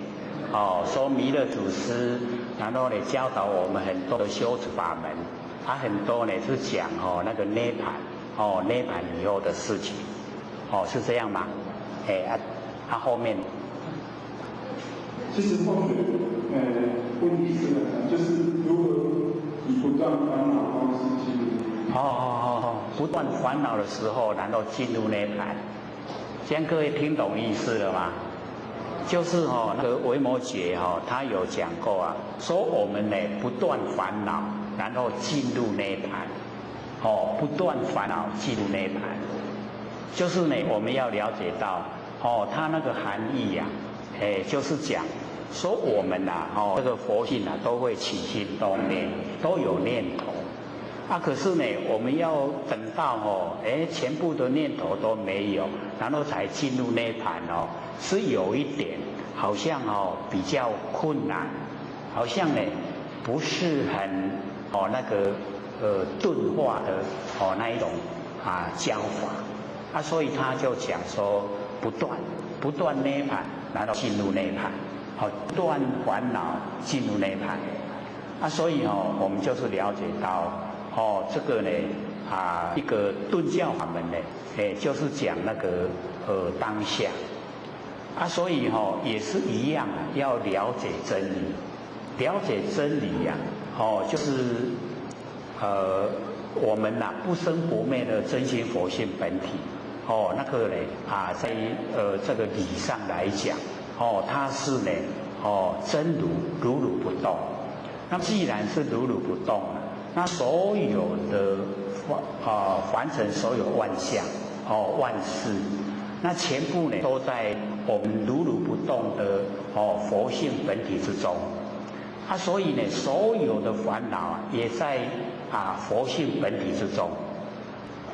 因为这一种说法是比较上圣的那个根器它因为呢一进入了涅槃，一进入涅槃就是不生不灭，然后我们呢就是这个佛性的功能作用都在，可是我们进入不生不灭的佛性本体进入，可是它的功能都还在，它可以生吃所有的烦恼，可是了解真理有根器它就会了解说这些烦恼本身就不是问题，而是我们众生不了解到真理，进入烦恼的内容。那烦恼的内容就是形象，那形象都不实在，虚幻不实。那虚幻不实在根深那个根气很深的人他就会说根本的拢给了拢无所以烦恼他不用断就可以进入不生不灭本体。这样了解意思吗？了不了解？就是佛性可以生发所有的烦恼，可是所有的烦恼都虚幻不实在。那既然都是虚幻不实在，我不会住相，会住相就不会住在烦恼的内容。那既然都不住在烦恼的内容，我可以进入不生不灭佛性本体，让那一些佛性本体呈现的功能作用都还在。这样叫做不断烦恼而入涅槃。有一点了解吗？就是不会进入烦恼的内容，进入烦恼的内容就是住相，住在形象住在形象我们的烦恼的内容就不一样，就会被形象左右。住在形象那有根系的，他知道形象是因缘际会才呈现才有。演技则生演善就美。那既然是因缘际会无常变化，那无常变化它不进入。你既然无常变化一直变的话，我要住在哪个你变化的形象里面？没有，已经没有那个变化的内容让我住。那我就这一个烦恼就不是问题了，这样了解吗？所以他不断这一些烦恼可以进入涅槃，进入不生不灭的那个本体，可以了。因为你所生出来的这一些都虚幻不实的，所以叫不断烦恼而入涅槃。比较要根器就是要先了解形象是假的，事情的来源它也是因缘际会，全部都是虚幻，都是无常变化。要先了解到这个根源，知道了以后才来讲不断烦恼而入涅槃。那假如说不知道这一些这个因缘际会才呈现现象，因缘际会才有事情，不知道的话，我们来讲不断烦恼而入涅槃，就有一点这个不实际这个是很实际的它有实在的那个内容所以我们了解说能够再完成说烦恼即是菩提，那个等于是说他已经可以抓到佛性本体，因为烦恼都是从佛性本体生发。那既然你能够生发菩提，生发烦恼就能够生发菩提所以我不住在烦恼的相里面，我来看生发念头的那佛性本体，它就是菩提的佛性本体生发的就是菩提就是觉。那我们能够在觉之中，那一些现象都虚幻不实在，所以重点就是了解说形象是虚幻不实在，事情也是际会，因缘际会才有事情它都一直在变化，无常变化所以一旦你了解完成的无常变化，就可以不用断到烦恼就可以进入涅槃。其实那个也是我也是觉得说，在文字方面来讲，因为他已经了解到这个程度他的烦恼已经不形成问题了，已经没有困扰到修持者的心了。那假如说我们住在形象那就差别很大一定是烦恼，那烦恼就没有办法进入涅槃，没有办法那一定障碍那个前提就是说他已经知道形象虚幻不实在。所以有时候我们在看一些这个经典文字的时候就是要了解文字跟意要分开有时候佛在讲的时候他讲文字说所谓佛法者即非佛法，那所谓佛法者就是文字语言，即非佛法就意，佛要传达的意那借着文字来说你要了解它的意，这样了解吧？不然我们看文字直接连贯，所谓佛法者即非佛法，是不是很矛盾？本身是不是很矛盾？所谓庄严佛土者即非庄严，是不是又很矛盾？它本身就互相对立的。可是那个就要了解，那个所谓就是形象，即谓就是性。那形象是虚幻不实，性是实实在在。所以那个所谓就是文字，那即谓就是意，佛要传达的意思。还有吗？还有2分钟，有没有？好，请说。好，你好，宾田老师好。你讲这么清楚说如果说今天没有求到或有求到的人来听你讲这些课，他的结果是什么？你稍微什么差别？请说。因为我们要了解到这个我们求到了以后对这个不生不灭的真心佛性比较能够了解它整个那个轮廓就比较透彻的了解。那因为呢，我们凡人没有求到的话，都没有接近他会很外围很离得很远。那离得很远，虽然说我们讲的是明心见性的内容，可是它听起来完全都不一样的。那个它的解读它的了解程度完全不是我们所想象的，会完全是2回事所以我们要了解说求道呢是基本，是根本，而且我们研究心理经法又不是说你求到以后马上来研究，就马上可以听懂，要一段时间一定要一段时间，而且这个都是这个回光返照，都是要我们自己从自己的本身修持，所以差别很大凡人的他的认知要他去掉那6根6尘6识他就完全不苟同。不赞成因为他说就是这个在运用完全运用就是这个他不知道说还有一层我们不生不灭的真心佛性，完全都不知道了，是我们求到研究一段时间以后，然后才知道说我们有一层深入的不生不灭的那个佛性本体在我们身上，它不离不离，不住在身上，不离开身上，是不是不容易了解？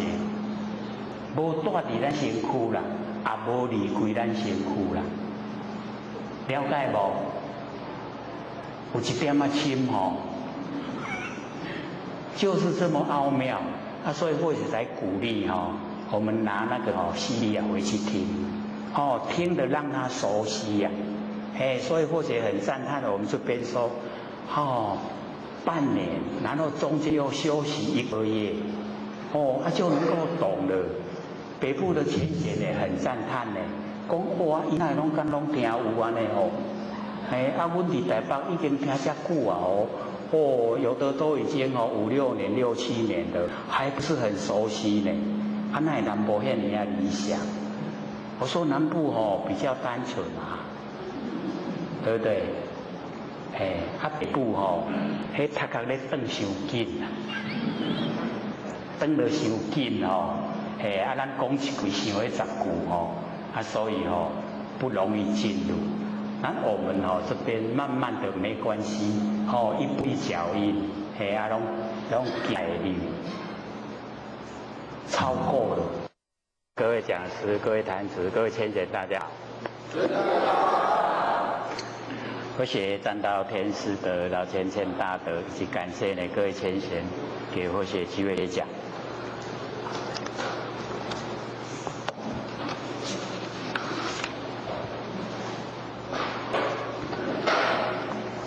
我们讲这个76页。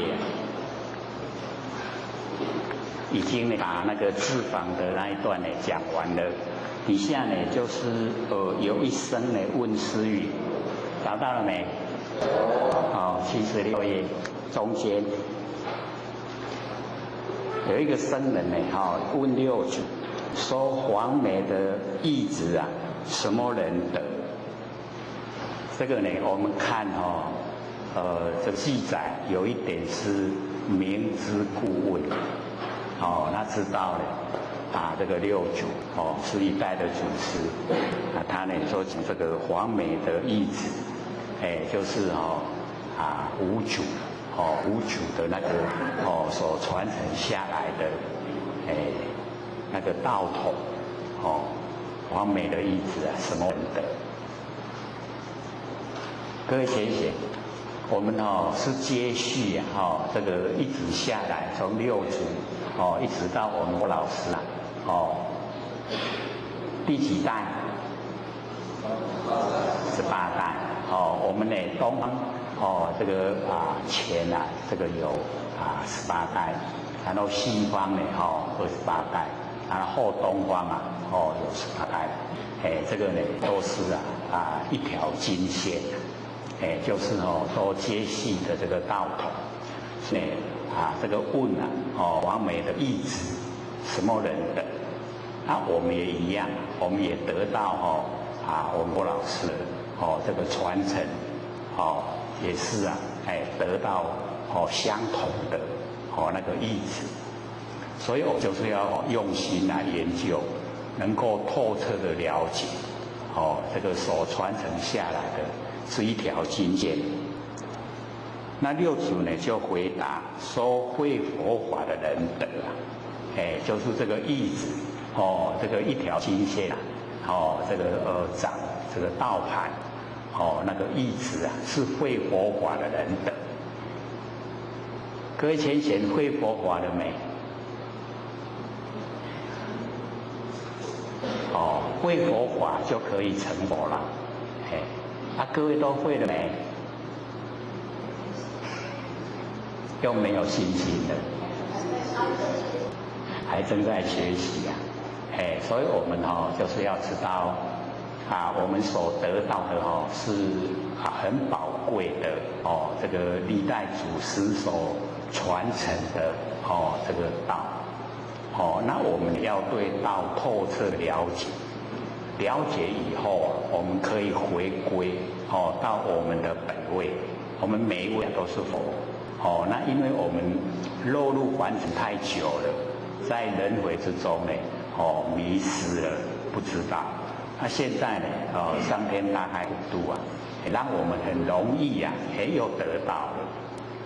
那我们要了解到这个要得到是很不容易因为或者有经过那个后天寺庙，在后天寺庙有服务17年，是在瑶池金母慈惠堂，各位可能都会有耳闻瑶池金母有没有？对我们呢凡尘都还蛮这个兴盛的，它各处都有分堂，每个地方呢都有那个慈惠堂分堂，那或许在那个慈惠堂有17年的时间蛮久的。那知道呢说要得到不是那么容易所以那个时候这个慧学的妹妹要求带慧学求道的时候，我说哪有那么容易的？所以我们就了解到有很多都不承认不承认说有那个大开普度的事情。因为我们要了解这个是时以天时上天到达这个时候，像说呢这个青阳期以青呢为吉利，红阳期以红为吉利，现在呢白阳期以白为吉利。所以我们就是了解到这个水在决定说是青阳期是红阳期是白阳期，谁在决定？有没有人在决定？没有这个是自然而然上天的一个气势使然那个青阳期的时候也就是万物都生发的时候，红阳期啊就已经开花，白阳期啊结果，所以现在啊是以白为吉利啊。那因为我们年岁大的都有红阳期的尾巴，所以那个时候啊，这个新娘子啊都是穿红衣呀，那个是红是吉利的。那假如说在红阳期的时候啊，你穿一个白的，那会怎么样？会怎么样？不吉利，对，因为那个时候领导的伊朗，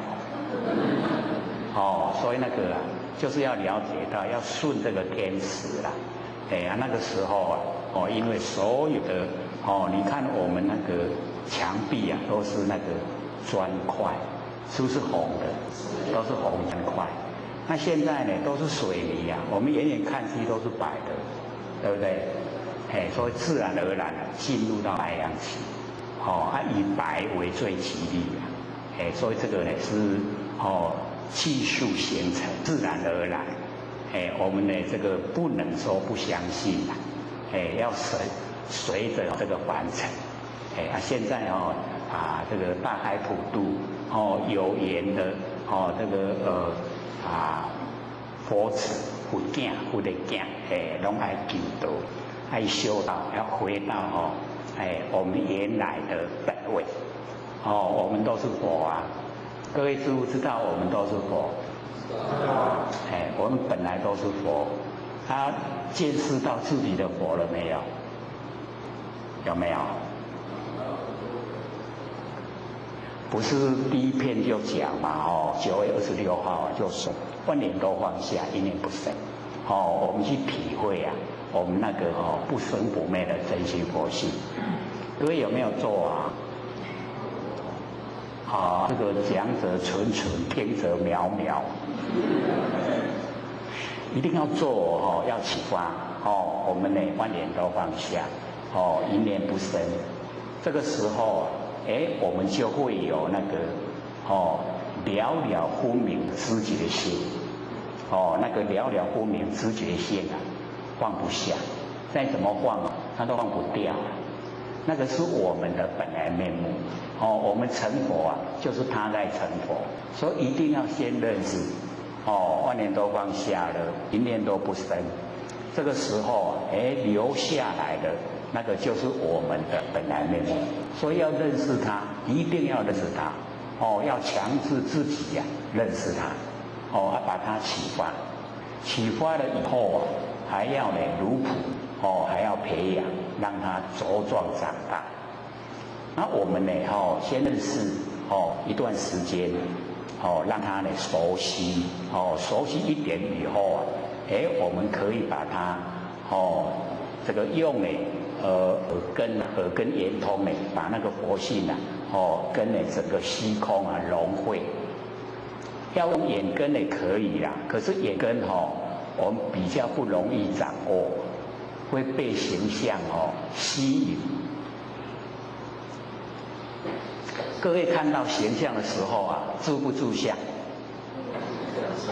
很容易注相，所以用耳朵耳根的话，就比较容易体会。那用眼根也可以，只要是你觉得说你的根气很利，那就可以用眼根啦。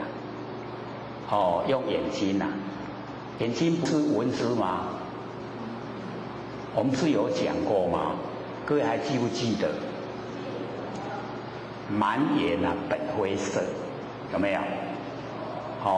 我们眼睛所看的满眼不是形象，满耳本灰生。然后呢，闻思常触目观音在耳根，有没有？所以我们触目眼睛所接触的就是文殊菩萨。那文殊菩萨什么第一？智慧第一。所以我们的眼睛就是智慧第一所以我们呢要用我们眼根的话也可以根性很利我们就是用眼根。然后各位先生，眼根就是一定要记得智慧第一，不要进入形象，进入形象我们会住相，会被形象左右，会被它影响。那我们就要记得，眼睛呢是我们真心的工具，它是工具那我们要发挥真心，发挥般若妙智慧，那个就是文殊菩萨。那我们所看到的万象，形象很多，那形象很多各位浅显，我们的见性只有一，万象有万个，我们的见性只有一，看出去的我们这样见没有差别，没有分别心。可是我们在生活中已经很习惯分别，对不对？那我们现在要回到我们的那个佛性本体回来，就是文殊菩萨。文殊菩萨智慧第一，所看到的万象那个已经不进入形象，已经是看到我们不生不灭的真心佛性。这样了解意思吗？开始的时候是不容易因为都这个万象差别，万象差别要把它看成全部都是一个一，就是限量，没有比量，限量没有分别啦，没有分别心都是我们佛性整个呈现的，听懂意思吗？这个比较有一点抽象所以要懂呢，就是要用心用心了以后，我们才会了解说眼睛所看到的原来也都是我们的真心佛性可是我们现在所看到的绝对不是，绝对是形象，所以只有见相不见性。那我们呢这个从眼睛看也是一样，叫做见性，见我们的佛性然后呢耳朵是闻性，都是我们的佛性。那用呢眼根的话，要根气比较利来用。那假如说觉得自己很容易住相的话，那我们用耳根，耳根知道吗？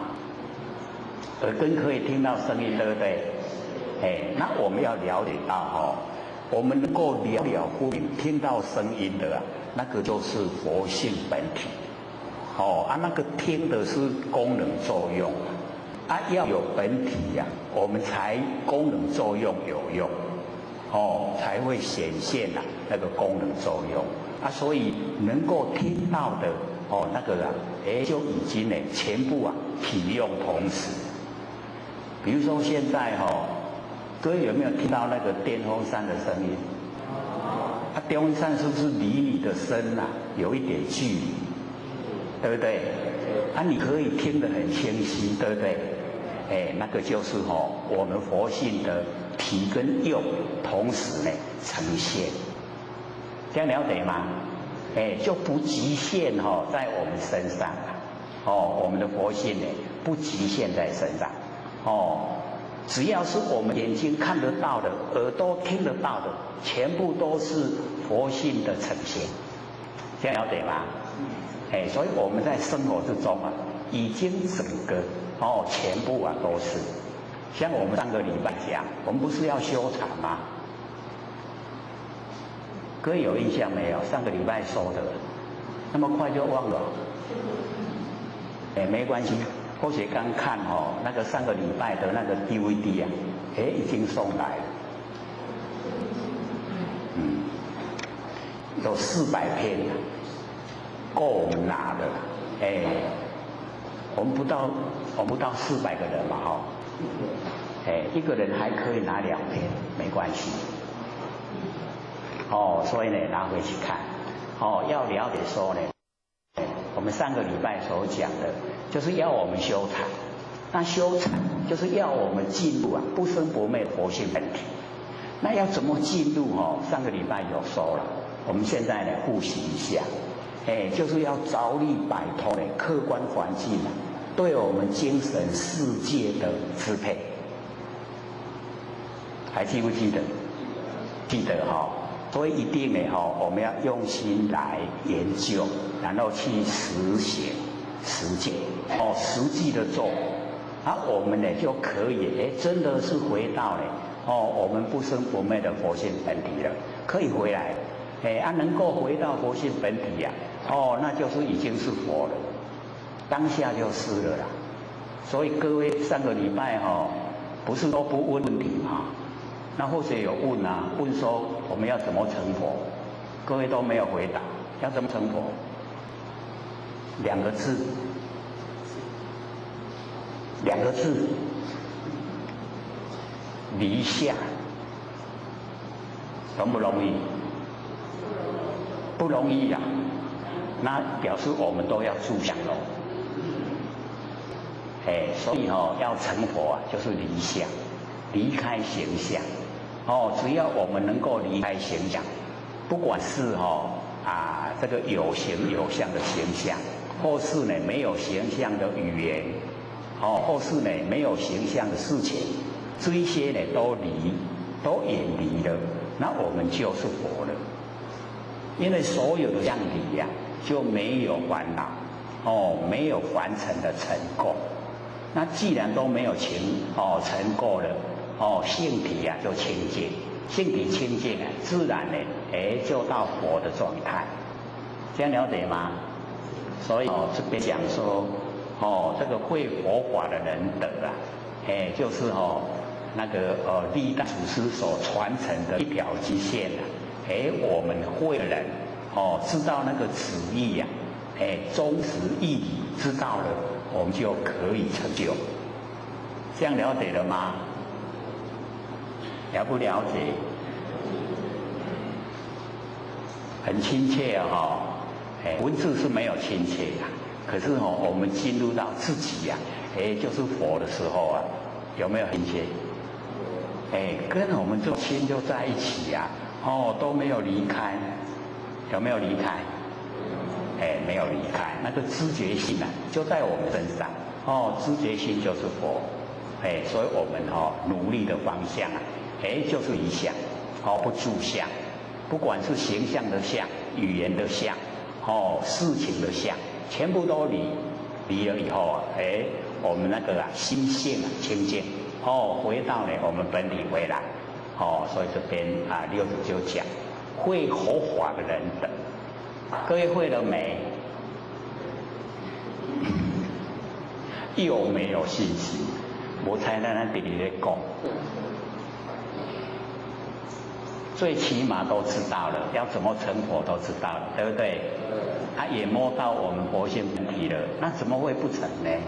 一定成的时间早晚而已看看我们什么时候愿意放下万象。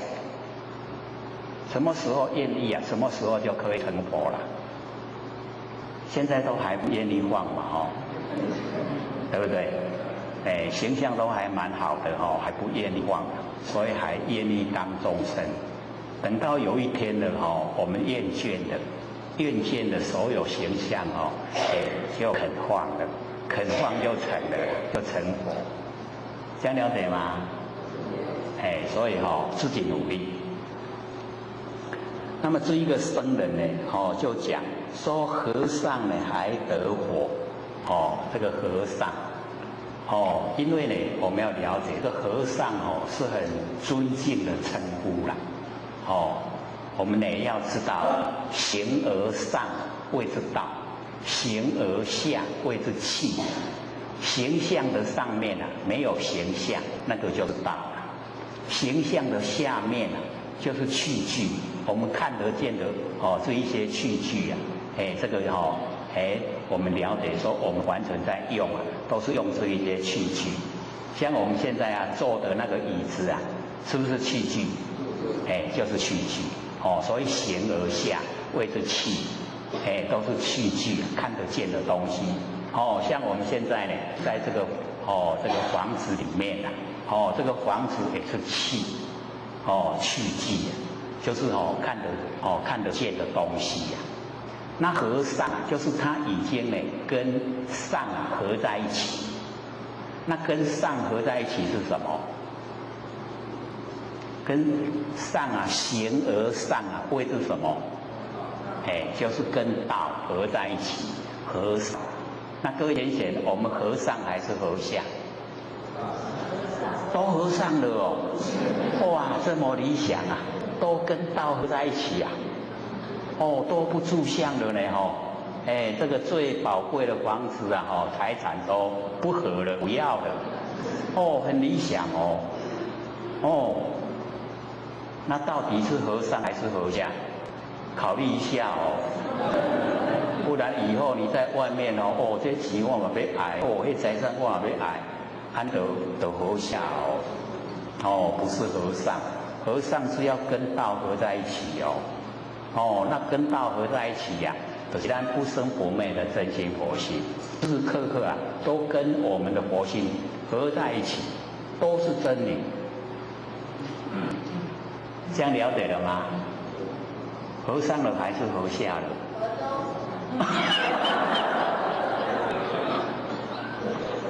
哦，还有和中的，这个智慧太发达了，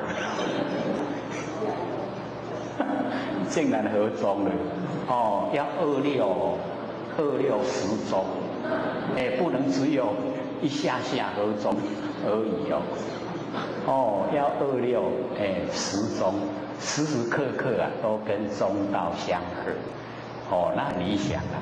那个能够想到哦，这个中啊，中道难行，那我们能够中，就是没有两边呐，哦，没有两边的都是中道。那中道呢就很理想，我们要保持26时中，26啊就是12，那12个时辰啊，就等于24个小时，24个小时啊，我们都在中道。就是在我们不生不灭的真心不性，那个就叫中道，所以这个我们的中庸有讲，那个不偏不倚啊谓之中，然后不异不变化谓之庸，中庸，中呢是天下的大本，庸呢是天下的大道，那我们呢都能够在中，就在佛性的本体之中。是很理想的啦，所以能够发明而出来，要能够做得到哦。这么多人，只有你发明出来啊。所以一定呢，要和，这个和尚呢，还得我，这个僧人啊，他是故意问，问呢一代祖师呢。说呢，你有得到无？你有得到迄个一条金线无？你知影无？也幸福不？就是这个意思啦。然后呢，六祖就讲说我不会佛法，这个就是把我们中国人的那一种谦虚呀，那一种就是不满、不骄傲，不自满、不自大，那整个都呈现。说我不会佛法，各位谦贤，我们只要说什么都会，我们会那么谦虚吗？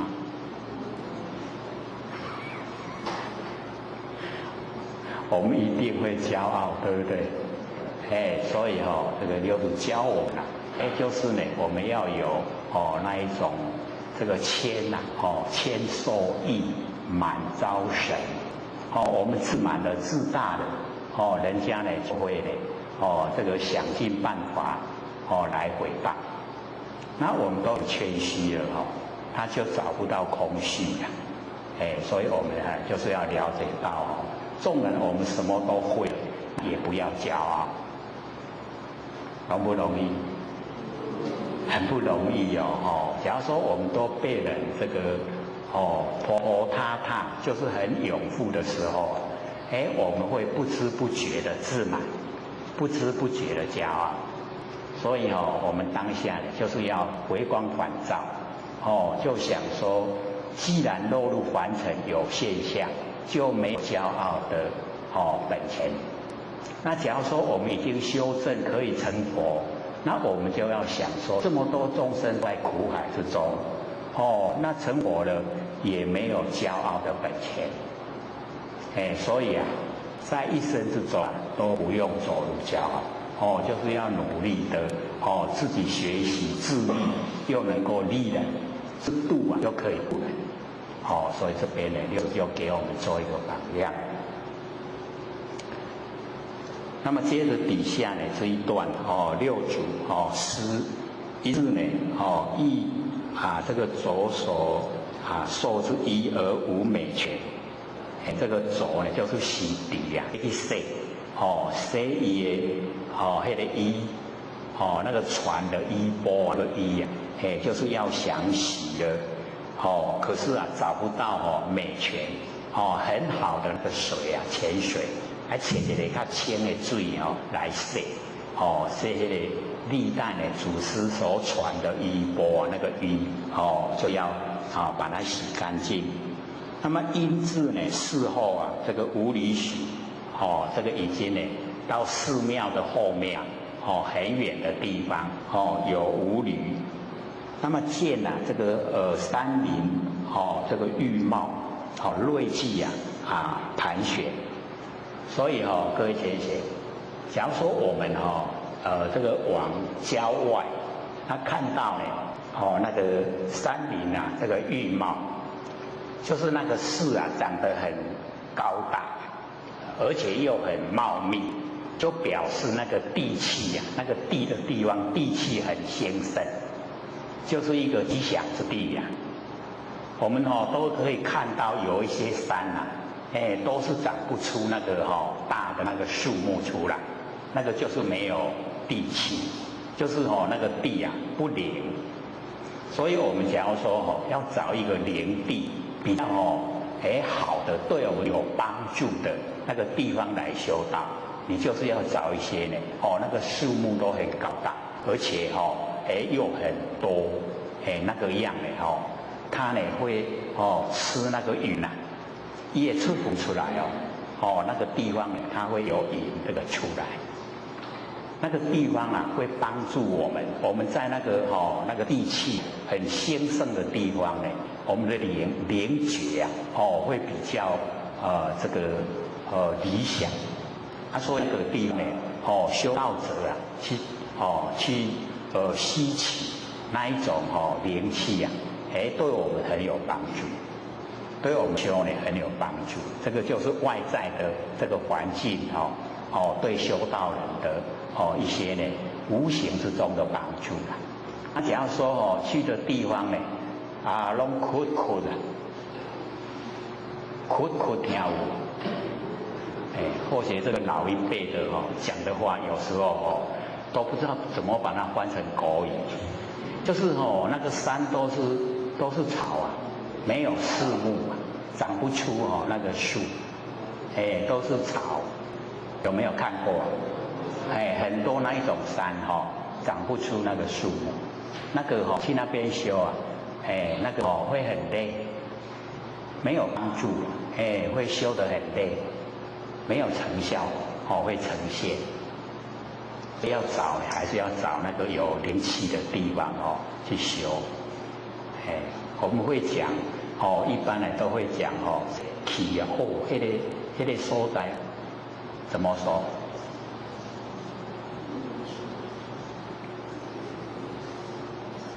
有帮助的地方我们怎么说？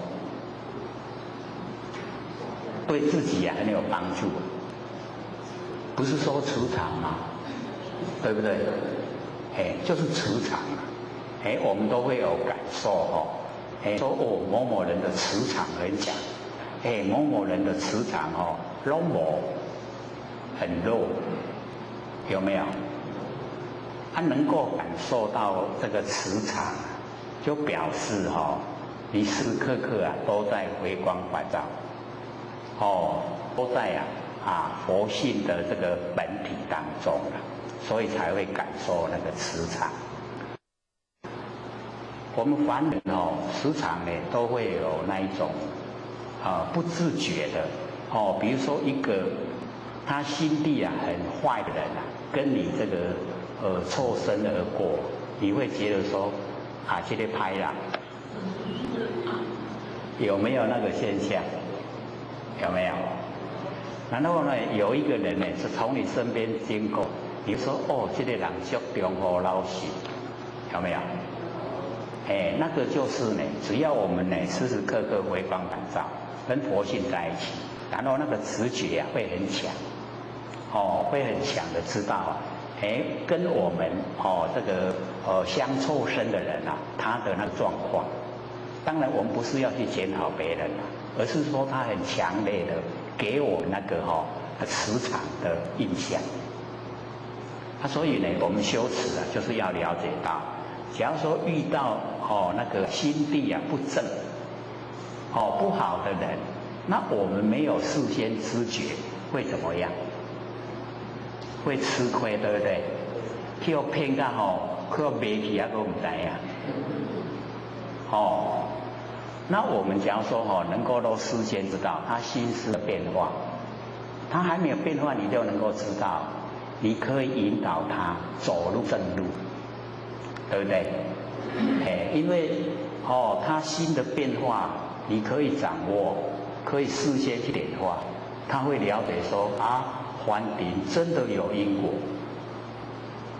那让他相信因果，他坏的事敢做吗？就不敢做了啊，对不对？所以我们修持真的是可以帮助人。他坏的，我们把他劝善的。说呢，你不要呢自己跑到地狱里面去，地狱没有门啊，不要做。天堂有路，我们要走。所以可以劝人往天堂的路。那个是最善的。那假如说人家都已经好了，你再把他这个带要往好的路走，唔免你错啦。所以那个释迦牟尼佛才讲说北济如洲，北济如洲的人啊很善良，没有坏人，所以他的平均寿命有1000岁。我们凡人你看都不满100岁啊，对不对？要不700岁就死人按人遐平均1000岁，都是善良所以我们到北济如洲去转世没有办法呢行功立德，要安怎做好，都本来就拢大家好唔免你去啃。所以我们在娑婆世界这个南赡部洲好的跟歹拢一半一半。所以有很多坏人你可以劝化他，所以可以行功立德。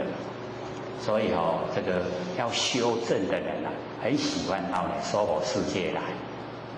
不过也有的不敢来因为说我们娑婆世界的众生很避恶，避知道吗？不知道。那个必败，然后加一个败，这样了解吗？弊就是毛病啊。有毛病了。恶，那恶知道吗？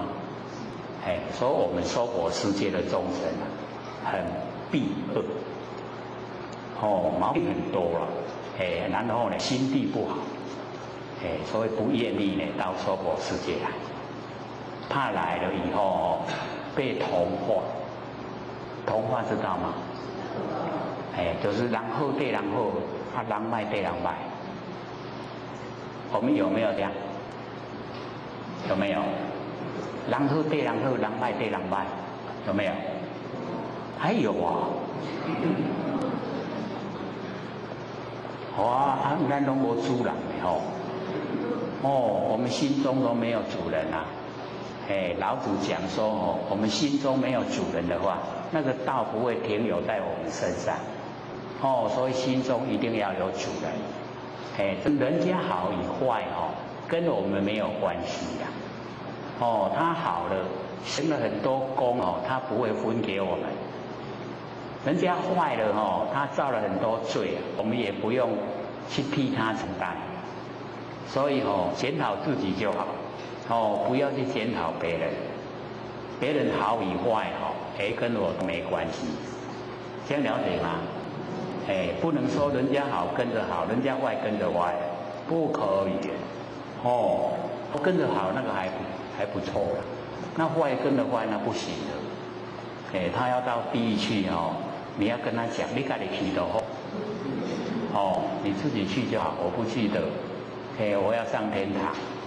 哦，要很明确的，我们生活的态度啊，就是要很明确。哦，一定得要自己掌握，当你自己的主人。所以我们上个礼拜啊一直在讲，说我们呢这个这个不受客观环境啊跟主观意识左右。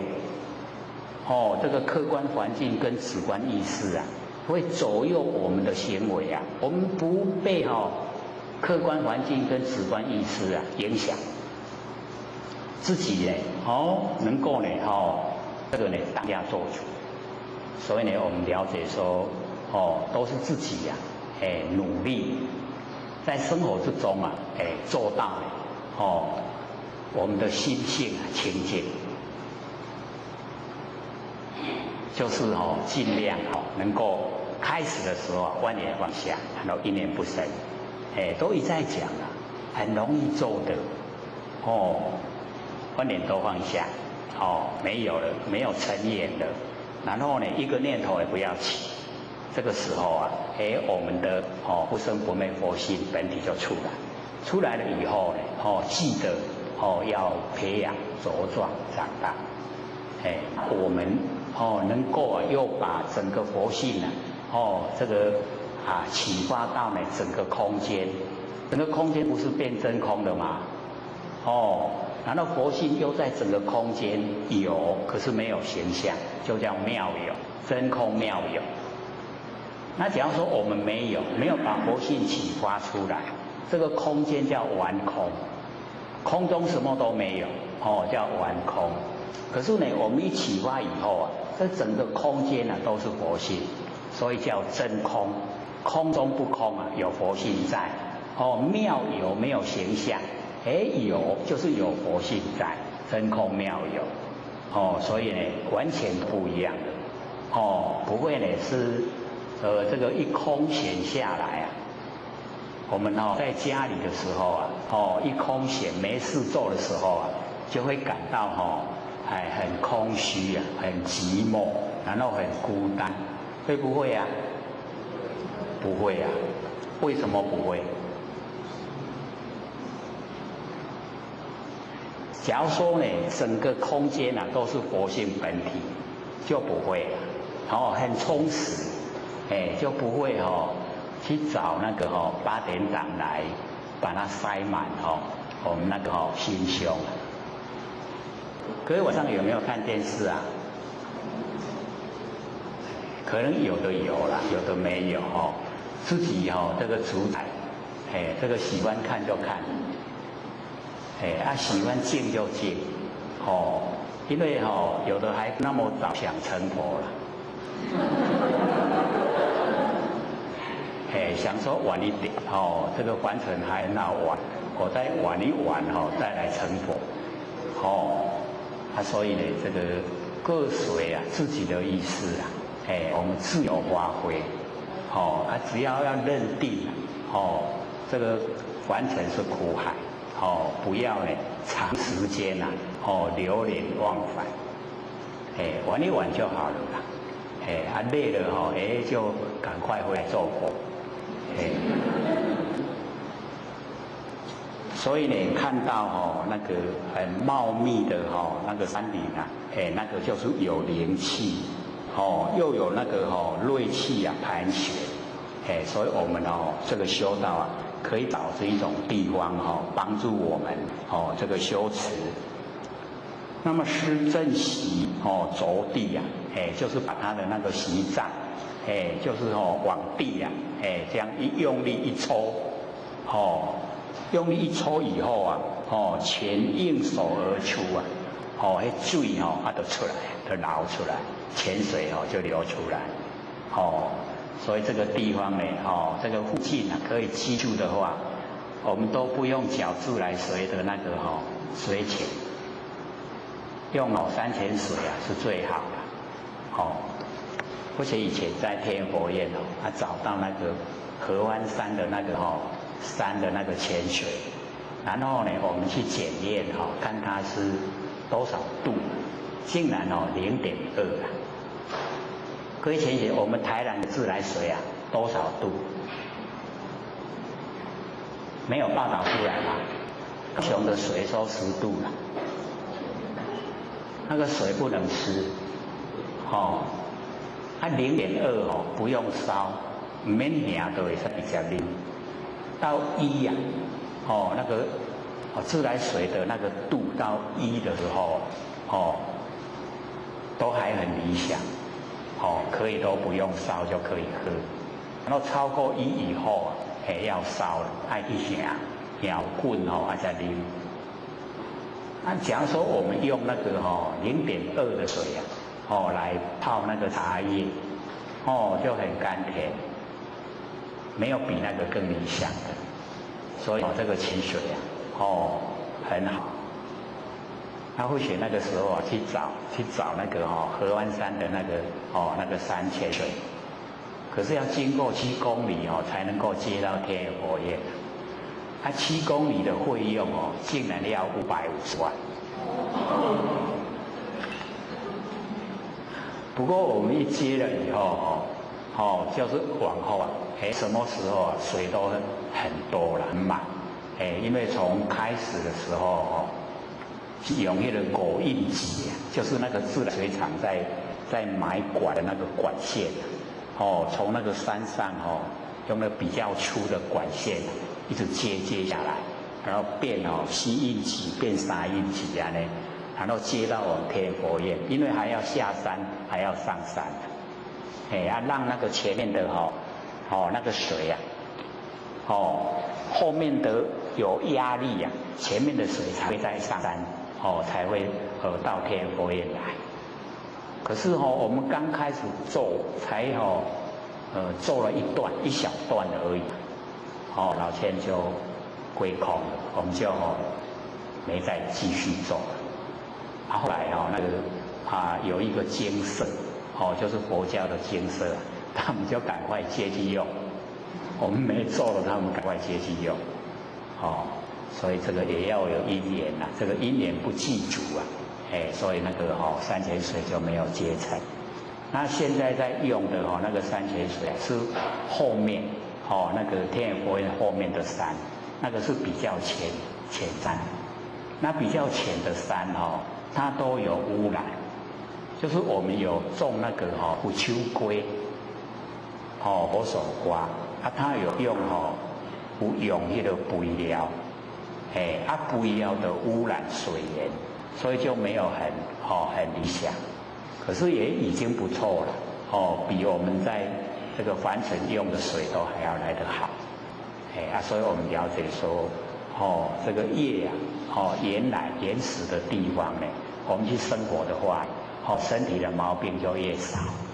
那现在因为我们都是工业发达，都是重金属污染，所以身体的毛病就很多了。所以这个养生我们适可就好了。说要养到100岁也会死所以养生拄好就好啦，用就好。期待就是大部分都要死的时候都要好死。讲无求一个好死嘛，求一个好死，对不对？不要连累家人安尼拖真久家己嘛艰苦，厝的人嘛艰苦，钱拢用了了。所以我们要了解说在凡尘就是要健健康康，这个心理也健康，生理也健康。财产不用留。各位这2天有没有看报纸？有没有？那个为了一个人为了他的爸爸把那个财产那个土地购名给他的弟弟，然后他就害死父母亲也害死他的太太跟他的儿子儿女有没有？有没有看？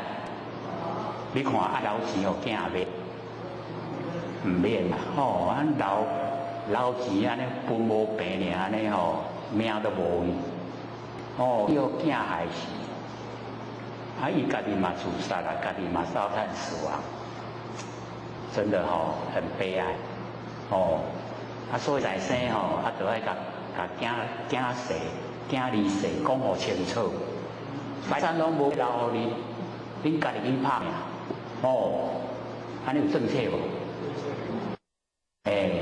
你家己去拍拼，自立自强，你若家己趁济食济，趁少食少，莫想爸母的钱，莫想爸母的财产，安尼爸母较轻松，有没有？有没有比较轻松？无负担啊就是这样嘛，生活嘛，要理想化所以呢，我们了解到，在世的时候有通食，有通穿，有通遮风避雨，有通这大就好啊，过来佫救的啊，一口气若无来，拢毋是咱的啊，拢别人的啦。所以唔免去累积财产，我们要累积德性。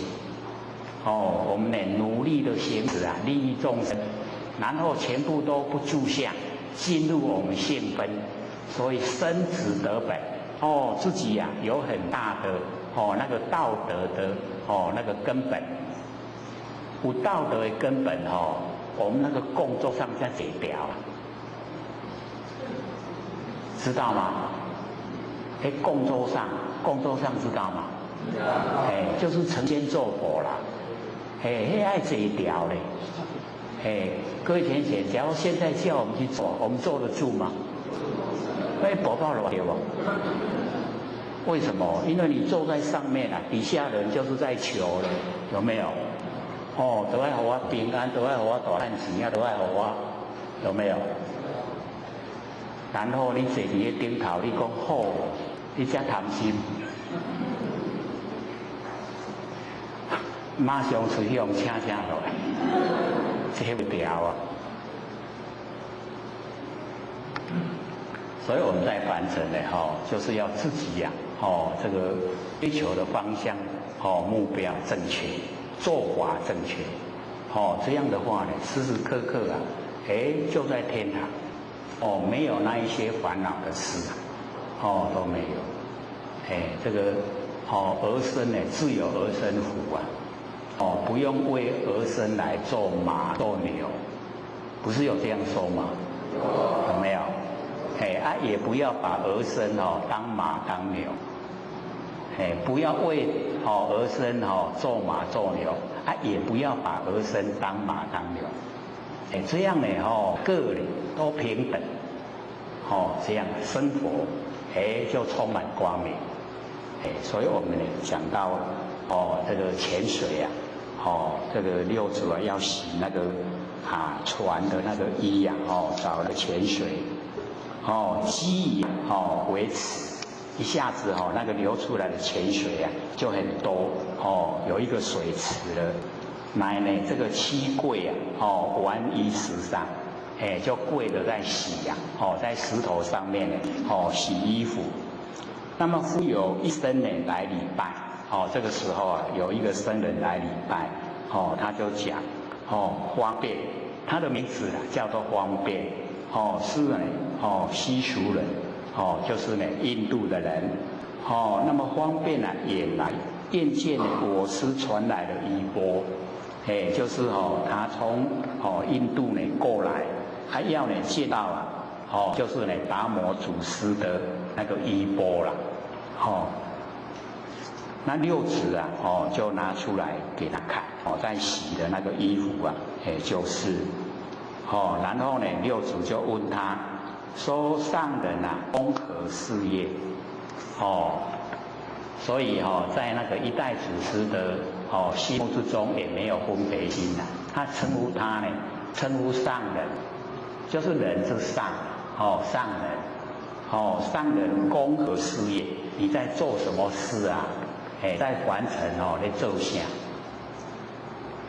然后呢，这个方便啊，就回答说善术，很会雕塑。然后六子啊就很正色，就是很慎重正色的，向他说，如是啊，速看，你试试看，可以了解这个意思吗？伊讲呢，伊善术，很会呢雕塑，伊讲我你雕看嘛，这个时候就是要他雕出佛性的那个状态出来。各位先贤，假如说有人要我们雕塑我们的佛性出来，我们怎么雕？怎么雕？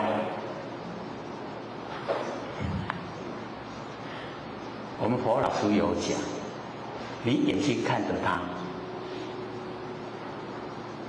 会吗？会吗？会不会？安尼就雕好啊。这个是我们佛老师说的，说你眼睛看着他，他看着你就雕好了。可是呢，这个方便往错，转袂晓要做，袂晓要安怎做啦。往错就是转规个拢茫茫然，还是要安怎雕？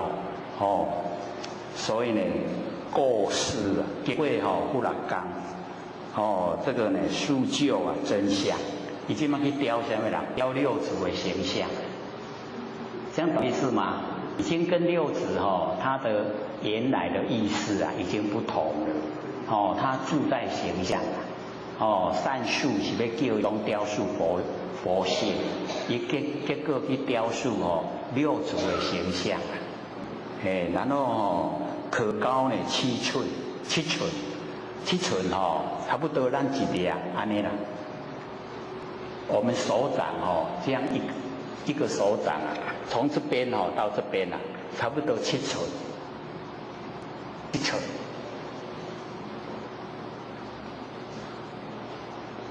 这么高。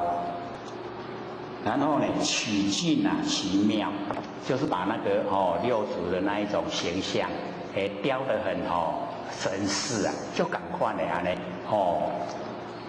六祖呢就笑了，失笑曰：如子之呢素性呢不觉佛性，讲你敢若会晓雕塑这形象，无法度雕塑我们佛性。不了解这个佛性，这样了解吗？那以后呢，会不会？说你佛性摕来我看嘛，会不会？这个我们佛老师教的，伊若叫你讲佛性摕来我看卖那就静静甲看好了。会了吗？你直直甲看就是文殊菩萨看到文殊菩萨表现在眼根。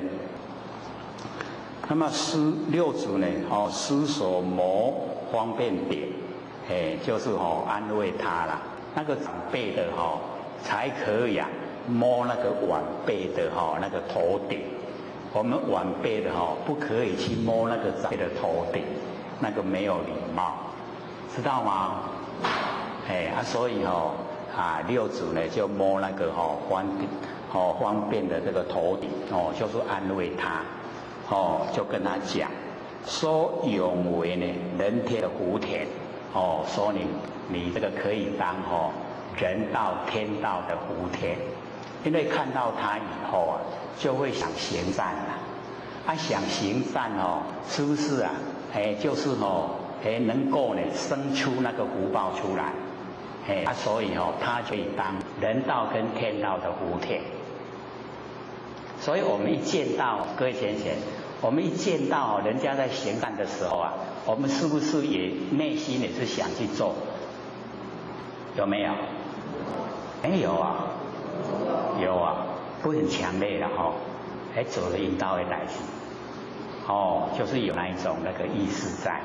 所以我们了解只要你看到他的做法，你想去效法，那个呢就是已经在种善因了。善因一定有善果是不是好像那个田一样一种了可以生鸟花这个花芽，然后呢可以成就所以假如说我们都是一直在看那个修持人修道人呢他在生活之中都是很尽心的在生活，他很困苦，那个都是我们人天福田，就是我们在享乐啊，然后看到人家在受苦，又那么行善，这个呢我们就会惭愧，说我们享受福报还不知道感恩。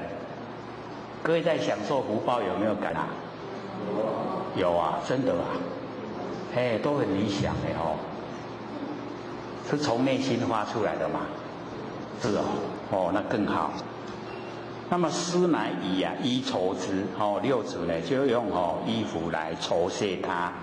那么方便取衣分为三，把这个三分做三分，一批呢塑像，就是那个雕塑六祖的那个形象，一个呢自留，自己留着，一用中国义中啊，就是讲把迄个衫安尼落咧，敢若长，敢若安尼白长安尼该白的做伙，然后呢甲摆落迄个土骹，义地中呢就是埋藏呢也土骹，他就发誓呢，就讲厚得此衣乃吾痴事自此以此重建殿宇。假使这个衫去互人挖出来，迄个时阵就是伊要出世，就是要在凡尘呢出生，然后要在这个地方呢自此，要来盖这个寺庙，然后来度化众生，发愿，他发誓愿。什么时阵会去用甲伊挖出来唔知影，所以有迄个发迄个愿。只要讲去用挖出来，伊就要出世伫凡世间，所以他这个愿也是一个善愿。那各位在生活之中有没有发愿啊？发什么愿啊？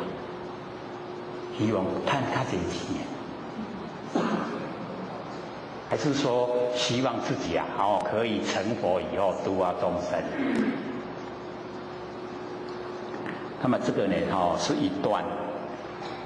接着底下呢，有僧举恶人禅师的句云有一个僧人，然后拿呢那个恶人禅师他有讲这个句语，他句语是说恶人呢有伎俩，这个伎俩就是骗步啦，骗步或者伎俩。我们呢在凡尘很多人都有伎俩，拢有撇步啦，所以我们要了解说，只要有这个撇步伊就会当赚钱用这撇步来赚钱，凡尘很多都这样，就可以利用这个来赚钱。那么这个恶人他就讲，他有撇步，有伎俩，这个伎俩呢，就是能断百思想。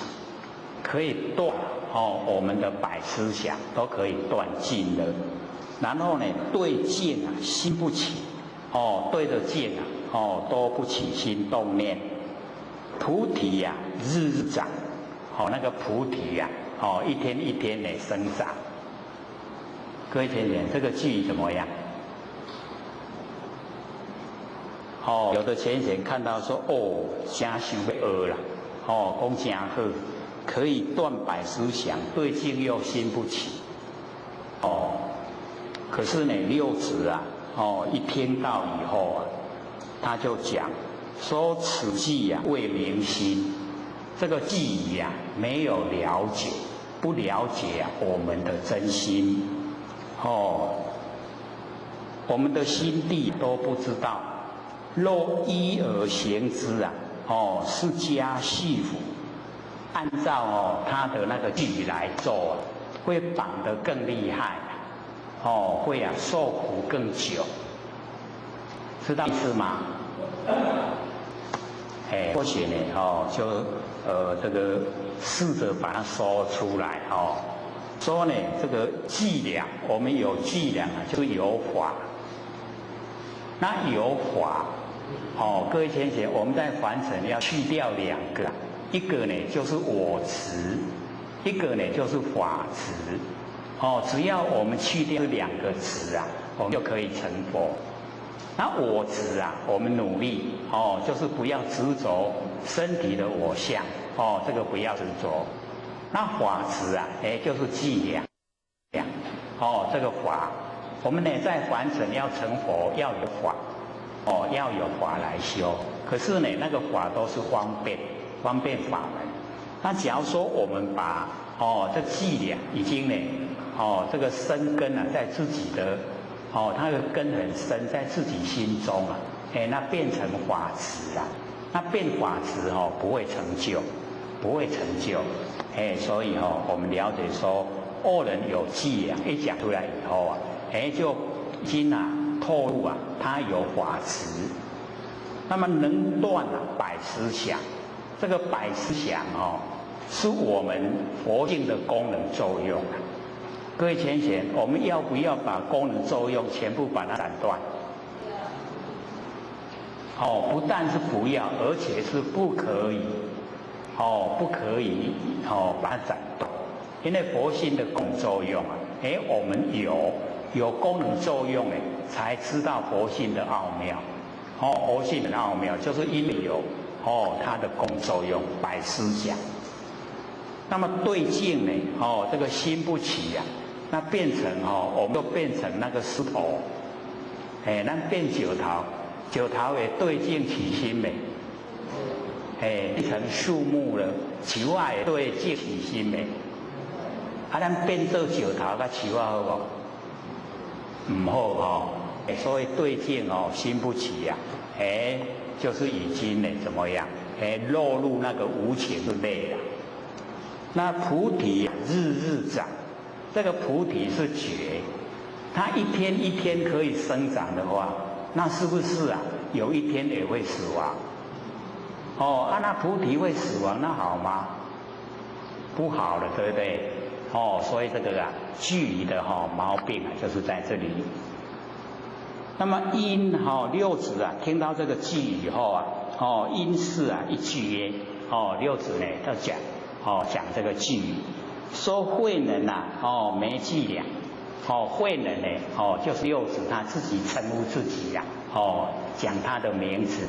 所以我们各位贤贤，我们在凡尘应用的时候啊，时常都这个会用的不很恰当，称呼自己先生啊，称呼自己小姐啊，称呼自己的那个称谓啊，那个都不对啊。我们称呼自己要称呼自己的名字，这样了解吗？真是累何道理、何意义啊？都要讲家己的名，袂使讲我什么人，什么个称，人咧甲咱叫的迄个称呼啊，人咧甲咱叫的称呼，那是别人叫的，唔是咱家己咧叫，咱家己咧叫爱叫咱家己的名，所以六祖一代祖师啊，他还讲慧能，讲自己的名字，慧能没伎俩，懂意思吗？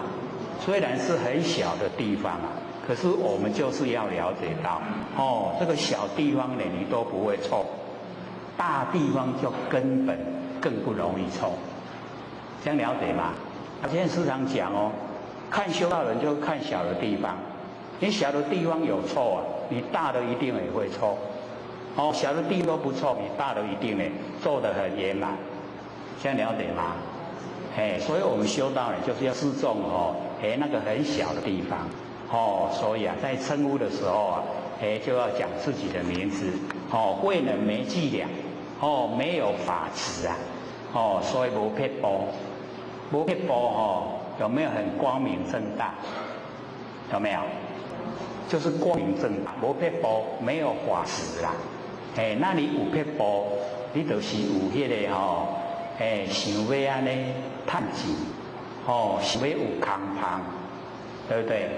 已经心地不光明，所以慧能就讲六祖说慧能没伎俩，不断的百思想，百思想啊是我们佛性的功能作用，所以不断，不要断掉百思想，让你功能作用自然产生它的作用就好了。然后呢，对镜心竖起，对着这个环城的景象那个心竖就起来。这个呢心竖起呀各位先生，那个大圣这个法相中把那个心数就归纳有51个心数那我们也称呼它呢叫心手法，心呢所使用的方法。那或许呢把这个大圣的法相中呢他有讲把凡尘的所有一切都把它归纳在5位百法。5位就是色法、心法心手法就是心术法，然后不相应法跟无为法5个归纳，把凡尘所有的万法都归纳到这5个色法、心法、心术法、不相应法、无为法5个，这样了解吗？了解。那么色法有11个，心法有8个心术法有51个，不相应法有24个，无为法有6个，加起来刚好100个法。那这100个法已经把凡尘所有的法都全部包含在这个里面叫5位，然后100百法，这样有印象了吗？有。然后或许把那个内容5位百法把它呢这个解说出来这个色法，色就是形象可见的就是我们的眼、耳、鼻、舌、身5个然后呢6尘，色、声、香、味、触、法因为那个法一半有形象，一半没有形象，所以也列入色法里面就有11个。然后呢那个心法就是我们的8识各位先生8识知道吗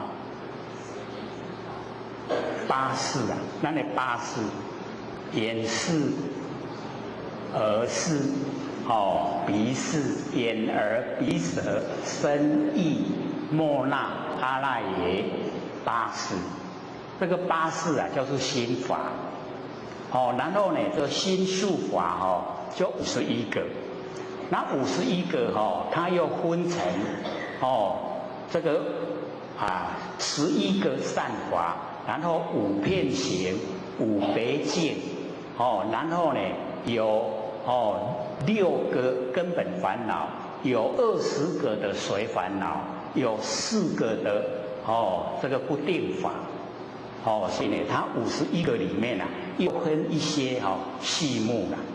那么11个善法那个心所使用心术法有11个善法。第一个呢就是信，相信的信，然后呢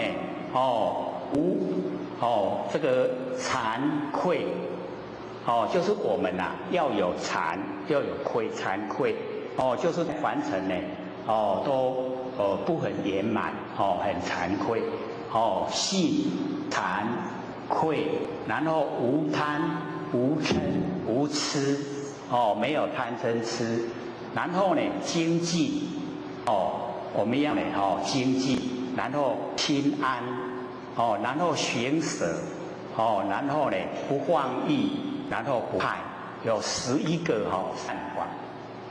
然后呢这个5遍行，5遍行就是它都普遍在所有的这个里面这个呢我们很容易就能够这个整个在遍行之中就是触接触触受想思跟咒意，这个5遍行然后呢，在五别境哦，不一样的那个个别的那个环境哦，就是欲望哦，我们的那个欲望啊哦，大部分呢都会很强哦。各位的欲啊强不强？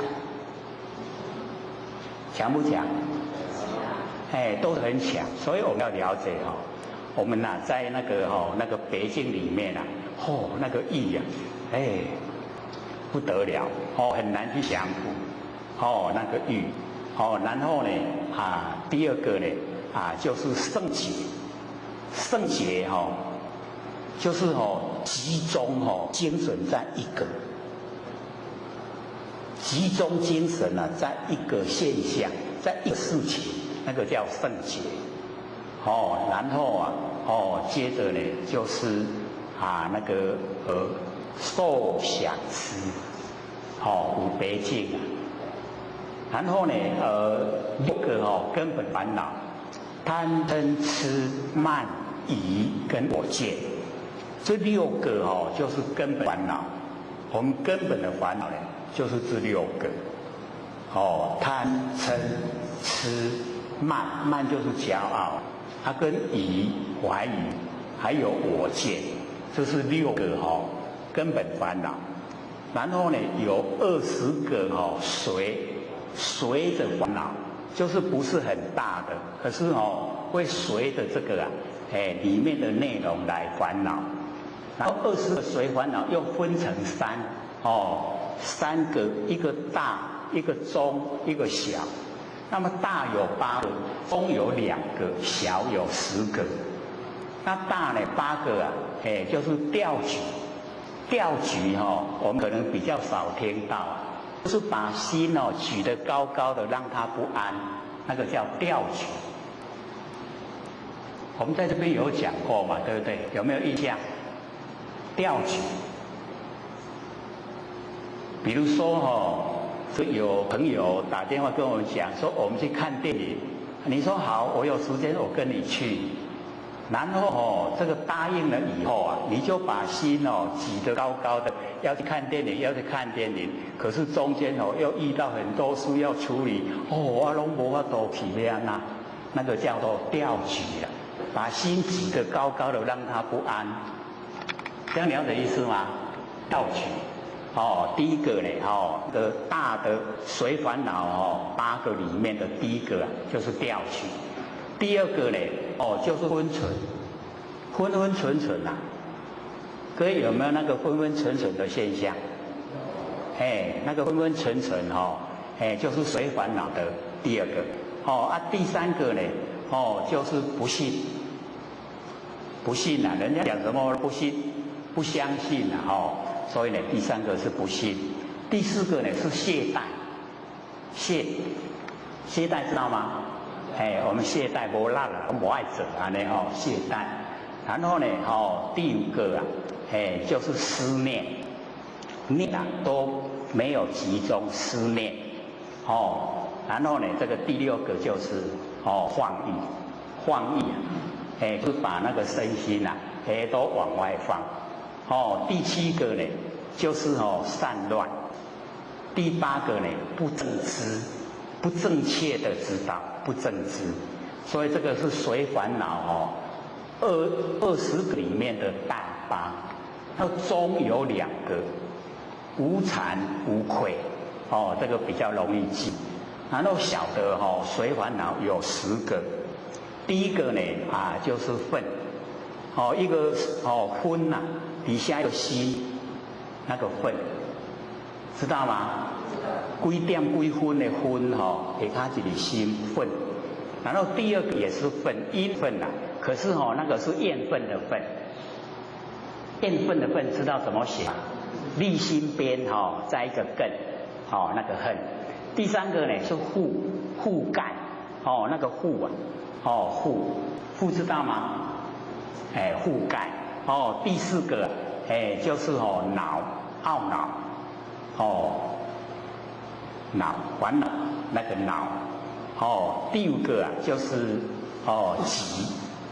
嫉妒那个嫉妒的那个嫉哦，第6个呢就是狂，狂啊就是骗啊，哦，狂骗，哦，狂骗会吗？会不会？知道那个意思啊？不是说叫我们狂骗别人啊。哦，知道呢，哦，那一种啊，那个含义，哦，然后呢，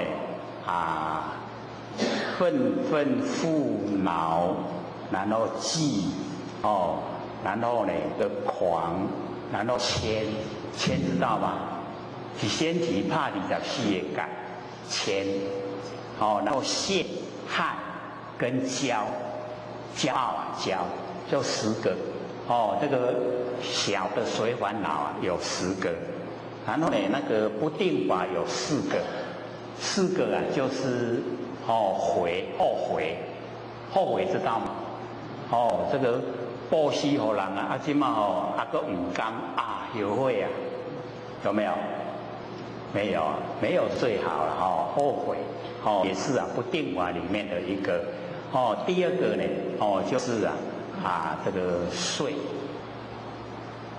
觉睡哦。第3个就是寻找哦第4个呢就是事，一个人字边立人边啊，在一个总司令的那个事哦，这个4个哦不定法。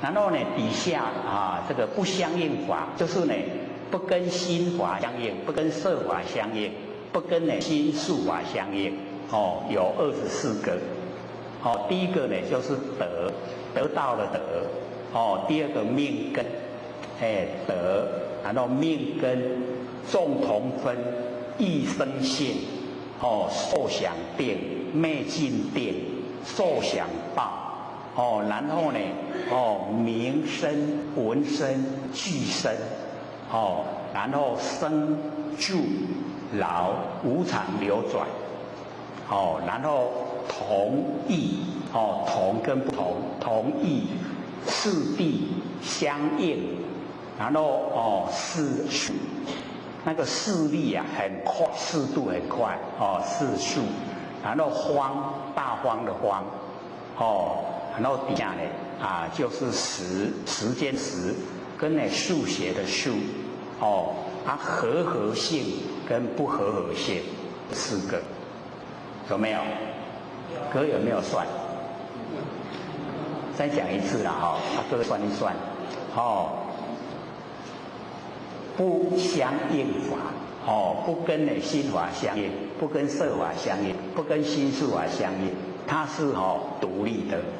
得命根众同分一生性哦，然后这个受想定哦，受想定昧尽定受想报哦，然后生闻声俱生名声生住老无常流转哦，然后这个同义次第相应哦，然后世数荒，然后时数和合性不和合性，有没有24个？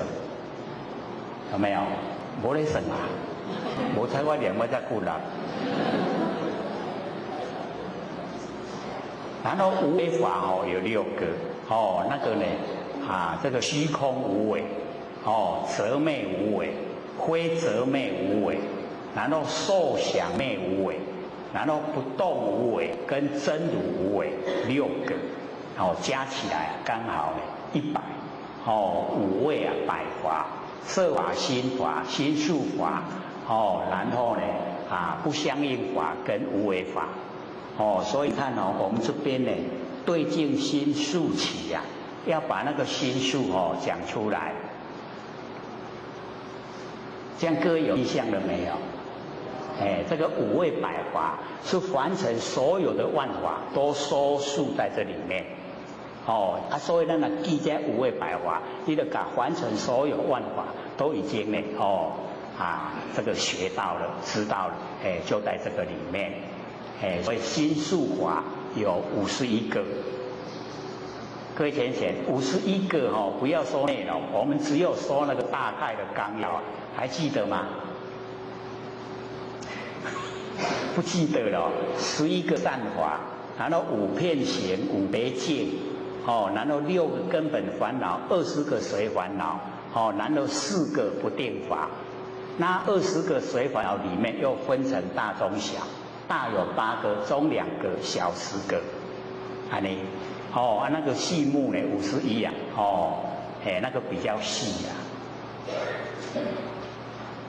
这样有印象了吗？有。所以5位百华就是心数。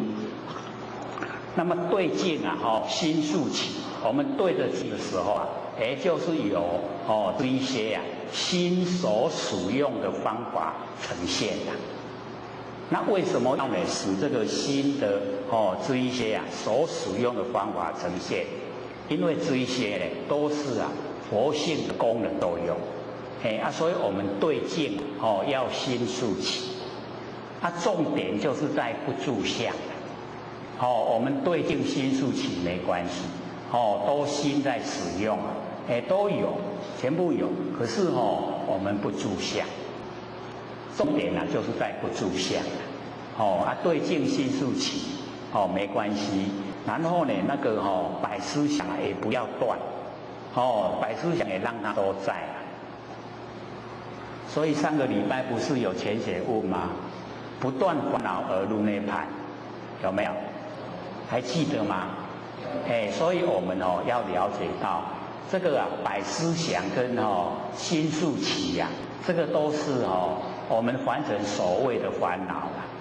那我们了解说它是佛性的功能作用，只要了解它是佛性功能作用，我们不要住在那个形象，就可以进入涅槃，进入不生不灭。这样了解吗？是不是越来越好像这个离自己想听的又越来越远？这个离自己想听的越来越远，会有什么现象？就是在讲的人变成在催眠，他底下听的人很好睡，他就会点头了。你讲的对。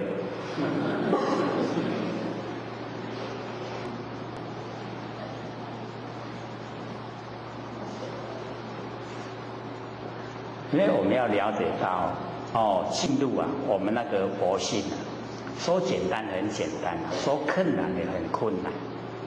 简单呢就是有心，只要你有心就很简单。那困难的话，就是我们贪念凡尘，我们凡尘很迷恋，要你来听这个性理心法，要进入佛性本体就很困难。要说很注重凡尘的这一些得失那我们真就是很难修到。那要看待凡尘的所有一切都虚幻不实在。为什么会用尘来形容？就是这个尘会污染我们的佛性本体。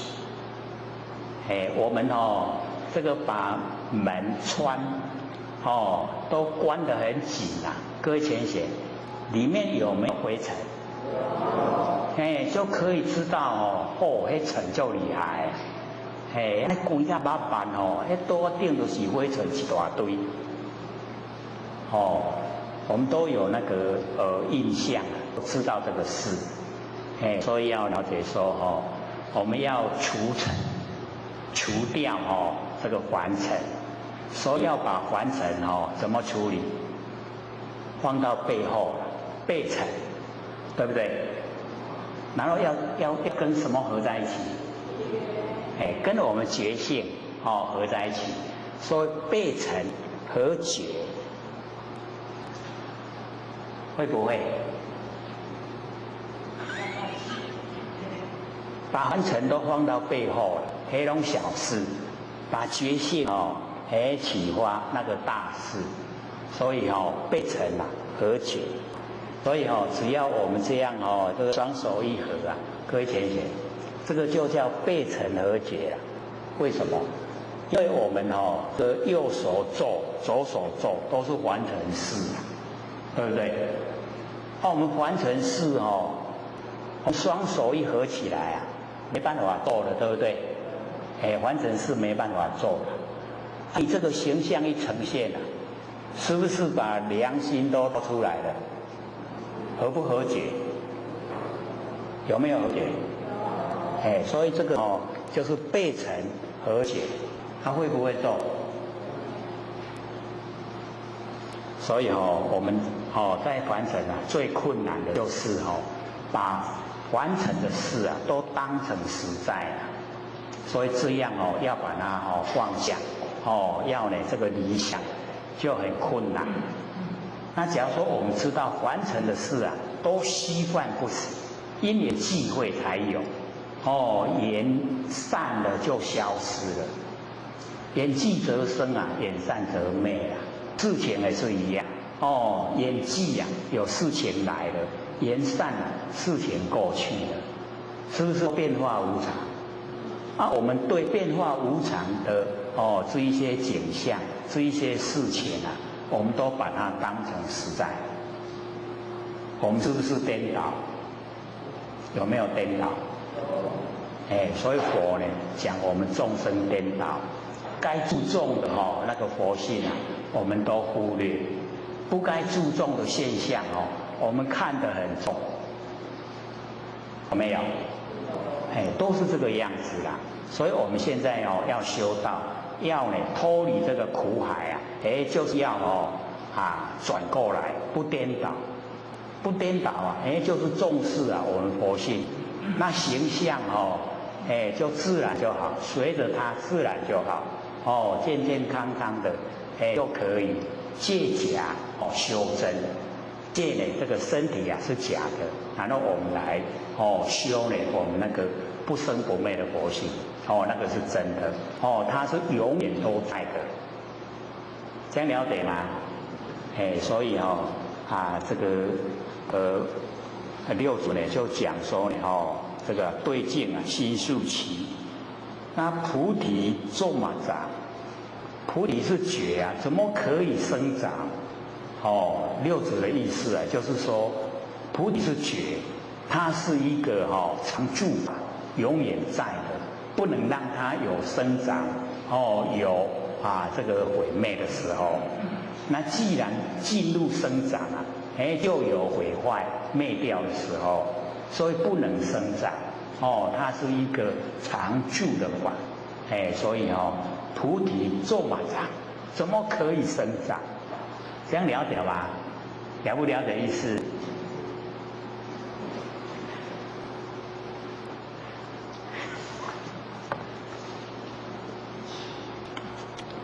所以我们这个第七品啊，也是讲了蛮久机缘品算呢我们的机缘品啊已经讲完了接着呢就要讲这个顿渐品第八。那么祖师啊居潮汐宝林这个时候啊，六祖呢居住在这个潮汐宝林，神秀呢大师啊在这个京南泉寺。那么以时啊这个两宗啊盛化，就是这个六祖啊跟那个神秀啊这两宗派两个宗北啊很盛化。就是修的人很多，那么人皆称南能北秀，南边呢就是慧能，北方呢就是神秀。那么故有南北两宗呢顿渐之分，有那个呢这个顿就是很快的马上呢这个从凡夫呢到佛地。然后有渐，那个就是渐渐的来修这个顿渐，而学者莫知终去，学的人都不知道他的宗旨跟去向，这个什么样的宗旨啊都不了解，然后呢要到呢哪个地方去啊也不知道。那么师威呢这个众曰六祖呢就跟大家讲，说法本一宗啊，法只有一宗，人有南北。我们人呢有的住在南方，有的住在北方，人呢有南北之分。那么法只有一种，法只有一种，见呢有除己呀，我们的见解，我们进入佛性本呀，有的很快，有的很慢，根利的就很快，根比较钝的就比较慢，所以这个六祖就跟大家讲，说何名顿见？那为什么有这个顿见的这个名称？它呢是什么内容？法无顿见，佛法里面没有，只有一种。那么人有力顿，人的根气有力有顿，所以我们要到呢这个根气很利就是他累世都有在修，那累世有在修那个根就很利。各位前人假如说这个前不久看那个电视那个新闻报道，在呢这个外国大概是美国吧，有一个地方有一个5岁的那个小男童，他很会弹钢琴。弹的那个是大师级的那一种那个钢琴的那个弹法。那或许刚好那个时间有看到这一段，那或许就在想说，那个他累生累世都是在弹钢琴，所以这个时候他的父亲说他3岁一听到音乐就会去弹钢琴，你只要给他听到他就会弹，3回然后那个电视去拍的时候拍摄已经5岁了，他坐在钢琴前面在弹钢琴，弹得很熟练小小的去枕头音乐底下伊的迄个枕头下骹就流传的很流畅，那看的都会愣的嘞，那学嘛无法度学单的，所以就是他累世之间他已经都有那个很熟悉的那一些琴谱所以他自然而然就会了。那我们人一生下来各位也可以了解，有的生出来就真巧有的生出来公公，有没有？是不是很自然？那个为什么会这样？就是他累世之中那个很聪明就是累世之中一直有从这个性分里面研究，了解到一些真理，所以他的根就很利。那有一些在凡尘就知道这个吃饭睡觉，所以在凡尘的工作吃饭睡觉，我们有没有没有吃饭睡觉，这么厉害都有嘛只是没有把它当成最主要的啦所以我们要了解说我们在凡尘我们是为了生活而工作，还是为了工作而生活？这么理想都是为了工作才生活那真的是为了成佛才我们都在完成很好所以我们了解说一定要有一个目标一个方向，我们努力的方向一定要确立确定了以后我们知道怎么去做已经呢不迷昧了所以呢我们要知道说一生之中不要说一生那么长我们说一天之中，各位浅显，我们一天之中我们跟我们的佛性相处多久？相处多久？24个小时8个小时哦，那也不错，1/3了，不是8分钟哦，还是8秒钟。有没有跟自己的佛性居住在一起？有啊，多久？没办法算。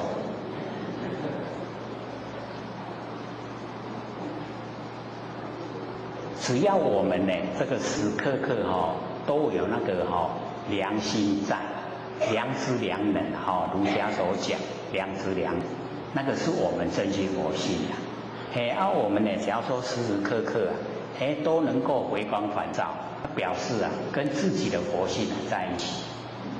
那我们一天之中多少的时间回光返照？我们精神外放的多呢，还是收回来的多？外放的多。那可见我们一天之中要8个小时跟佛性在一起非常不容易，8分钟就不错了。可能有的连8秒钟都没有。跟什么合在一起？跟现象合在一起。所以8秒钟都没有跟佛性在一起。那我们既然要修到脱离苦海，要慢慢的把心欠回来，要回光返照，就精神呢不要外放，精神外放当众生，精神收回来当圣贤。我们要当众生呢，还是要当圣贤？要当圣贤，那精神就要收回来。就是完成的所有景象、所有事情都虚幻不实在，不要被他拐骗。造化都是捉弄人在捉弄我们呢，在凡尘受苦。所以我们呢，就是要把我们的精神呢，全部都收回来，就是降服我们那个外放的心。外放的心已经降服了，心都可以收回来。收回来以后我们就可以培养我们那个不生不灭的佛性本体了。一培养它就可以茁壮长大。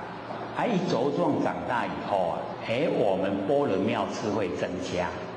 般若妙智慧有了，真理认识更透彻。真理透彻我们做起来更自然。自然而然就脱离苦海了。这样会不会可见都没有什么心想去做。一定呢，这个要实践、实行、实际做。实际做就有功夫呈现了。这个我们呢要了解说，现在这个上天大开普度，我们都得到了，得到本来就已经成佛了。可是我们现在是先得而后修了，不像以前那个单传独授的时候是修到功格圆满才受记我们现在都受记了上天认定我们有成佛的资格，要不要成佛那要的话，自己要内心立定宗旨，唯求做佛，不求于物，可不可以太没力道了。这个要在凡尘踢铁板踢得厉害一点，知道意思吗？就是生活之中要充满挫折了。你太顺利了让你赚钱了，让你有社会地位你就贪恋凡尘了，就不想修道了。这个全部到处都碰壁，都踢到铁板，才会死心塌地，好认真修道。对，很现实太如意了，表示上天要把你慎考倒。所以你太如意了就是要小心上天要你倒，要你跋得了，会不会？绝对跌倒。那我们现在赶快学习跌倒。为什么会爬起来对不对？哎，上天要考我们那是很容易的，互你赚到钱，互你社会地位搁有，啊你搁要受到，啊我无用，绝对有借口啦。啊，我们修道哦，不要找借口，哦，就是要脱离苦海，哦，为求做佛，这个是最究竟的。哦，成佛了以后啊，我们可以千百亿化身，可以时时刻刻度化众生，不管到哪个佛世界啊，都可以去，不是最理想吗？对，哎，所以我们要了解说，文波老师哦，对我们期许很大，有没有？或许还看到那个新闻呢，我们编出的啊，上个礼拜不是老师有出新闻吗？说把我们那个台南的那个普通班都停下来，有没有？哎，要来研究这个心理心法，有没有？老师还跟我们讲，向徒儿邀请，老师要我们徒儿来听课，竟然要用邀请。哦，我们徒儿比老师大呢，哦，比老师还大。老师跟我们讲哦，我们能够研究这个啊，是我们福气啊，有没有？哎，很福气哦，要知道福哦，要把握。那老师还跟着我们恐吓，你不来听哦，以后你不要求我。你遇到事情哦，老师不是不帮忙哦，那个冤亲是很难缠的，有没有？老师一手拿着糖果，一手还拿着教鞭。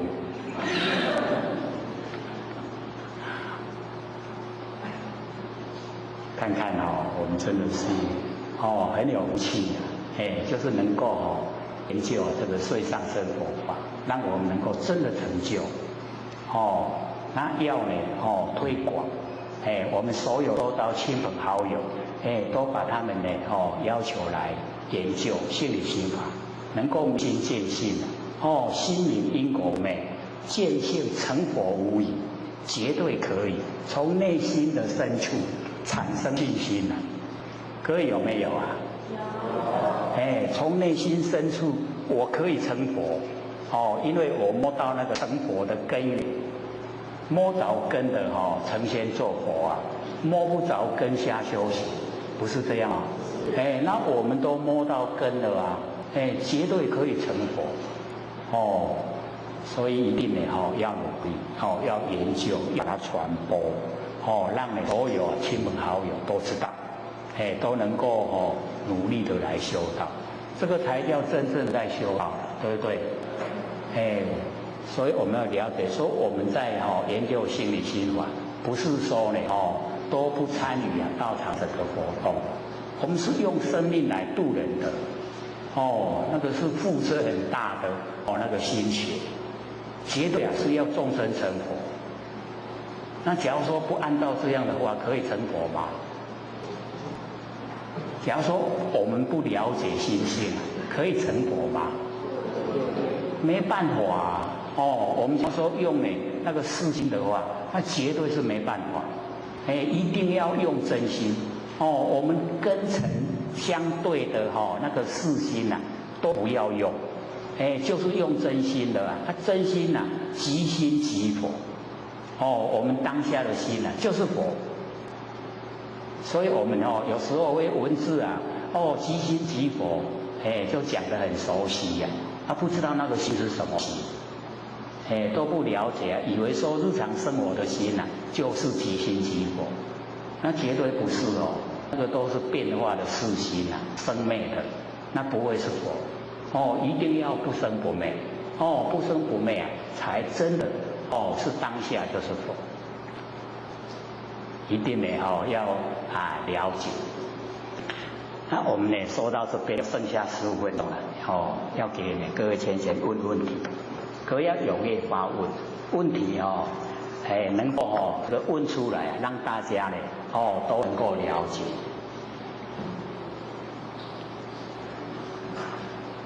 有没有想问的啊？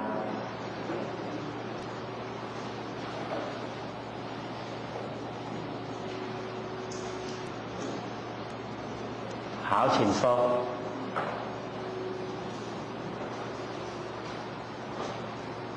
也是刘讲师对金贤大家好。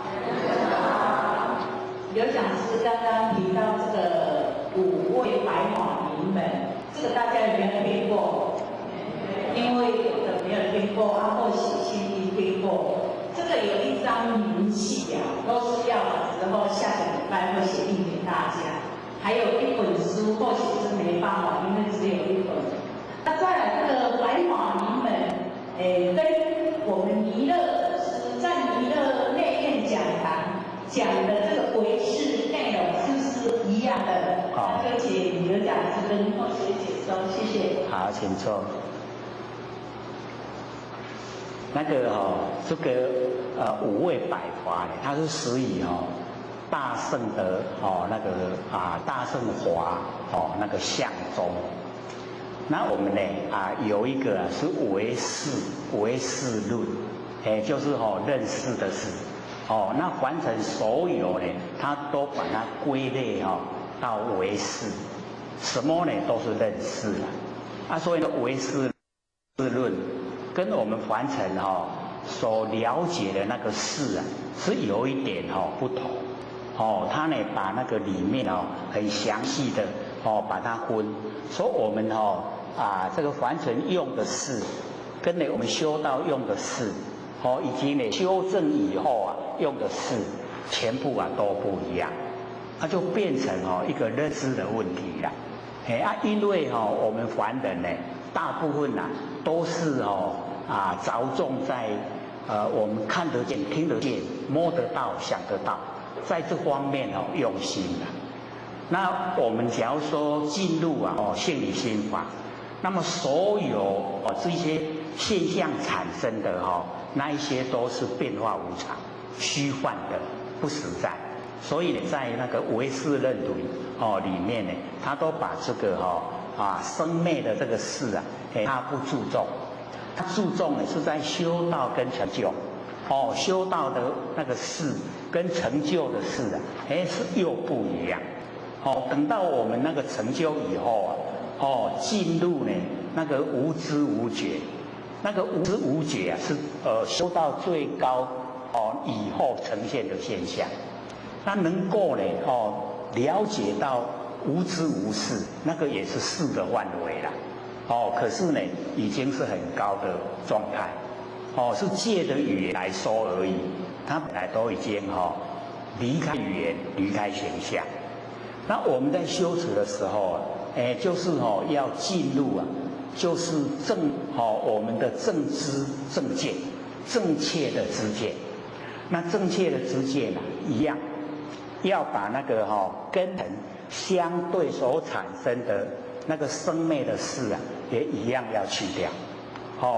所以我们把根尘呢跟那个生花的那个6识去掉了以后才可以进入正知正见。进入正知正见我们来修道才会有成就。所以唯识论鼓励我们从这个地方就是入手，就是从那个真如门，不要从生灭。从真如门入手来修以后，它会有这个一些很殊胜的那一些景象会产生。可是呢，这一些景象产生呢，它也是要我们了解，是给我们信心，而不要住相。住相以后，你就没有办法达到那个最高的程度，也就是究竟那我们就是要能够究竟成佛。本来我们都是佛，那为什么没有？我们没有成就，就是因为我们的知见不正。我们呢在完成所用的这些知见都偏了，都邪了，不正确，都颠倒了所以要先认识，先认识这个不正确的这个观点。它不正确在哪里为什么不正确？我们去了解以后，我们才能够产生力道来修持。那对这个正知正见我们有认知以后，那个行持啊就有力，那有力道行持啊，功效就跟在后面随时呈现。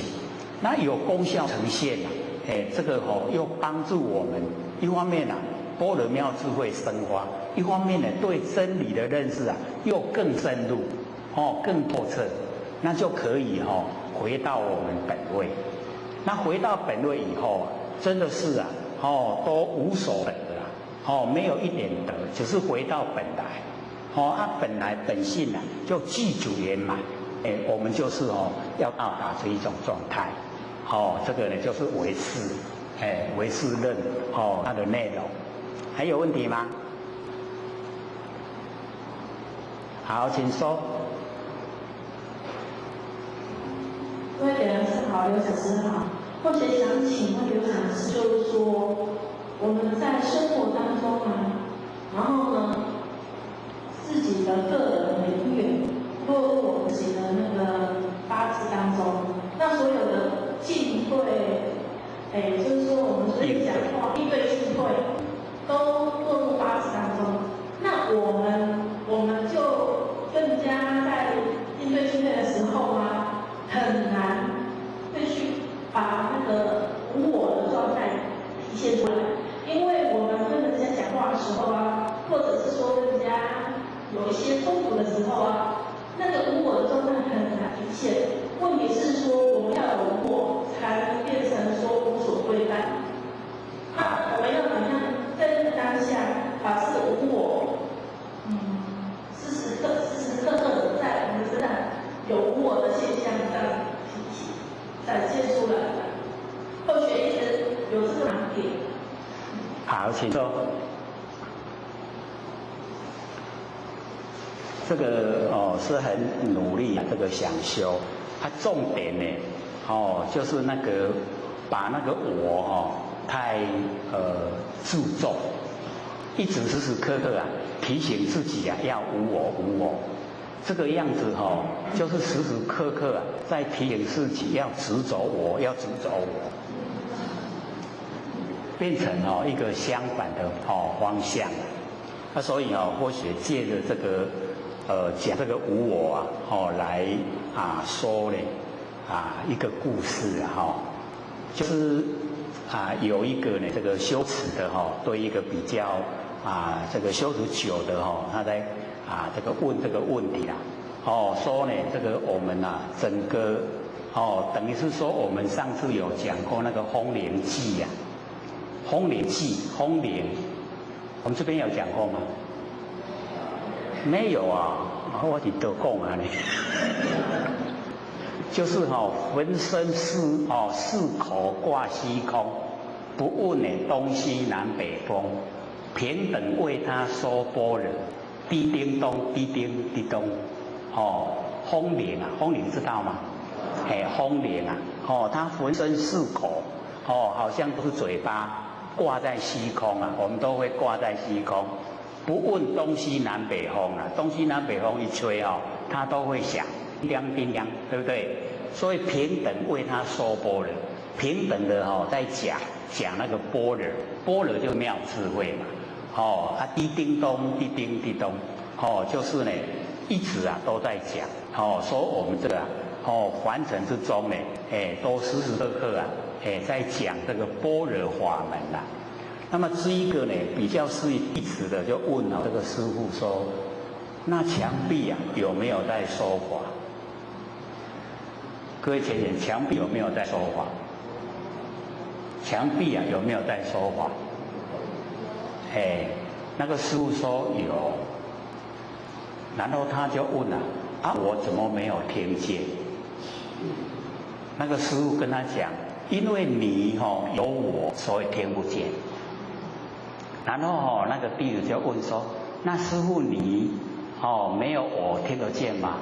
师父讲：“有你有我，所以听不见。”然后弟子就问说：“那没有我没有你听得见吗？”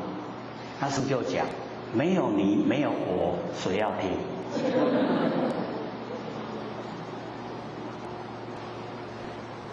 所以这个里面我们就是要了解到我们执着了身体的我，那佛在开始讲经说法的时候，他就讲一定要把这个身体的我去掉，去掉是身体的我啦。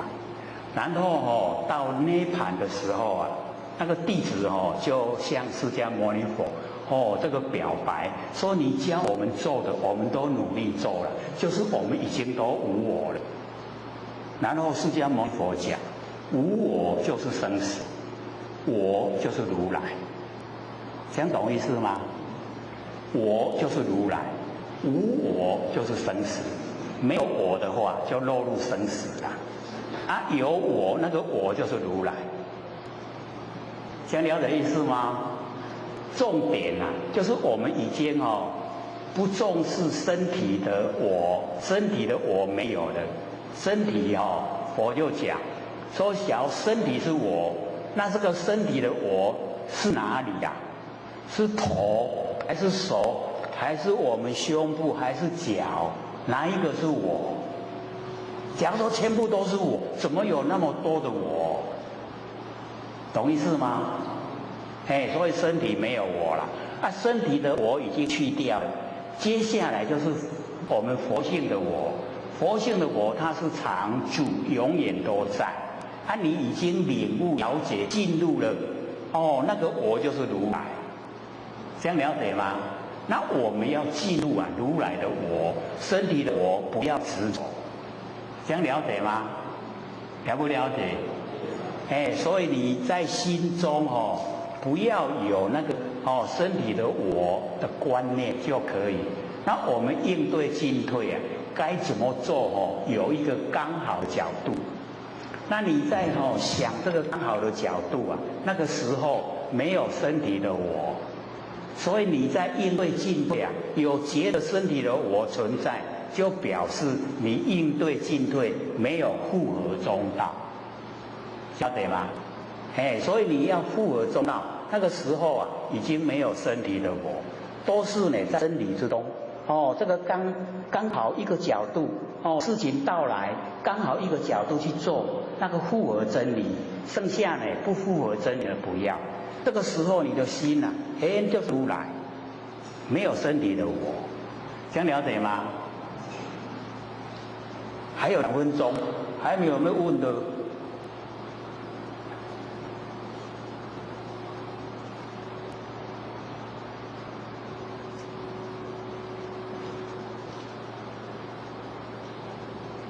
还有一个故事或许来讲，说有2个师兄弟在外面争执的时候那个甲就跑进方丈室来问师父，说我这观念对不对？师父说对，你的观念对。然后这个甲跑出去跟那个乙的讲，那个乙的一听以后换他跑进来问师父了，师父我这个观念不对吗？师父说你的对。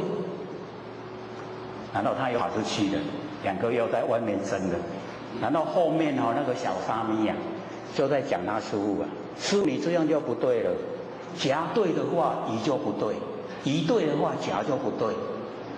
那个师父转过来跟小沙弥说，你说的也对。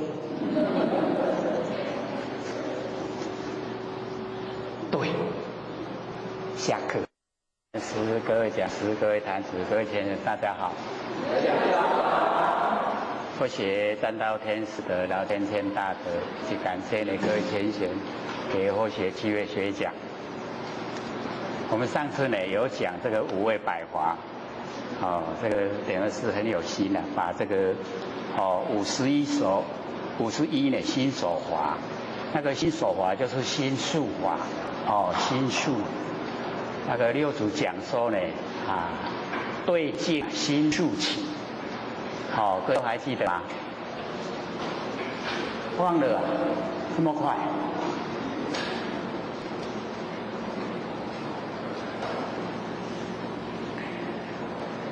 ？5位百华是大圣法相中他所说的，把凡尘的万法都归纳进入这个5位。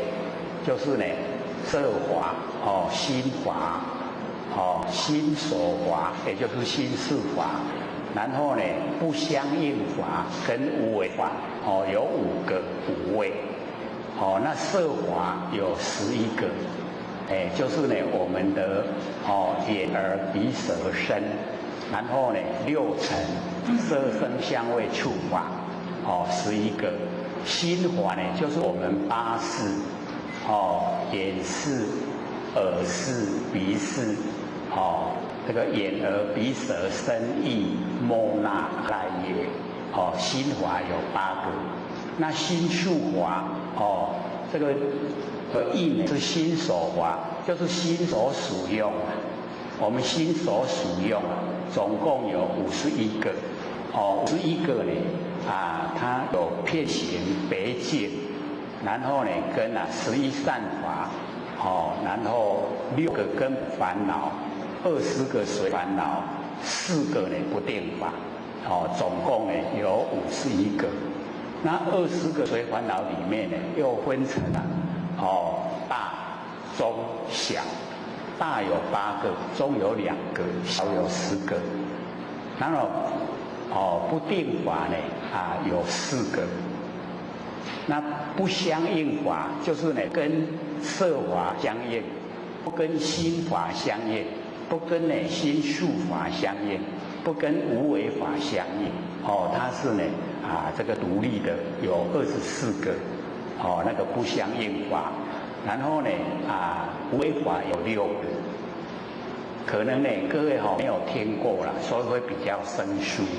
那假如说呢我们稍微有研究这个心理心法，大部分呢都会把这个所有万法都归纳呢在这个百法里面。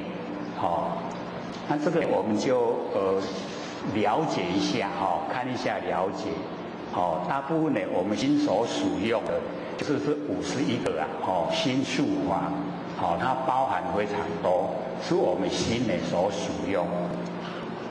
那或许呢在这个讲前就是想先说一个或许这个上次回去然后听这个车上前贤在讨论说呢我们在生活之中呢有这个观念的问题，然后呢跟家里的人整个都不合就是这个所有这个家里的人大概都想侵占他的那个财产，他都到法院去告自己的亲人亲属拢甲告啦，一个人告规家伙人。那或许在想说纵然你能够把所有的这个家产都占据是自己拥有，那又怎么样？你又能够活多久？一口气不来你再怎么多的财产也都是别人的啦。那干嘛要做那一种很愚蠢的事？在生活之中你各处的人处的以什么眼光来看你？什么眼光？是不是大家都很这个不和谐的？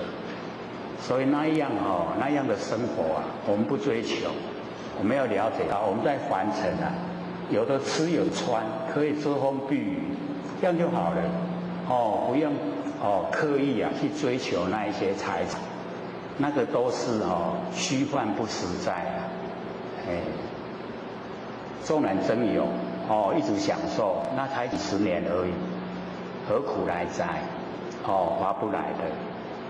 那所以或许就想到那个释迦牟尼佛而讲一个比喻说我们把一个盲人就是眼睛看不见的盲人，把他牵进去那个荆棘林中荆棘林就是里面都种那一些仙人掌。各位有看过仙人掌吗？它是不是全部都是刺？它很高那个差不多有一个超过我们身高的高那个仙人掌。那我们把一个盲人切进去那个仙人掌的那个园区然后我们就把它放着，让它自己出来。各位浅显，他要怎么出来？他要怎么出来？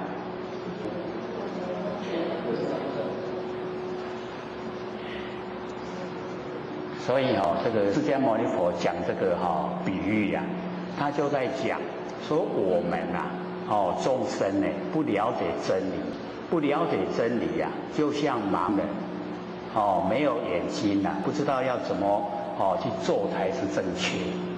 然后呢，我们又在那个荆棘林中，就是呢身边都是仙人掌，很容易我们一走就会被那个刺刺到，这样懂意思吗？就是去有起擦掉。那个这个时候各位浅显，我们假如说生气我们出拳去打那个仙人掌，会怎么样？会怎么样？会刺得很厉害，对不对？然后生气的时候不但手去打，脚也踢那脚会怎么样？又受伤了。所以佛说这个比喻就是说我们在凡尘不了解真理我们就是要研究，要知道真理怎么走才正确。那我们在摸索的时候眼睛呢还没有这个看得见，还是跟盲人一样的时候我们就要小心的去走，小心呢走的时候当我们碰到刺你要赶快退，是不是要退？就不会受伤了，对不对？然后转个方向，然后再走，然后走的时候又小心的不要迈开大步迈开大步又会受伤所以我们又小心的在摸索着走，不碰到刺的时候又可以小心走，这样我们就可以走出那个荆棘里，就是走出那个仙人掌的那个园区就出得来的时候还是前好好的，这样懂意思吗？就是在生活之中千万不要生气，生气害我们自己。就像我们这个这个手脚都来了，这个一打出去一踢出去受伤的都是自己。所以我们呢就是要小心小心翼翼的走这个很平稳的道路。这样了解意思吗？在凡尘或者都讲，我们要学我们老祖师度大能容，然后满腔欢喜。有没有学什么事我们只要呢能够容纳都没事再怎么不合理只要我们能够容纳，那什么事都没了都可以很和谐。所以我们呢在凡尘就是要学我们老祖师度大能容，就可以了却人间多少事，本来都没事天下本无事下面那一句怎么讲？对了，庸人是谁？就是我们自己我们自己困扰自己，我们自己找事来做所以这个呢我们了解说是我们自找麻烦。那我们度大能容了以后就没事，什么事也没有，然后满腔欢喜在凡尘的时间都很短暂不过呢100年而已一下子转眼就过去了。所以我们要在很短的时间要过得好像在天堂一样我们可以做到的，只是我们不愿意做各位愿不愿意做愿意。就是我们要从内心产生那个欢喜现在上天大开普度，我们又得到了这么殊胜要又研究这个心理心法，能够明心见性，可以回归我们本位都可以成佛，这个是最高兴的事。所以要满腔欢喜要高高兴兴在生活这样才很值得。那我们呢，这个要回到呢，这个六祖坛经。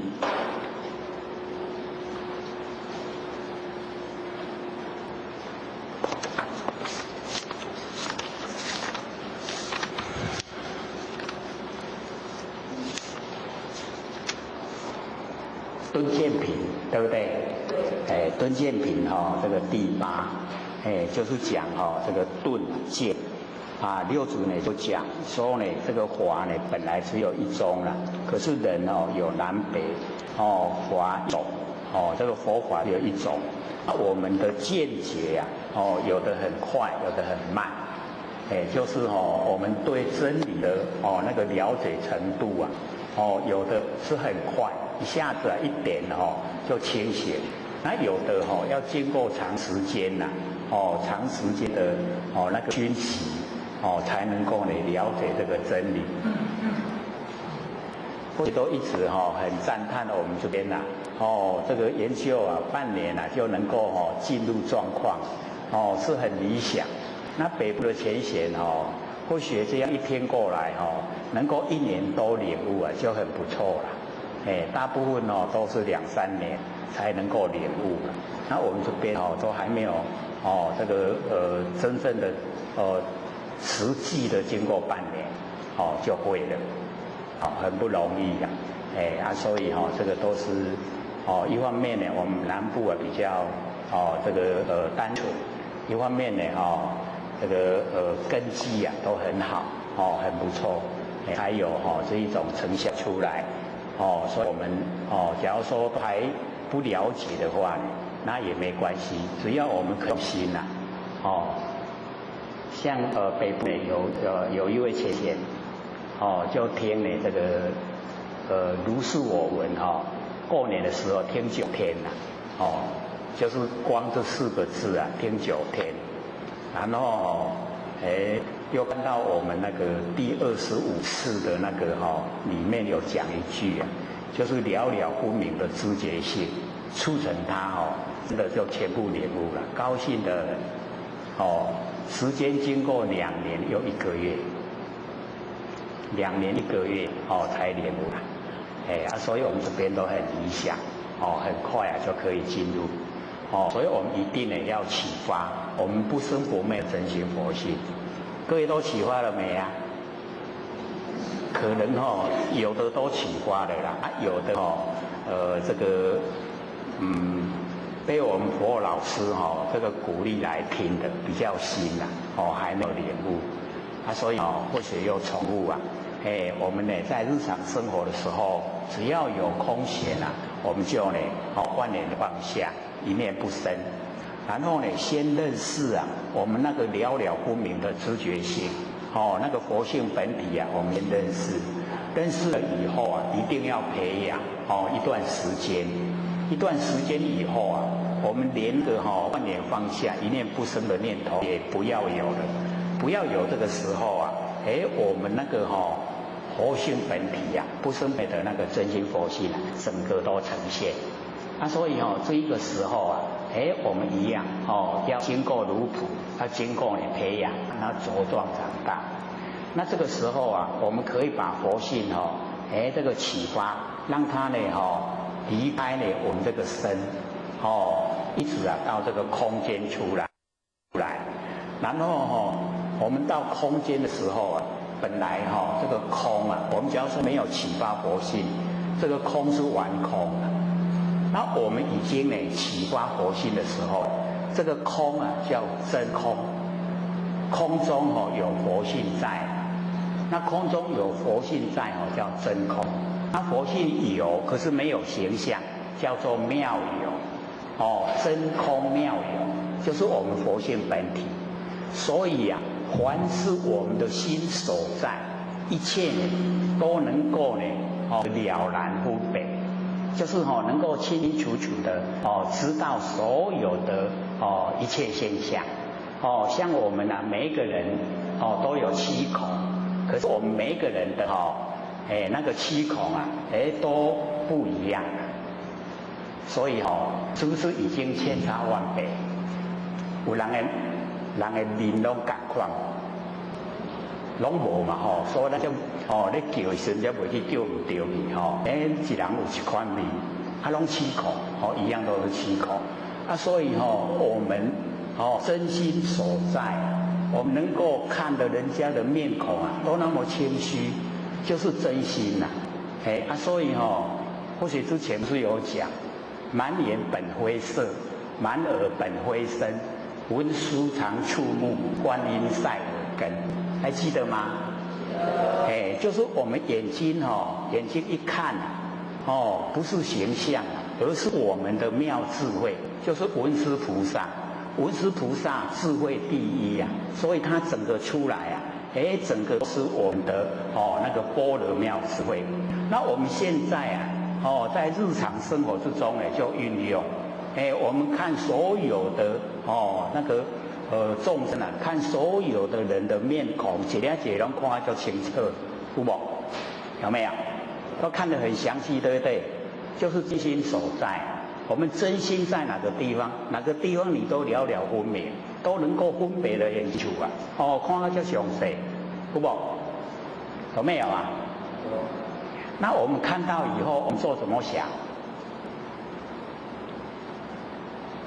都自然安尼所以各位同学，自然那个就是道，我们不生不灭的真心佛性，整个呈现。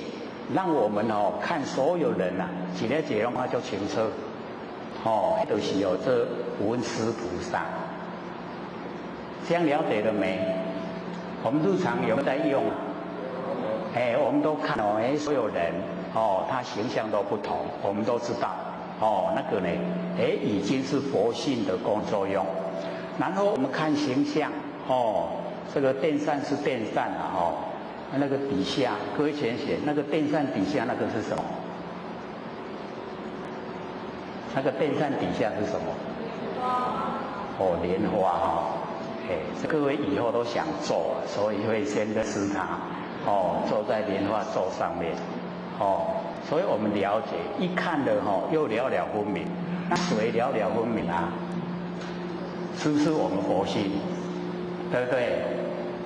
我们佛性在日常生活之中运用我们都不知道，日用而不知所以我们看形象就知道形象，看人就知道人每个人面孔不同就是不同，都了了分明，那个就是文殊菩萨的妙智慧。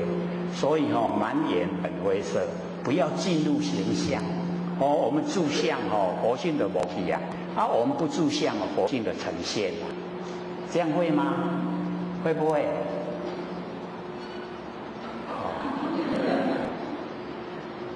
我又在想我们这边人又不少嘞还竟然没一个印呢。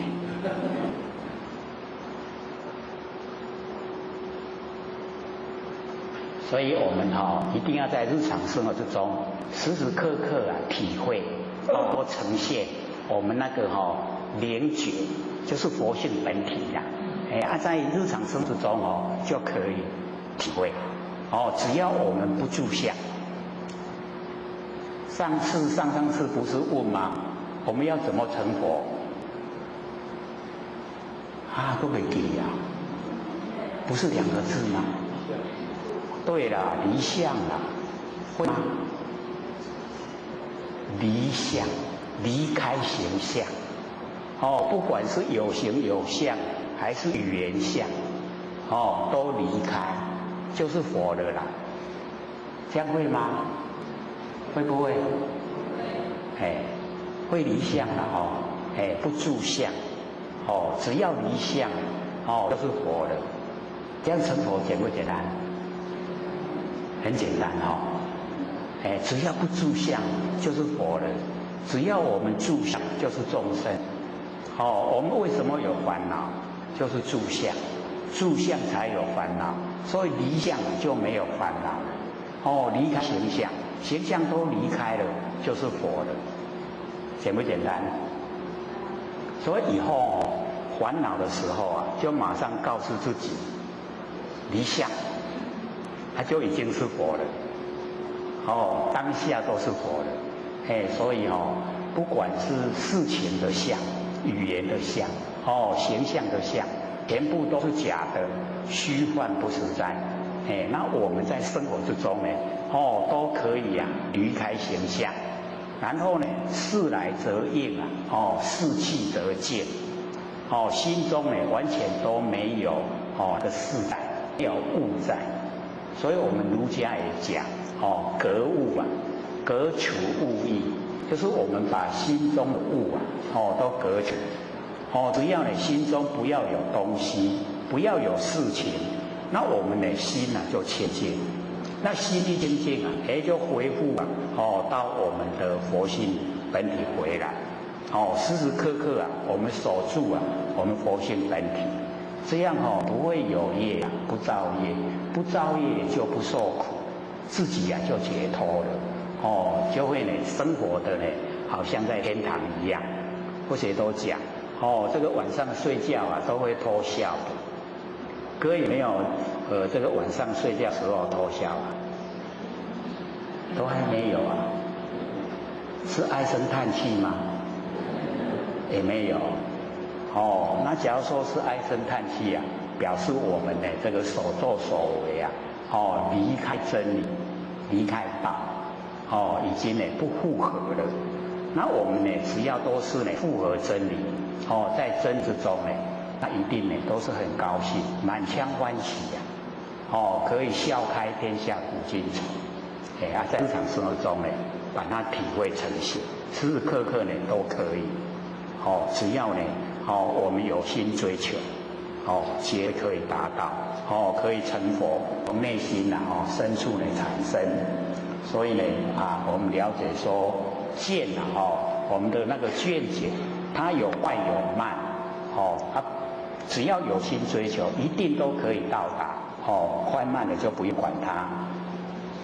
那么和平顿见，华无顿见人有力顿，故名顿见。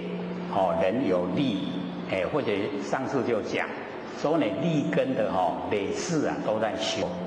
那累世在修都在我们的性分之中，性分之中都有这一些这个修持的一些那个内容以及构成，以及我们的认识都不一样。所以自然而然一下子一点的，只要三知识一点，马上都能够了解，能够清醒。不是有讲那个电视在报道一个5岁的那个小男童在弹钢琴嘛？有没有？他3岁就会弹可是来拍那个电视记者去拍摄的时候已经是5岁。那5岁的时候那个弹钢琴就好像那个大师级的一样，那个声音很流利就流露出来，真的是钢琴大师。那可见他累生累世也都有学，才自然而然会性中有。那我们根很利就是性分之中有。那根很钝就是我们累生累世都没有朝修道的方向努力都是忙于完成的事。各位浅显，完成的事什么让我们最忙？2个嘛，一个吃，一个睡觉，不是这样吗？是2个是让我们最忙的我们就忙于这个事所以就没有对修道很着重。那假如说我们了解说到凡尘来是业力把我们推到凡尘来，是我们造了业。那我们为什么会造业呢？就是因为不了解真理没有研究真理，不知道才造了业，造了业就要受苦所以我们现在就是要找根源为什么会造业，为什么会受苦，找到这个根源就是因为不知道真理，不了解真理。那我们在找借口说不研究，那会给自己自己给自己找麻烦6道轮回好不好？不好都是很苦啦。我们人最好都这么苦了，何况是其他的那更苦所以就不要在这个六道里面的人会一定要脱离。那要脱离啊，一定要了解真理。我们从真理这个角度啊，来解开万一。这个万事啊、万象，都是呢，从呢这个我们的这个不生不灭佛性本体啊呈现。那因为我们呢不知道，不了解，所以呢，在这个呈现的时候啊，我们呢就没有那个是我最好的一个那个方向，就是让我们呐有一个觉，跟有一个不觉。那不觉的时间呢居多了，觉的时间很少。各位同学，我们在生活整天啊24个小时啊，能够保持觉啊，有多少时候？吃饭的时候，吃饭的时候觉了没有？没有啊，连吃饭也不知不觉啊。睡觉的时候觉了没有？不觉，一直睡觉，没有醒过来的时候。所以我们呢，在生活之中啊，可以说我们的佛性呢，能够让我们啊都有那个觉。可是啊，大部分的时间啊，呈现的都是从觉生发的不觉。因为不觉，所以我们呢起心动念。各位同学，有没有去思索啊？我们为什么起心动念？有没有？咱是安怎起念头？念头哪来？念头啊，怎么来的？好像很自然它都按那都生出来。所以呢，我们要知道说。我们的六根啊，然后面对六尘，然后就产生了，就起心动念，然后起心动念以后，我们就会落入行为，行为啊，然后行为一形成了，业已经造成了，所以最细啊，就是从起心动念，念头就是业啦，所以咱伫咧。修德，我们修道呢，要从念头入手，让我们的念头啊，在我们自己的管制之下。所以先生，家己有法度家己控制家己的念头有没有？有办法吗？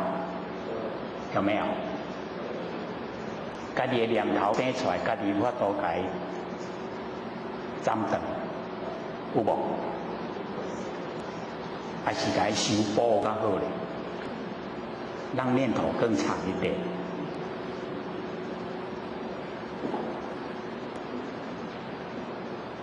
当我们起心动念的时候啊，想不想把它遏制它？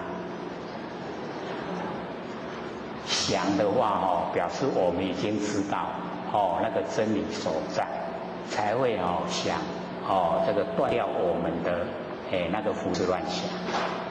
所以这个修道很重要。或者都讲我们年岁大了以后，都会生活在过去的那一些现象，过去的那个遭遇，都会活在过去，都是生活在过去。所以遭遇到很坎坷的时候，他会怨天尤人，他会讲说，我都没有做坏事啊。又没有杀人放火，为什么我这么坎坷，生活都不如意？各位知道原因吗？知不知道原因？就是念头太多了呀，念头太多，把我们以往累生累世所造的业，把它拉来。所以我们只要呢日常生活。万念都放下，一念都不生。那所有累生累世的那个所造的业，它没有缘呐，有因没有缘，它不会现象，我们就不用去接受。这样了解吗？了不了解？可是我们都不知道说念头有这么厉害，各位了解了没有？念头很厉害，厉不厉害？很厉害哦。我们为什么看到社会新闻啊有那个杀人，是不是也是念头？从念头来，对不对？从念头来会跟人打架，从念头来会杀人，从念头来会做善事，是不是都从念头来？所以念头很重要。那我们呢，就是要聊到那个《大圣心论》呢，就有讲，我们起心动念啊，就是业，就是已经造业。所以在日常生活尽量不要起心动念，要起心动念，要在我们自己的灵觉之下，就是了了分明，咱的起心动念，然后知道念头的内容是在想什么，要知道的话就不会被它蒙骗了，不知道的话我们就会按照念头去做，这样了解吗？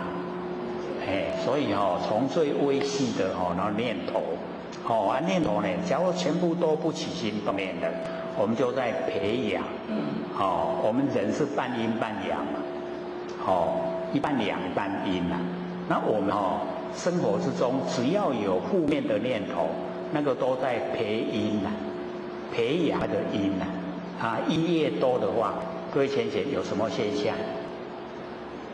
昏昏沉沉啊。各位有没有昏昏沉沉的时候？为什么会昏昏沉沉？就是阴太浓了，阳不足。阳充足的话，精神很好，不会呢昏沉，也不会想睡觉了。那我们一直想睡觉那个就是阴比较多。不过或许有时候在讲课，很多人都是入地会入地。那或许说能够入定，跟那个周公打交道，那个时候是最理想的状态。因为你能够入定，不会胡思乱想；你能够入定不会睡着。既也没睡着，也没胡思乱想，是不是最理想？所以那个时候会见到仙佛了。你很清醒的时候绝对不会，仙佛不会现给你看。就在你入定那个时候，看到了。所以或者都会鼓励尽量享受。能够入定尽量享受。最理想的修持状态。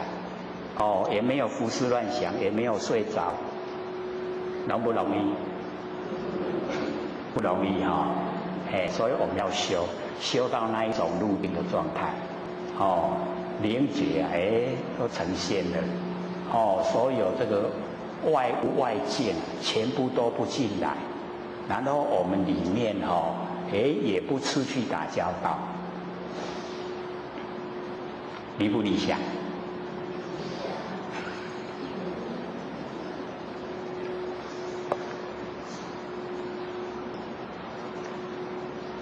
然这个修之徒众就是神修的那个徒弟很多，往往呢讥笑南宗祖师这个神修的徒弟很多人都会嘲笑那个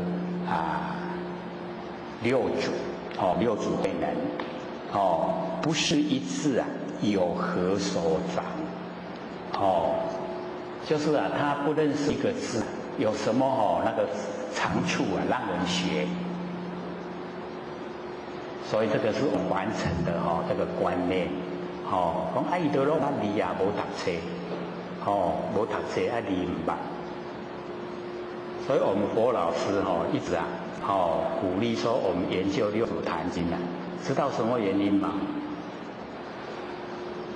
就是说知佛妙理微观的文字，所以念的很多不一定说你能够了解老千在世的时候实际上讲他说哦，我们凡尘博士那么多啊，你看哪一个博士成佛了？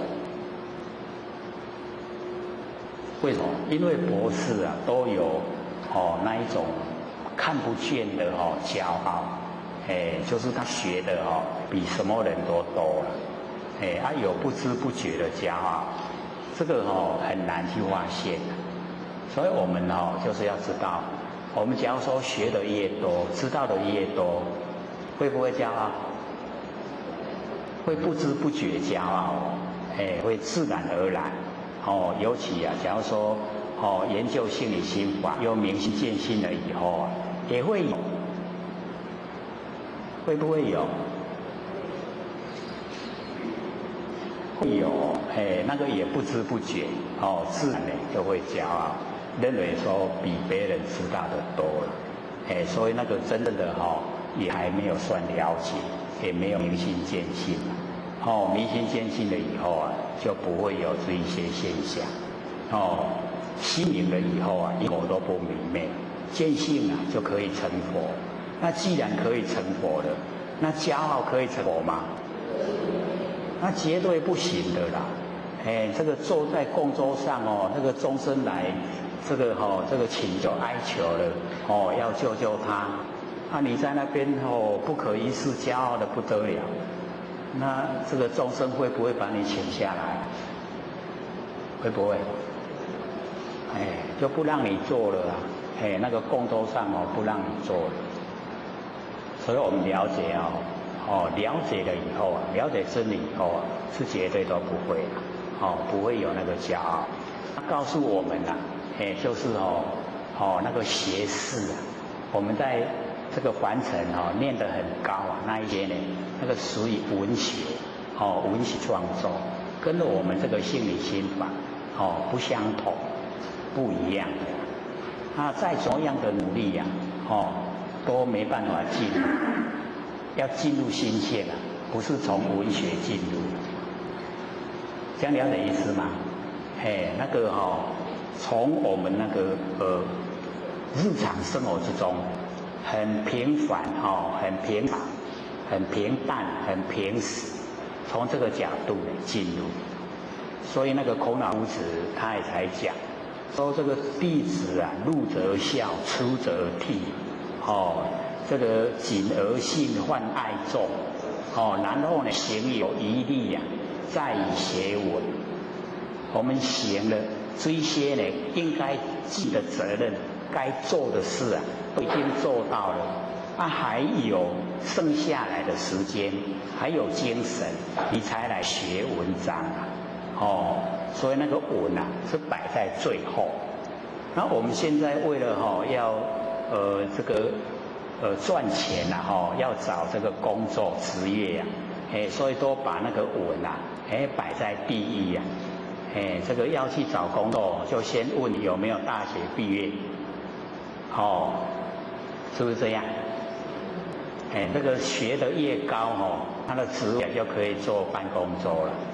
你只要说这个高中、初中都没念了，那你就去做作业员，就是要出劳动力的，那个办公桌就没有机会做了。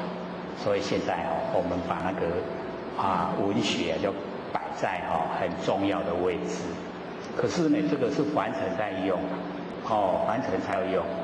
我们修道呢不用，所以修道不认识字没关系。像我们这个南部一开法会啊，在这个厨房挑菜的啦、煮饭的啦、工作的，都是欧巴桑、欧姨桑，对不对？那我们怎么称呼？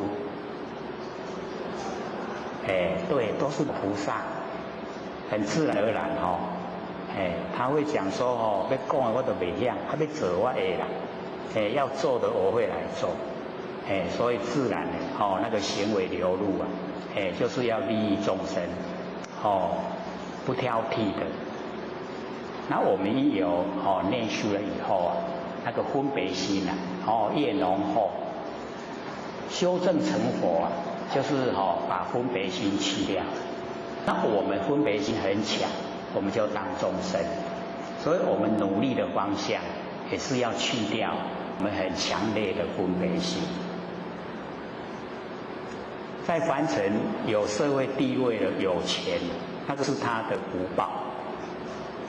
那假如说没有社会地位又没有钱，那个是他累世之中没有利益众生，是他的一些恶报。那这一些只要报就完了，一有果报实现以后又恢复所有众生都是平等。所以佛才会讲说，不择冤亲，平等嫉妒，就近的度化他们，不选择冤家跟亲家，这个义亲都不选择，都是平等的，大家都平等，所以我们也要培养那一种平等心。那个四字里面就有讲，那个平等性质心无病，还记得吗？六祖又讲我们只要能够进入平等线心就没有病了。可是我们现在都有心都有病。各位心有没有病啊？有啊。哪个地方的病？见解上面的不是说我们那个身体的心脏，是我们见解方面的不跟真理相应，那个就是毛病。所以知佛妙理微观文字，六祖虽然说都不认识字可是他都能够了解这个真理，可以把真理行得出来，做得出来。那神秀呢他也讲他说他得无师之智，没有老师的智慧不用老师教他就会。各位浅显我们有没有无师之智？有没有？我们每个人都有所以这个我们想一想这个出生在凡尘迄拢唔免人教就会晓食，有没有？囡仔爱个教咧，教他吃的时候你不要教他，他会不会吃？会不会？那个叫无师之智不用老师的智慧，他自己都会晓。那我们一回想我们这样一路走过来，慢慢长大，是不是有很多都不用人教我们都会？对不对？那个不用人教我们都会，那个叫无师之智，没有老师的智慧我们自然就会会有。可是我们在这个自然就会有的里面很多都是我们的习性。长大了以后习性更强。那我们的习性合不合真理？有一些有一些习性并不合真理。所以我们修道的时候就是要来关照我们的习性跟真理合不合？不合的时候要把它去掉。像我们习性里面有这个贪嗔痴三毒。佛性里面有没有？佛性里面没有贪嗔痴习性里面有。所以我们就要能够了解，说我们贪嗔痴是在贪什么？然后嗔是生气什么？然后痴又是对什么呢？都不了解。痴就是无明。那我们为什么这么无明？为什么贪嗔痴？了解了以后就会去掉它。去掉它以后我们那个无师的智慧自然会呈现。所以六祖他有无师之智，深上圣，深深的领悟最上圣的佛法。所以我们也一样要深深的领悟最上圣的佛法。我们这个以往也都有稍微有提起就是这个十四古今不离当念，那个就是最上圣的佛法，还记得吗？记不记得？那个时事怎么算？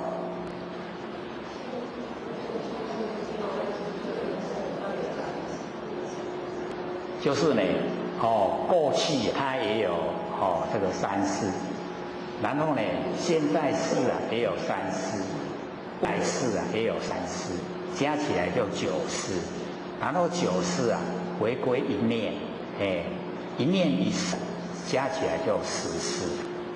那10世古今啊，不离当念。我们当下这个念头啊，具备了1万年。1万年前啊，我们是眼前这一念；1万年后啊，我们也是眼前这一念。所以眼前这一念啊，就具备了万年，非常久的我们只要呢，把眼前啊这一念啊，都很这个深切的已经体悟，已经掌握，已经呢时时刻刻啊都在觉之中，这样呢就已经有万年、1万年那么久的那个真理世界，也就在我们当下，晓得吗？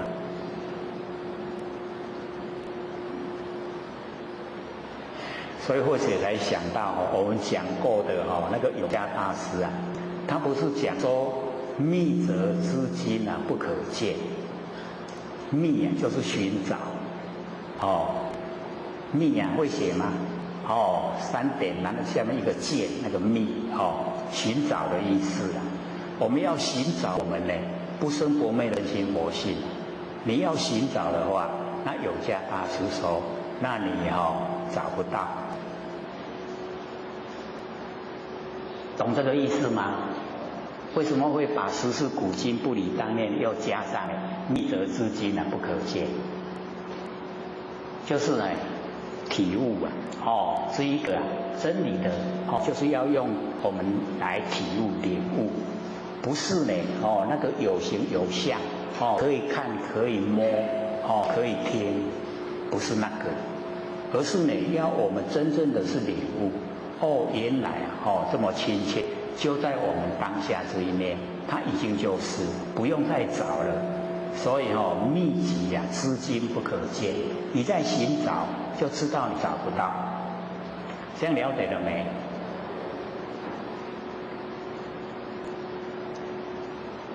很亲切我们那个不生不灭的佛性啊，就很亲切在我们眼前呈现。不用再找，再找的话就一定找不到了，就已经当下都是了。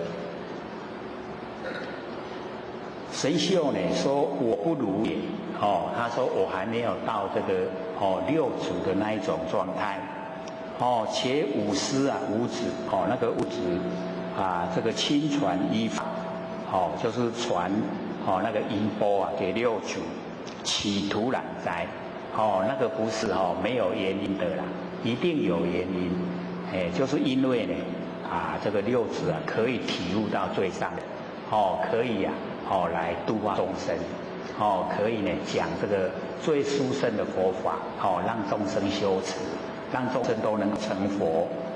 那么五分不能这个远去亲近，虚受呢国恩，因为那个神秀有接受那个皇帝的征召到那个皇宫里面虚受呢这个国恩，汝等之人无志于此这个神秀心还是很宽广跟他的徒弟讲说你们不要呢这个志就是主塞拢唔免多爱家啦可往曹虚参决就是呢自己心里面不了解的地方可以到曹虚去那个把自己的那个疑惑疑问都在那边找到那个答案那个参决。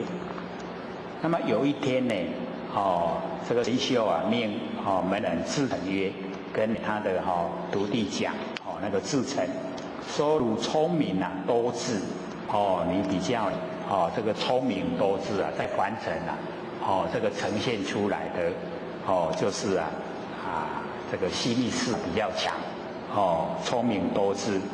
可魏武啊，到潮汐呢天法，所以这个神秀他也是想知道这个六祖怎么讲，那个讲经说完内容是什么，很喜欢的知道。那么若有所闻啊，只要在那边听呢这个六祖所讲的静心呢这个记取，把它都全部都记得，然后回来还魏武说啊。回来的时候啊，为我讲，看看那个六祖是怎么说。那么至诚禀命啊，是潮汐至诚呢，既然说到神秀呢，这个神秀啊命令他到潮汐去啊，他就去了。那么随众啊，参起，就随着众人啊一起来这个听课，不言来处啊，不说他从哪里来。那么这个时候啊，子师呢告众曰，六祖啊就跟呢大家讲，说今有道法之人啊，全在此会。说现在有道法，来托道这个佛法。各位浅显，这听法跟道法有什么不同？有什么不同？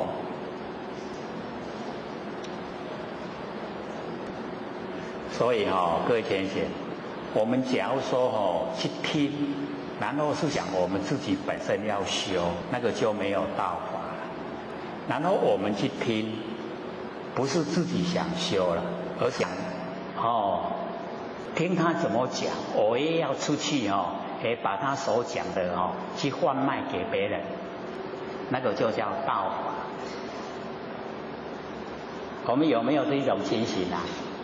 有没有？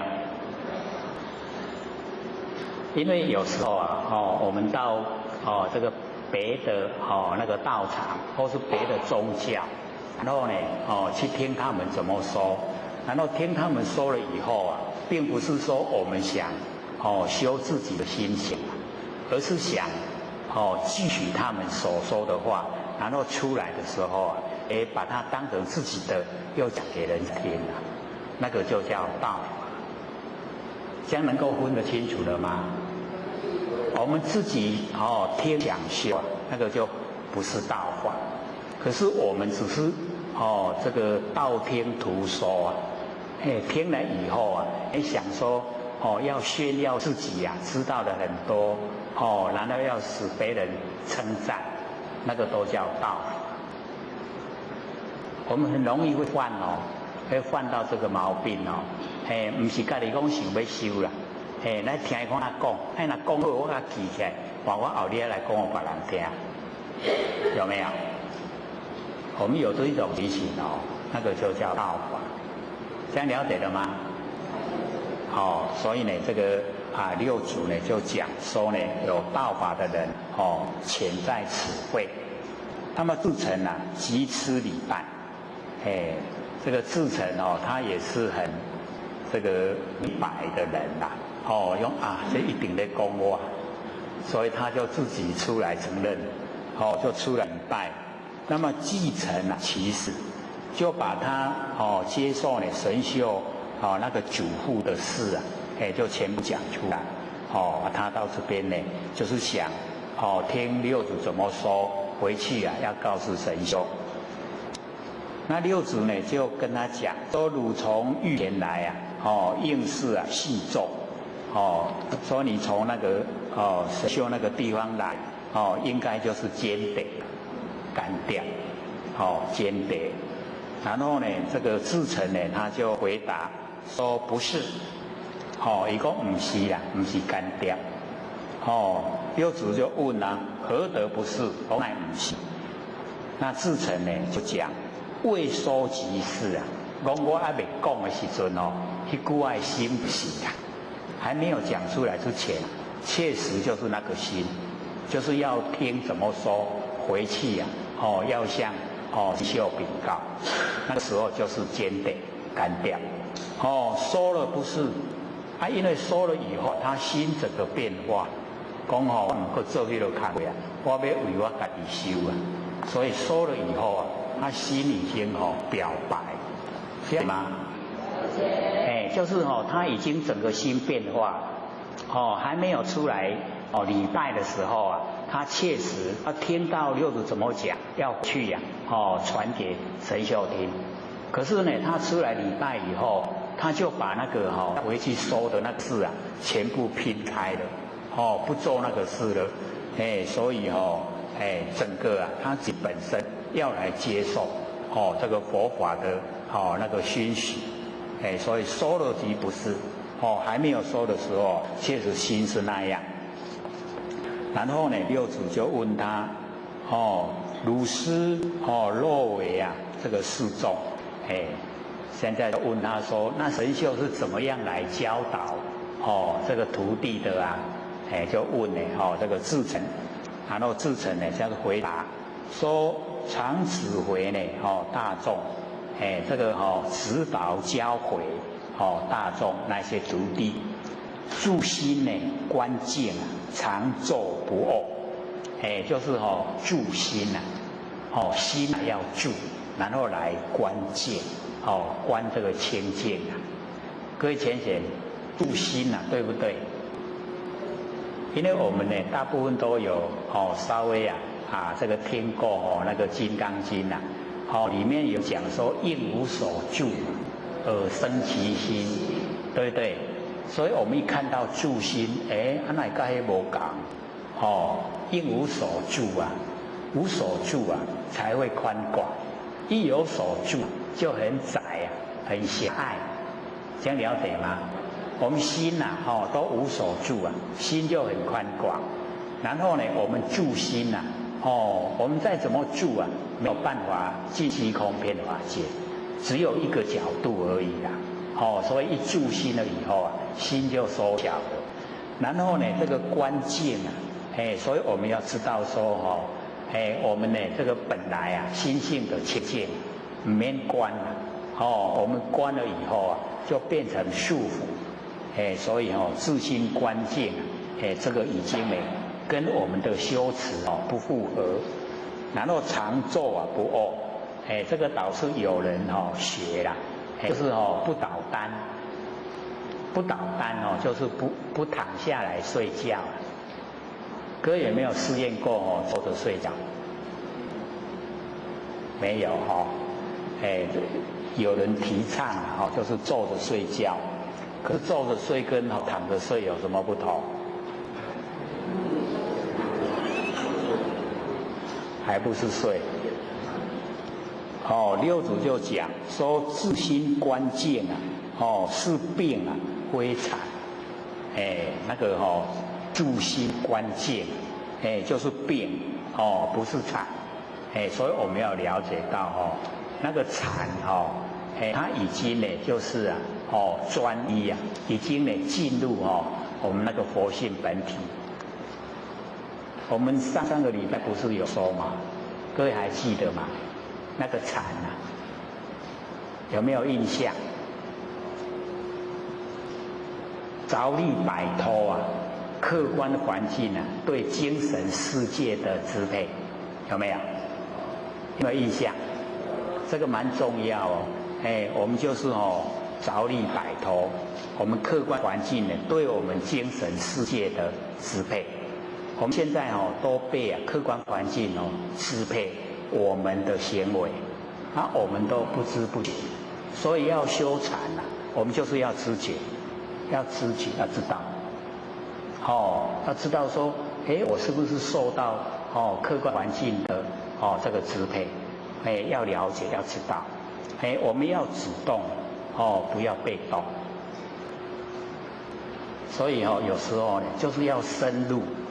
深入其间，要真正的努力呀，然后呢，在我们的那个生理方面我们就是要超越我们那个生理知道，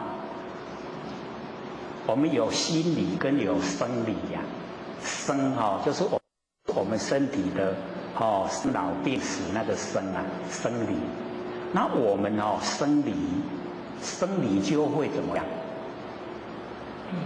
会引起我们那个情感欲望的追求，就是男女之间那一种情爱的事啊。那我们要超越，我们要修禅的时候啊，就要超越我们那个生理，那个呢，那个机能，那个感官啊，对呢外界那个情感欲望的追求，就是要超越。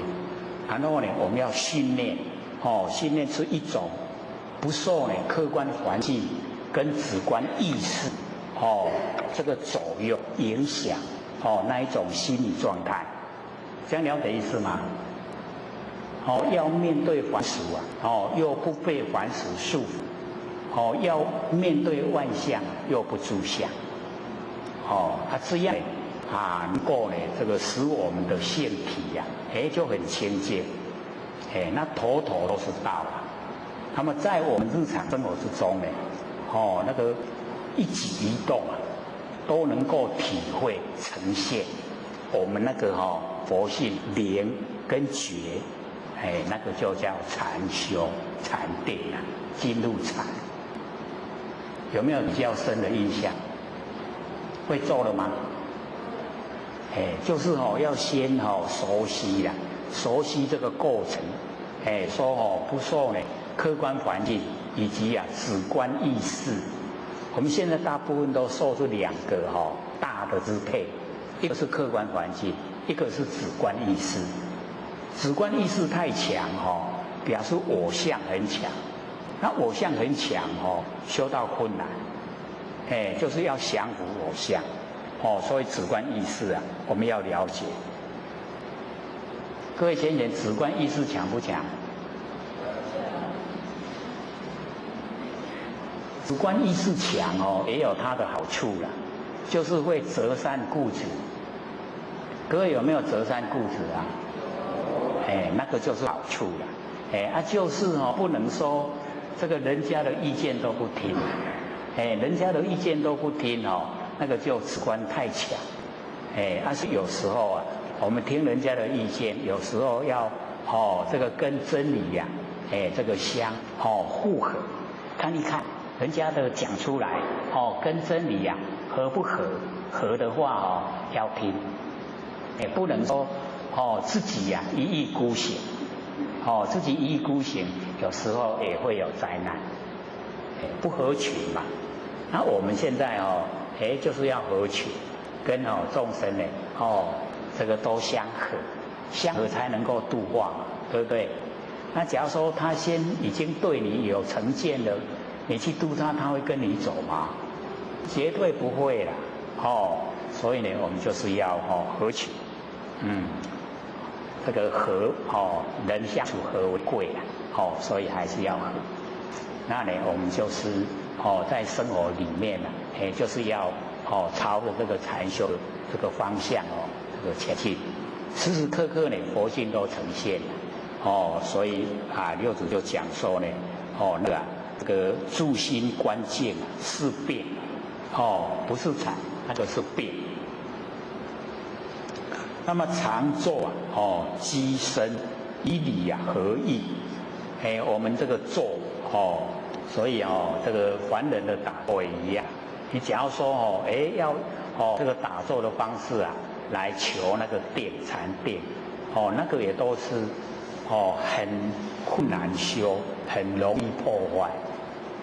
从我们的佛性出来的定那个才是真的定所以我们呢从佛性里出来富贵不移，贫贱不移，威武呢不屈泰山呢崩于前，刀既加以后，不动声色那我们凡人你用打坐的用禅坐的想达到这个状态那是不可能的，那一定要从佛性出来从佛性出来就有办法这个达到所以六祖就讲常坐呢积束我们的身体以理合意，对真理没有利益，对我们佛性没有帮助那六祖就讲听无具焉六祖就讲这具说生来坐不卧我们一生下来呢就都不躺着睡觉，都是打坐，坐不卧。然后等到一死去一口气不来的时候有办法做吗？爱做了对不？光去台光去烧嘛吼，所以死气就握不住，就没办法做。一具臭骨头，所以我们身体就是一具的臭骨头。何为立功课？所以我们功课不能立在身体上面，要立在哪里呀？要立在我们心情所以呢，不要立在我们这个身体上面。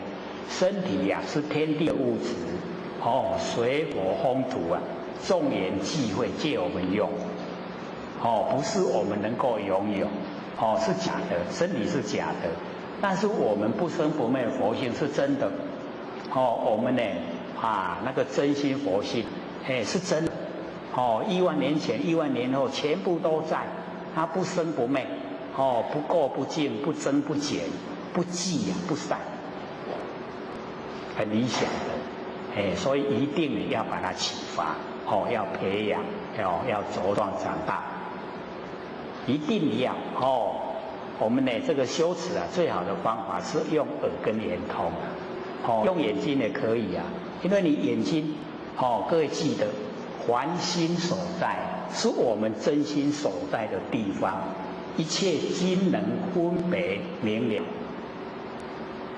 咱看人拢真清楚，看物件真清楚，那就是真心所在这样有没有了解了？你看我们真心是不是就在我们眼前？在不在？很亲切咱看出来拢规个拢真心。所以真心这个即心就即佛，辛苦没？成了没？这个叫不敢承担。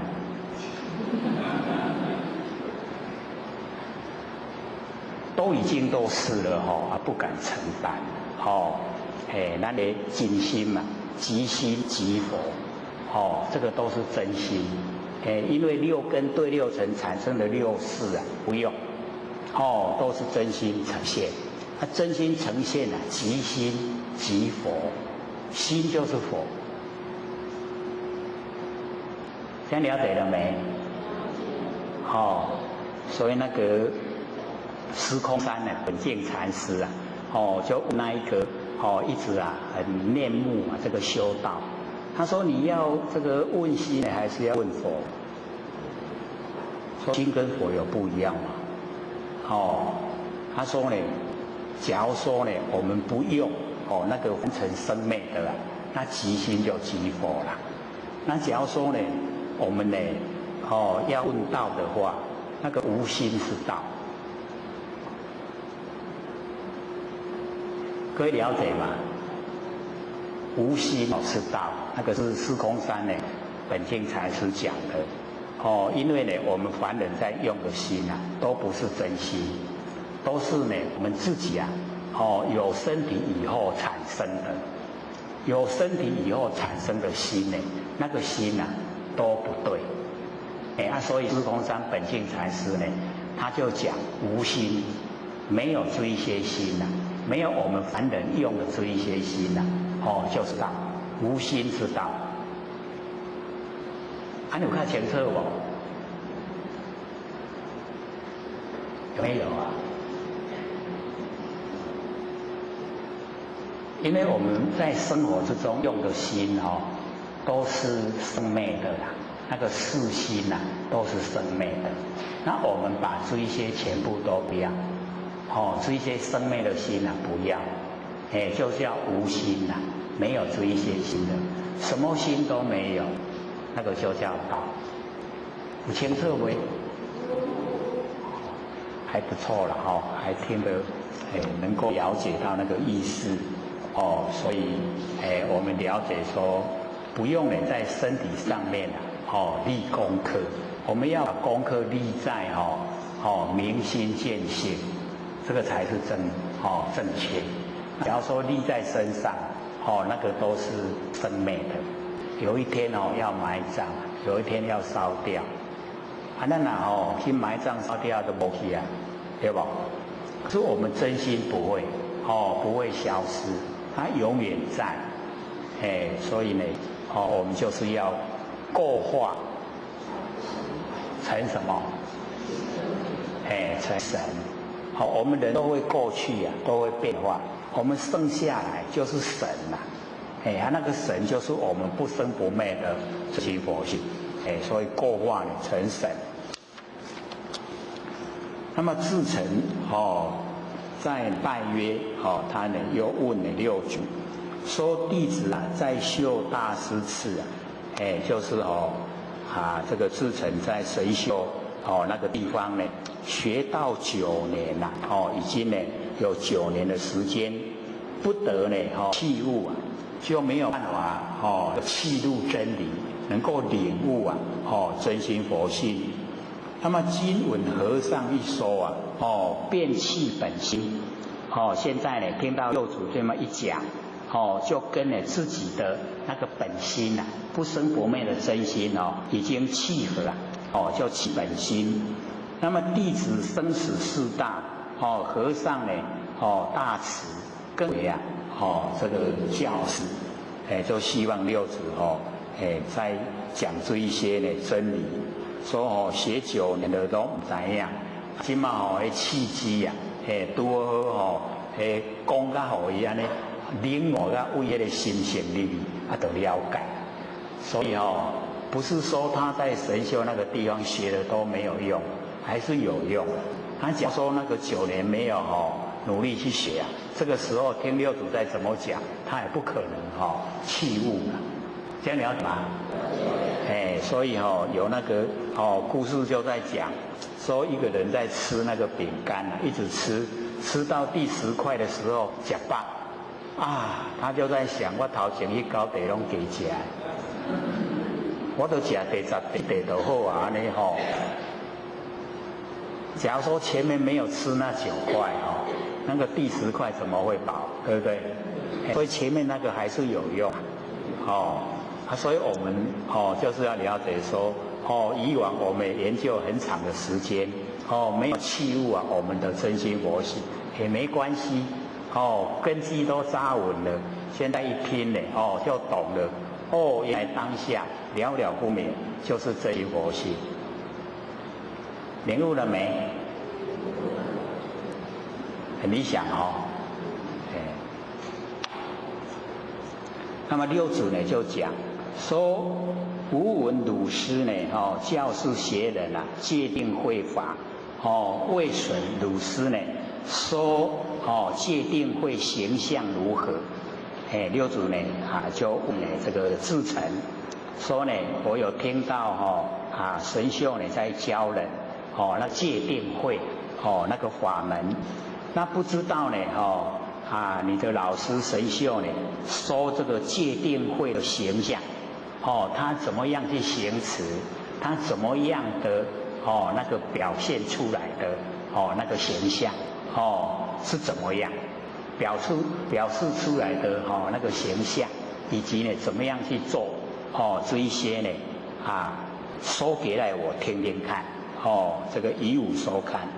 然后至诚呢就讲说呢，这个秀大师神秀大师讲说，知恶莫作名为戒，然后知善奉行名为慧，自净呢其意名为定戒定慧戒慧定就是呢这样说知恶莫作呢众善奉行，然后自净呢其意比说如是那个至诚就讲说神秀是这样讲。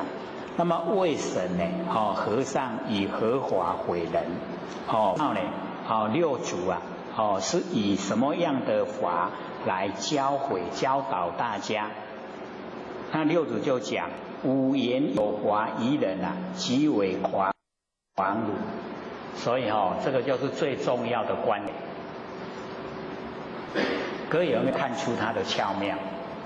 说五言六祖假如讲有华给人可以有华给你修即为狂儒诳呢就是骗，诳骗，哦，讲若有法互你，就是我咧骗你呀，懂意思了没？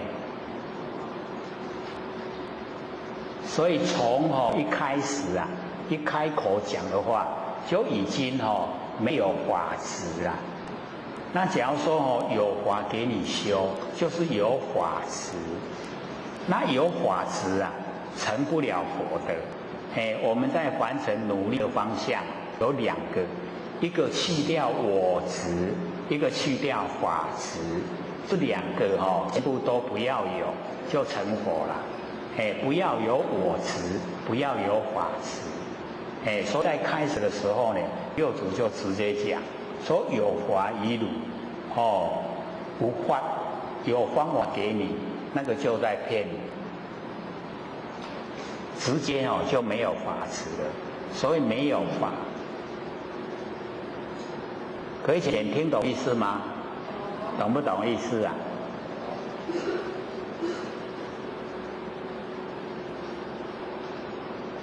或许还把它讲出来了。本来这个不要讲的啦。这个没有法的法就是最上升的妙法啦。这样懂了没？可是经过我这样一讲糟糕了，又住相了，又进入法了。所以很多都是要领悟啦。这本来是要悟不能讲。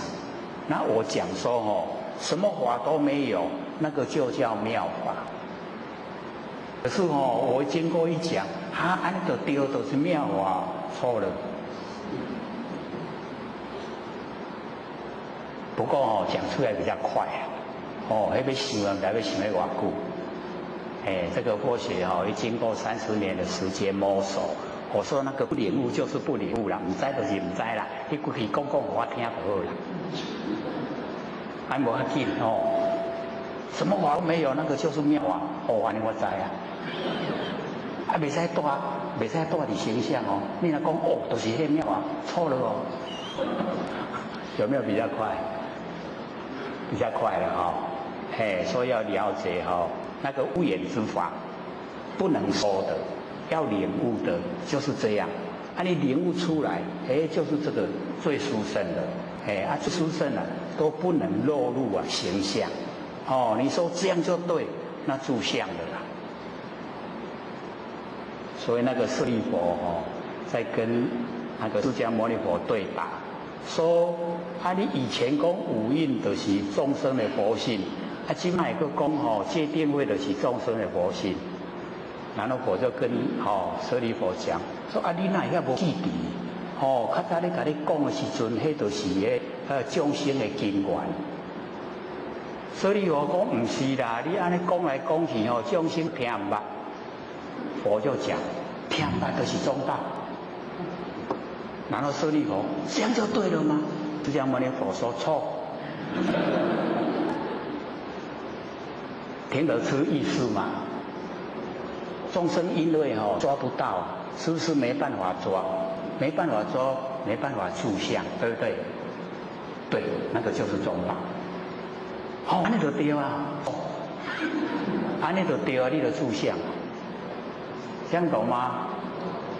所以佛法奥妙都是在家了。所以看佛经的时候不要死背经文，你要活用，看佛表现什么意思。为什么这样说对？为什么那样说不对？赶快在理呀。原来是在我们有没有住相？住相的错，不住相的对。那我们最困难在哪里？不住相，不住相是最困难。所以在日常生活之中就是要学要学呢，真正的到达都不住相。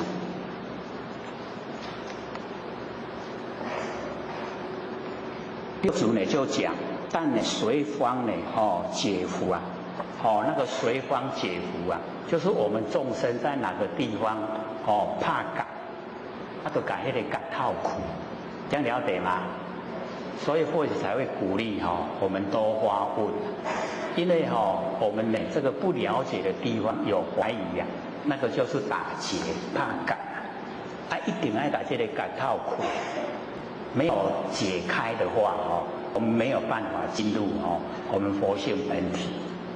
所以所有的结都要打开。说这个叫随方解缚啊。就是看看我们在哪个地方去绑住了，把那个所在套里头好。这样了解吗？所以我们在凡尘生活的时候有疑必问。有疑问不知道的地方一定要问。这个问了以后那就可以解开了。那我们呢，假如说有疑不问那个疑我们一怀疑各位浅浅会产生什么？颠倒。怀疑就产生颠倒，然后颠倒会产生什么？妄意。妄意会产生什么？无明。无明会产生什么？悭贪嫉妒。所以看，从怀疑一直下来都没有好事我们不是有讲过吗？说这个邻居有一个老先生这个东西放的忘记了，竟然怀疑隔壁的小孩子是小偷。所以当他怀疑的时候看到这个小孩子越看越像小偷，越看越像。查拉林可是呢，经过一段时间，他自己找到他放的东西原来我家己坑到袂记哩伫家啦，不是那个囡仔偷摕去的啦。那个小孩子没有当小偷。这个时候再看到那个小孩子怎么越看越可爱？小孩子没有变变的是他怀疑的心变化。这样了解吗？所以我们有疑必问。所以鼓励鼓励呢大家要问，不知道就要问有疑必问。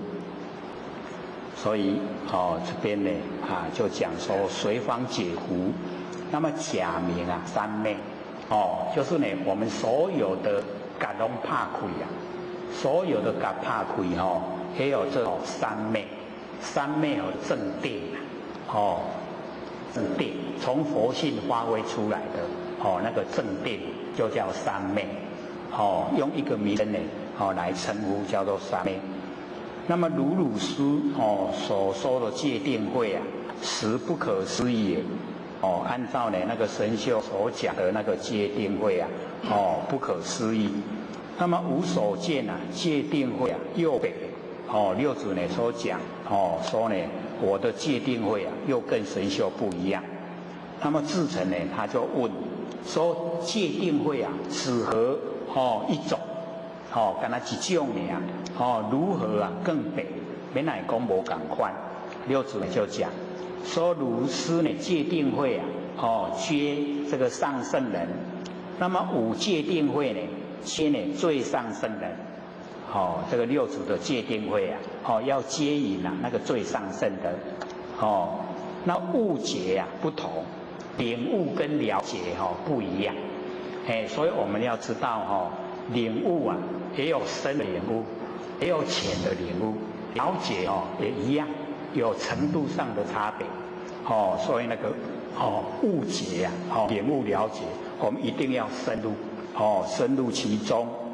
那么见有此己，就是我们的见解有的很慢，有的很快一下子呢可以跟真理契合，可是有的要很久才能够跟真理契合。那么汝听呢吾说六祖呢就讲说以彼同符，看呢我讲出来的跟神修有没有一样。那么无所说法不离自性离体说法名为相说。所以这个六祖就讲说呢所说的法六祖所说的法不离自性，就不离开我们的不生不灭的真心佛性。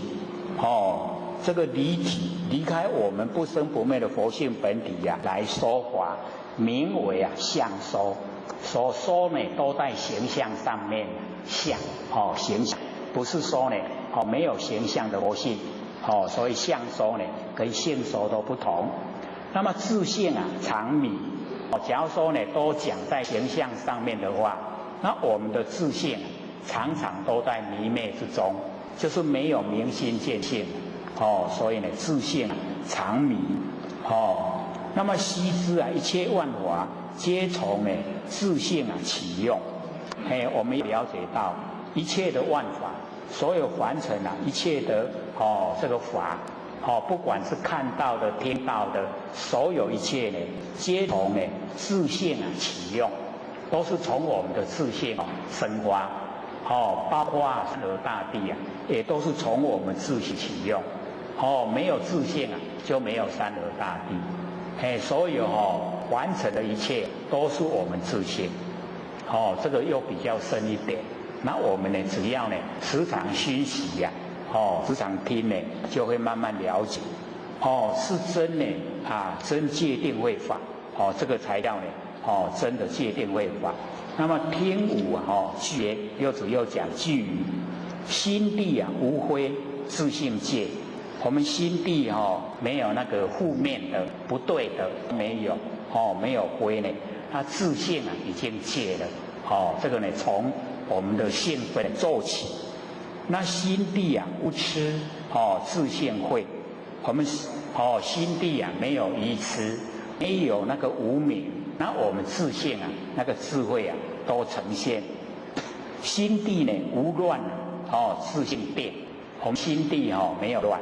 所以我们了解说，我们凡人大部分那个心都很散乱，所以没有定。那我们呢，心地无乱，那个自性就有产生这个定。那么不增不减自金刚，我们这个不生不灭的真心佛性它不增不减，再胜不增呢，再反不减。那我们自己自性就是金刚。我们就是金刚不坏身我们那个真心即心即佛，就是呢金刚不坏身，我们当下就是了。生气生来本三昧，我们这个生气生来本来都在正定之中，所以我们要了解这个生气生来，我们从呢那个有形有相的来说了。各位浅显，我们的身从哪里来？从哪里来？从哪个地方来？从哪个地方所在来？我们死的时候去到哪个地方？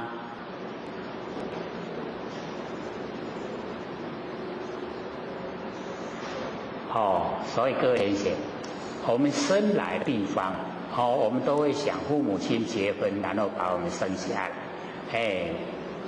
可是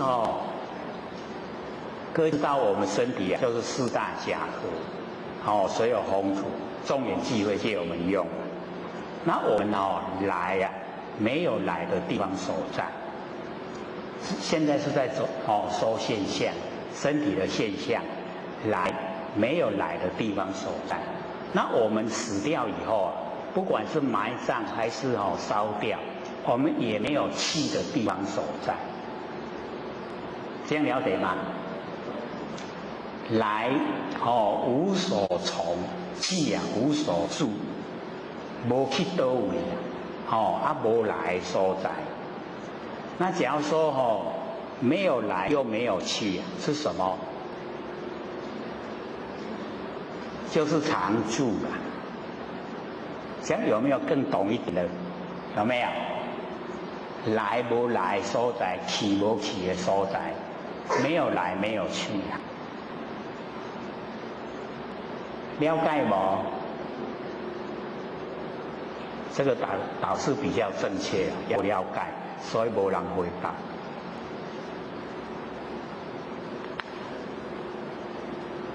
我们都会说呢，父母亲父精母血，可是呢，各位了解到，那个也都是没有来的地方，然后我们呢，这个过世以后也没有去的地方，所以没有来也没有去，所以叫常住。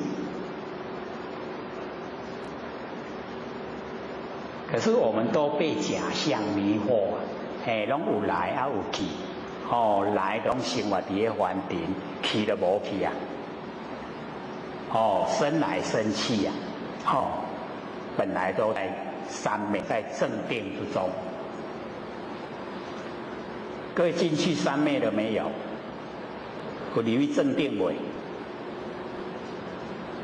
还没有啊？不是进去正定是最舒服的吗？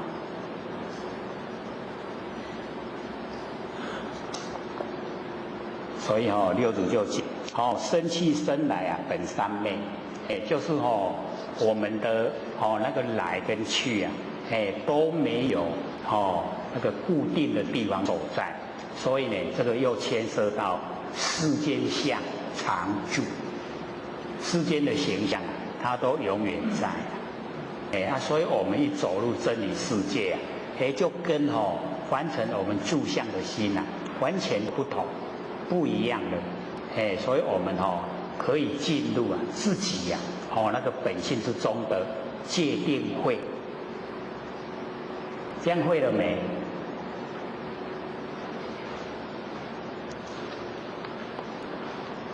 再说一次了心地无灰呢，自性界；心地啊无痴，自性慧；心地无乱啊，自性定；不增不减啊，自金刚；生去生来呢，本三昧。所以这个讲的就已经呢都进入啊